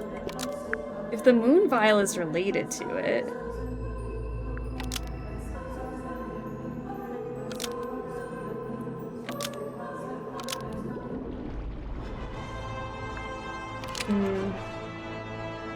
Cream, how are you? Welcome to the stream. Dirk is bigger than a mouse? Probably. I would hope so. Hex bottle is related to the moon, but it's fake. Okay, moon. We're saying hex bottle is related to the moon vial, but it's fake. The hex bottle is related to the moon vial, but it's fake. That's not right. Hex bottle contains sea creature and it's asleep. The hex bottle contains a sea creature and it's asleep. I was like, is it crazy for me to think this is a sea creature? Because I keep thinking it's like a little goop. Good job. What kind of sea creature is inside the hex bottle? An octopus, a hexapus, a sextopus. How many legs are there? One. Stop wiggling. 1, 2, 3, 4, 5, 6, 7? How many are there? I can't see. An octopus. On second thought, maybe not. A sea creature? A hexapus. It's not called a hex bottle because there's a magic spell inside. Oh, duh. Hex. It's called a hex bottle because there's a sleeping hexapus inside. His hex name is bottle. Hex. I've had him since I was a young boy. Not to be rude, but that must have been quite some time ago. A normal octopus would live only a couple years, wouldn't it? Hex is a singular specimen with a number of special properties. Do you ever let him out of that little bottle? Of course I do. Hex swims freely in the ocean at night, and during the day he returns to me and sleeps in the bottle. So he's asleep right now. I knew he was related to your dream experiments. Who said anything about dreams? Nobody. But just looking at him, I think I know one of Hex's special properties, and it would explain why you'd be interested in the first place. Which part shows why the hex bottle is relevant to Zephyr's dream research? The hex bottle is relevant to Zephyr's dream research because blank is from a photograph, is a film projection, is an image of his dream. Sleeping hexapus? The glass bottle. The funnel. Funnel?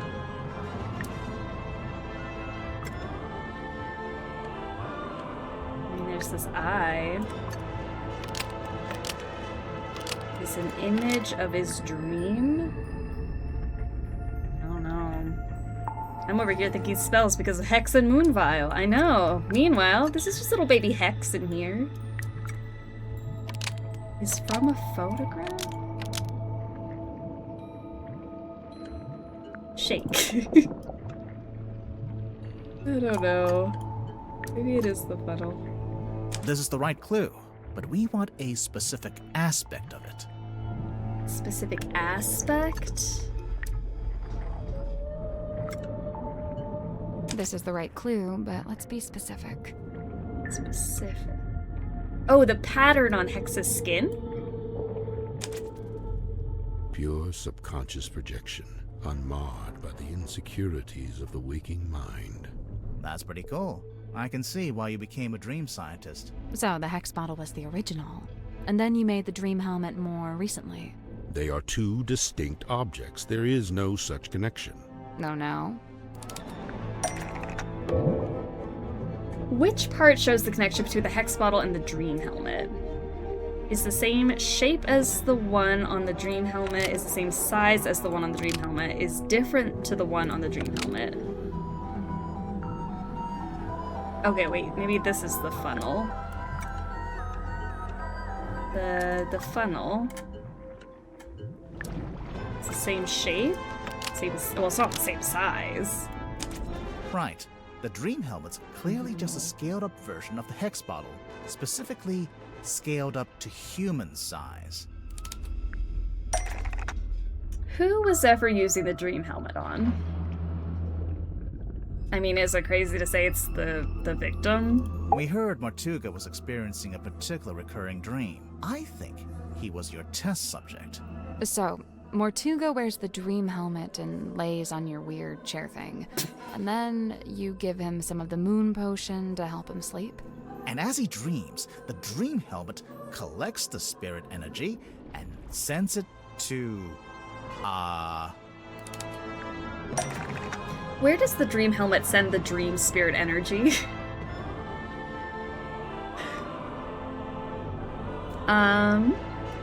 You know, that's a good question.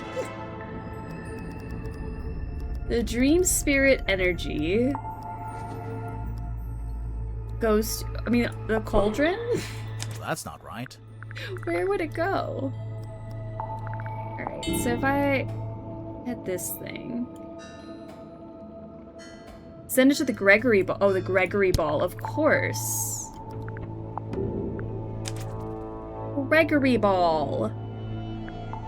What is the connection? It's those little thingies. Look. This antenna points in the direction of, vibrates when it gets near, wirelessly transmits to this antenna, and the fog ball transmits the radio signal. The fog ball violently explodes. The fog ball receives the dream energy. This antenna wirelessly transmits to this antenna, and the fog ball receives the dream energy. Do not think I cannot hear your mocking tone. It may surprise you to learn that I have indeed had some success in this area. I did once successfully filter something into the fog ball, and I witnessed a face inside the glass, however briefly. A face? No doubt the visage of someone from beyond the veil. Unfortunately, I have been unable to consistently replicate it. Did you make a record of it? I thought I did, but I can't remember where. We're talking about Gregory? Where did Zephyr make a record of the mysterious face that he saw? Mysterious face. I mean, that is a mysterious face, but that's an underwater photo. Unless that's it. That's not right. Where did Zephyr make a little drawing of the mysterious face that he saw? A little drawing?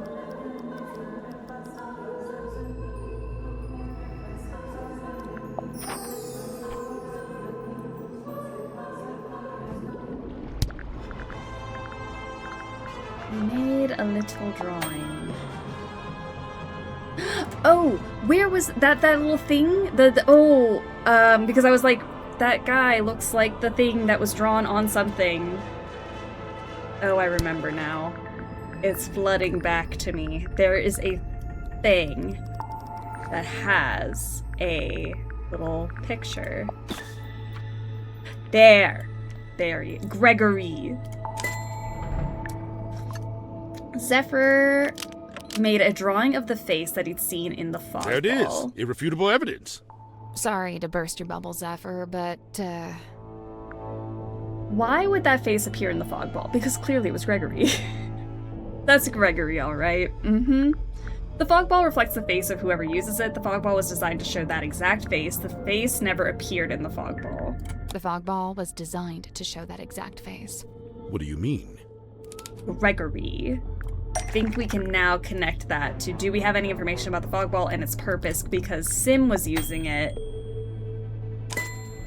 right here. Alright. The fog ball appears in the illusionist photo, but it's displaying a different face, and it's displaying the same face that Zephyr saw. What's the connection? What causes the face to appear? Gregory. What causes the fog ball to display that face? A certain temperature, a certain voice, a certain smell.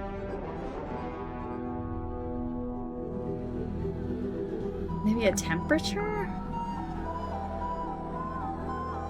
I don't know. It wouldn't be a voice, because if it would react to only Sim's voice, then that doesn't make sense. A certain temperature. Really?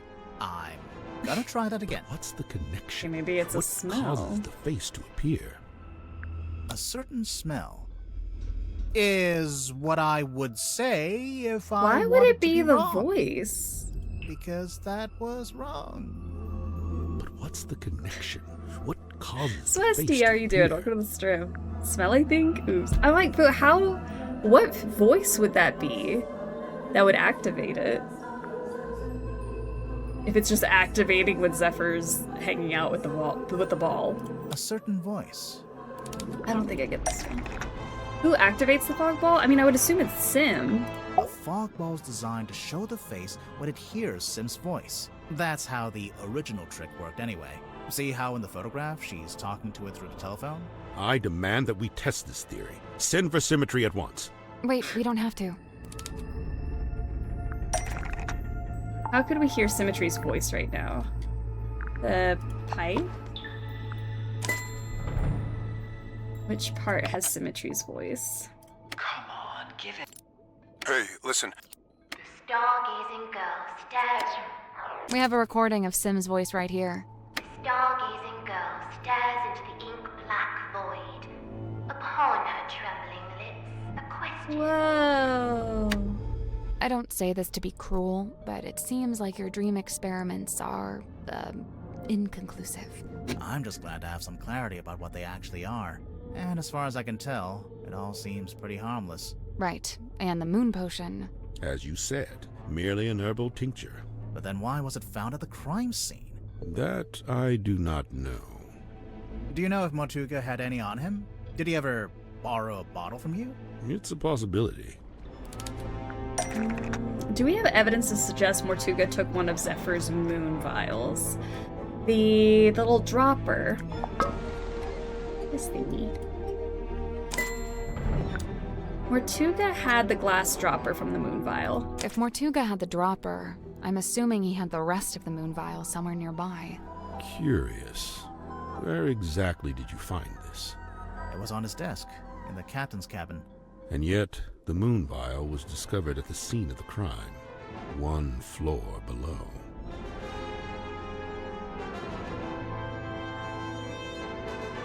So, Hex actually shows his thoughts on his skin? Yeah, it's incredible. Hey, what if we got him to think about something else?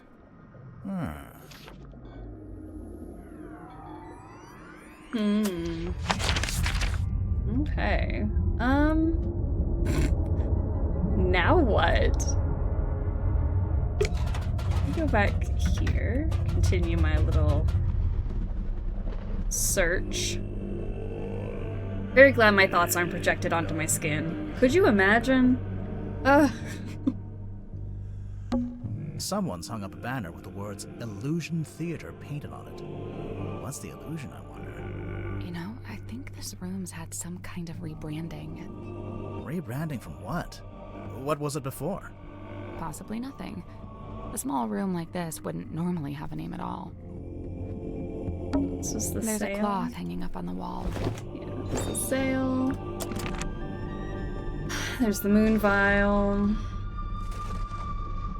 Pretty sure we looked everywhere. It's a little window. It looks out into the endless dark void of the ocean. Why did you phrase it like that? I don't know. Okay, I think we're done with that floor. Let's go back to Mariana Moon. Alright, what do we have here that I might What's have in missed? these old wooden crates? I don't know. I can't get them open. What did I tell you? Always bring the crowbar. What's in these old wooden? Always bring. It's a tent. It's a piece of fabric draped over a rope. Yeah, a tent. Hold on there, bucko. Who are you calling bucko? That's private, all right? I enjoyed that she called you bucko. Oh man. This is actually a pretty good place to hang laundry. Assuming you want your clothes to smell like the cargo hold of a submarine. It's a pizza oven. No, it's right, a but you could put a pizza in. I assumed it was tea, but actually it smells like coffee. It's unfiltered too, and there's no milk. Hardcore.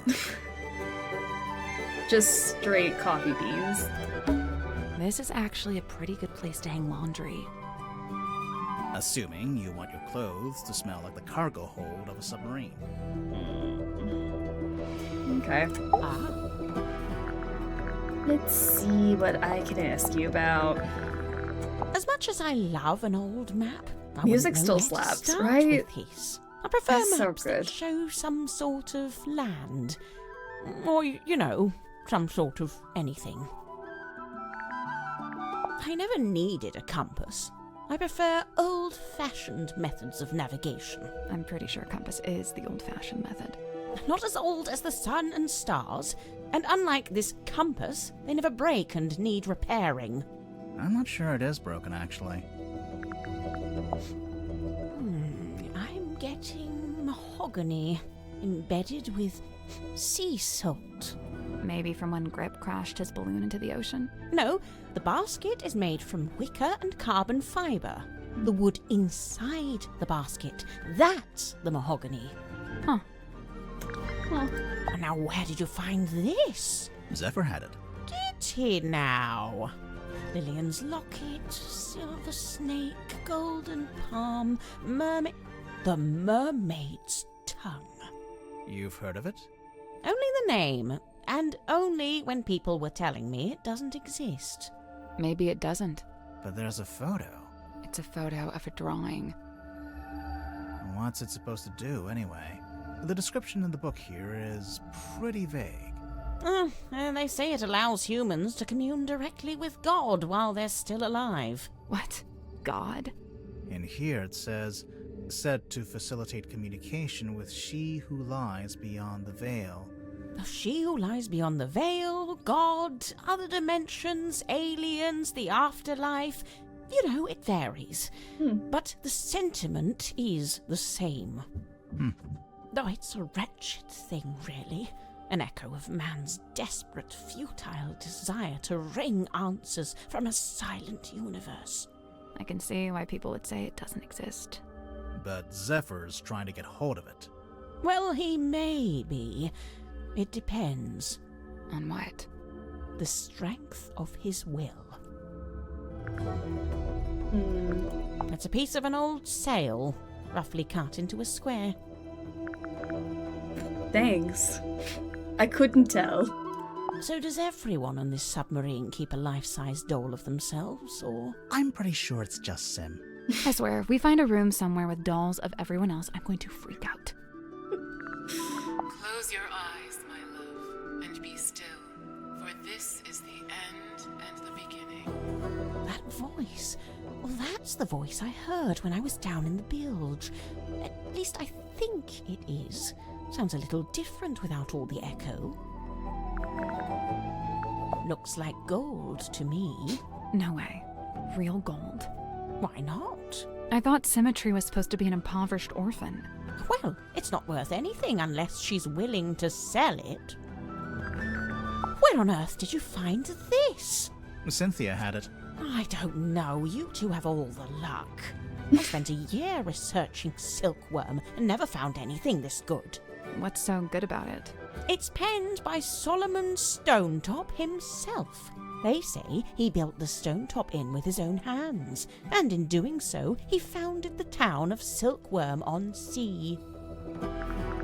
If I'm not mistaken, this little part at the front is actually a microphone. That would have been helpful for when I did that suspicion thing. Duh, of course there's a microphone there for it to listen to her voice. This here, that's the Stonetop emblem. Oh yeah, we saw it on the sign outside the Stonetop Inn. Do you remember, Sally? No, but I was basically still asleep at that point. What are those letters above it? Initials, SS. Stonetop C? Secret stone? Selena Stonetop. The owner of the painting? The painter herself. It has the smell and feel of something that's been in the ocean for quite some time. Only there's no evidence of it on the surface. No barnacles, no algae. Maybe it's a type of metal that resists that kind of stuff. Or maybe someone just cleaned it. You know, if and when I make a mysterious observation, I'm not necessarily looking for immediate logical explanations. Sorry. Now, I'd have to assume this is the Stonetop family ship, the Dearest Selina. How do you know it's that ship? Is there a photo of it? It's evident by the selection of little wooden people on board. The Dearest Selina was captained by Felicia Stonetop, that's her there, and one Magnus Mortuga was her helmsman. What did they use it for? Oh, I don't know. Fishing? Tourism? General gallivanter? What about the woman tied to the front? Well, that's a representation of the ship's figurehead. It's not just some random woman tied to the ship. I thought the submarine didn't have a radio. I don't think it does. This is more like a child's walkie-talkie. Oh, yes, you're quite right. Probably has a short range, too. If it's a walkie-talkie, then what happened to the other one? Good question. Do you recognize any of the little wooden people? I believe this is supposed to be Silkworm's governor, a man named Faustus Fellow. Interesting. He was a wealthy landowner who bought the town in order to bring it under his control. He bought the whole town? Why? I couldn't say. I want that walkie-talkie. It's so tricked out. It's kind of cute and creepy all at the same time. Any idea what this is? No. Really? You're not even gonna tell us what it smells like? Old moss and jealousy-ridden oak or something? Sniff it. It's not oak, it's cedar. Aha! She still didn't actually tell us anything. Yeah. I retract that aha from the record. I think I just want a walkie-talkie, that's fair. I'm stressed about studying for my exams, but I'm super sick and I have a headache, so I can't study, so I'm just a puddle of anxiety and snot. I'm so sorry. Maybe get some rest. Maybe, like, if you rest, then you'll feel a little bit more, I don't know, up for, like, at least looking over a little bit of something. Maybe take a nap. Drink some fluids. Cargo hold. It's made entirely out of wood. And? And we're in a submarine, aren't we? Alright, this thing I still haven't figured out. Provide the pieces of paper to the correct positions. I'm assuming this is the map of the submarine, and I want to put people in the spots that they're in, right? But okay, let me try to do it that way. So I think Zephyr's, what, over here? I don't remember where everyone is. And, like, where would we go? You go, like, here. Then I think this is that first room. That's the bunk beds. Yeah, you go with you. We're down here with Mariana Moon. You're, like, here?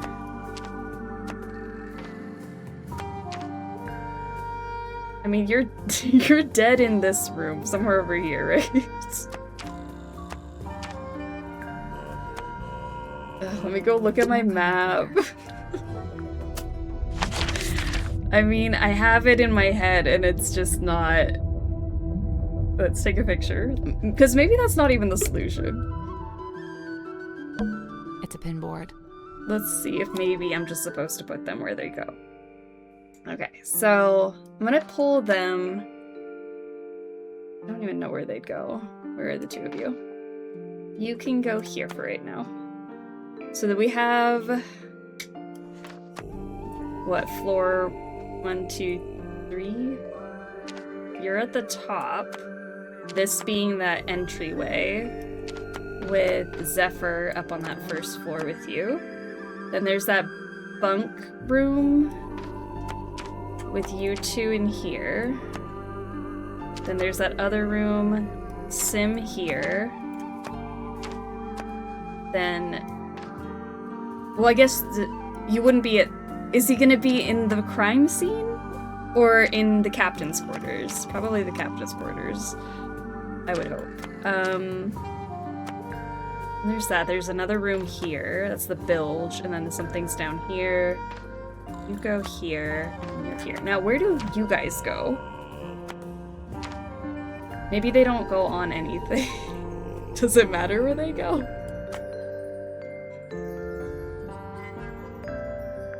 Nope. Okay. So, there's a drawing of each of the suspects, one of Mortuga, and one of us too. Each one needs to be moved to the right place on the board. Unless I need to move them over. Wait, are they closer to this side? That's not it. Looks like the The board. shape looks familiar. Is it some kind of diagram? Of course. Remember Mariana's diary? Her diary.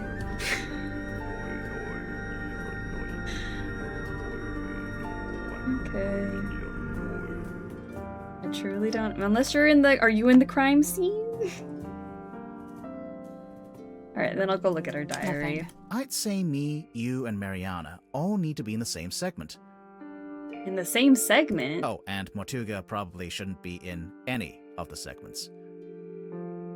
Okay. You shouldn't be in any of the segments, and then.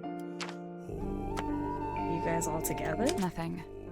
I'd say me, you, and Mariana all need to be in the same segment. Oh, and Mortuga probably shouldn't be in any of the segments.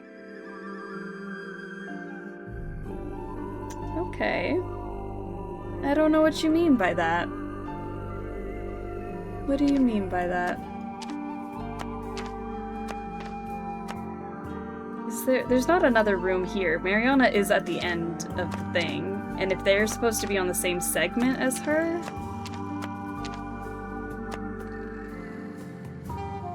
Okay, I don't know. I thought maybe I was on track with the whole map thing.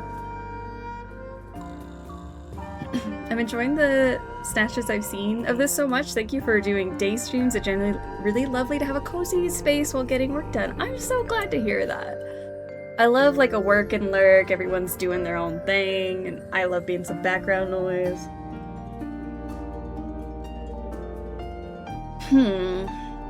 Alright, I will come back to it.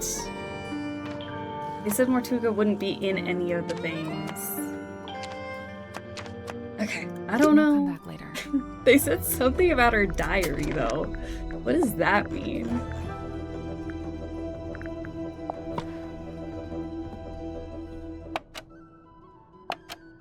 Come on, give it up. Just let. Hey, listen. Did she say anything in her? I think she did. Super appreciated. I can feel lonely in my brain while getting work done, so very nice to have a lurkin' work situation. I'm so happy to hear that. I love it. Mariana, what is your deal? Alright, I will keep asking people about things. Back to Grip. The room with the best music. I always say it, but it's true. Oh, I did ask you about everything. Okay. Well, then I guess we go back here. Ah, yes, I haven't been in here today. So let's see. These aren't the bottles I'm interested in. These aren't the bottles I'm interested in. It's a diving helmet. One of those old, heavy ones. Just finished making chimichurri beef bowls for dinner. They turned out delish. That sounds so good. Had to make dinner. Spicy noodles with... Of course everyone's now coming in with their great food stuff while I'm sitting here hungry. Had to make dinner spicy noodles with mixed seafood. If anyone's wondering, that sounds so, so good. How did Grip go? I think Grip's innocent, you know? Not gonna lie. I don't think he's done anything wrong. We're still interrogating people. I think there's one puzzle I can't quite figure out. We got 2 more people that need to get suspicions done. We can be hungry together. Jasmine and I are starving. And here you guys are flaunting your culinary expertise. I think I'll also have spicy noodles for dinner, though. That sounds good. You think it's a safe? A safe? Nah, looks pretty dangerous. A safe. I want it to be Moon or Zephyr because I like them the least, but I also don't think they did it. I know, I'm like, I want it to be Mariana so bad. I'm like, she seems suspicious. Why is she sniffing things? And yeah, Zephyr, I don't know, he's evading questions. Rat Boy, how are you doing? Welcome to the stream. And Strange Candy, how's the game going? Not too bad, so far so good. We're making teensy bits of progress. Back to nap. Enjoy the nap. Oh. A safe? Hold on, wait. Harley, how are you doing? Welcome to the stream. I'm always scared. All the people I like in these games are always guilty. I know. Luckily, I like more than one. I'm gonna cry if it's Dirk. It can't possibly be Dirk. Drag the diving helmet to rotate it. Tap on dials to rotate them.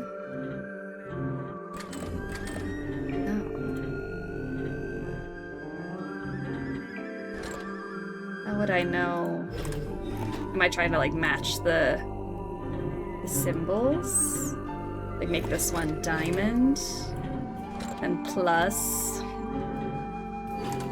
circle. I don't know if that's right. Circle, which goes to the triangle.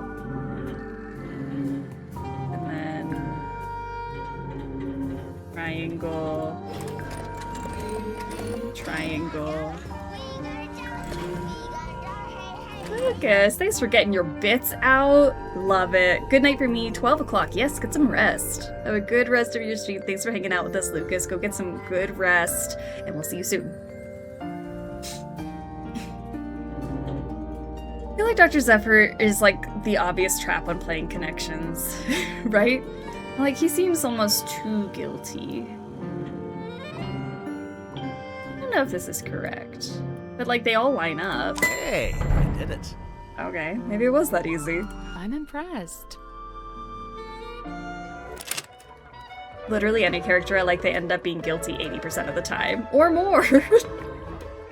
Yeah, you can't get too attached. That doesn't stop me from getting super attached to characters, but it is devastating when they end up being guilty.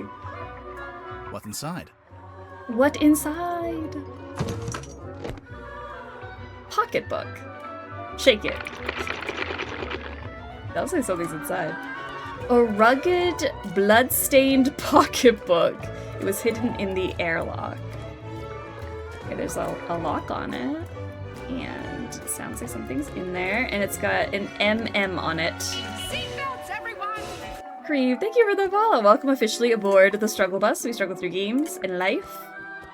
And we've got an MM on here. Flip it around. Wicked Witch. You know? Will never stop me. I'll just be sad.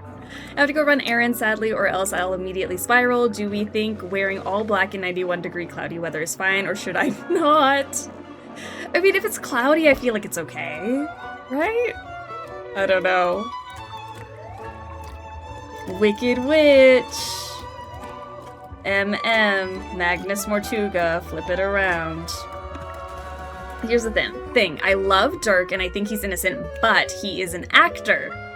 So he could just be playing the part of a himbo. You think he's playing dumb? I would be devastated if that was true. Alright, I need a 4-digit code to unlock this. Okay, wait, so I've got a new thing. Looks like a jellyfish. Do not, it's too hot outside. It's like 102 where I'm at though. Ugh. Awful, it's so hot everywhere. I'm over it. Does she have massive hands or is the teacup super small? You know, good question. Maybe a little bit of both. I don't think he is, I'm just saying, you know, it's possible. I know, I have to brace myself in case it is dirt. It's 2 glass bowls and some seashells. He's the himbo in our hearts regardless. Right, but what does it look like? Jellyfish. Jellyfish. It's a collection of small mirrors. You know, it might be fun to start a mirror collection. I'd be so devastated if it was acting Dirk. I could really see myself doing that. Well, let's chat. Do you recognize any of these objects? The mermaid's tongue, rumored to be lost at sea. You've heard of it? Tadpole? Oh, no, not by name. Maybe Zephyr was trying to get hold of it. Yeah, maybe he was. I'm pretty sure Magnus kept this in the storeroom. He had it covering the cauldron, I guess? It seems likely. Just to protect it from dust? Or maybe he was specifically keeping it hidden. I never had dolls as a child. What did you have instead? Nothing. We were super poor. The closest thing I had were frogs I'd catch from a pond. I'd give them names and try to make friends with them. The best things in life are free. The good news is I'm almost always wrong. Let's just hope it's not Dirk. I guess it could be literally anyone else. And I would still be sad, but it'd be okay. That's Mortuga's, although presumably he got it from someone else. Someone on the submarine? I mean someone from before. Fluffy Giraffe, how are you doing? Welcome to the stream. It's actually me. See, I knew it was not going to be any one of these characters. It was going to be somebody on the struggle bus. I just knew it. I'm surprised Sim let you see it. She's normally pretty guarded about it. Do you know why she wears it all the time? It's some kind of family heirloom, I think. Can it just be Mortuga being crazy and it was an accident? I'm leaning towards accident. Like, what was he doing? Something popped out of that cauldron. I don't know. The Stone Top Inn. That's where Magnus lived, back before the submarine.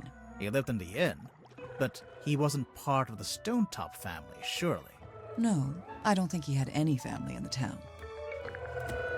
It could be me again. I forgot I do be committing crimes.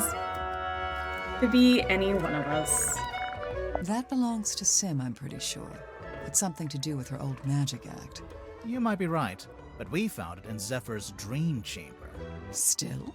I told him to give all her stuff back. I'll have to have a word with him. You know, I think this painting is the answer. To what? Everything. Magnus Mortuga, what he was doing, what he was thinking, even maybe how and why he died. I swear, there's always a painting with a secret in it. Oh, this thing weighs a ton. Reckon you could pick it up? You're pretty strong, right? I could maybe get my arms around it, just about. What about Mortuga? Probably, but he had real big arms, like me. But for anyone else, it'd be a two-person job. Yeah, I think so. I'm pretty sure Magnus carved this himself. No idea how he got it into the bottle, though. Trick of the trade, I guess. I know one way you could get it out of the bottle. That's a last resort. It's a radio, dressed up like a little doll. Do you know who it's supposed to be? Is it not Cynthia? I don't think so. Oh. Magnus carved and painted it himself, so it's very specific to his life. It basically only shows the buildings and people that were relevant to him. I noticed Mortuga himself isn't on there. No, I think he's somewhere else. Do you know what's inside? No, it must have been something, though. There's no way all this kicked off over an empty box. What do you mean? As far as I know, that box is a very recent addition to the submarine. I think it may have been the catalyst that led to Mortuga's murder. Now I really want to know what's inside. I have to know. This diva's eyelashes. Wait, okay, everyone's eyelashes. I love her long lashes. Hands off, it's mine. What's this symbol on the front? Looks like someone scratched it in with a claw or something. None of your business. How do you get it open? You don't. Flip it around. You don't know the code? Oh, I know it. But you don't. Is it your phone number? Your birthday? Name of your childhood pet? Sally, it's a number. Oh, yeah. Okay. Tadpole didn't give us the code for the pocketbook. Yeah. I noticed. So what now? Maybe someone else will know it. Yeah, I doubt it. How about this? If we ask everyone and nobody knows it, we can break it open. Ooh. I knew that would cheer you up. Alright. I'm on a quest. I bid you adieu. Good luck, Mr. Ring. Awesome, Harley. Go have, hopefully, fun. And we'll see you soon. The walkie-talkie, it looks like the current captain's mom? Because didn't she say that she, like, made it look like her and she put it in the room? That's why I thought it was Cynthia. Okay, let me go ask people about this pocketbook.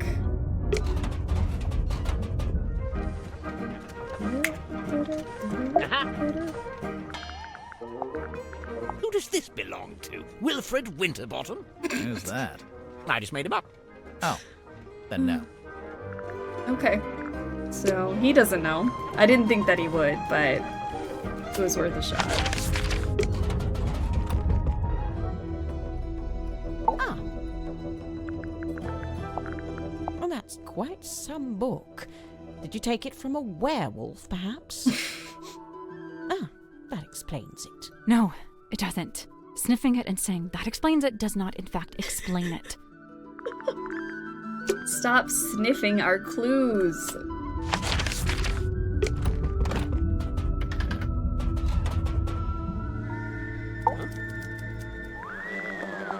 What's that? It belongs to Madame Tadpole, but it's locked. Oh, a combination lock. Let me try. Yep, got it. How did you know the code? Easy. It was her birthday. Huh. Oh! Okay. Shout out Dirk! Of all the people I thought that was gonna have the code to this, wouldn't have called that. It's actually a shallow box with a number of objects kept inside. The inside of the box smells of cigar smoke and alcohol. Oh. We're gambling. Tanya, professional swimmer currently traveling looking for work. We'll have to think of an angle, but I think it'll work. She's tough, doesn't complain, could be a keeper. Moon. Caught her snooping, taking photos, said she's on the trail of a werewolf. She's a pain in the neck, but she's a natural storyteller, might be able to put her to use. There's a phone number. Fortuna, her theater's seen better days, but still the best spot in town to set up. I tried to cut a deal, but she's being tight-fisted. Might be a problem, hopefully not for her sake. Maybe I can ask people about that now. There's something suspicious about Mariana. I missed it. Did Dirk break it or solve it? He solved it. He's like, oh, it was her birthday. He's a good listener, and that's why I love him. Like, he's chill. He's like, oh yeah, obviously it was her birthday. Just put it in. Open it up. Let's go talk to her. All right. Mariana. Finally. Guilty. I think she's guilty. I just want her to be guilty because she keeps sniffing our clues. Mariana Moon, the black box. Mariana, you arrived in the submarine shortly before Mortuga was killed. Correct. And yet, you still haven't told us how or why you're here. I find that pretty suspicious. Oh, it's most suspicious. I quite agree. She's not talking. We'll just have to make an accusation. You found the submarine by complete accident. You've actually been on the submarine for a long time. Someone asked you to come onto the submarine. Somebody asked you to come onto the submarine. And how, may I ask, would somebody do such a thing? How did somebody ask Mariana to come onto the submarine? They sent you a letter, they visited your house, they called your phone. They called your phone. A phone, you say? Well, not me. Oh, no. I'm no good with technology. Huh. I'm not sure that's entirely true, is it? do we have evidence to suggest Mariana Moon actually has a handle on technology? I mean, her pipe. It didn't escape our notice that your pipe is a fairly sophisticated dictaphone. I'm pretty sure that counts as technology. Yes. A dictaphone, yes, but not a telephone. But you do have a phone. Or at least you did at one point. Because your phone number is in this book.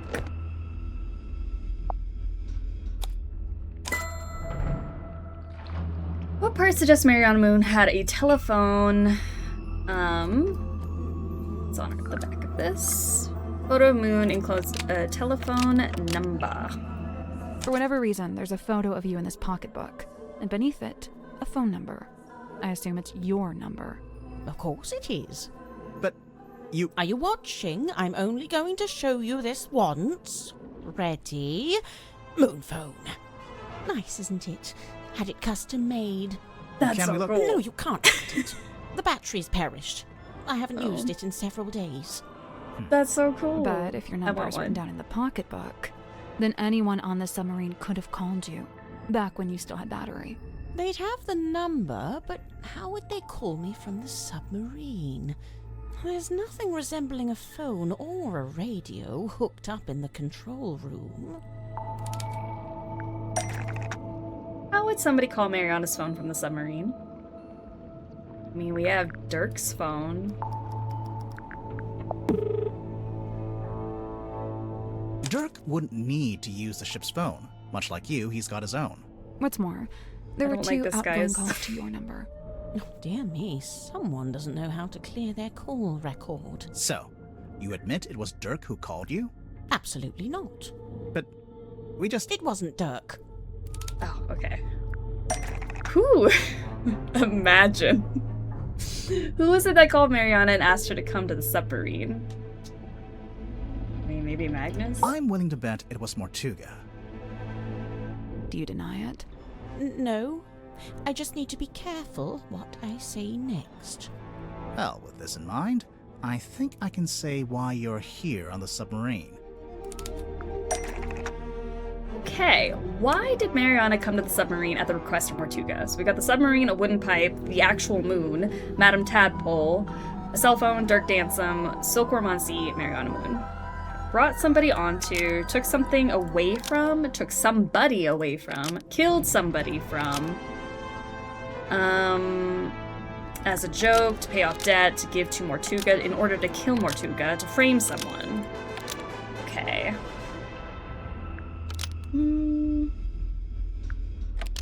Maybe Mariana Moon brought something onto the submarine to give to Mortuga. Mariana Moon brought something onto the submarine to give to Mortuga. You brought something onto the submarine. What was it, Mariana? I can't say. I made a deal with Mortuga, and I intend to stick to it. I can't talk about any of this. What was it that Mariana brought onto the submarine to give to Mortuga? Maybe the map? That can't seem right. She definitely had this to begin with.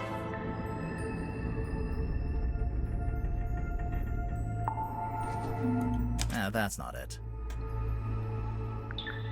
Mysterious object did Mariana bring onto the submarine to give to Mortuga?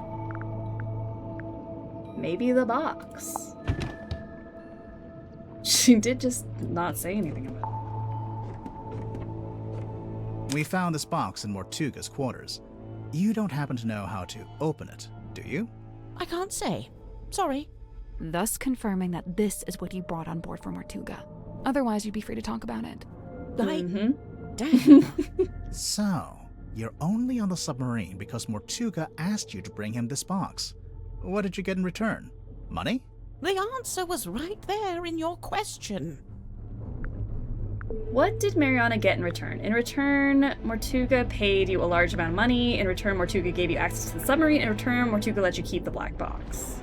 In return, Mortuga paid you a large amount of money. Wait, really? You know what? Let's try that again. I actually don't know. You're only on the submarine because Mortuga asked you to bring him this box. What did you get in return? Money? The answer was right there in your question. The answer was in my question.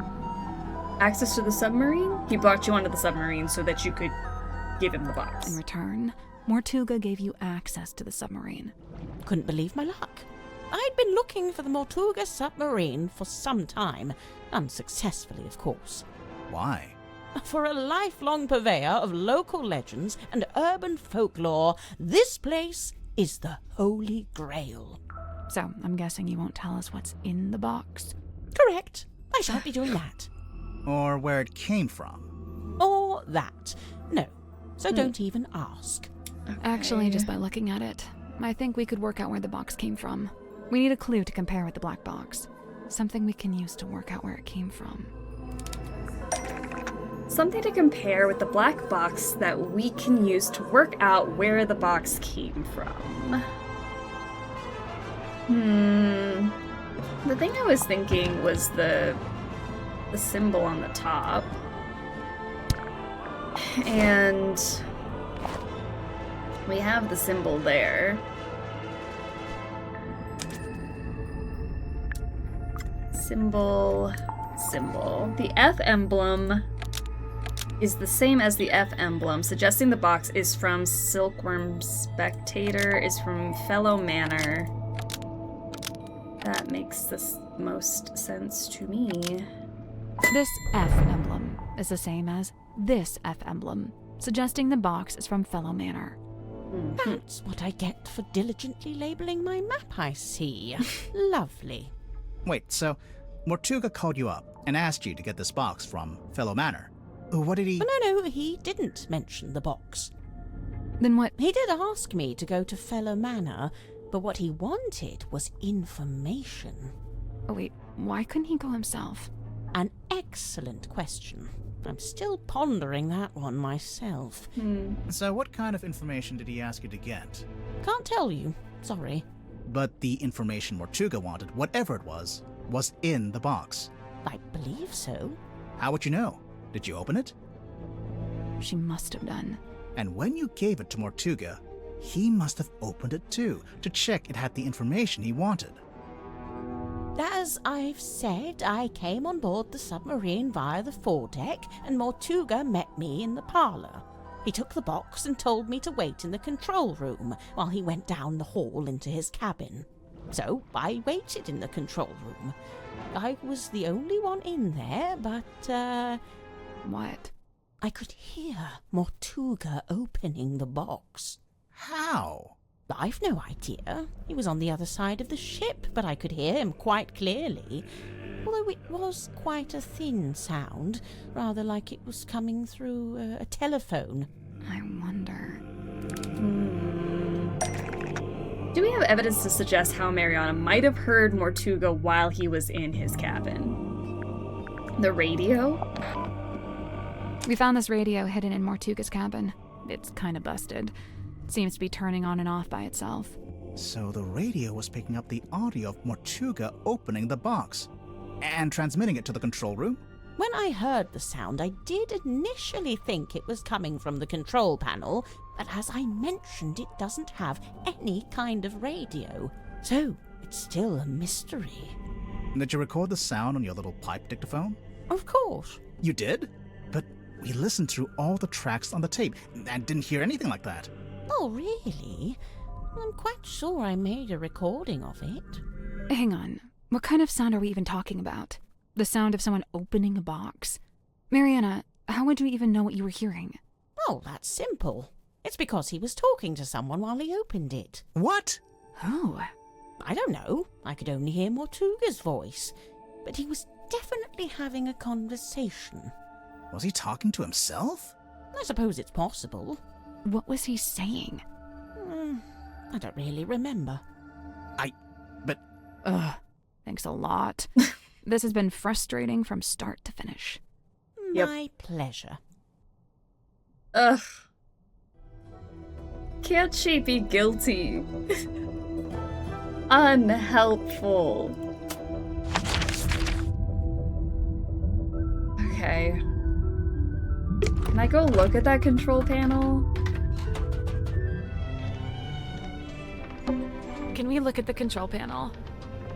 If you promise You not to can't press tell us any anything. Do buttons. you remember anything? What are you doing here? My sentiments exactly. I will make no such promise. Yeah, there really isn't a radio or anything on here for her to have heard something. These look like the dials on my oven. You don't have an I meant my Well, now I just feel bad. Is it kind of wave? I think this is for What listening. are they expecting to hear? Okay.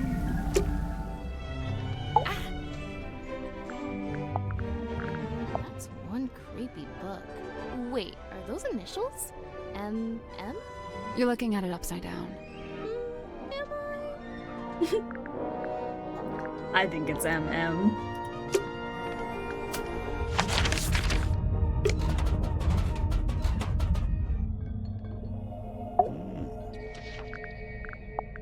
It seems I'm not the only curiosity collector on board. This book, if it is indeed a book, has clearly got a story to tell.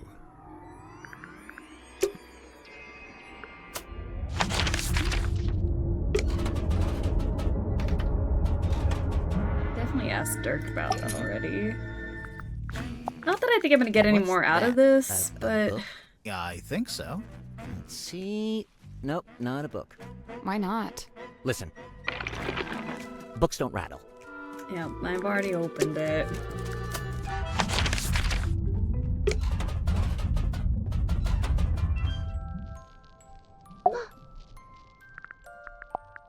A book adorned by bloody stain? Might be. Might not. By bloody It might stain. not be a book. No, no. I meant the blood stain.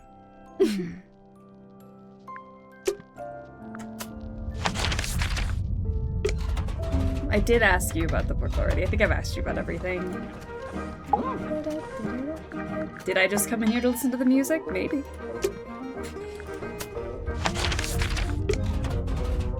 Alright, you're the only person I haven't had a suspicion about. So... interesting.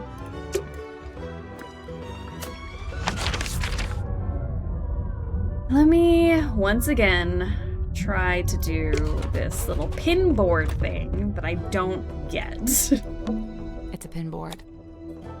What in the world do I need to do with this? Drag the piece of paper to the correct position. So I'm going to go ahead and look at my picture that I took earlier again.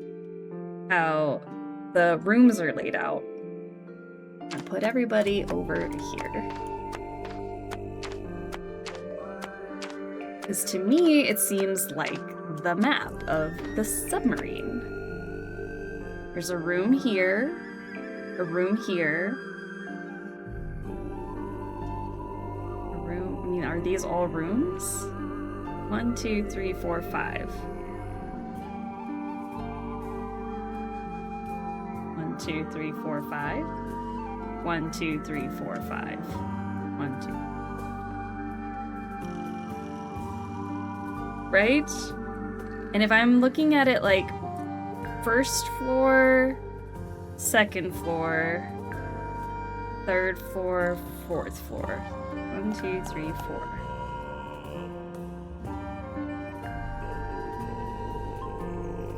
This would be the outside, then the captain's quarters, and then something here. Then this would be your room, the entry, whatever room, the dream chamber. Doing a work and lurk, rooting for you, thank you. We're to Ryan, and then I don't know, something here, and then the captain's not quarters, but the other captain room. Then there's like the bunk room, and then the room with Dirk and Worman. Then middle room, whatever you call it. Then Sim's room, and then the murder chamber, or the illusion theater, whatever you want to call it. Then we are in here, right now with Moon. And then you're here with you there. And then we said that we had to keep Mortuga off the board because he's dead. There we go. Oh my gosh. Okay, so what I think happened was I didn't count the top row as outside. I counted that as the first row. Okay, that's where I went wrong. That's fair. Nice. Boob titty, thank you. Nothing happened. Thank you. What were you expecting? Normally, when we complete a puzzle, something unlocks and we get a new clue. Yeah. Yeah, we've been conditioned to expect that. If it's a clue you want, take a look on the back of the pinboard. Oh. What's this? Night of the full moon. An instant photo depicting a muscular man. It was found in the cargo hold.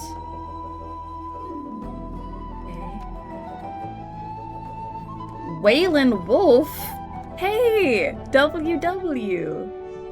Okay, maybe it's not MM. Waylon Wolf. Alright. It's Nim in the ball. What? This does look like a mermaid. Tadpole vibes. There's something suspicious about Tadpole. Galaxy Pizzas with the 38 months of being a sexy, sexy snack. Let's go talk to her. Alright, Madam Tadpole. Our final suspicion. They're all suspicious? Well, yeah, all of them have been suspicious now. We've completed all, well, not completed, but we have now found something suspicious about all of them. Turn stream back on to ads. Oh, hell no. Now you're back in the snack pack, ad-free viewing. Love it. Alright, suspicion. Madam Tadpole, keeping secrets. Tadpole, what would you say your relationship with Mortuga was like? We got on great. Where's this going? Did you ever disagree with him? Argue with him? Nope. Let's get to the point, Okay. Do we have evidence that Tadpole having a disagreement with Mortuga? Is that not on the thing? Come on, give it up. Just let me take it. I'm sorry, Tanya. I cannot. But why'd you even need to? I've told you before. No, you haven't. All you've ever told me is that you... I'd like to request that you return to your room. I have something I must attend to. We thought it was M because we really wanted to be Mariana Moon. You know, I didn't even think Mariana Moon. I was like, Magnus Mortuga. But yes, maybe it should be Mariana Moon, and that's why she's guilty. Come on, give it up. Just let me take it. I'm sorry, Tanya. I cannot. But why'd you even need... I've told you before. No, you haven't. All you've ever told me is that you're... I'd like to request that you return to your room. I have something I must attend to. Someone sneaking around recording me with a dictaphone? Seems like it. It may have been recorded without permission, but it's still a record of a conversation you had with Mortuga. It sounds like you're trying to get something from him. Some kind of object he was keeping from you? An object? Nope. So then what were you talking about? I don't want to tell you. You'll take it the wrong way. It's just, you were seen rummaging through Mortuga's bookcase. The one in this cabin. Someone sneaking around watching me rummage through bookcases? I thought maybe you were looking for this. Is there something Tadpole could have been trying to get from Mortuga's bookcase?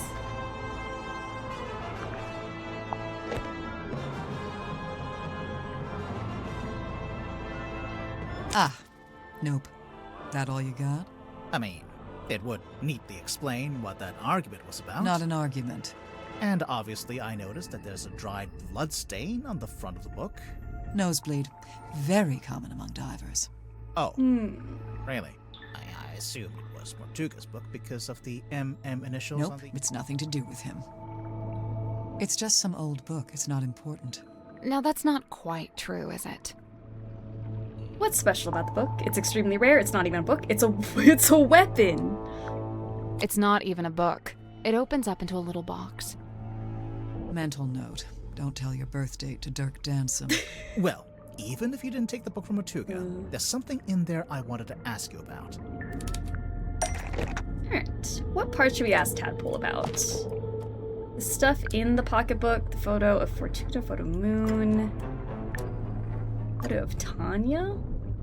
Do you know who this is? Sure, Tanya. Says it right there on the back.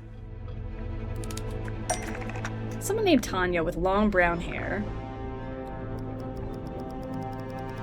Tanya with long brown hair.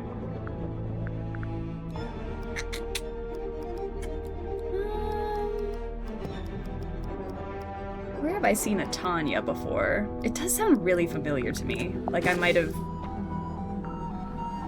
forgotten about it.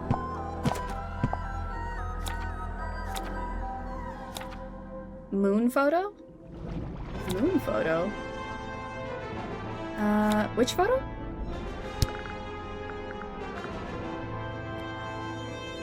Looking for a thing, Tanya with long brown hair?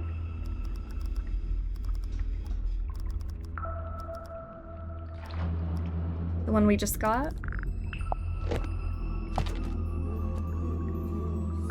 I mean, that's the photo we just showed her.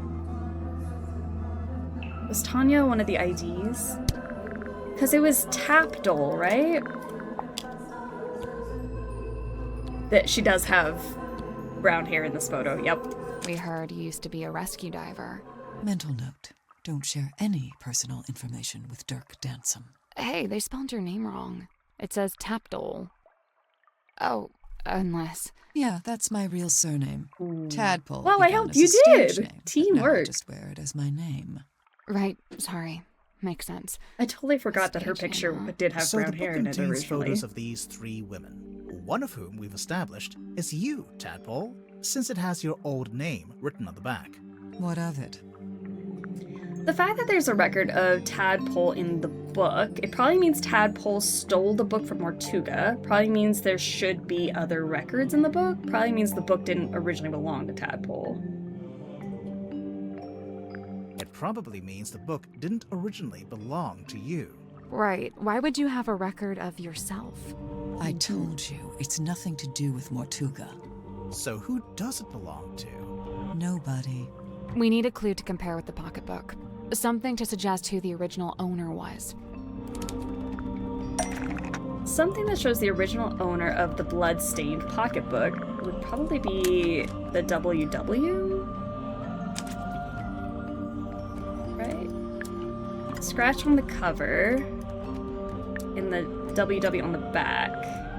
Photograph of, painting of, engraving of, counterfeit of. An engraving of. Because it was made by Wit and Whimsy. Waylon Wolf. The scratch on the cover is an engraving of the WW initials because it was made by Waylon Wolf. So the man in this photo, Waylon Wolf, we think was the head of some kind of traveling show. A group that you, Tadpole, used to be a member of. Hey, look at that. I'm actually impressed. Presumably, the pocketbook is where he kept records of the various people he had dealings with. Tanya Tadpole, Mariana Moon, Baroness Fortuna. The first two we know about. But what about Fortuna? What does she have to do with Wolf? Do you have any context for Baroness Fortuna? I guess the only thing we have is the poster? Right? Baroness Fortuna presents. Baroness Fortuna owns the Fortuna Hall Theater in Silkworm on Sea. She's impressed. We actually passed it on the way to the Stonetop Inn. It's all I just want to be boarded her up friend. now. Perhaps Wolf's traveling performers came through Silkworm on Sea at one point, and perhaps some of them never left. It might be why Madame Tadpole's in this part of the world in the first place. So, if the pocketbook originally belonged to Waylon Wolf, Tadpole, how did you end up with it? I took it from him. I assure you, he doesn't need it anymore. Why is she so cool? I know. So, it really doesn't have anything to do with Mortuga. But in that case, what was that argument about? Not an argument. Come on, give it up. Just let me take it. I'm sorry, Tanya. I cannot. But why'd you even need... I've told you before. No, you haven't. All you've ever told me is that you're... Right, fine, I'll tell you. But you better not get all excited. I was trying to convince him to leave the submarine and give up the captaincy to me. What? Not because I wanted to be captain, but because I could tell Magnus didn't. I believe his tenure on board the submarine was some kind of self-imposed punishment. But I thought maybe he'd suffered enough. Maybe he deserved another shot at... At what?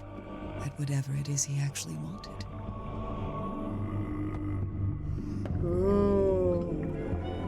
I think it's finally time to make our report to Cynthia. She'll be thrilled. Okay. Look at all those check marks. Report. Hey, do you have a minute? We're, ready to make our report. What's wrong? I appreciate your hard work. Truly. However, I think it's time you left. What? We didn't even tell you what we found. People are starting to accuse each other. I don't like it. So you're giving up? You're not gonna see this through? Sorry, but I just think... maybe... What? That's just the way it's meant to be? I need to go. Everyone's gathering in the mess hall. I'll resurface the submarine, and you can leave via the foredeck.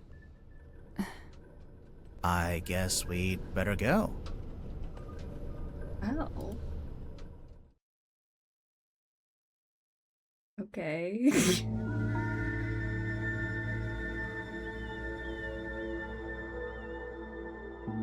Well, that seems unfair. She can't be serious. I really don't appreciate being kicked out. She didn't even pay us. We didn't get paid for that? We can worry about that later. I don't know if you've noticed, but we're currently stranded out here. Yeah. Oh wait, so how is Cynthia expecting us to leave the submarine? That's crazy. I know! How are you supposed to get out of here? Hey buddy, been a while. Yeah. What? It's boy, by the way. No, it's buoy. Agree to disagree? Disagree to disagree. This makes a little more sense now. But who painted the big Mortuga name on there? You don't think Mortuga would have done it himself? I don't think so. Then I guess it was the guy who rebuilt the submarine. Drummond, I think his name was? The shipyard guy. Who did it? I mean, I don't know, and we're not getting paid to know, so... I just went through all that work for us to get kicked off the submarine. We didn't get paid, so it's our submarine now. I'm wondering if I can get to that outside, oh, guess not. I was like, there's that one outside room. I mean, I guess it's in the water, so how would I get there, but... It's sunset. It'll be dark soon. Yeah, it's hard to keep track of time when you're down there. We were down there all day and I barely felt it. We're the captain now. It's the rowing boat. Oh wait, you don't think... Did Cynthia really think we'd use that boat? Oh. Or did she just forget to take the submarine back to town? I don't know. She seemed really off. Did something happen? I think she's just getting scared. Scared of what? Exposing a murderer? Of the truth. Of facing the truth and all the consequences of it. Whatever they end up being. We're not really going to leave, are we? No, we're not done. Not yet. But what do we do? Remember what Cynthia said? Everyone's gathering in the mess hall. Seems like something of an opportunity. Aha. Not just that, but we're back on the surface too. We sure are. So, what are we waiting for? Are we gonna snoop? Chapter 3, Secrets of the Mortuga Submarine. So exciting. Because if everyone's all in one room, I could definitely snoop through everyone's stuff, correct? Let's see, now that everyone is all gathered away from their designated areas, we have a checklist. We can go to all their rooms. Oh, and also, because we're now on the surface, we can go to this area, now that we're not underwater anymore. The aft deck. Okay. It's the door leading back into the captain's quarters. The one part that actually looks like it belongs on a submarine. There's a big metal latch, but... What? It just seems odd that you'd be able to latch the door from the outside. Huh. Oh. That is weird. A checklist? Nancy just perked up from wherever she's neglecting Ned. Check. Can't check that off yet. It's the mast. It's been snapped in half, and it's leaning to one side. A bad storm, maybe? I thought the symbol on the mast kind of looked like Mortuga's tattoo thing. Like these things. Are those... They can't be. Wouldn't they get washed away? It almost looks like they're burned into the wood. They're permanent.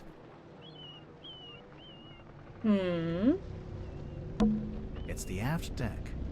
It doesn't look anything like the foredeck. Of course not. Then we got... Holy... Oh. Grimoire, there's a giant wooden woman tied to the back of the submarine. I was wondering if they kept this. I half expected to find it inside the submarine somewhere. But it's too big to fit in the storeroom, I guess. It's the figurehead. Alright, giant wooden woman. Let's see. An old wooden figurehead from a sailing ship. It was tied to the back of the aft deck. Alright, she's got some barnacles on her, but she's cute. And she's got the stone top emblem on the front. Did Mortuga brand the aft deck, or was Mortuga branded? I don't even know if it has anything to do with Mortuga. But that's what it looks like to me. So maybe they're connected, maybe they're not. I don't know. Looking up what bricked up means of being flabbergasted. I'm sorry, it was a slip. I didn't mean to say it.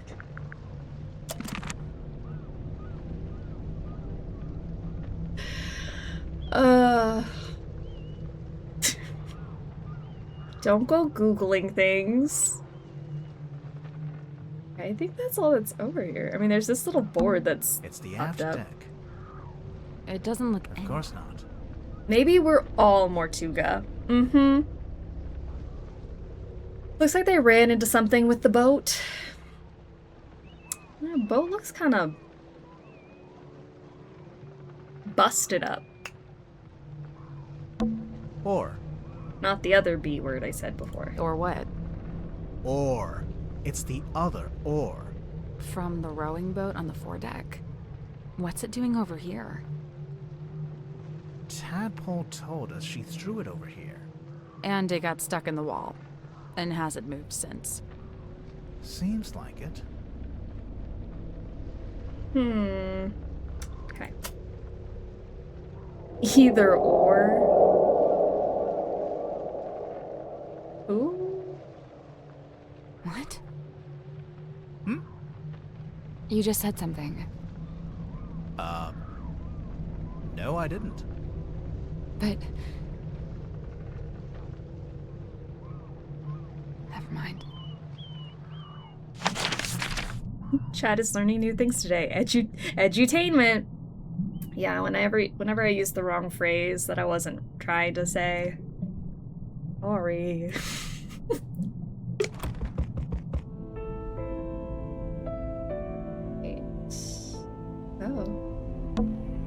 must be a way to get this open. We'll just have to hope we stumble across the answers somewhere else. I wonder if there was something we missed in Mariana's room. You know, the cargo hold? Oh, okay. Let's go see. So, SD, how are you doing? Welcome to the stream. Look, everyone's in that room and we're snooping today. Tent. It's Mariana's tent, and she's not here to stop us looking inside. Yup. So, is there anything in there? Yep, a mushroom puzzle box. A what? A what? Alright, rotate the sun around the board. Select the correct number combination.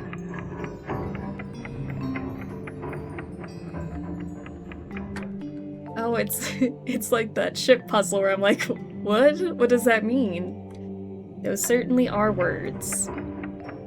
Rotate the sun around the board.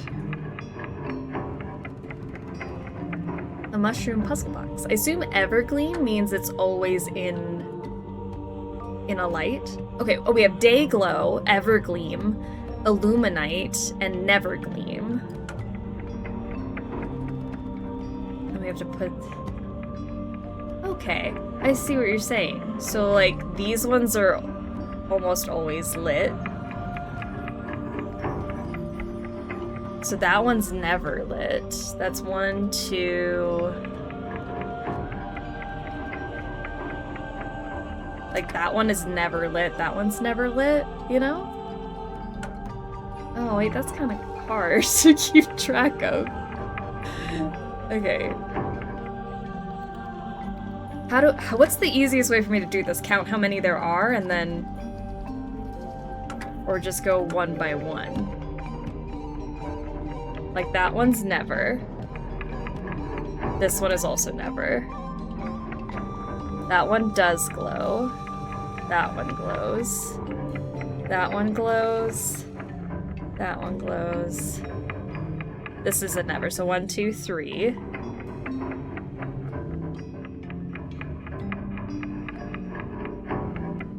Four.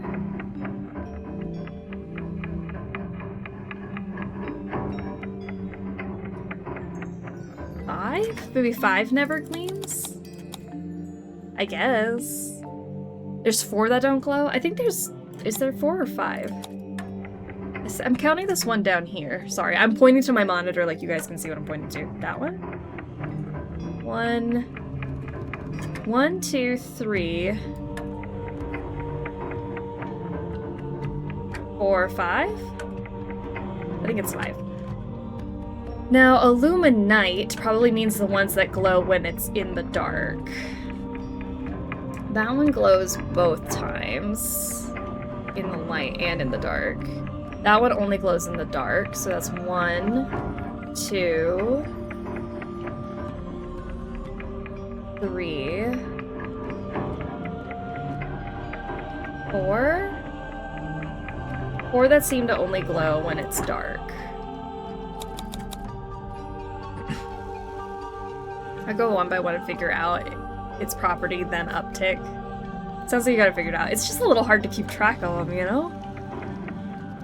Day glow, so the ones that glow when there's light on them. So there's 1, but this one's actually evergleam. I think that one goes for both. This one is a day glow. 1,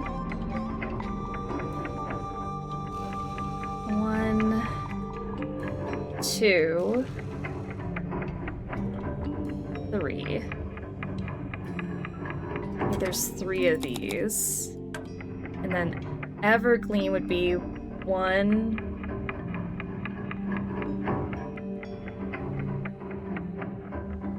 2.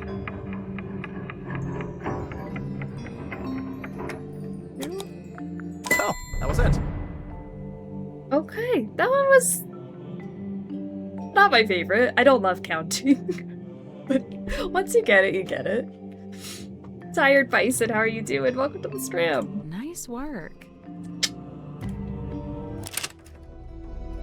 It opened. What's in there? It's a little plastic thing. Oh, wait, I know what this is. It's a tape from Mariana's dictaphone. A tape? Okay, new tape.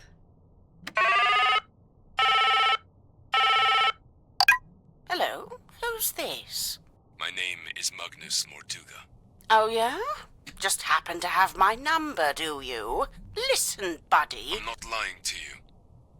You and I share a mutual acquaintance, and she has informed me of your skill set. I wish to hire you, and I believe I have something I can offer in payment. I'm listening. What are you after? I'm in need of information. Information about a woman named Felicia Stonetop. Okay, so that's all that's on that tape. Good stuff. Yeah, the puzzles are different, which is fun except for counting. I do like when they click, like, oh, I know what I'm supposed to do now. Like that ship one we had yesterday. I was like, what in the world does that mean? But once it clicked, it clicked. It's a big traveler's backpack. It smells like soil and grass. I'm thoroughly caffeinated bison right now. I love it. What's the premise of the game? Also, the pipe is a gramophone.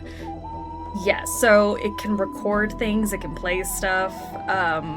When you're done smelling it's a fake pipe. But the premise of the game is that the captain of our submarine was murdered. We think murdered. He died. And we have to figure out who on the submarine could be responsible for his death. So we've interrogated all of our suspects, and now they're all having a meeting in the main room. So we get to snoop through their rooms while they're doing that.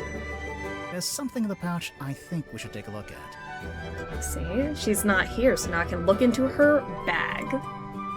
What does she have? Just kidding, I've already seen this. This is the Silkworm map. Remember I found it so long ago? Oh, I guess these are the new things I'm trying to find. It's got like a little bracket. These are like the mysterious, couldn't see them while the people were here kind of things. Boat murder. Got it. Locked in. Perfect. I'm so glad we're locked in. There is a murderer amongst us. Okay, the black box. It's not... So aft-check is checked off. The black box not checked off. So I guess we gotta still do stuff here. Alright, let's just move down the line.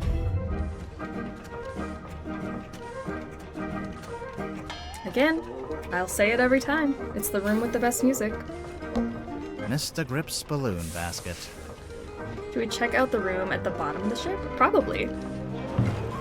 We probably should check out every room while everybody's preoccupied. I mean, I've already looked at the basket. I don't know what more Grip could have. Grip has pretty much let us look through everything. Hasn't really been hiding anything.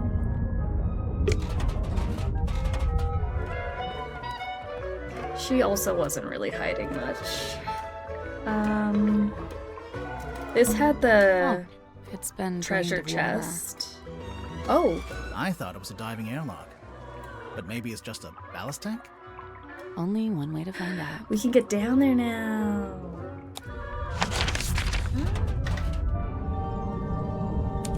There we go. Now we can get to that bottom room. Dome tank. It's a real, actual treasure chest. Let's open it. Hold on. I'm just savoring the moment. And done. Open it. Okay, move the flags and pirates into the correct keyholes. Tap the pirates to rotate them. Okay, so I can rotate. I can turn the board. We'll see, like, the flags match these. And we can turn the pirates. Whatever that means.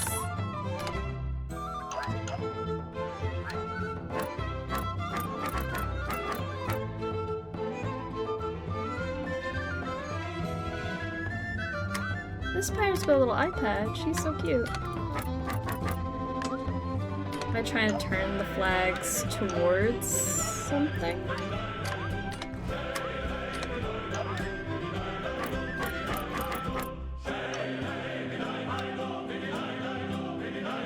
Is there a bottom? I don't think so. I can just spin it to the sides.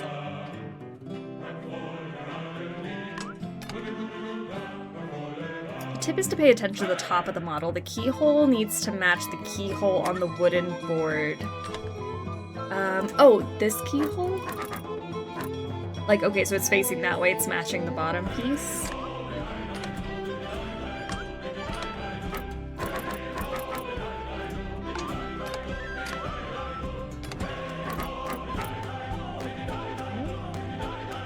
See, now they're all facing the right way. Is that what we mean?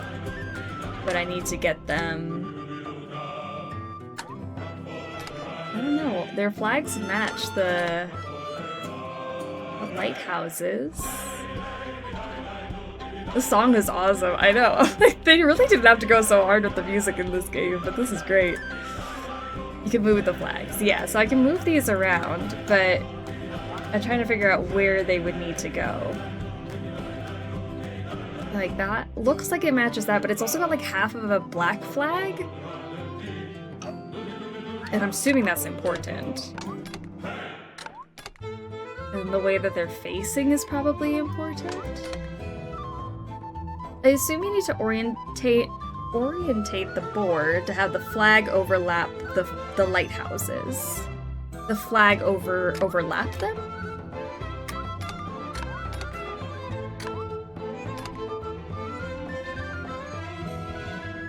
The outfits they have?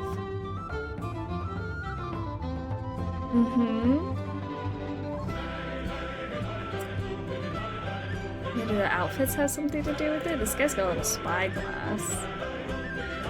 I think that is your graphics problem, because when I played, the flags all look normal. Oh! The flags look normal and you... Well, maybe it's my computer that's making the colors look wrong. That's super weird.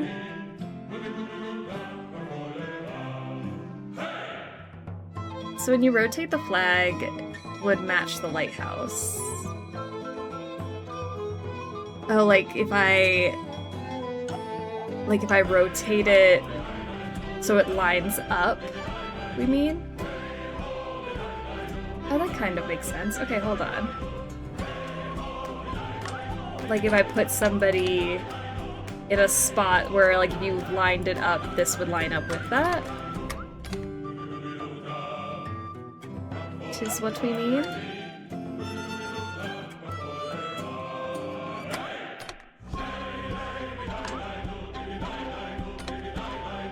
This is like too...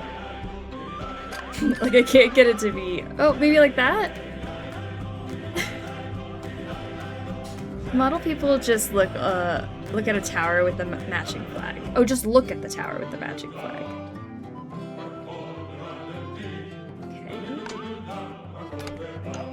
That's all they have to do, they just have to look at them.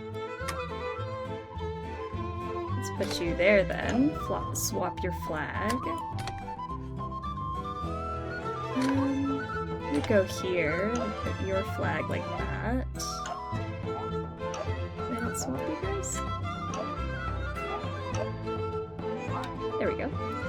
And then red, like so. So that way that red guy's looking at that one, blue one's looking at that one, yellow's looking over there, and green's looking here. I did it. Sally, amazing job. Good job. Thanks, guys. I don't know if I would have figured that out so quickly.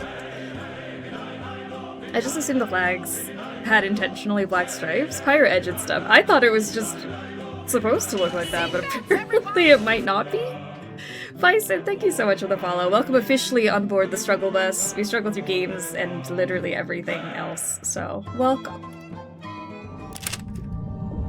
What's inside? Ouch! Ouch! What happened? I cut my finger. There's something sharp in there. Ocean treasure. A pile of assorted ocean-themed treasure. It was locked in a chest in the dome tank. I like all these fishy doubloons. Cute. I guess it was the coral that's sharp. It's weird. It's like crystal. What's wrong with you? It's actually treasure. Coins, pearls, gems.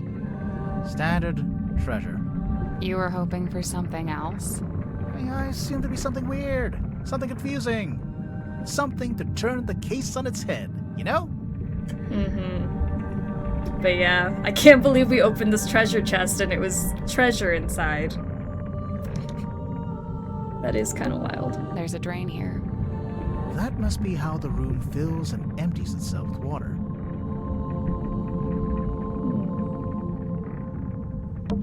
And don't touch that door. It goes right out into the ocean. I doubt you could open it if you wanted to.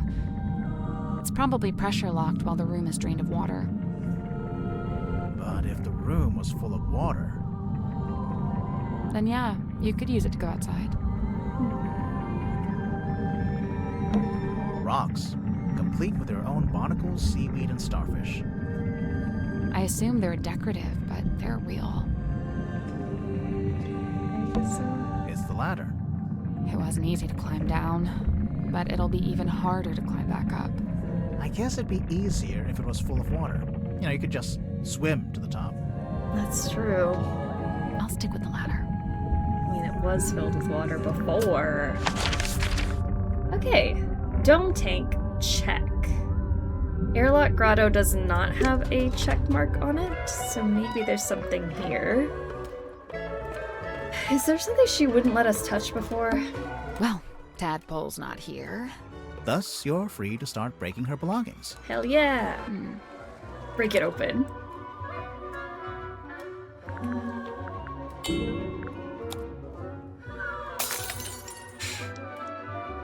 Now we can finally take a proper look at this. Okay. Let's read it. Curse in the Cauldron. A small room within the bowels of the ship. His lifeless body lies in the shadow of the ancient stone cauldron. The cauldron's heavy iron lid has never been unlocked. It has never been opened. For all his strength, he ultimately proved powerless against the lure of the unknown. On this morning, the cauldron has been unlocked. On this morning, it was wide open. And there's a picture of Magnus and the open cauldron. It is understood that Party A commissioned a Mr. Donovan Drummond to construct the Mortuga Submarine by combining parts from two other vessels. Party A claimed to have paid for this transaction alone and thus was the legal owner of the Mortuga Submarine despite its name. However, one Cynthia Seafoam has now provided evidence of how exactly Mr. Drummond was paid. It transpires that Mr. Drummond was paid with the deeds to the Stone Top Inn, which belonged solely to Party B at the time of the transaction. Okay, so we have a contract on the back. That looked familiar. It's a secret third page of the command contract. Yup. Secret second page, technically. Ta-da! Now we got the full contract. Okay. Now Airlock Grotto is checked off. Where to next?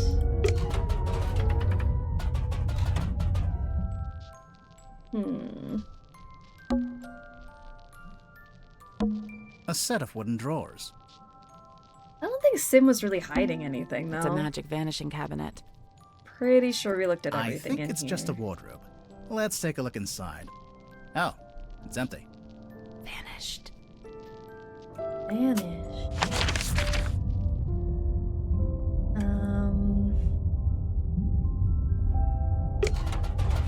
Who else was hiding stuff? Sim is innocent. Sim's never done anything wrong in her life. A bunch of discarded paper. There's something typed on it. Yeah, but I can barely make sense of it.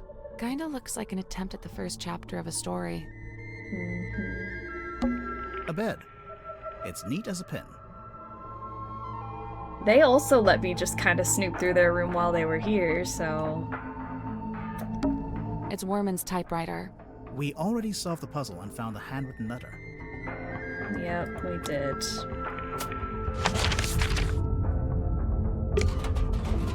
Definitely already looked through here, because no one's been in here before. maybe go to Seafoam's area. Now Cynthia's not here, we can finally take a closer look at that jacket. Okay. It could, but it's still locked behind glass. Now, there must be some way to get at it. Now there's an electronic panel over here. Some kind of switch, maybe? Another puzzle. Drag the 9 metal pieces into the correct positions.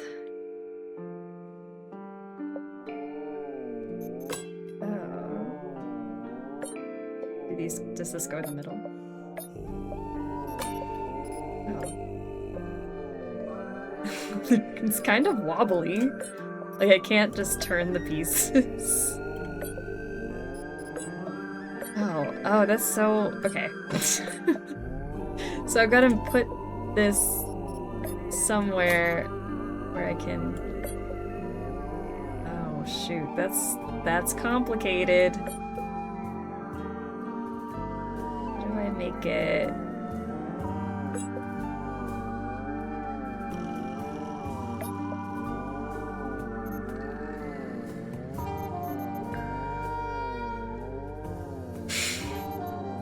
it's like it's got a mind of its own. What if I put that one there?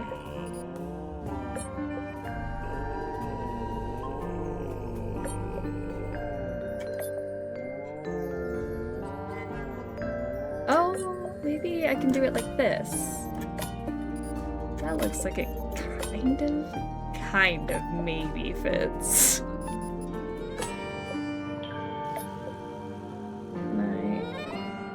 I'll put that like so.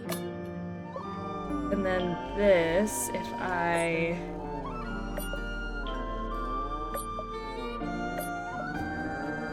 turn it so that it does this.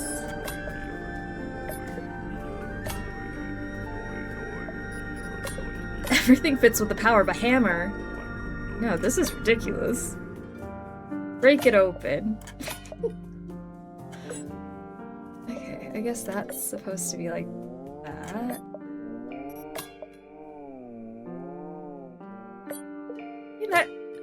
I think it fits. I don't know what the little circle piece is. Hey, I did it. Okay, sure. I'm impressed. The jacket. I've been dying to check in the pockets of this thing. Oh, hey, there's something bulky in here. Ooh, it's a radio. Ah, the walkie-talkie, the other half of the walkie-talkie? It's just like that one we found in the captain's cabin. Well, almost. I can't believe this one's dressed up too. Wow, this one's got a little t-shirt. So cute. The second radio is found in the pocket of the captain's jacket in the control room. You know, maybe we should go back to the mess hall. The mess hall? I thought we were avoiding it. Everyone's in there right now. Yeah. Yeah, well, that's exactly why it might be useful.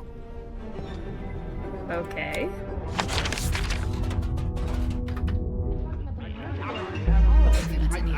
They're all yapping. I don't think they spotted us. Let's stay back here. Maybe we can listen in on what they're each talking about. Eavesdropping? I never used that word. But yeah. The Iron Bell are not related to the crime. Most of what I've done. Wouldn't let me swim in her pool. Tadpole wouldn't let me swim in her pool. Could go out on the ark deck. How it's still in the pocket of Mom's jacket. I was talking to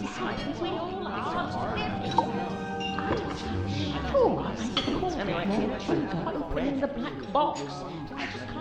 Yeah, where is that recording? Safely concealed behind my bookcase. Safely concealed behind my bookcase. Maybe I should start locking my door when I'm not in there. Well, Alright, so Hex Bottle, Zephyr's Bookcase, Iron Bell, and Black Box have been added to our checklist. Okay. What was he talking about, Bookcase? Try to get the mermaid tongue in his bookcase. You know what? I did think we saw it back there. That thing. Why don't you reach in? Yeah. I don't know why we couldn't do this earlier. Maybe there's a switch or something on the other side? Why don't you? Because I absolutely do not want to. Ugh. Here goes. Grab it. Got it. The bookcase moved. It was a secret door. Sally, you must be thrilled. My secret door quota is well on the way to being met. Let's go in. Cabinet of Curiosity. Well, there she is, the mermaid tongue. What's that? What's that? A letter? 2 letters. Guy needs a conveniently placed cursed object to protect his bookcase. I use a shrunken head. You know, that's what he needs. Secret door leading to secret tunnel. 2 letters. Okay, we've got the Stone Top Inn. 2 handwritten letters found in the Cabinet of Curiosity. The letters are written on note paper branded with the Stone Top Inn logo. Dear Zacharias, how is your research going? Have you made any new discoveries about dreams? Silkworm has been quiet recently. I may be going on a trip soon, an ocean voyage. Felicia has been trying to get a hold of a particular map. She says it will lead to something really strange and interesting. She says it is something that could change our lives. I'm apprehensive about it. I think I like my life the way it is. Magnus. Dear Zacharias, the voyage turned out to be ill-fated. Since returning, I've been quite ill. I'm recovering, but am now afflicted with a peculiar recurring dream. I have drawn a picture. Felicia sold the ship and left town. I believe she took the opportunity to do these things while I was bedbound so that I could not argue with her. I cannot fault her this strategy, for I would have demanded answers from her had I been able. In pursuit of the answers I seek, I have entered into a peculiar agreement, and soon I too will be leaving town. In fact, I will be staying on board a submarine for a time. And now the reason for this letter. I would like to request that you accompany me on this venture. You could bring your equipment and continue your studies on board. There is plenty of space, and the voyage may even afford you unique research opportunities. If you are willing, return to Silkworm as soon as possible. When you arrive, I shall already be housed on the submarine moored in the dock. Important, go to the Stone Top Inn and retrieve the large stone cauldron from the cellar, conceal it amongst your supplies, and bring them all on board at the same time. I will meet you on board. You can set up in what is currently the infirmary, and I shall take the cauldron from you a little later on. Magnus. This game has a surprising amount of custom stationery, and I've only been here 20 minutes. Yeah, I know every contract and letters, like, stamped with everybody's emblems and crests. Look at all the curiosities. I'm not sure. But if you laid it down flat, you could use it as a sundial. It makes me wonder why they changed the game's name from Mermaid Tongue to Mermaid Mask. Yeah, if the actual relic is called Mermaid Tongue, it is an odd... I really think it looks like a mask. Is that what I think it is? I want to take a closer look at it, but it's locked behind glass. This game is honestly a top-tier mystery game. And I expect nothing less from a Detective Grimoire game. And this has just been amazing so far. There's a bunch of little skulls down here. Look at that one with little bug eyes. Swap the positions... Hello? Swap the positions of the set labels and the skulls. Tap to rotate the skulls. Okay, so the ones that rattle... I mean, that one rattles, that one rattles. Are there any other, like, rattling ones? So rattling with eyes, rattling with nose.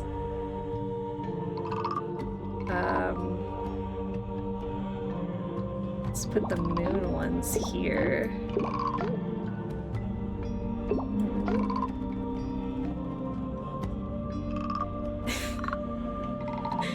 Oh, rattling is so cute.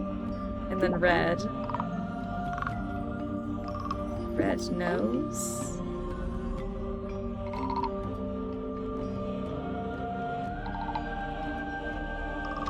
I can also move the labels. I see.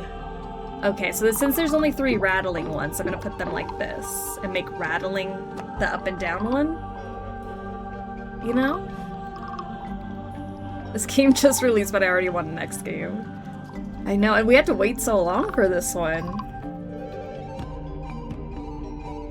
There's 3 of these, so that's also gonna be this. I'll put eyes here, maybe.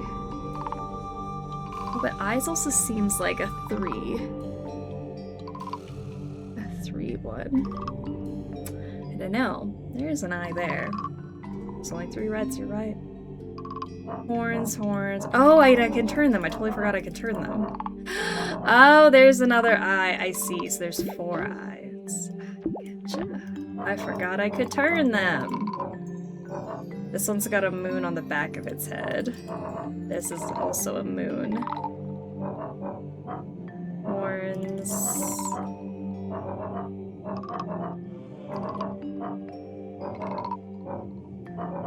Alright, is there only 3? 1, 2, 3 moons? Let's put the moons here. Moons. And then noses. Here. Okay, that looks right to me. Eyes. Oh, yeah, you have an eye on the back of your head. Jaws. Yup. Noses. Rattling red. Horns. Moons. Hey, I did it. That was cool. I like it. I'm impressed. Now what? It's so spooky.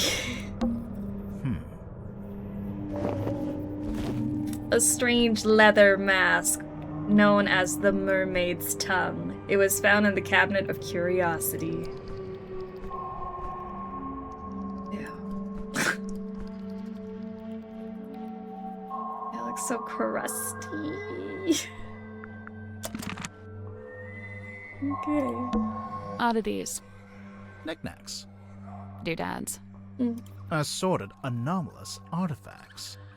Oh, nice. Alright. Hex bottle. We also have to go look at. Hello? Hex? Is he still asleep? Hello. Sorry, you startled me. Hex is my friend. I may be of help. His thoughts and memories are wrought visible upon his skin. Surely you wish for him to think upon the last time he saw Magnus Mortuga. Yeah, sounds good. What's she doing? She's just tapping the glass. Shh. It is done. Thanks. I was never here. The way she slid out. Perfect. Hey, where'd she go? Never mind that. Take a look at this. Alright, let's look at Hex.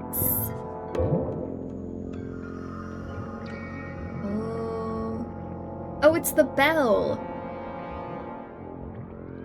On the cauldron with the bell on top. I think that's what it is. Okay. Okay. Wait. So if I go back to here. Harley, how are ya? What do you mean your phone? Your phone is bricked up. So you heard that? So you heard that, I see. It's not what I meant, I swear. You don't want to take another look in here? I do, but let's finish the checklist first. Okay, so I gotta still figure out the iron bell. But how would I... what would I know about that? Mortuga ain't dead. Oh, he most certainly is dead. He's dead, right? Iron bell. I thought that was maybe a clue to tell me to go here and do something with the bell and the... You don't want to take... I do, but let's finish... Magnetic, how are ya? Welcome to the stream. I'm willing to let the bricked up fiasco go if we all stop calling me Natalia. Ooh, it's a rough trade-off. And maybe.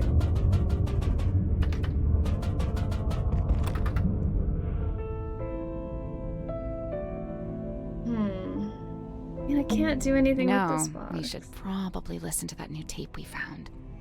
The pipe dictaphone tape? Did I not already listen to it? What do you mean? I thought I listened to that already.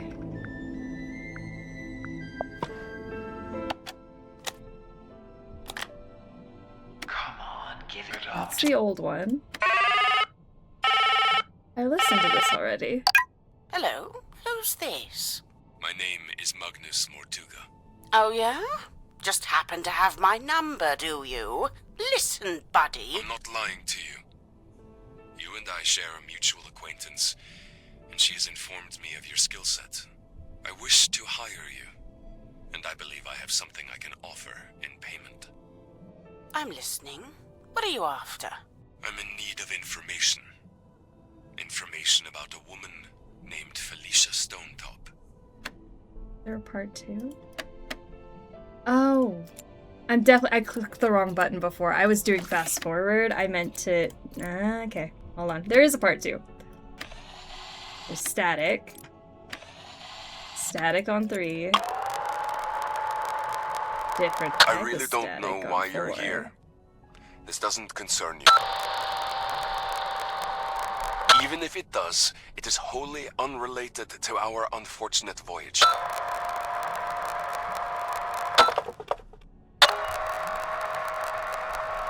It doesn't open that way, it slides out at the side. Let me do it. There's something inside. Wait, what's this? Okay, so now I've listened to all of it. That recording. It's Mortuga opening the black box. It's what Mariana said she recorded while she was in the control room. And just like she said, Mortuga's having a one-sided conversation. I think it's missing half the audio. If only we could hear the whole thing. Even as it is, I'd say this is a pretty important discovery. Oh? We finally know how to open the black box. Do we? Yep. It's no wonder we couldn't get the lid open. Maybe there is a way to open it after all. It slides out at the side. Let me do it. It slides out at the side.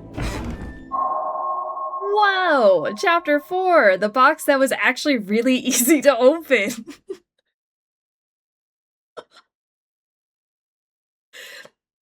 We didn't think to pull that? Okay. Cool. Jed might be willing to let the bricked up fiasco go, but there's still the rest of us. I know, and we all just hold things forever and ever and never let anyone live them down. Love the chapter name. That was crazy. With more wax seals and amazing stationery. Look at this. It's an envelope.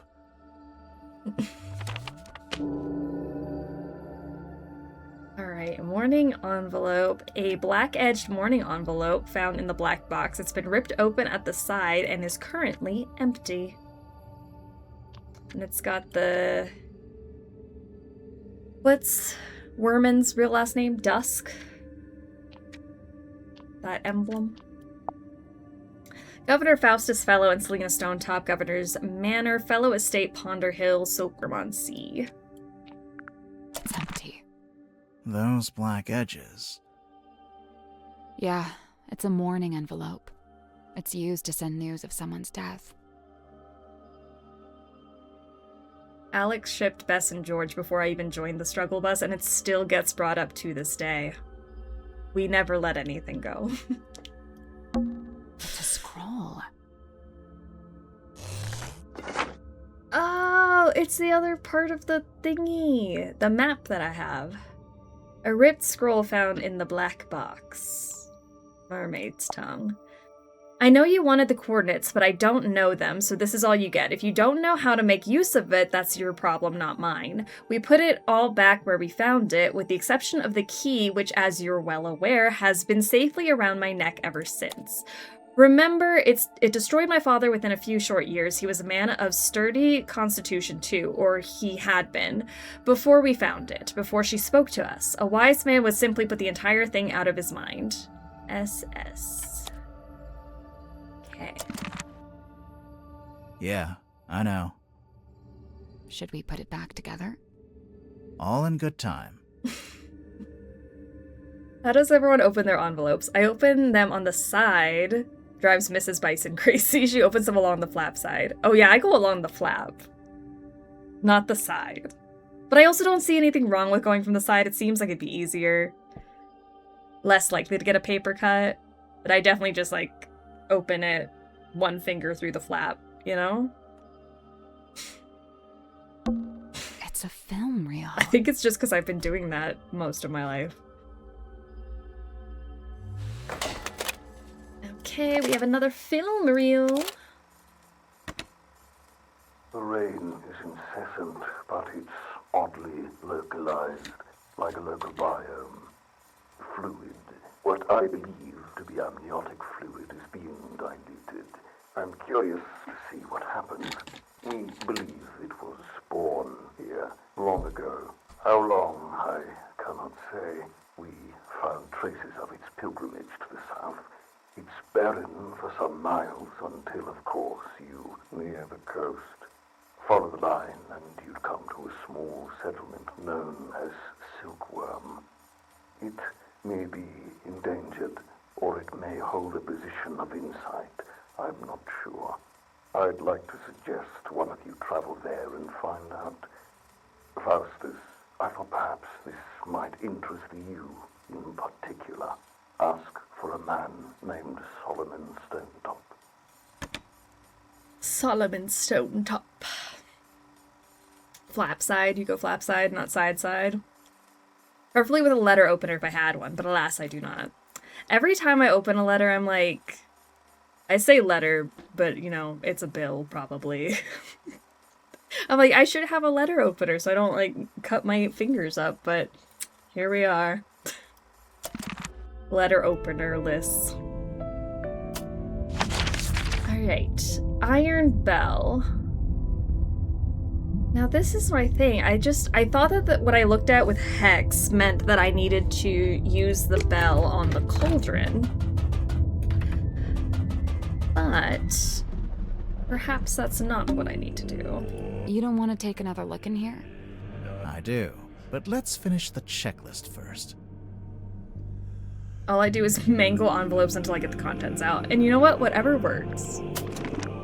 I use a letter opener, but after I enter, I pivot to the short edge and cut that. That makes sense. Alright, this bell. This thing fits into something. And I think it fits into the Cauldron. There's also these. Okay, maybe I'm wrong.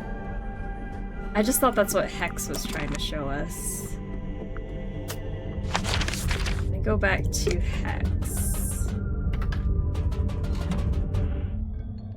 Maybe I grossly misunderstood what Hex was trying to show me. Mortuga. Look, it's the bell, and that looks like the Cauldron. He like lowers it on top of the thing. Unless that's not the cauldron, it just looks like it to me.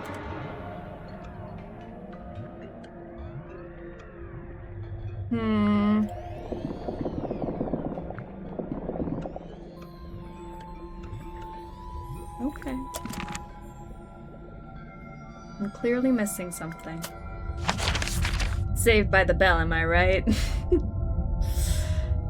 Alright, what else has got like a something I can do with this bell?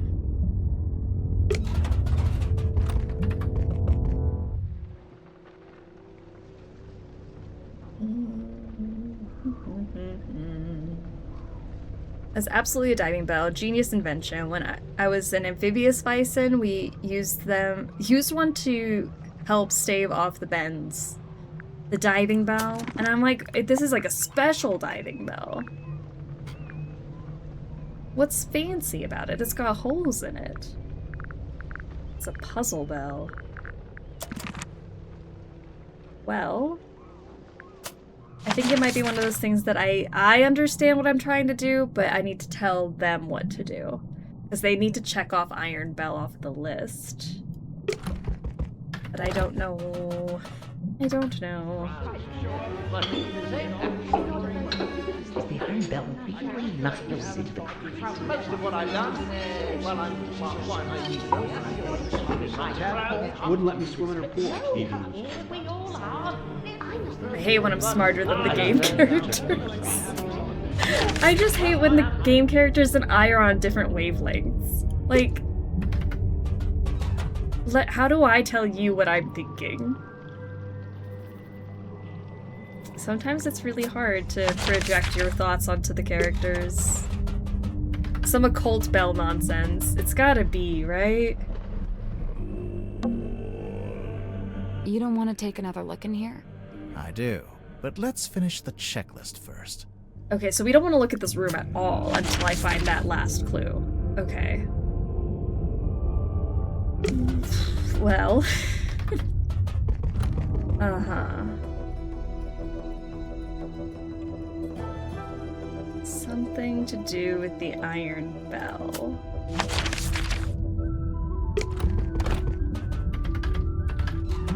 Definitely getting your steps in, I know. Poor guy's just walking around. Can we look at the control panel? If you promise not to press. It's gotta be a room we didn't do anything in yet. I mean, I feel like I've done something in every room. So that's why I'm confused. It's not like it sits on any of this, because I think this is where that compass goes. So I'm missing... Okay. Heavy iron bell hanging above Mortuga's desk in the captain's cabin. The bit sticking out the bottom looks a bit like a screwdriver, don't you think? That's no bell. It's got a fluted drive tip for a fluted socket with 6 flutes. I could maybe get my arms around it just about. I don't suppose you know what this is, this little part sticking out the back. Oh yeah, this little thingy he was talking about. It's the smell and feel of something that's been underwater in the ocean. I believe it is a bell, not the musical sense, but rather more like a diving bell. And like it fits into something, you know? Maybe on the steering wheel? Let's see. Oh, the ship's wheel. I swear it fits into the cauldron, but I just based off of like Hex's like dream thingy. But I don't know how to tell them that. I won't. That was not convincing.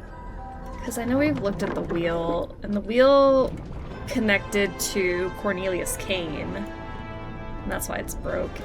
I don't think there's anything in here that I can do anything with the bell. Why does the music go so hard? Taking a page out of Nancy's game. I do love the music in here. Okay, so let me go back to his desk. Oh, sorry, this desk. I didn't mean to go there.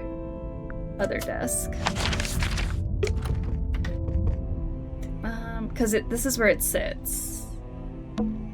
Maybe it's time we took another look at this iron Oh, bell. maybe I needed to look at it, like, actually hanging and not in my inventory. Let's discuss it. Yeah. So, we've been calling it a bell this whole time. We've been calling it a bell this whole time. It used to be a bell. It is a bell, but it's broken. It's not a bell at all. It's not a bell at all. It's a mechanism that connects to another clue. Yes. The Cauldron. Okay, so I just had to find a way to tell them that this is my train of thought. There we go. What's the connection between the iron bell and the stone cauldron? The hanging part... Oh, shut. Slots into the shape in the lid to lock or unlock the The cauldron. hanging part slots into the shape on the lid to lock or unlock the cauldron. If the bell attaches onto the top of the cauldron, then it must be possible to move it down into the room below, into the Illusion Theater. What are you suggesting? We carry it along the hallway, down a ladder, along another hallway? No, there's gotta be some simple way to do it. Yeah, let's take another look at this room. By their powers combined. Ocean egg. Alright, now we can go to the theater? Is that what we're saying?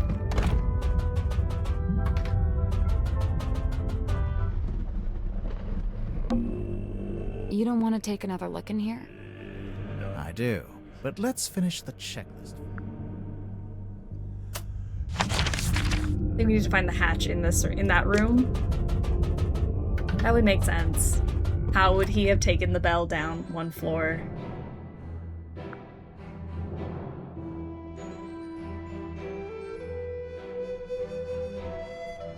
I haven't seen anything suspicious in here. So this was Mortuga's cabin.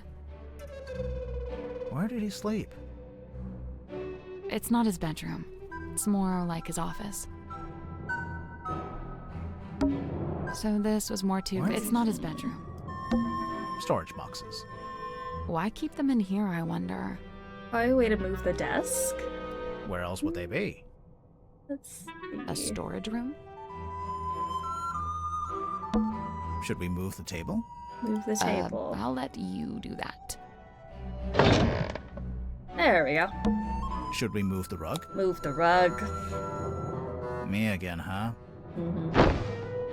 There it is. Should we move the lid? I can take this one. Wow, thanks.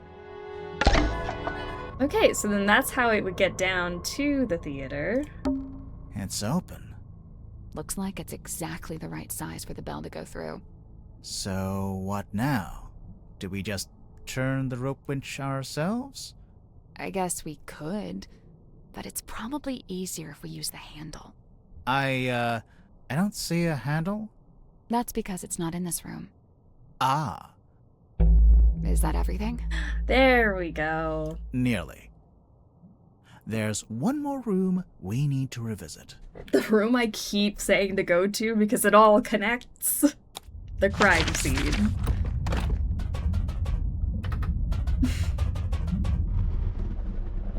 Well, here we are. One last time. There must be some way to get the iron bell to lower onto the cauldron. There must be a way to lower the iron bell into this room. I think we should probably shut the cauldron first. Oh, okay. We'd better shut it. Shut the cauldron. It looks like it's there behind must be here. a way to lower the iron bell into this room. Okay. There must be a way to lower the iron bell into this room.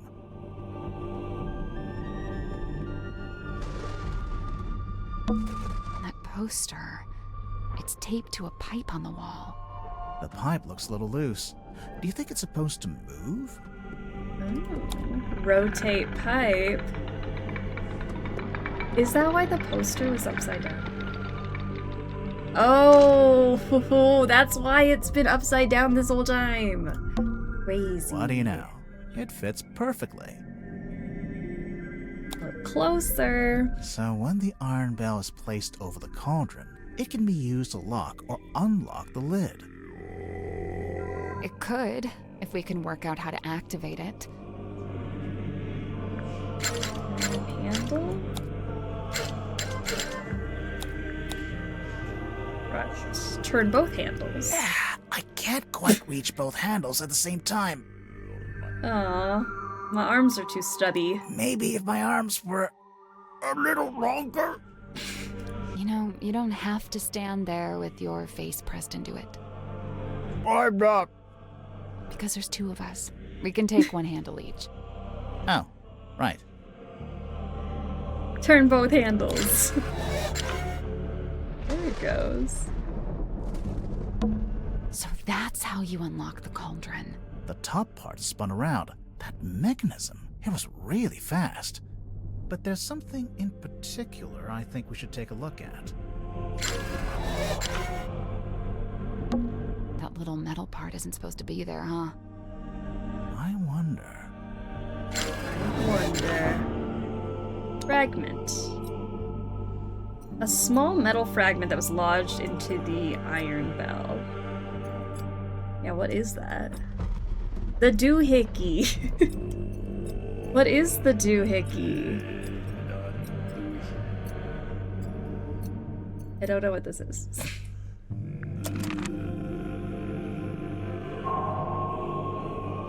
Chapter 5. The Unveiling of the Illusion Theater. Look how fancy. A murderer and a thief. Let's put this together, shall we? Go ahead. Let's So, do it. Mortuga opened the cauldron in order to take something out of it. And that's when he was killed. Okay, but how was he killed? And they spelled theater correctly.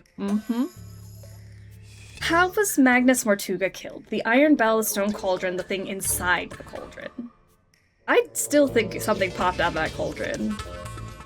But I don't know. The thing inside the cauldron. Wait, really? You know what? Let's try that again.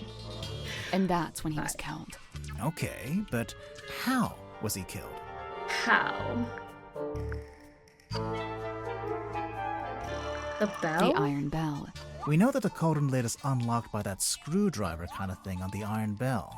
Yes. So, if Mortuga wanted to unlock the cauldron, he'd first have to lower the bell into this room, like we just did.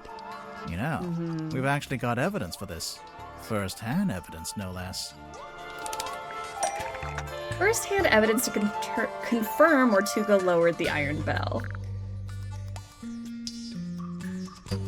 The fact that we literally just did it. Is it that the poster was upside down? That's not it. I'm back and it's 4 p.m. and all our team meeting I was required to come in for was rescheduled at 3:30 and never happened. Hey, but at least you didn't have to go to that meeting, you know?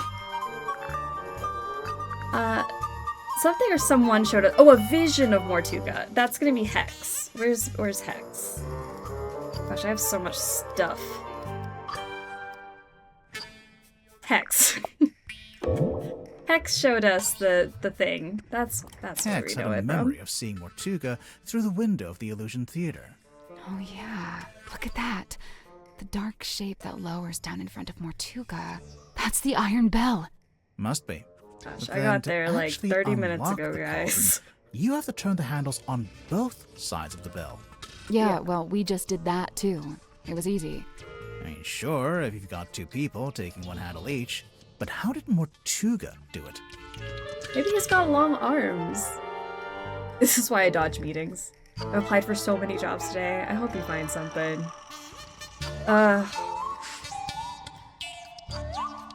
Unacceptable. Come into the office after a medical emergency.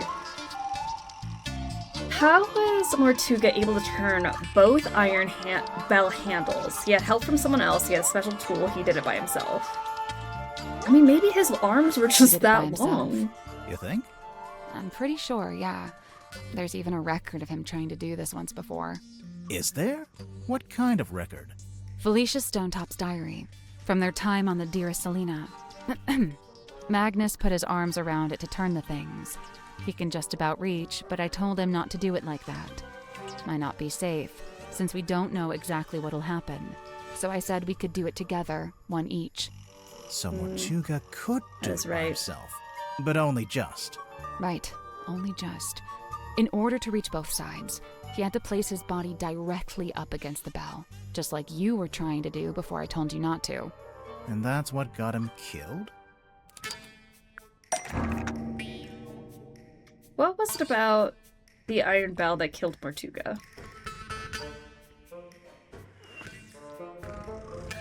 Was it this fragment?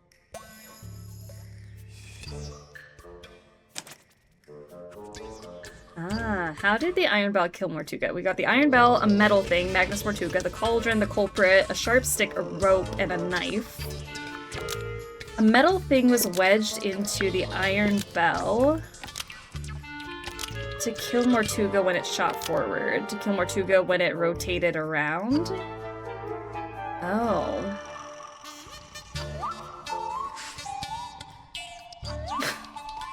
A metal thing was wedged Yikes. into the iron bell. Cause to of kill death, Mortuga when it doohickey. rotated around.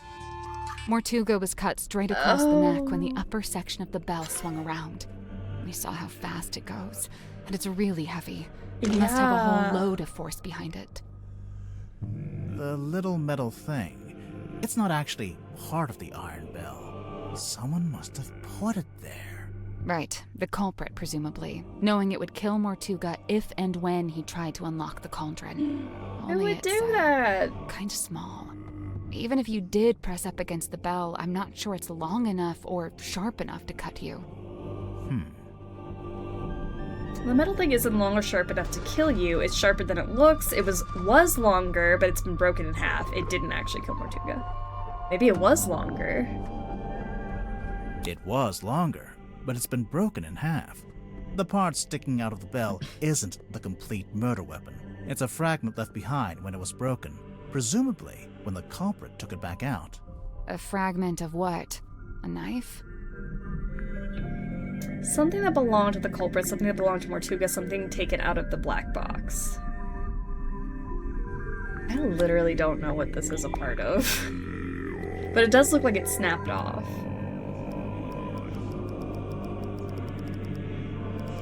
What could that be a part of?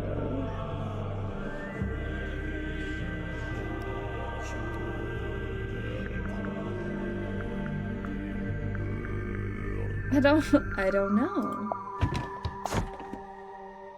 Rusty film reel, ripped scroll, and a black-edged envelope, so it's not going to be from the black box. A fragment of what? A knife? Something that belonged to the culprit. Sure about that? No, I literally don't know where this came from, Sally. I'm just trying my best. Not really. The part sticking out of the bell isn't the complete murder weapon. It's a fragment left behind when it was broken, presumably when the culprit took it back out. A fragment of what? A knife? Something that belonged to Mortuga. Really? That's still not it? Gonna try that again. Is it part of the rusty film reel? The Maybe part it sticking out of is. the bell isn't Because clearly it the came from complete that box. I'm like, It's it a can't be fragment anything in left that behind when it box. was broken. Nothing in there A was fragment of all what? that sharp. A knife? Something taken out of the black box. It was something taken out of the black box.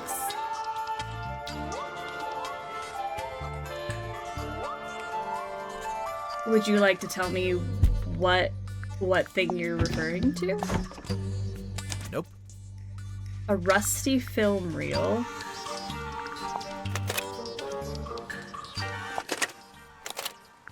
That's not it. It's not the rusty film reel. He was Nazo in Old Skies. Found it. Yeah. Same voice actor. Coral? Coral. That's Coral? That's not it.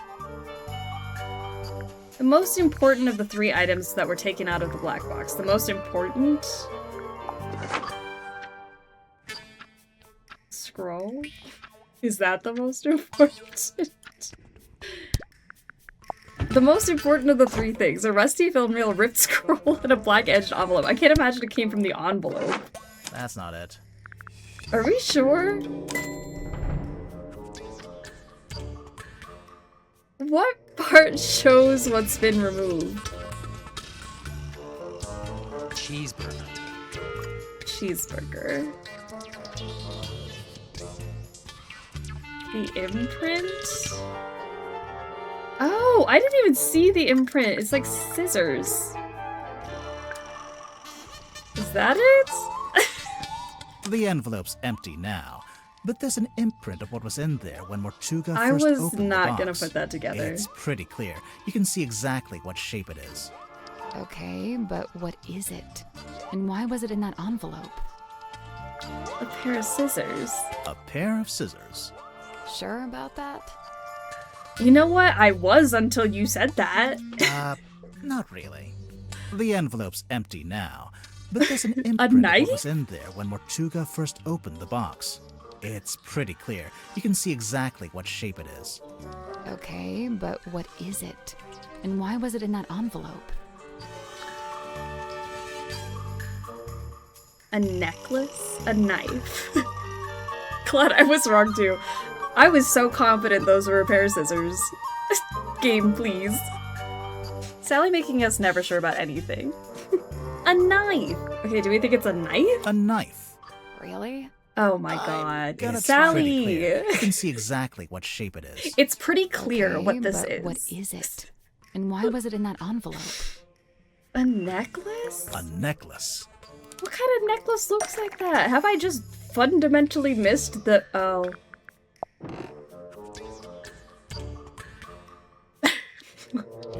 I see it now.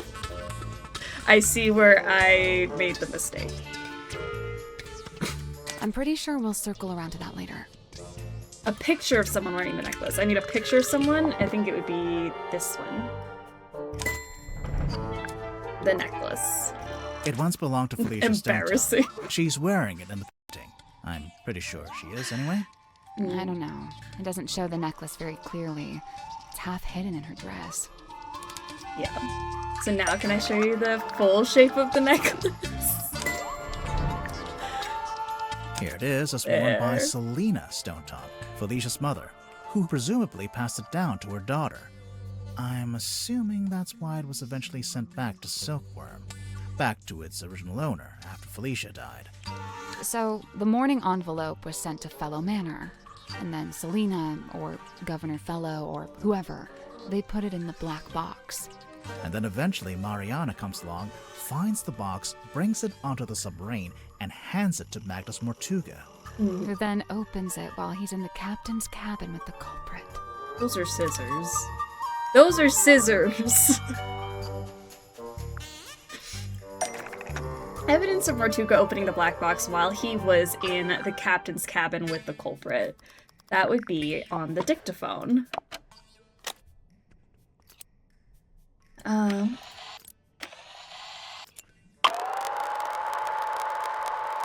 I really don't know why you're here. This doesn't concern you. Even if it does, it is wholly unrelated. I really don't know why you're here. This doesn't concern you. Even if it does, it is wholly unrelated to our unfortunate voyage. It doesn't open that way. It slides out at the side. Let me do it. There's something inside. Wait. What's this? What happened next? Well, we know Mortuga didn't stay too long in the captain's cabin, since Mariana told us he came back into the control room. So, maybe Mortuga left the culprit It's an in the evil cabin with culprit. the necklace?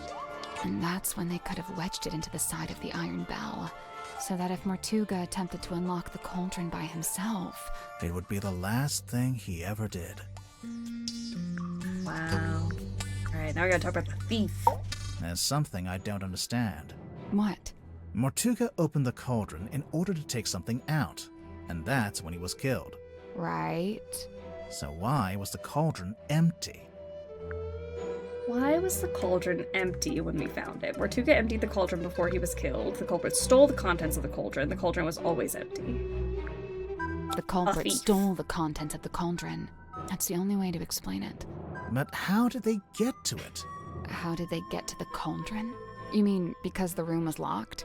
Well, not technically locked, but Mortuga turned the wheel to shut the bulkhead door from the inside, and he shut it tight, probably as tight as he could, and by all accounts he was pretty strong. Mortuga tightly shut the bulkhead door from the inside. The culprit was strong enough to open the door. The culprit broke the door down. The culprit didn't need to use the door. Yeah, maybe not. I just realized they only have 4 fingers. Yeah, they got those cartoony hands. The culprit didn't need to use that door. Alright, if the culprit didn't use the Illusion Theater bulkhead door, how did they access the crime scene? From the cabin? Through the floor? Culprit climbed down the bell? That makes sense. They came in via the captain's cabin. You know, through the hole in the floor. Yeah. Surely Mortuga would have made sure nobody could get into the captain's cabin. How? How did Mortuga stop people from going into the captain's cabin? The key? He had a key, he would have locked it. You think? Definitely, since he'd have rearranged it like we just did, moving the desk and the rug to reveal the hole. He wouldn't want anyone wandering in and seeing that. So the culprit would have needed the eyeball key. Mm-hmm. But how? I doubt Mortuga left it lying around. He probably took it with him. Yeah, I'm pretty sure Mortuga did take the key into the Illusion Theater. But then he died in a locked room. So how did someone else get hold of it? Moonvial, Magnus Mortuga, the sailcloth, the vent under the cauldron, the eyeball key, the bulkhead door, Mortuga's blood. How did the culprit get a hold of the eyeball key? The eyeball key landed inside, was placed on top of, knocked over, got stuck in, fell through. Maybe fell through the vent? Can it fit through the vent? And stayed in the Illusion Theater, and landed in the captain's cabin, and was lost forever, and landed in the airlock, and landed in the bilge. I think the bilge is underneath, right? The eyeball key fell through the vent under the cauldron, and landed in the bilge. It fell into the bilge? Remember how it smelled kind of weird? That's the bilge water smell. So the eyeball key just happened to roll across the floor and into the vent? No, it didn't happen by accident.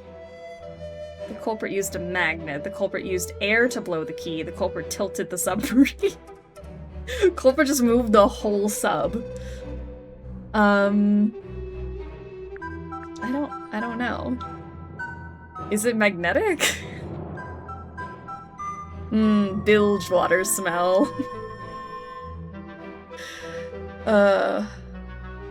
Lovely. Did the eyeball key roll to the... I don't... Air doesn't... Does air make sense? The culprit used the magnet. Yeah, let's do that again. So the eyeball key just happened to roll across the floor. Wasn't there evidence of this? Oh, the sub moving? It didn't happen by accident. I was laughing about tilted the submarine, but people did say that it moved, didn't it? Oh, I was giggling about that because I'm like, yeah, we just got outside the submarine and pushed it. But yeah, that's probably the answer. The culprit tilted the submarine. In my head, the culprit swam around the submarine and shook it. Okay, how did the culprit tilt the submarine? I mean, the wheel, right?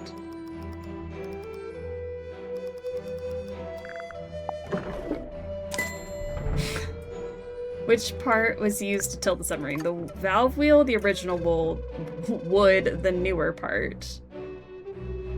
Well, the valve wheel? Making the submarine surface tilts the front end up and the back end down. They moved the whole submarine just for that? Yep. Did we have any evidence for that?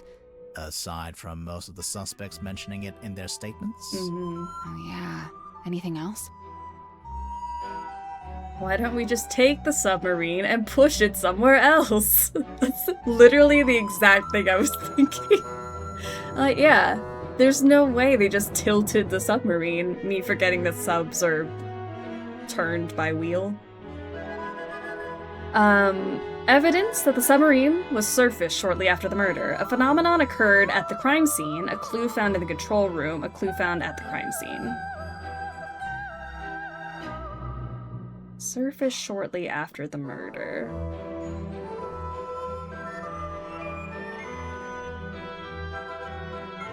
A phenomenon observed at the crime scene. Phenomenon that's evidence of the submarine suddenly tilting.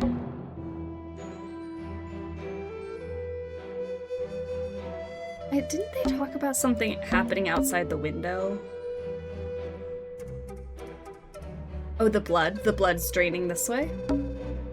Mortuga's blood. It pulled out first, but then started running down towards the bilge vent. Anything else? Clue found in the control room. A clue found in the control room that's evidence of the submarine suddenly surfacing. The log? What part is evidence? That would be this... the coordinates? Or like... botched? This is the correct clue, but we need to choose the right part. The log card from the day of the murder. It shows the depth of the submarine. It starts at 0. That's when it surfaced. Presumably that's when Mariana came on board. It steadily goes down, but then later it suddenly goes back up again. Anything else? A clue found at the crime scene. An object found at the crime scene that's evidence of the submarine suddenly tilting.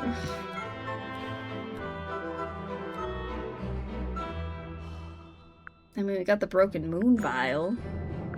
That was at the crime scene. The moon vial. How is that evidence of the submarine tilting? It makes sense if you know where it came from. Oh, yeah. We found a part of it that got left behind. Upstairs.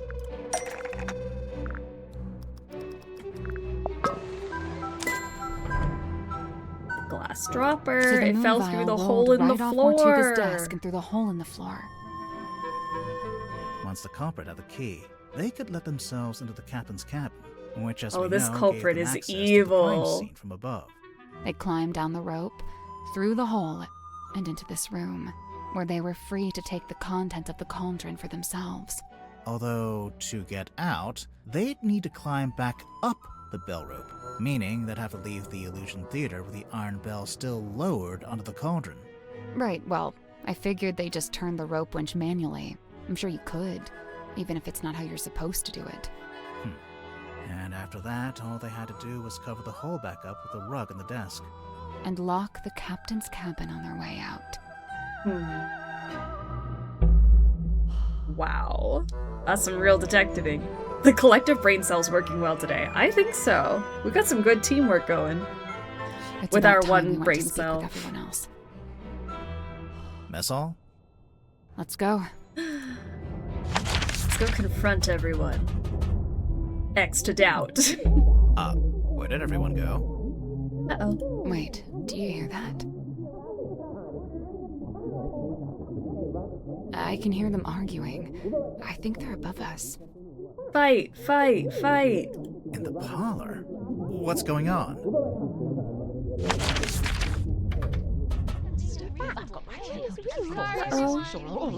Dirk, what's wrong? Look, I know this isn't ideal, but this is just how it needs to be until we can... Cynthia, you have visitors?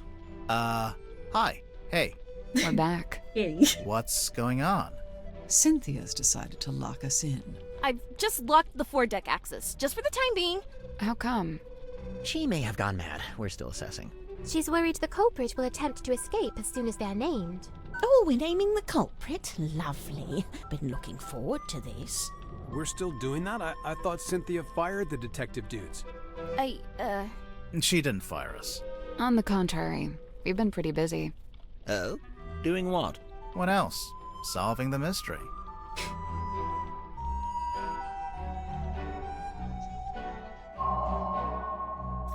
Chapter 6. The Murder of Magnus Mortuga. They sound very confident that they know who did it, but I still don't know. As long as it's not Dirk, I'm okay. I'll get over everybody else. But I don't think I'll recover if it's Dirk. We're flying through these. I know, we were on chapter 1 for like 2 days. Now these are like quicker chapters. Watch it be Dirk. Please don't. I can't do it if it's Dirk. I also don't know, as long as it's not Sim. Report. So, what are we looking at? Do you have the murder weapon? No. Kinda? Right, kinda. Cynthia, maybe you should have fired them. No, look, listen to me. Mortuga was killed by the mechanism of the iron bell. It lowers onto the cauldron and they fit together. It's a big mechanical lock. Right, and there's this little metal thing wedged in the side. It's not part of the iron bell itself, but it was... Okay, alright, we're updating them on all the stuff we without learned. ever opening or closing the bulkhead door. So, the murder weapon... It's a necklace? Felicia Stonetop's necklace. And it's still missing? Right. Apart from a small fragment that snapped off and was left in the iron bell.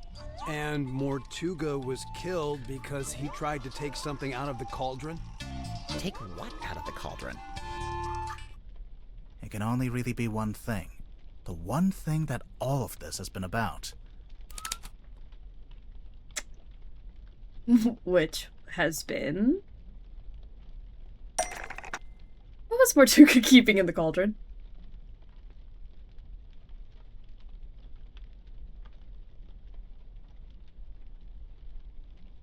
It's a good question. It's a really good question. The treasure? Oh, maybe. And maybe they moved it to the treasure chest? The Gregory Ball. It explains everything. I'm pretty sure we'll circle around to that later. Oh, we're going to circle back to the treasure. What mysterious ancient artifact was Mortuga keeping in the cauldron? The mermaid tongue?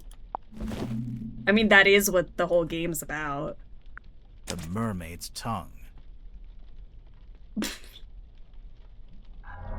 I did forget the name of the game. An embarrassing photo of SpongeBob from the Christmas party. That's what everyone was after. The mermaid's what? It's a kind of ancient artifact. Mortuga found it on a sea voyage years ago. Right. The same voyage captured on this film reel and depicted in this bottle.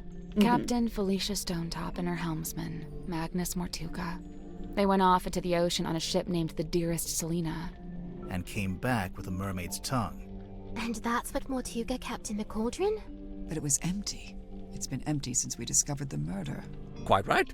If this mermaid's tongue came out of the cauldron, where's it been this whole time? Well, we found it in Dr. Zephyr's cabinet of curiosity. Did you? Fascinating. But what is it? What does it do?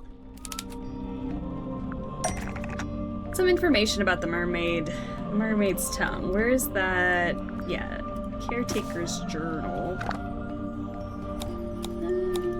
The mermaid's tongue. What part has information about the mermaid's tongue? This part? The mermaid's tongue, said to facilitate communication with she who lies beyond the veil. Requires a special key to operate. Huh. A key? What kind of key? Wait, facilitate communication? What does that actually mean? It's a translator. When worn over one's head, it's a talisman. The mermaid's tongue allows you to commune with the mermaid. Thus the name tongue, referring not to an appendage, but to the language spoken by the mermaid. How nice. Anyone gonna tell me who the mermaid is, or...? An image of the mermaid. There are two I can think of. Well, here's the picture. So there's a painting, painted by Selena Stonetop, we think.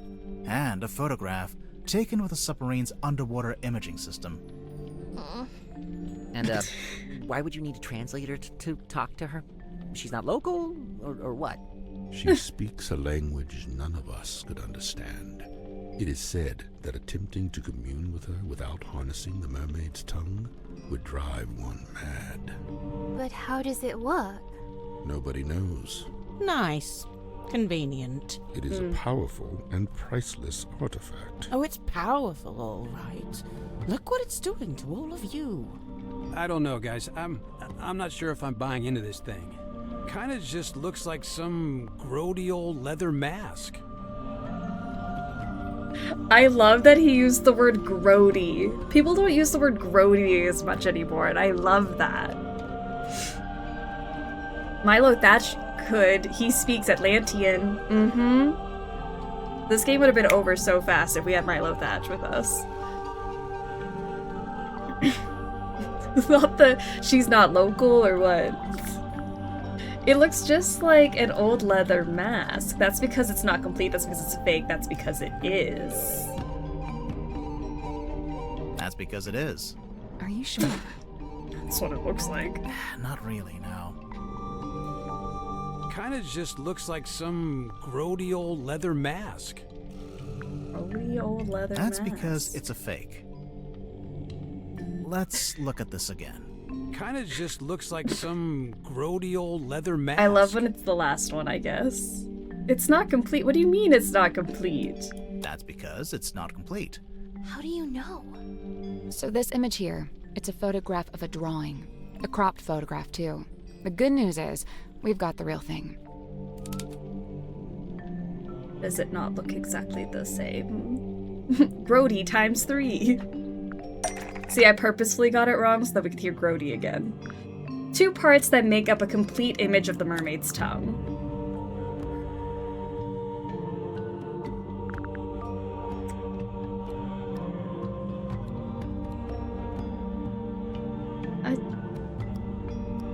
I don't know. I mean, is it the scroll?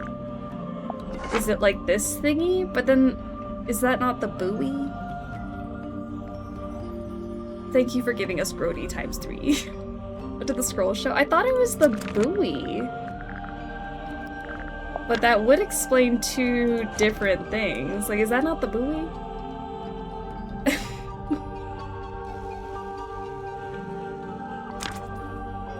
Okay. How is that the mermaid tongue? Oh, I totally forgot. There's a front Turns side out to the the ocean scroll. map shows what it's supposed to look like. Sometimes I'm like, wow, I'm smarter than the characters in this game, and sometimes I think I'm just too dumb to play any game. It's got a coral head. Coral antenna. Alright, and we've seen the coral. Alright, so the eyes. Hold on, what? The eyes, I'm missing some eyes. And the thing that sticks out of the top is the treasure. Oh, maybe the eyes are these. I see. Coral. And these things. Gemstones. There we go. I'm too dumb to do anything ever, so don't feel bad. Just help yourself to the stuff in my personal treasure chest. I don't mind. Sometimes I'm like, my brain is really just there for decoration, isn't it? It is, and it's hard, like crystal. I'm pretty sure it explains the scratch marks in the cauldron. But Totally. why did Mortuga keep it locked in the cauldron? Why did Mortuga keep it locked in the cauldron? Because he wanted to keep it hidden from everyone because he wasn't able to unlock the cauldron because direct sunlight would have destroyed it.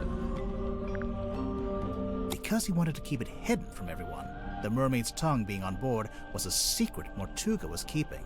The cauldron was covered by the sailcloth and locked in the storeroom, and Mortuga wanted to keep it that way. It's true. When he saw my poster, he told me we had to keep the cauldron covered up. Why the cauldron, though?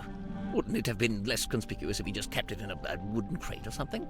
Keeping the mermaid's tongue in the cauldron wasn't something Mortuga came up with himself. Even before he ever found it, it's just where it's always been kept. Evidence to show the mermaid's tongue has historically always been kept in the cauldron.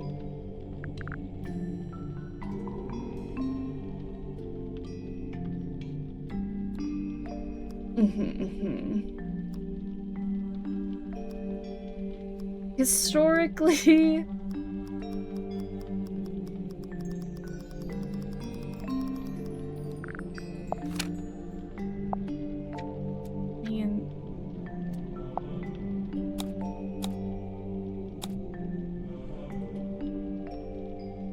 I don't think this is historically, because I think this is just written down of what just happened. The bell, the weird images, the old video. Oh, what was on that old video? Nope. Okay, it's not the bell. That's right, there was like that weird, like, who is this man? The rain is incessant, but it's oddly That's not it. localized, like a local... Okay, so it's not the video.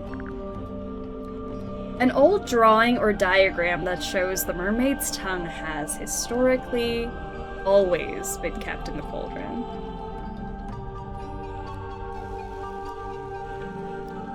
An old drawing or diagram. Scroll? I feel like we just showed the scroll, and it doesn't have anything about the cauldron on it.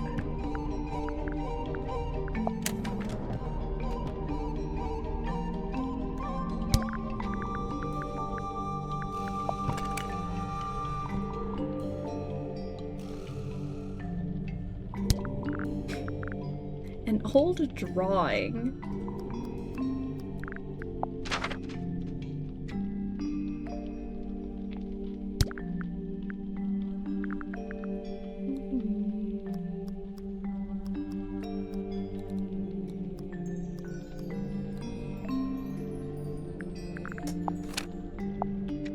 This is a drawing. That's not right.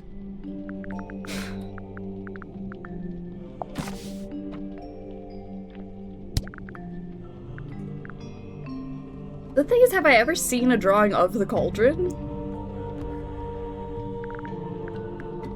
Besides that one on that scroll that I don't think is historical.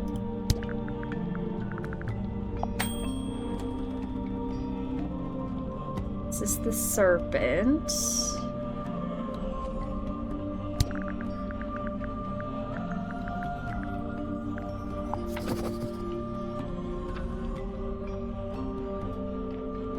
That's not right.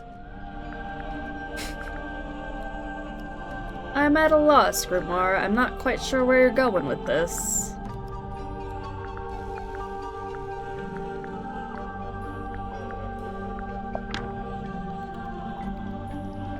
Map? This map?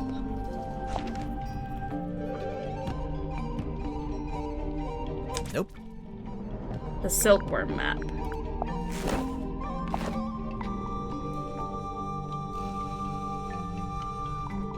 That's not it. That's not right. Yeah, I feel like I can only hear "that's not it" so many times before my self-esteem is shattered. My answer will always be Gregory Ball. Clearly, Gregory Ball. Nope. Damn. You found the other half. I did. But what does that mean? How does it show that it was kept in the cauldron? The face? The writing. This is the right clue, but let's be specific. Well, I wish I could read it now. The egg-shaped thing? There it is. See? In the cauldron. Beneath But this the is iron the bell, buoy. Beneath the wooden buoy. But that was a long time ago.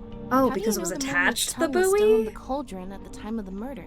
Well, Tadpole told us about someone she saw on the aft deck shortly after the murder. She described it as a demon, with a single horn and glowing eyes. The culprit wearing the mermaid's tongue. Right. We figured they'd just taken it from the cauldron after killing Mortuga.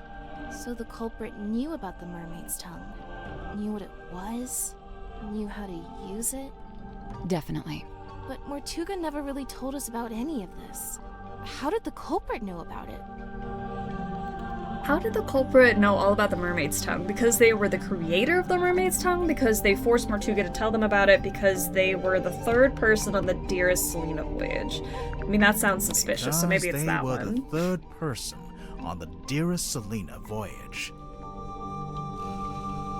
Okay. Man, I was not gonna get that because it was connected to the buoy, so I just completely disregarded it. I'm like, that's not even part of the mask. So Surrender the buoy. The heartbreak of your lunch break ending and having to go back to work. No. The third Hopefully it work's almost In done. addition to At least Magnus halfway through Mortuga today. and Felicia Stonetop, I assume. Right. It was a crew of 3, not 2. Oh. And what evidence have you collected to support this? 3 hours. Evidence? 3 hours isn't bad. Let's see. That's more than halfway, right? Almost done. Evidence to suggest there were 3 people on the Dearest Lena voyage. So we got Mortuga's film reel.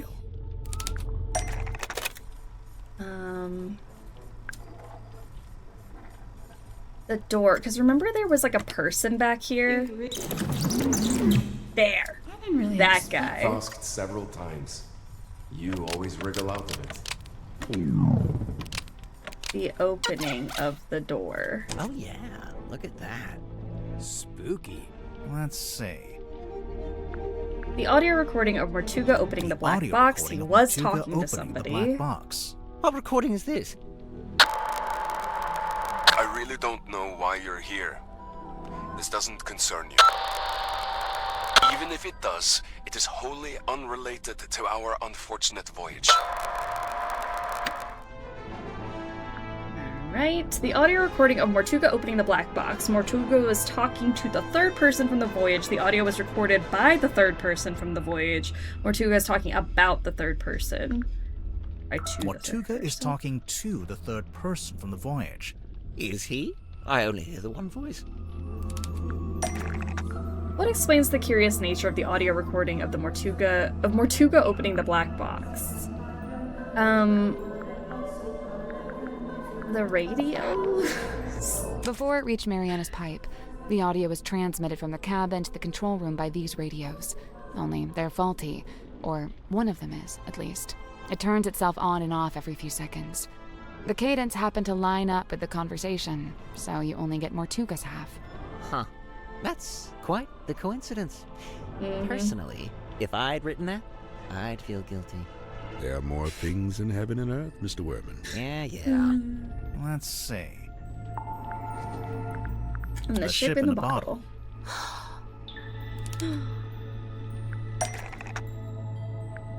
The ship in a bottle. The model of Magnus Mortuga, the ship in the bottle, the moon vial dropper, the sail, the model of Selena Stonetop, the bottle cap, the model of someone else, the model of Felicia Stonetop. Okay, is heavy because, gives off a strange smell because, rattles when you shake it because, is very fragile because, feels cold at the touch because. Alright, so I'm thinking the rattling. Ship in the bottle rattles when you shake it because has been removed from the bottle, has been painted onto the bottle, is stuck into the outside of the ship. It's been stolen from the ship, is hidden inside the ship. The ship in a bottle rattles when you shake it because a model of someone else is hidden inside the ship. Because. Someone in there. Well, there we are. Quite a bit of evidence as it stands. Yep. All right, but does any of that tell you who it actually is? Potentially, yeah. One of these could lead us to an actual person. The ship in a bottle rattling when you shake it, the door opening in the background of the film, the remarks made by Mortuga on the audio recording. I guess if we broke the ship open... The ship in a bottle rattling when you shake it. Wait, the model person inside the ship? There's a way to work out who it is? I can think of a way. Let's do it with logic and break reasoning, shall we? Oh. First, we'll compare the ship in a bottle with Mortuga's other wooden model. The other wooden model is the model town. The model town? What about it? How does the model town identify who will be in the ship in the bottle? The lighthouse, the people in town, the people who aren't in the town. The people who aren't in the town. What do you mean? Mortuga and Felicia aren't in the town because they're on the ship. Selena too, I suppose, since she's the figurehead. I don't think they're who she's talking about. It's important to remember that the model town is specific to Mortuga's life. When adding the model figures, he only included people he had dealings with. And he only detailed the buildings he was familiar with. The rest are just generic blocks. With this in mind, there's someone else who should be here, but isn't. Don't remember. Who should be in the model town but isn't? I mean, Cynthia was part of the town. That's not it. Right? Werman, I mean, his dad was the mayor, correct? There's someone who logically should appear in the model town based on Mortuga's choices of which buildings to include. That's not it. Who is native to the town? I thought it was Werman.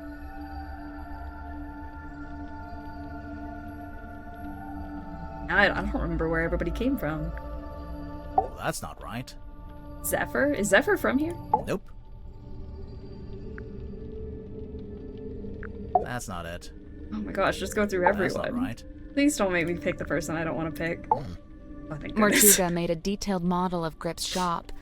It's not a generic cube like everything else, which means there should be a model of Grip himself. But it's not there. Grip? But why would Mortuga include Grip in his model town? Did they know each other? And if they did, how did Grip end up going along on Mortuga's ship?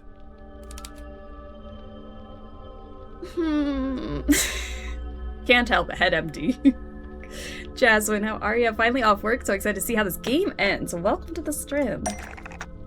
I'm kind of struggling piecing these last bits together, because I still don't know who the culprit is. Maps. Grip can read maps. Grip can read maps. Okay, evidence of Mortuga's dealings with Grip that led him to him coming on the voyage, because his stamp is on the back of that map. Let's see, right here.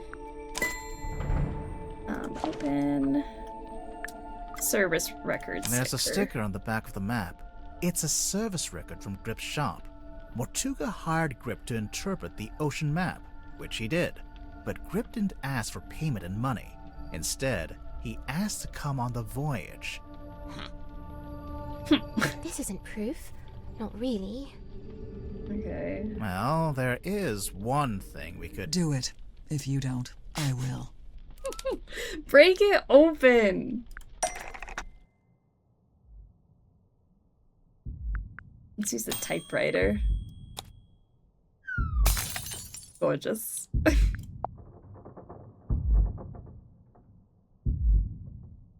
Open. Who is it? Who? Oh. Oh. Mr. Grip being on that ship isn't actually evidence that he murdered Mortuga.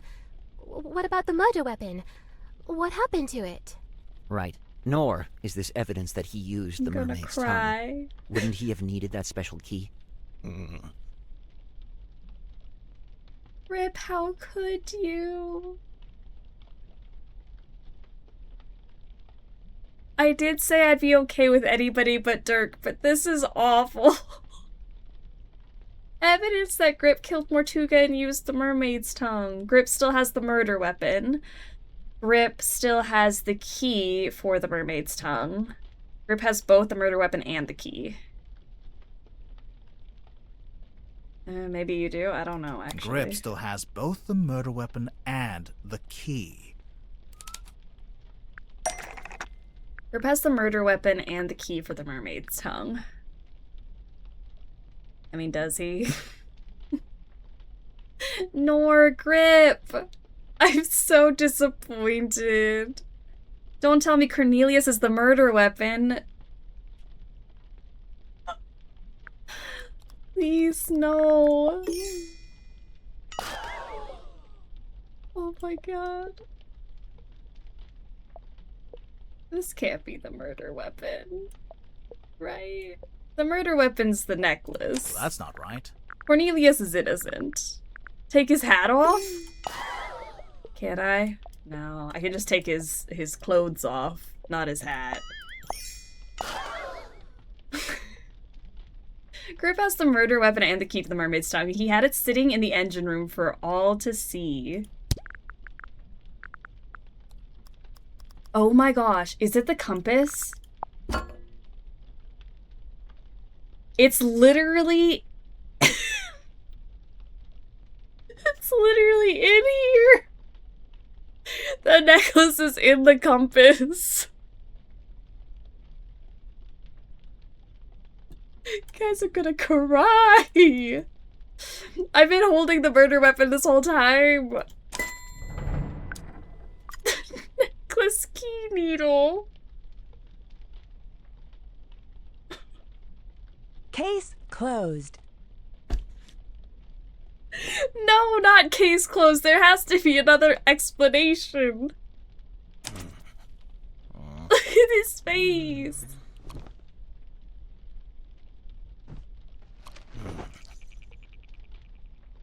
I guess this is it.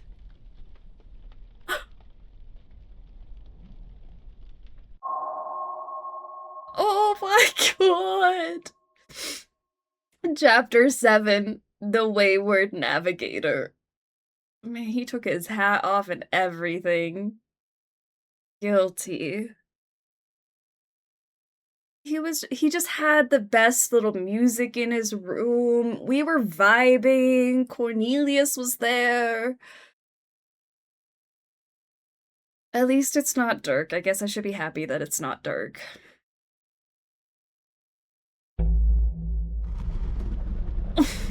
Look at the poor baby. I shouldn't say that, he's a murderer, but look at him. The voyage aboard the dearest Selena. Plot the unplottable, chart the unchartable, measure the unmeasurable. A hollow promise, such feats belong not to mortal hands. But after years of fraudulently offering this to others, I began, in earnest, to yearn for it myself. A quiet desire to journey into the unknown, to quantify it. A lifelong coward, I could never convince myself to act on it. I tell myself as an excuse that I never had any kind of opportunity to act on it. Until one day, I did. I don't like this, guys. How dare the devs make us like the murderer so much? I hate it. Robert Jr., how are you? Welcome to the strip. Okay, what presented Grip with an opportunity to act on his desire to journey into the unknown? I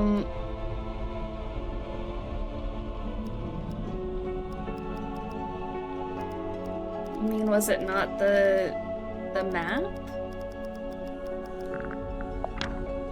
Mortuga sought me out, sought out my services. Not because we were friends, but simply because I was the one with the skills to interpret that inscrutable map of his. Sensing an opportunity at long last, I refused financial payment for the work. Instead, I asked to be brought along on the ensuing voyage. Mortuga was surprised by the request, but he ultimately agreed to my terms. Such was his desire to interpret the map. The work was done, and so we went. Despite my bold intentions, I mostly found myself sheltering within Felicia's cabin during the voyage. All the while, she and Mortuga stood around on deck looking windswept and heroic, far more at home on the sea than I. Regret reared its head. Regret over inviting myself into their world. From within the cabin, I sat and listened to their conversation. Felicia was telling Mortuga what they were looking for, what they were hoping to find. Oh, he took off his hat, I know. Look how sad. What was Felicia ultimately hoping to find on her ocean voyage? Felicia...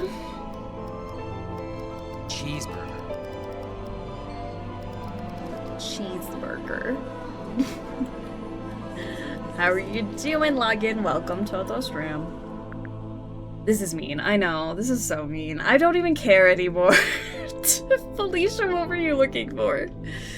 The mermaid? Do we think the mermaid? Nah, that's not it. Felicia, where is that?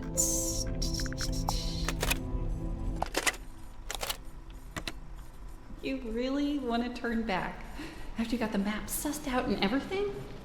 There's no wind. It's an ill omen. Oh my god, Magnus, you're so dramatic. All I need you to do is steer, all right? I'll handle the scary stuff. Felicia. You can't change my mind. Sorry. I spent too long planning this. Anyway, we'll be there in a few hours. Beware, exactly. Right. I didn't really explain it yet, huh? I've asked several times. You always wriggle out of it. Well, I've got nowhere to wriggle now, do I? That's not right. What is she talking about? That's not right. I mean, was it the mask? Did Felicia know what it was before she found it? Somehow she did. Her We're orphaning description to Cornelius. Mortuga was thus. I don't like it. A mask worn over the head. It facilitates communication with an ancient being of eternal mystery. That's really how she worded it? With the right contraption in your pocket, even the great unknown may be quantified and calculated. And here it was. Not a map, not a compass, but a communication device. A translator. Besides knowing what it was, Felicia also knew how to find it. How its location Books and Keyblades, how are you doing? Welcome and all you gorgeous raiders. Hello, but hello, before hello. long, we were indeed signaled by this very light, and the boy. Sorry, we're having was sighted. confession time right now. Mortuga hauled it up, pulled it all up, right onto Mandy, the deck. welcome. Luke's heavy. Games and Books and Keyblades. It's been a minute. Welcome, Mandy. Thank you so much for the follow. Welcome aboard the Struggle Bus. We struggle through games. We struggle through life. I'm so glad you guys are here. What did you do? What'd you play? What was the hot topic of the day? Welcome on in. We're playing the Mermaid Mask. Spoilers, we're getting like the conclusion, the story behind the motives, why a murder may have occurred here on our submarine. I'm a little bit devastated because I really did like our culprit, which is always a bummer.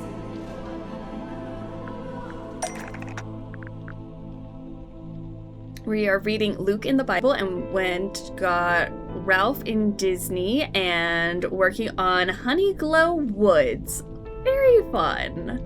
Love that. Productive day. I'm glad you guys rated on in. We're mystery solving. Like I said, energy's a little low because I am bummed that one of my favorite characters ended up being the culprit. But welcome. Edwin, how are ya? I have to get to work, but I hope you enjoy the finale of Mermaid Mask and pay attention to the credits. I think you might be very surprised. Oh, okay. Surprised? What surprise is in the credits? Are we thinking an Edwin's gonna be in the credits? Is that what the surprise is, or what? I'm enjoying the finale, but can't say that I'm not bummed. Mayhaps there's an Edwin that we may possibly know who's very talented and is featured in the credits. We still don't know if Grip did it. He hasn't said it outright. There's still a chance. Gonna raid and run awesome Books and Keyblades. Go enjoy the rest of your day. Do that post-stream relaxation. I appreciate the raid. So talented and in the credits.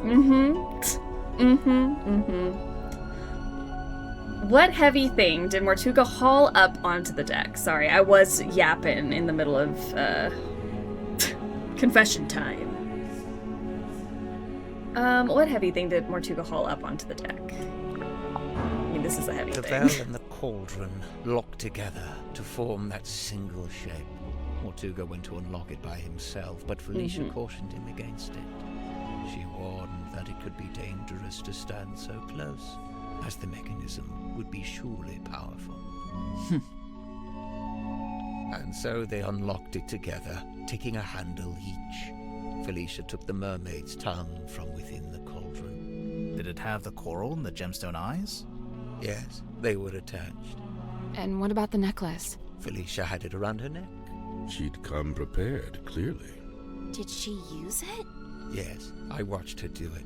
She used the necklace key to wind up the mermaid's tongue and placed it over her head. Felicia spoke, through the mask. Her voice was changed. The mermaid was summoned. Did they have to make the Mermaid Mask so scary I looking? rushed out onto the deck and leaned over the side. Mortuga clambered up to the wheel in an attempt to steer us away from harm. The mermaid reached out and grabbed the wheel. And Mortuga's right shoulder? Yes, of course. His fingerprint mark. Mortuga held fast, but a portion of the wheel broke off and fell into the ocean. With her other hand, the mermaid grabbed the mast, almost snapping it in two. The ship buckled and I was thrown off the side into the ocean. Oh. I was underwater, but I was held in place by a hand. Her hand. She was speaking to me, but it was a language I could not understand. I wanted so much to understand. Sensing the disconnect, she let go.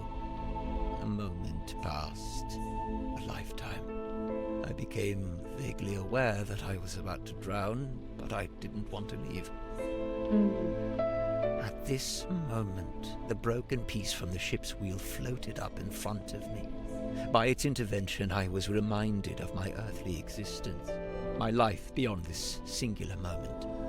I was overwhelmed with a cowardly desire to return to the surface, to see the sun, to live, to breathe. I grabbed onto the broken wheel and let it carry me up to the surface. And thus Cornelius was born. Neither was the dearest Selena. Wait, the wood from the broken wheel. It eventually became the wooden buoy. It eventually reattached to the ship's wheel. It eventually became Cornelius Kane. The birth of an icon. It eventually became Cornelius Kane. Correct. It has been my earthly tether. The feel of the wood in my hand. A tangible reminder of that desire I once felt to live and to breathe. But what happened? Weren't you stranded in the ocean? Somehow the currents carried me back to the Silkworm coast. I took the broken wheel piece back home and fell into a deep sleep.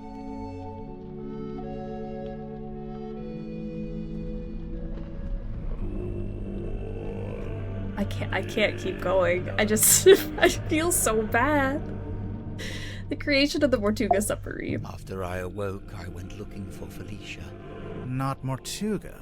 No, Felicia. Why did Grip go looking for Felicia and not Mortuga? Felicia had been the one to spot the wooden buoy. Felicia had been the one wearing the mermaid's tongue. Felicia had been the one to unlock the cauldron. Felicia had been the one wearing the mermaid's tongue. Correct. Given what I knew of its function, I surmise she may have understood. If we stop here, Grip is innocent. How about it? The end. I went to the Stone Top Inn, but Felicia was not there. I searched through the empty building until I came to Mortuga's room. I was encouraged to see that he had at least retained the wooden boy and the iron bell. Mortuga was in his bed, asleep. He looked ill, weak. I woke him up. The end. Case I asked closed. him about the mermaid's tongue. Everyone was innocent. What had happened? Nobody did it. Where was it? At first, Mortuga said nothing. He merely looked at me. He told me that he and Felicia had locked it away in the cauldron and thrown it back into the ocean. He said they'd kept the wooden boy so that nobody else would ever be able to find it. And they'd kept the iron bell so that even if someone was to come across the cauldron, they wouldn't be able to unlock it. I was horrified to learn this. My only chance of summoning and communicating with the mermaid lost beneath the waves. Or so I thought. Did you ask about the necklace key? Mortuga hadn't mentioned it, and I did not ask about it. At that time, I simply assumed it had been left in the mouth of the mermaid's tongue and thus would be in the cauldron. I demanded that we take the dearest Selena back out on a second voyage to recover the sunken cauldron. Mortuga said it was impossible. For one, The dearest Selena couldn't recover it from the bottom of the ocean if it was not attached to the buoy. And secondly, Felicia had decommissioned the ship and it was being taken apart at the shipyard. In explanation, Mortuga handed me a folded piece of parchment. What parchment did Mortuga show to Grip to explain the fate of the dearest Selena?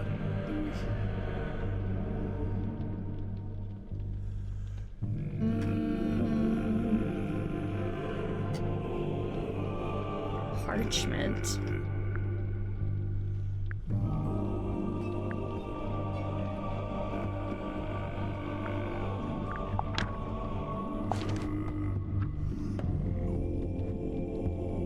I mean, it can't continue to be this map. That just feels like it's the only piece of paper that's relevant. It featured a note from Felicia. From Felicia.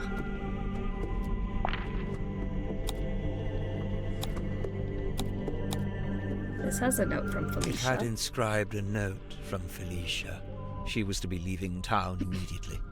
She did not say where she was going. Mortuga told me he had slept through Felicia's parting visit. He was distraught over it, heartbroken. With a desperate look, he asked me if Felicia had also come to visit me on her way out of town. I told him yes, she had. Mortuga's eyes opened wide. Did she say where she was going? I must know. I have to know. I told him yes. Yes. She told me where she was going, and she'd given me the address. His eyes widened further. Give it to me. I need to know. I'll go after her. I told him I would, in exchange for the mermaid's tongue. Mortuga told me again how it was impossible. There's no way. It's lost. You need to let it go. I didn't want to hear it. I left the inn still clutching the deeds. I went down to the shipyard and spoke with Donovan Drummond. He had begun taking apart the dearest Selena. I inquired about purchasing Drummond's unused submarine, Seafoam Submarine. He told me he would be willing to part with it, but it had never been finished. In order for it to be seaworthy, it would need several new parts that would take a long time to build. However, I was determined to find a solution. You offered to finish the Seafoam Submarine yourself. You offered to buy the dearest Selena instead. You offered to buy both the Seafoam Submarine and the dearest Selena.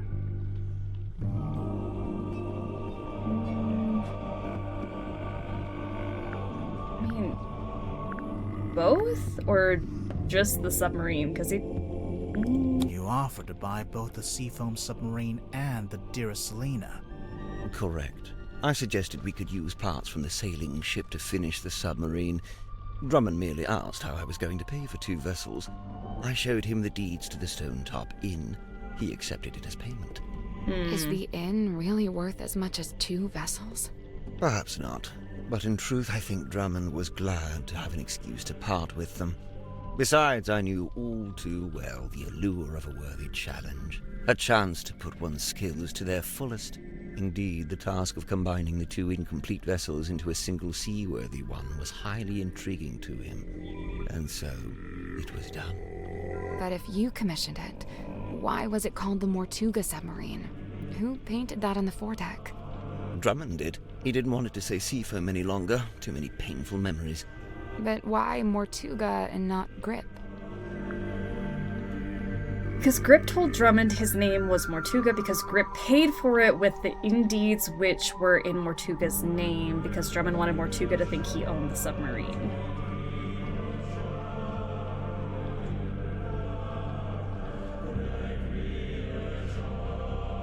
Because Grip paid for it with the Indeeds, which were in Mortuga's name. Right. Drummond assumed I was merely acting as intermediary for Mortuga, the true buyer. Did you tell Mortuga what you'd done? I told him of my intention to return to the ocean in a submarine I was having constructed. He wasn't happy about it, but the submarine took months to complete. That was enough time to convince him to come with me and help search for the mermaid's tongue. He only came with you because you were pretending to know where Felicia had gone, and you were withholding it from him. Correct.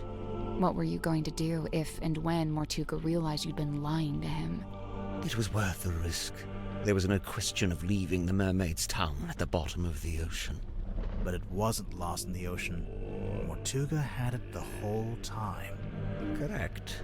As I had lied to him, he had lied to me.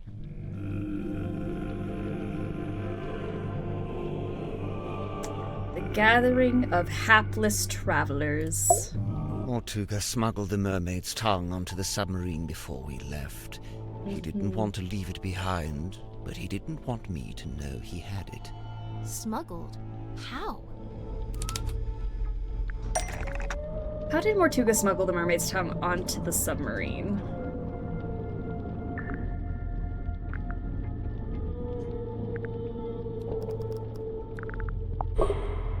That kind of does make sense, but it's not quite what I was after. Okay. Thanks for telling me that at least it did make some sort of sense. Which letter explains how Mortuga smuggled the mermaid's tongue onto the submarine?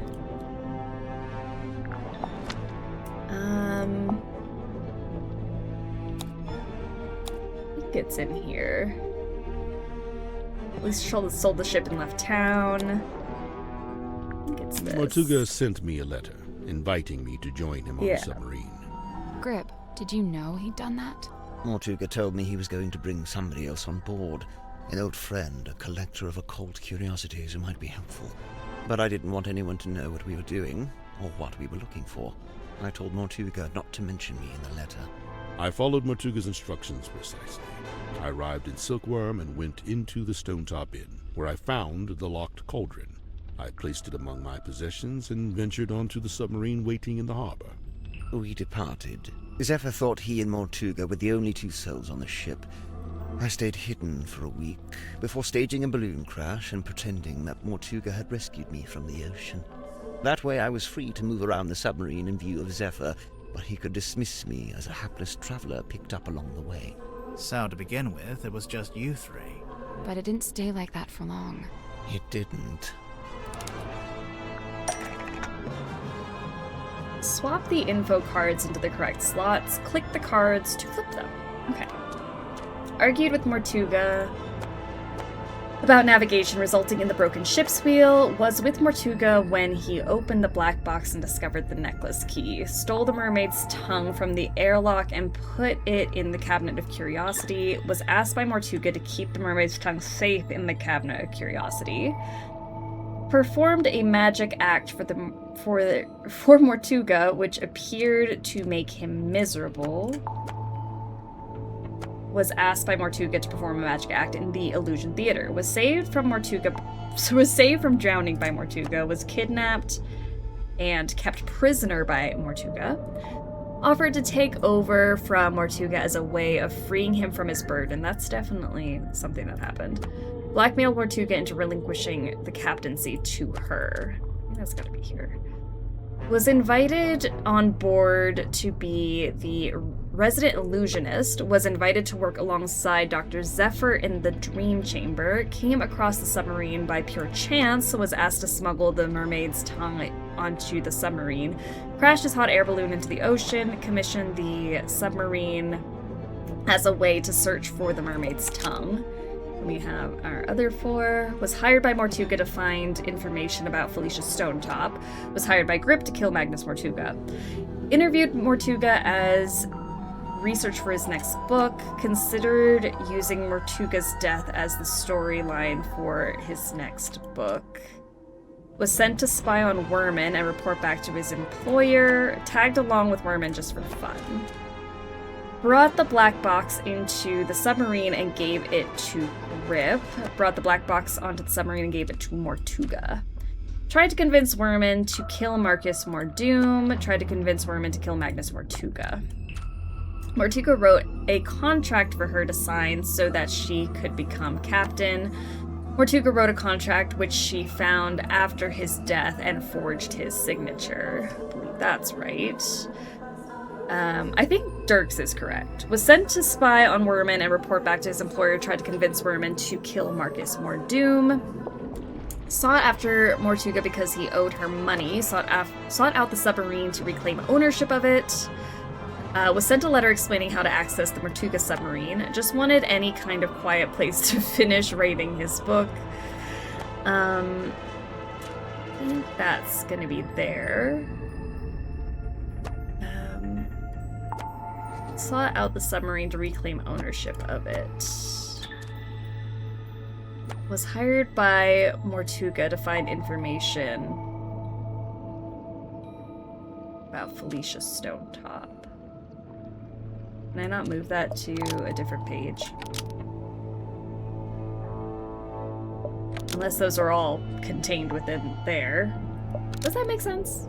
Yeah, sought out the submarine, forged the contract, spied on Werman, trying to kill Marcus Mordoom. Sent a letter explaining how to access the submarine.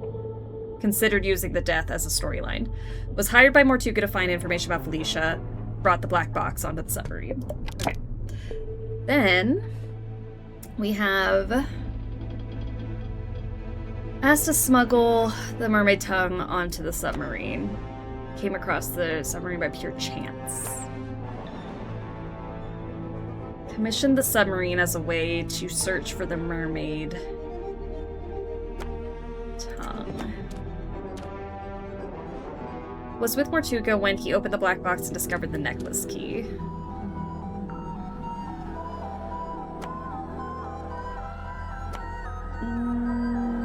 Was kidnapped and kept prisoner. Was asked by Mortuga to perform a magic act in the Illusion Theater.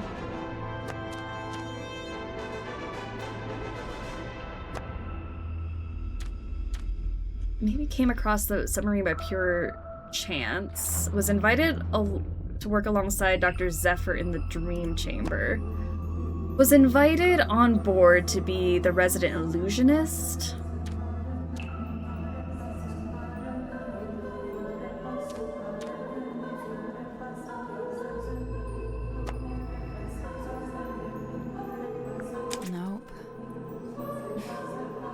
Okay, correct.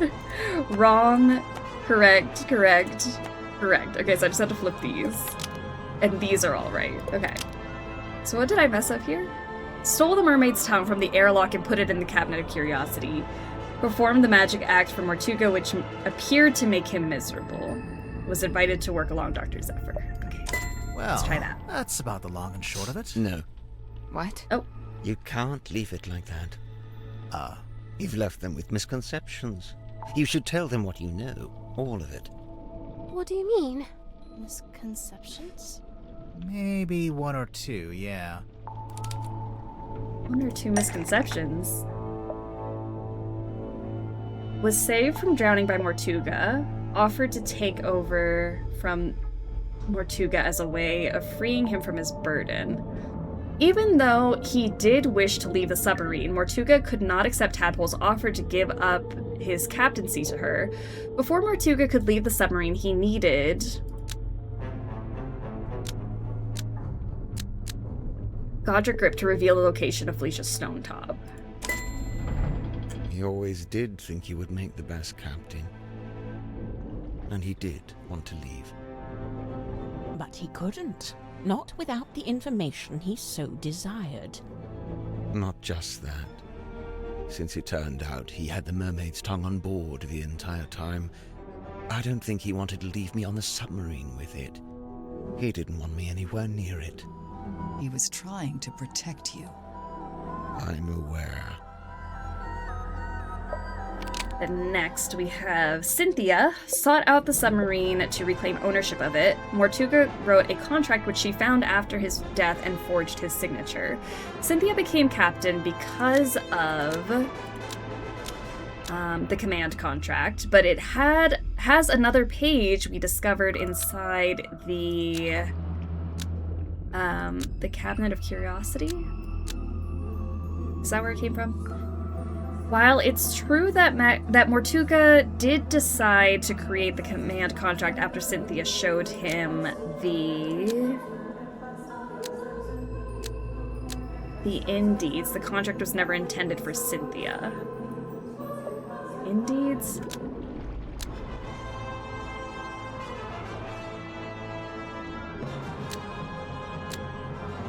Now I don't know. I don't think that's right. Where was this found? Another page was inside the bottle. Oh, I couldn't remember where that came from. That makes sense. So, who was it for? Me. Once Mortuga found out the Indeeds had been used to pay for the submarine, he realized for the first time that he was its legal owner. He really hadn't known that before? No, he'd always assumed I paid for it with my own money. Armed with the new information, Mortuga attempted to use it to control This is so me. much drama. So Thus, much the tea. command contract. What exactly was he hoping to achieve?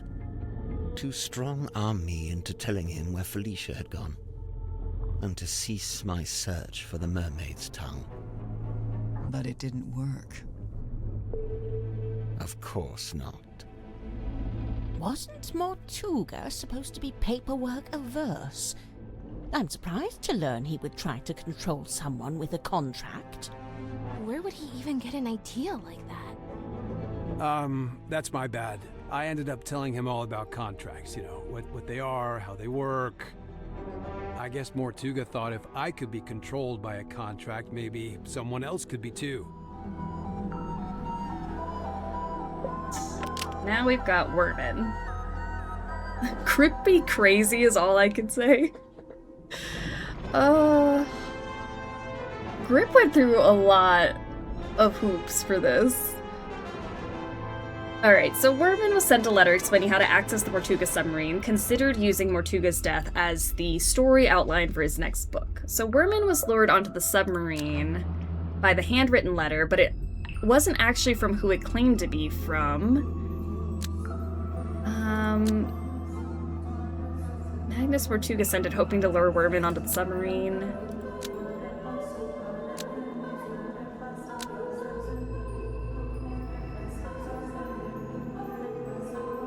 See, now I'm not sure.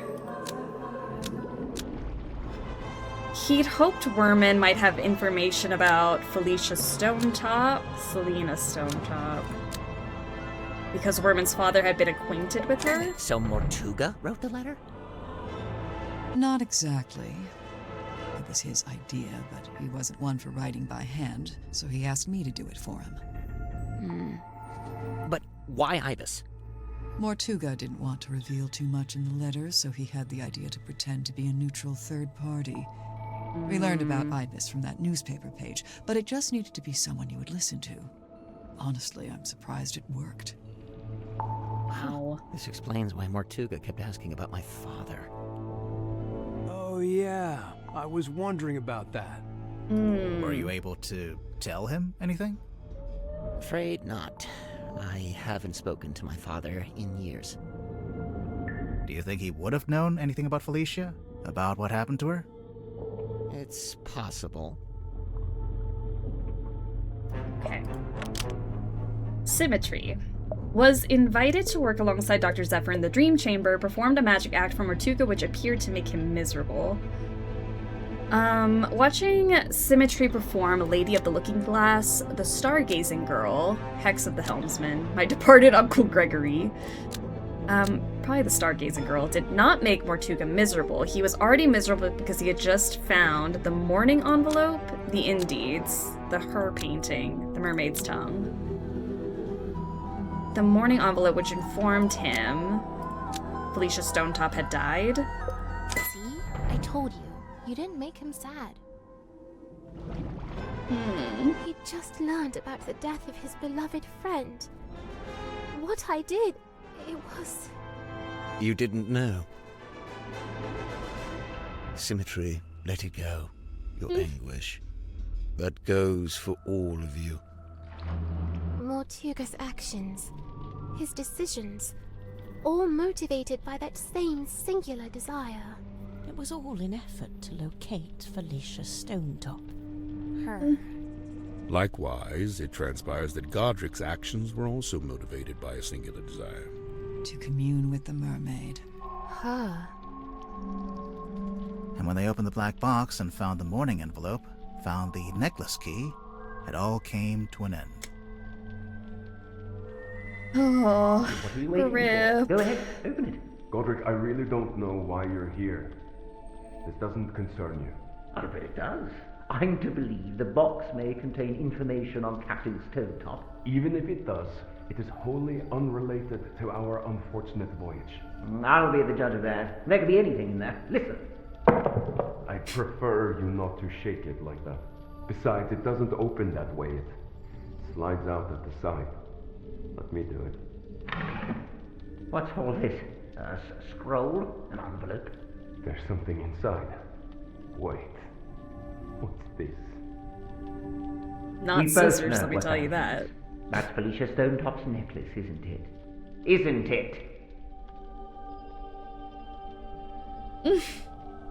Dang, he's still confessing? This is a long confession, and it all comes together to the murder of Magnus Mortuga. Our discovery of the necklace precipitated two important conclusions. One, we now possess the key necessary to operate the Mermaid's Tongue. In my complacency, I had not even known it was missing, simply assuming it lay within the cauldron. But no, Felicia had taken it away with her, and now, through what twist of fate, it had returned. Which brings me to conclusion 2. The fact that her necklace had been sent to her parents in a black-rimmed envelope attested to us that Felicia Stonetop had died. Even through his burgeoning grief, Mortuga could see in my eyes how I wished to make use of the key. Fearing what ruin might follow should I act, he did what he had always done. He lied. Lied about having the Mermaid's Tongue on board. He had your best interest at heart, Godric. We both know this. However, it was a lie that no longer worked on me, for I had laid eyes upon the truth.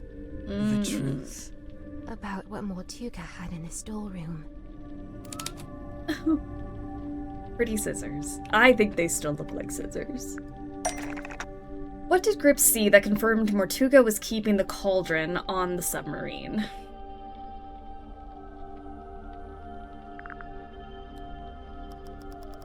I mean, there is a picture of the cauldron. Correct. I had seen Symmetry's drawing of the cauldron. He asked me to change it. I was going to change it. So now you had everything you needed. The key, the bell, and the mermaid's tongue itself, albeit locked in the cauldron. On that note, I had also surmised Mortuga's reason for rigging the iron bell onto a winch above his desk. I concluded that he had set it up this way so that he could unlock the cauldron and access its contents himself. You think he wanted to use the mermaid's tongue? You'd like to suggest Mortuga would be immune from such things, hmm? I concede it may have been an alluring prospect, but actually choosing to act, it displays a dangerous hubris. Well, maybe he just wanted to be able to get to it, but not actually use it, you know? Grip, did you actually accuse Mortuga of wanting to open the cauldron? Of wanting to use the mermaid's tongue? I did, and he flatly denied it, which caused an argument. Truth be told, we were both sick of each other. The last vestiges of our mutual decorum fell away. He attempted to shut me down with cold logic, insisting that it was not possible for one man to simultaneously turn both dials on the iron bell. Wait, is that true? Is it impossible for one man to simultaneously turn both dials? Yes, it's impossible. No, it's possible. Kinda depends how big you are, how wide your arms are. Kinda. Depends how big you are, how wide your arms are. I knew Mortuga would be capable of it. He's and got I long could see in arms. his eyes that he intended to do it. Well, not to side with Grip here, but he was right. Mortuga did open the cauldron, didn't he? Perhaps his intention was simply to move the mermaid's tongue to a newly contrived hiding place. Maybe he was just gonna destroy it. As he should have done years hence, I might add. Grimoire, what do you think? Why do you think Mortuga opened the cauldron? I think he wanted to use the mermaid's tongue. I think he wanted to hide the mermaid's tongue somewhere else. I think he wanted to destroy the mermaid's tongue. I think he wanted to destroy the mermaid's tongue. Whatever the reason, I knew it was only a matter of time. And what? I don't know, because he wanted to. Stop asking tongue questions. I understood the specific physicality of the task ahead of him. Physicality? In order to reach both dials, Mortuga would need to hold his body close against the iron bell. His head, his neck, would be right up against the mechanism. Overcome with frustration and gruesome. grief, Mortuga had left the room. He had left me with the necklace key. I felt it in my hand, the metal cold and sharp. I climbed up onto the desk and wedged it into the iron bell around the back so that it would not be seen. At least, not until the mechanism activated. You're a murderer. Call me what you will. A murderer. To me, it was merely insurance against continued deception and greed on Mortuga's part. If he indeed decided to keep the mermaid's tongue for himself, if he decided, as he always had, to keep it from me, then it would be his last decision. Wild. The rest you know. Having first locked himself in the room, Mortuga unlocked the cauldron and was killed by the blade of the necklace key. I tilted the submarine in order to claim the eyeball key, which granted me access to the captain's cabin and a path into the storeroom from above. I took the mermaid's tongue from the unlocked cauldron. And then you went up to the aft deck and used it, didn't you? I tried to, but you stopped me. You're welcome. Tadpole then dove into the ocean and collected the pieces. Including the coral and the gemstone eyes, which she kept for herself. Yeah. As for the mask itself, I just left it in my room. And I took it when I later visited the room to collect hex from the dome tank. Wow, you're admitting it, huh? I admit I moved it to a more secure location, ultimately a wise decision, wouldn't you say? Except, it's not there anymore, is it? It's right here. It's dark! Oh no! Grip turned off the lights. Someone grab him! Oh my gosh! I loved when the fish girl said, if you won't do it, I will. What did I miss? A long confession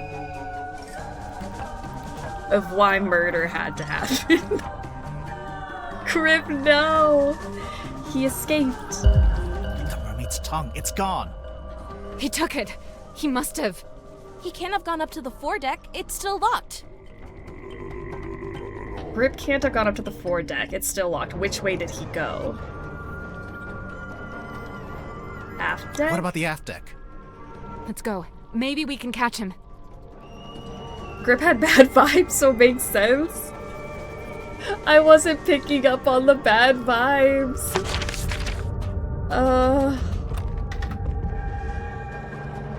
I didn't know.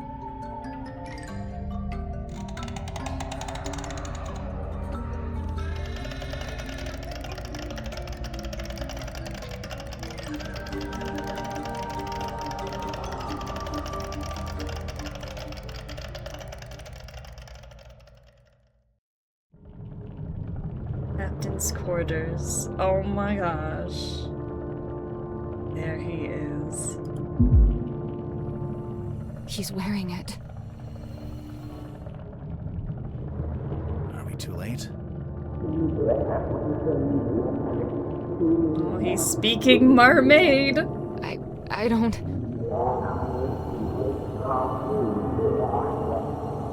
Grip?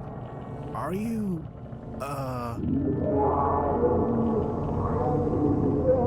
What? Wait, where's he going?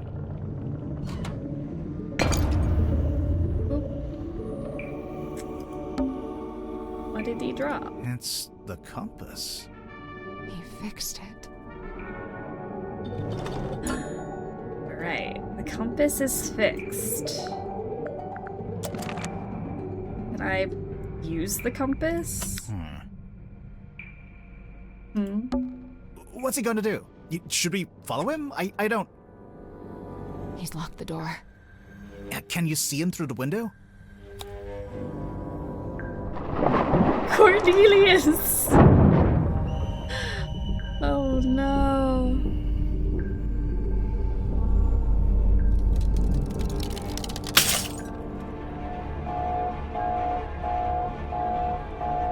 That's not good. This is bad. The pressure change, it's too sudden. The submarine's not... Wait, what's that? I'm taking control pen. The radios. It's fine, just stick. It was too fast.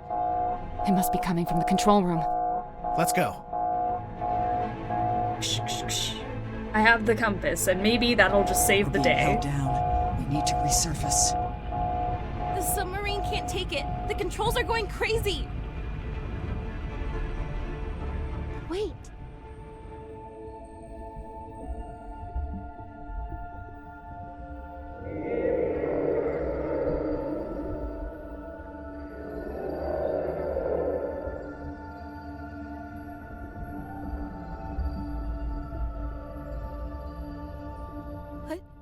What did she? She's gone. You just take grip and run away? Oh. Okay. Good riddance. She let us go.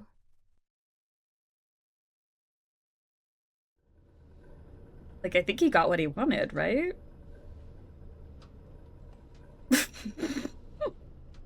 Remarkable.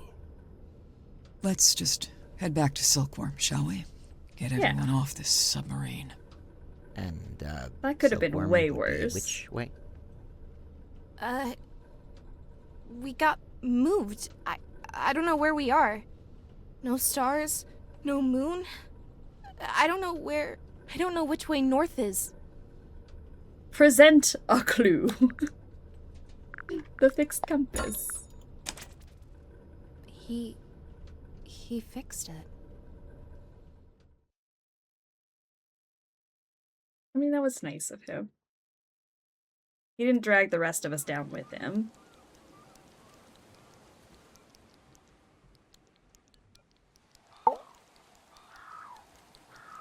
You okay, Cynthia? She's still processing. Of course. We all are. That, and we've just been to tell her stepfather that we're leaving Silkworm. Oh? Where are you headed? We, haven't worked that out yet. I know a place you could go. Really? Yeah, I've got a couple friends you could stay with. I'll write down the address for you. Oh, thank you. I don't know about you, but I thought that was all very interesting. I thought you were the murderer. Yeah, I would have to agree. You must be pleased. You've come away with a new story to tell around the campfire. Quite right. I'm not sure it would be wise to tell too many people. No, don't worry. I'll change all your names to protect your privacy. What are you going to change my name to? Detective Galathorn. Okay. Wow, I love it. I'm almost afraid to ask. Sybil. Yep, this conversation is over. What? I like Sybil. No, it's nice. Easily one of the strangest days of my life. Is this the end? I'm assuming we made it back to town. The culprit is gone. We're safe. I guess it's the end. It's in the top 5 at least. What are you going to do now?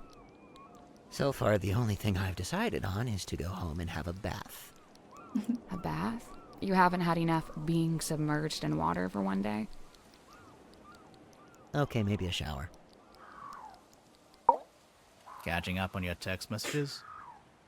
0 missed calls. Can you believe that? 0. I'm so sorry. I would have called you Dirk. Devastating. Not even from Vanderpeer? I'm writing him a message now, giving him the deets. A very selective version of the deets. Smart. Are you okay? Yeah. You? Somehow, yeah. So Griff just gets away with it?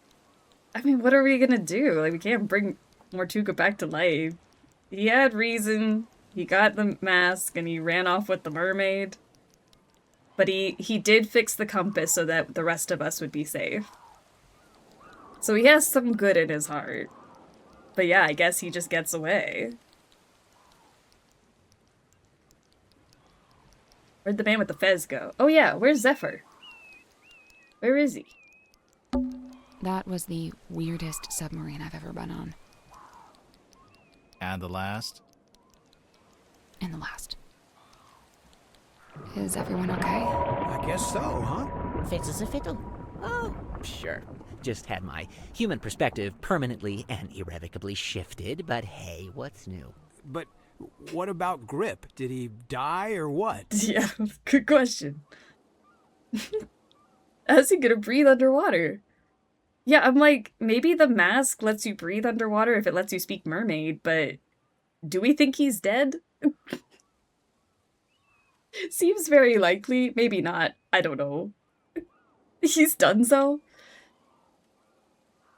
I mean, does he just live underwater with the mermaid now? I don't know. But he made his choice. I really don't think it would do us any good to worry about it. Sally, did you write down that address for us?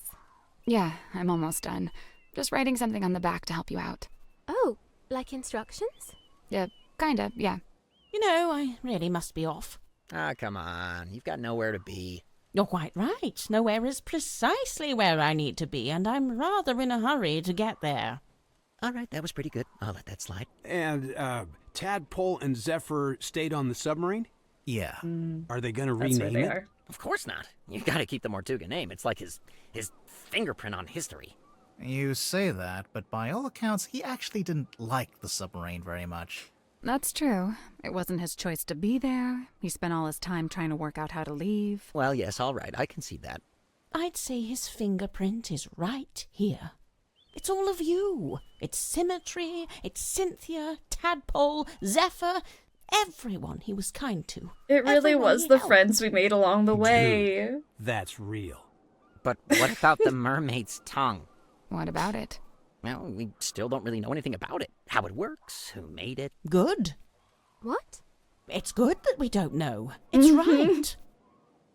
Leave the it mermaid's alone. tongue is a shameless shortcut, a trap for the impatient and the dissolute. But you don't want to know what the mermaid said? Oh, I want to know.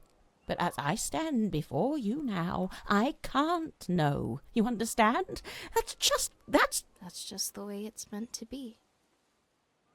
Exactly. Oh. That did seem like a quick ending there, but I guess we'll never know what happened to Grip. But he couldn't stop focusing on that one thing. Werman announced he wasn't going to write the sequel to his novel. Dirk was subsequently released from his contract with Wit and Whimsy. Mariana Moon, avoiding all questions about where she was headed, simply disappeared over the horizon, as she should. Madam Tadpole became captain of the Mortuga Submarine. Dr. Zephyr stayed on board to continue his research, newly inspired by what he'd witnessed. You're sure this is the address Sally wrote down? Yeah, it must be. She wrote something on the back, too. Oh yeah, what was that? Instructions? It's a little poem. You should read it. Me? You're the poet. No, you read it. Okay. Eavesdrop what the stars are saying, earthly tethers slowly fraying, floating, helpless from the worst of jealous hunger, selfish thirst. Take a moment, kneel and meet the flowers growing at your feet.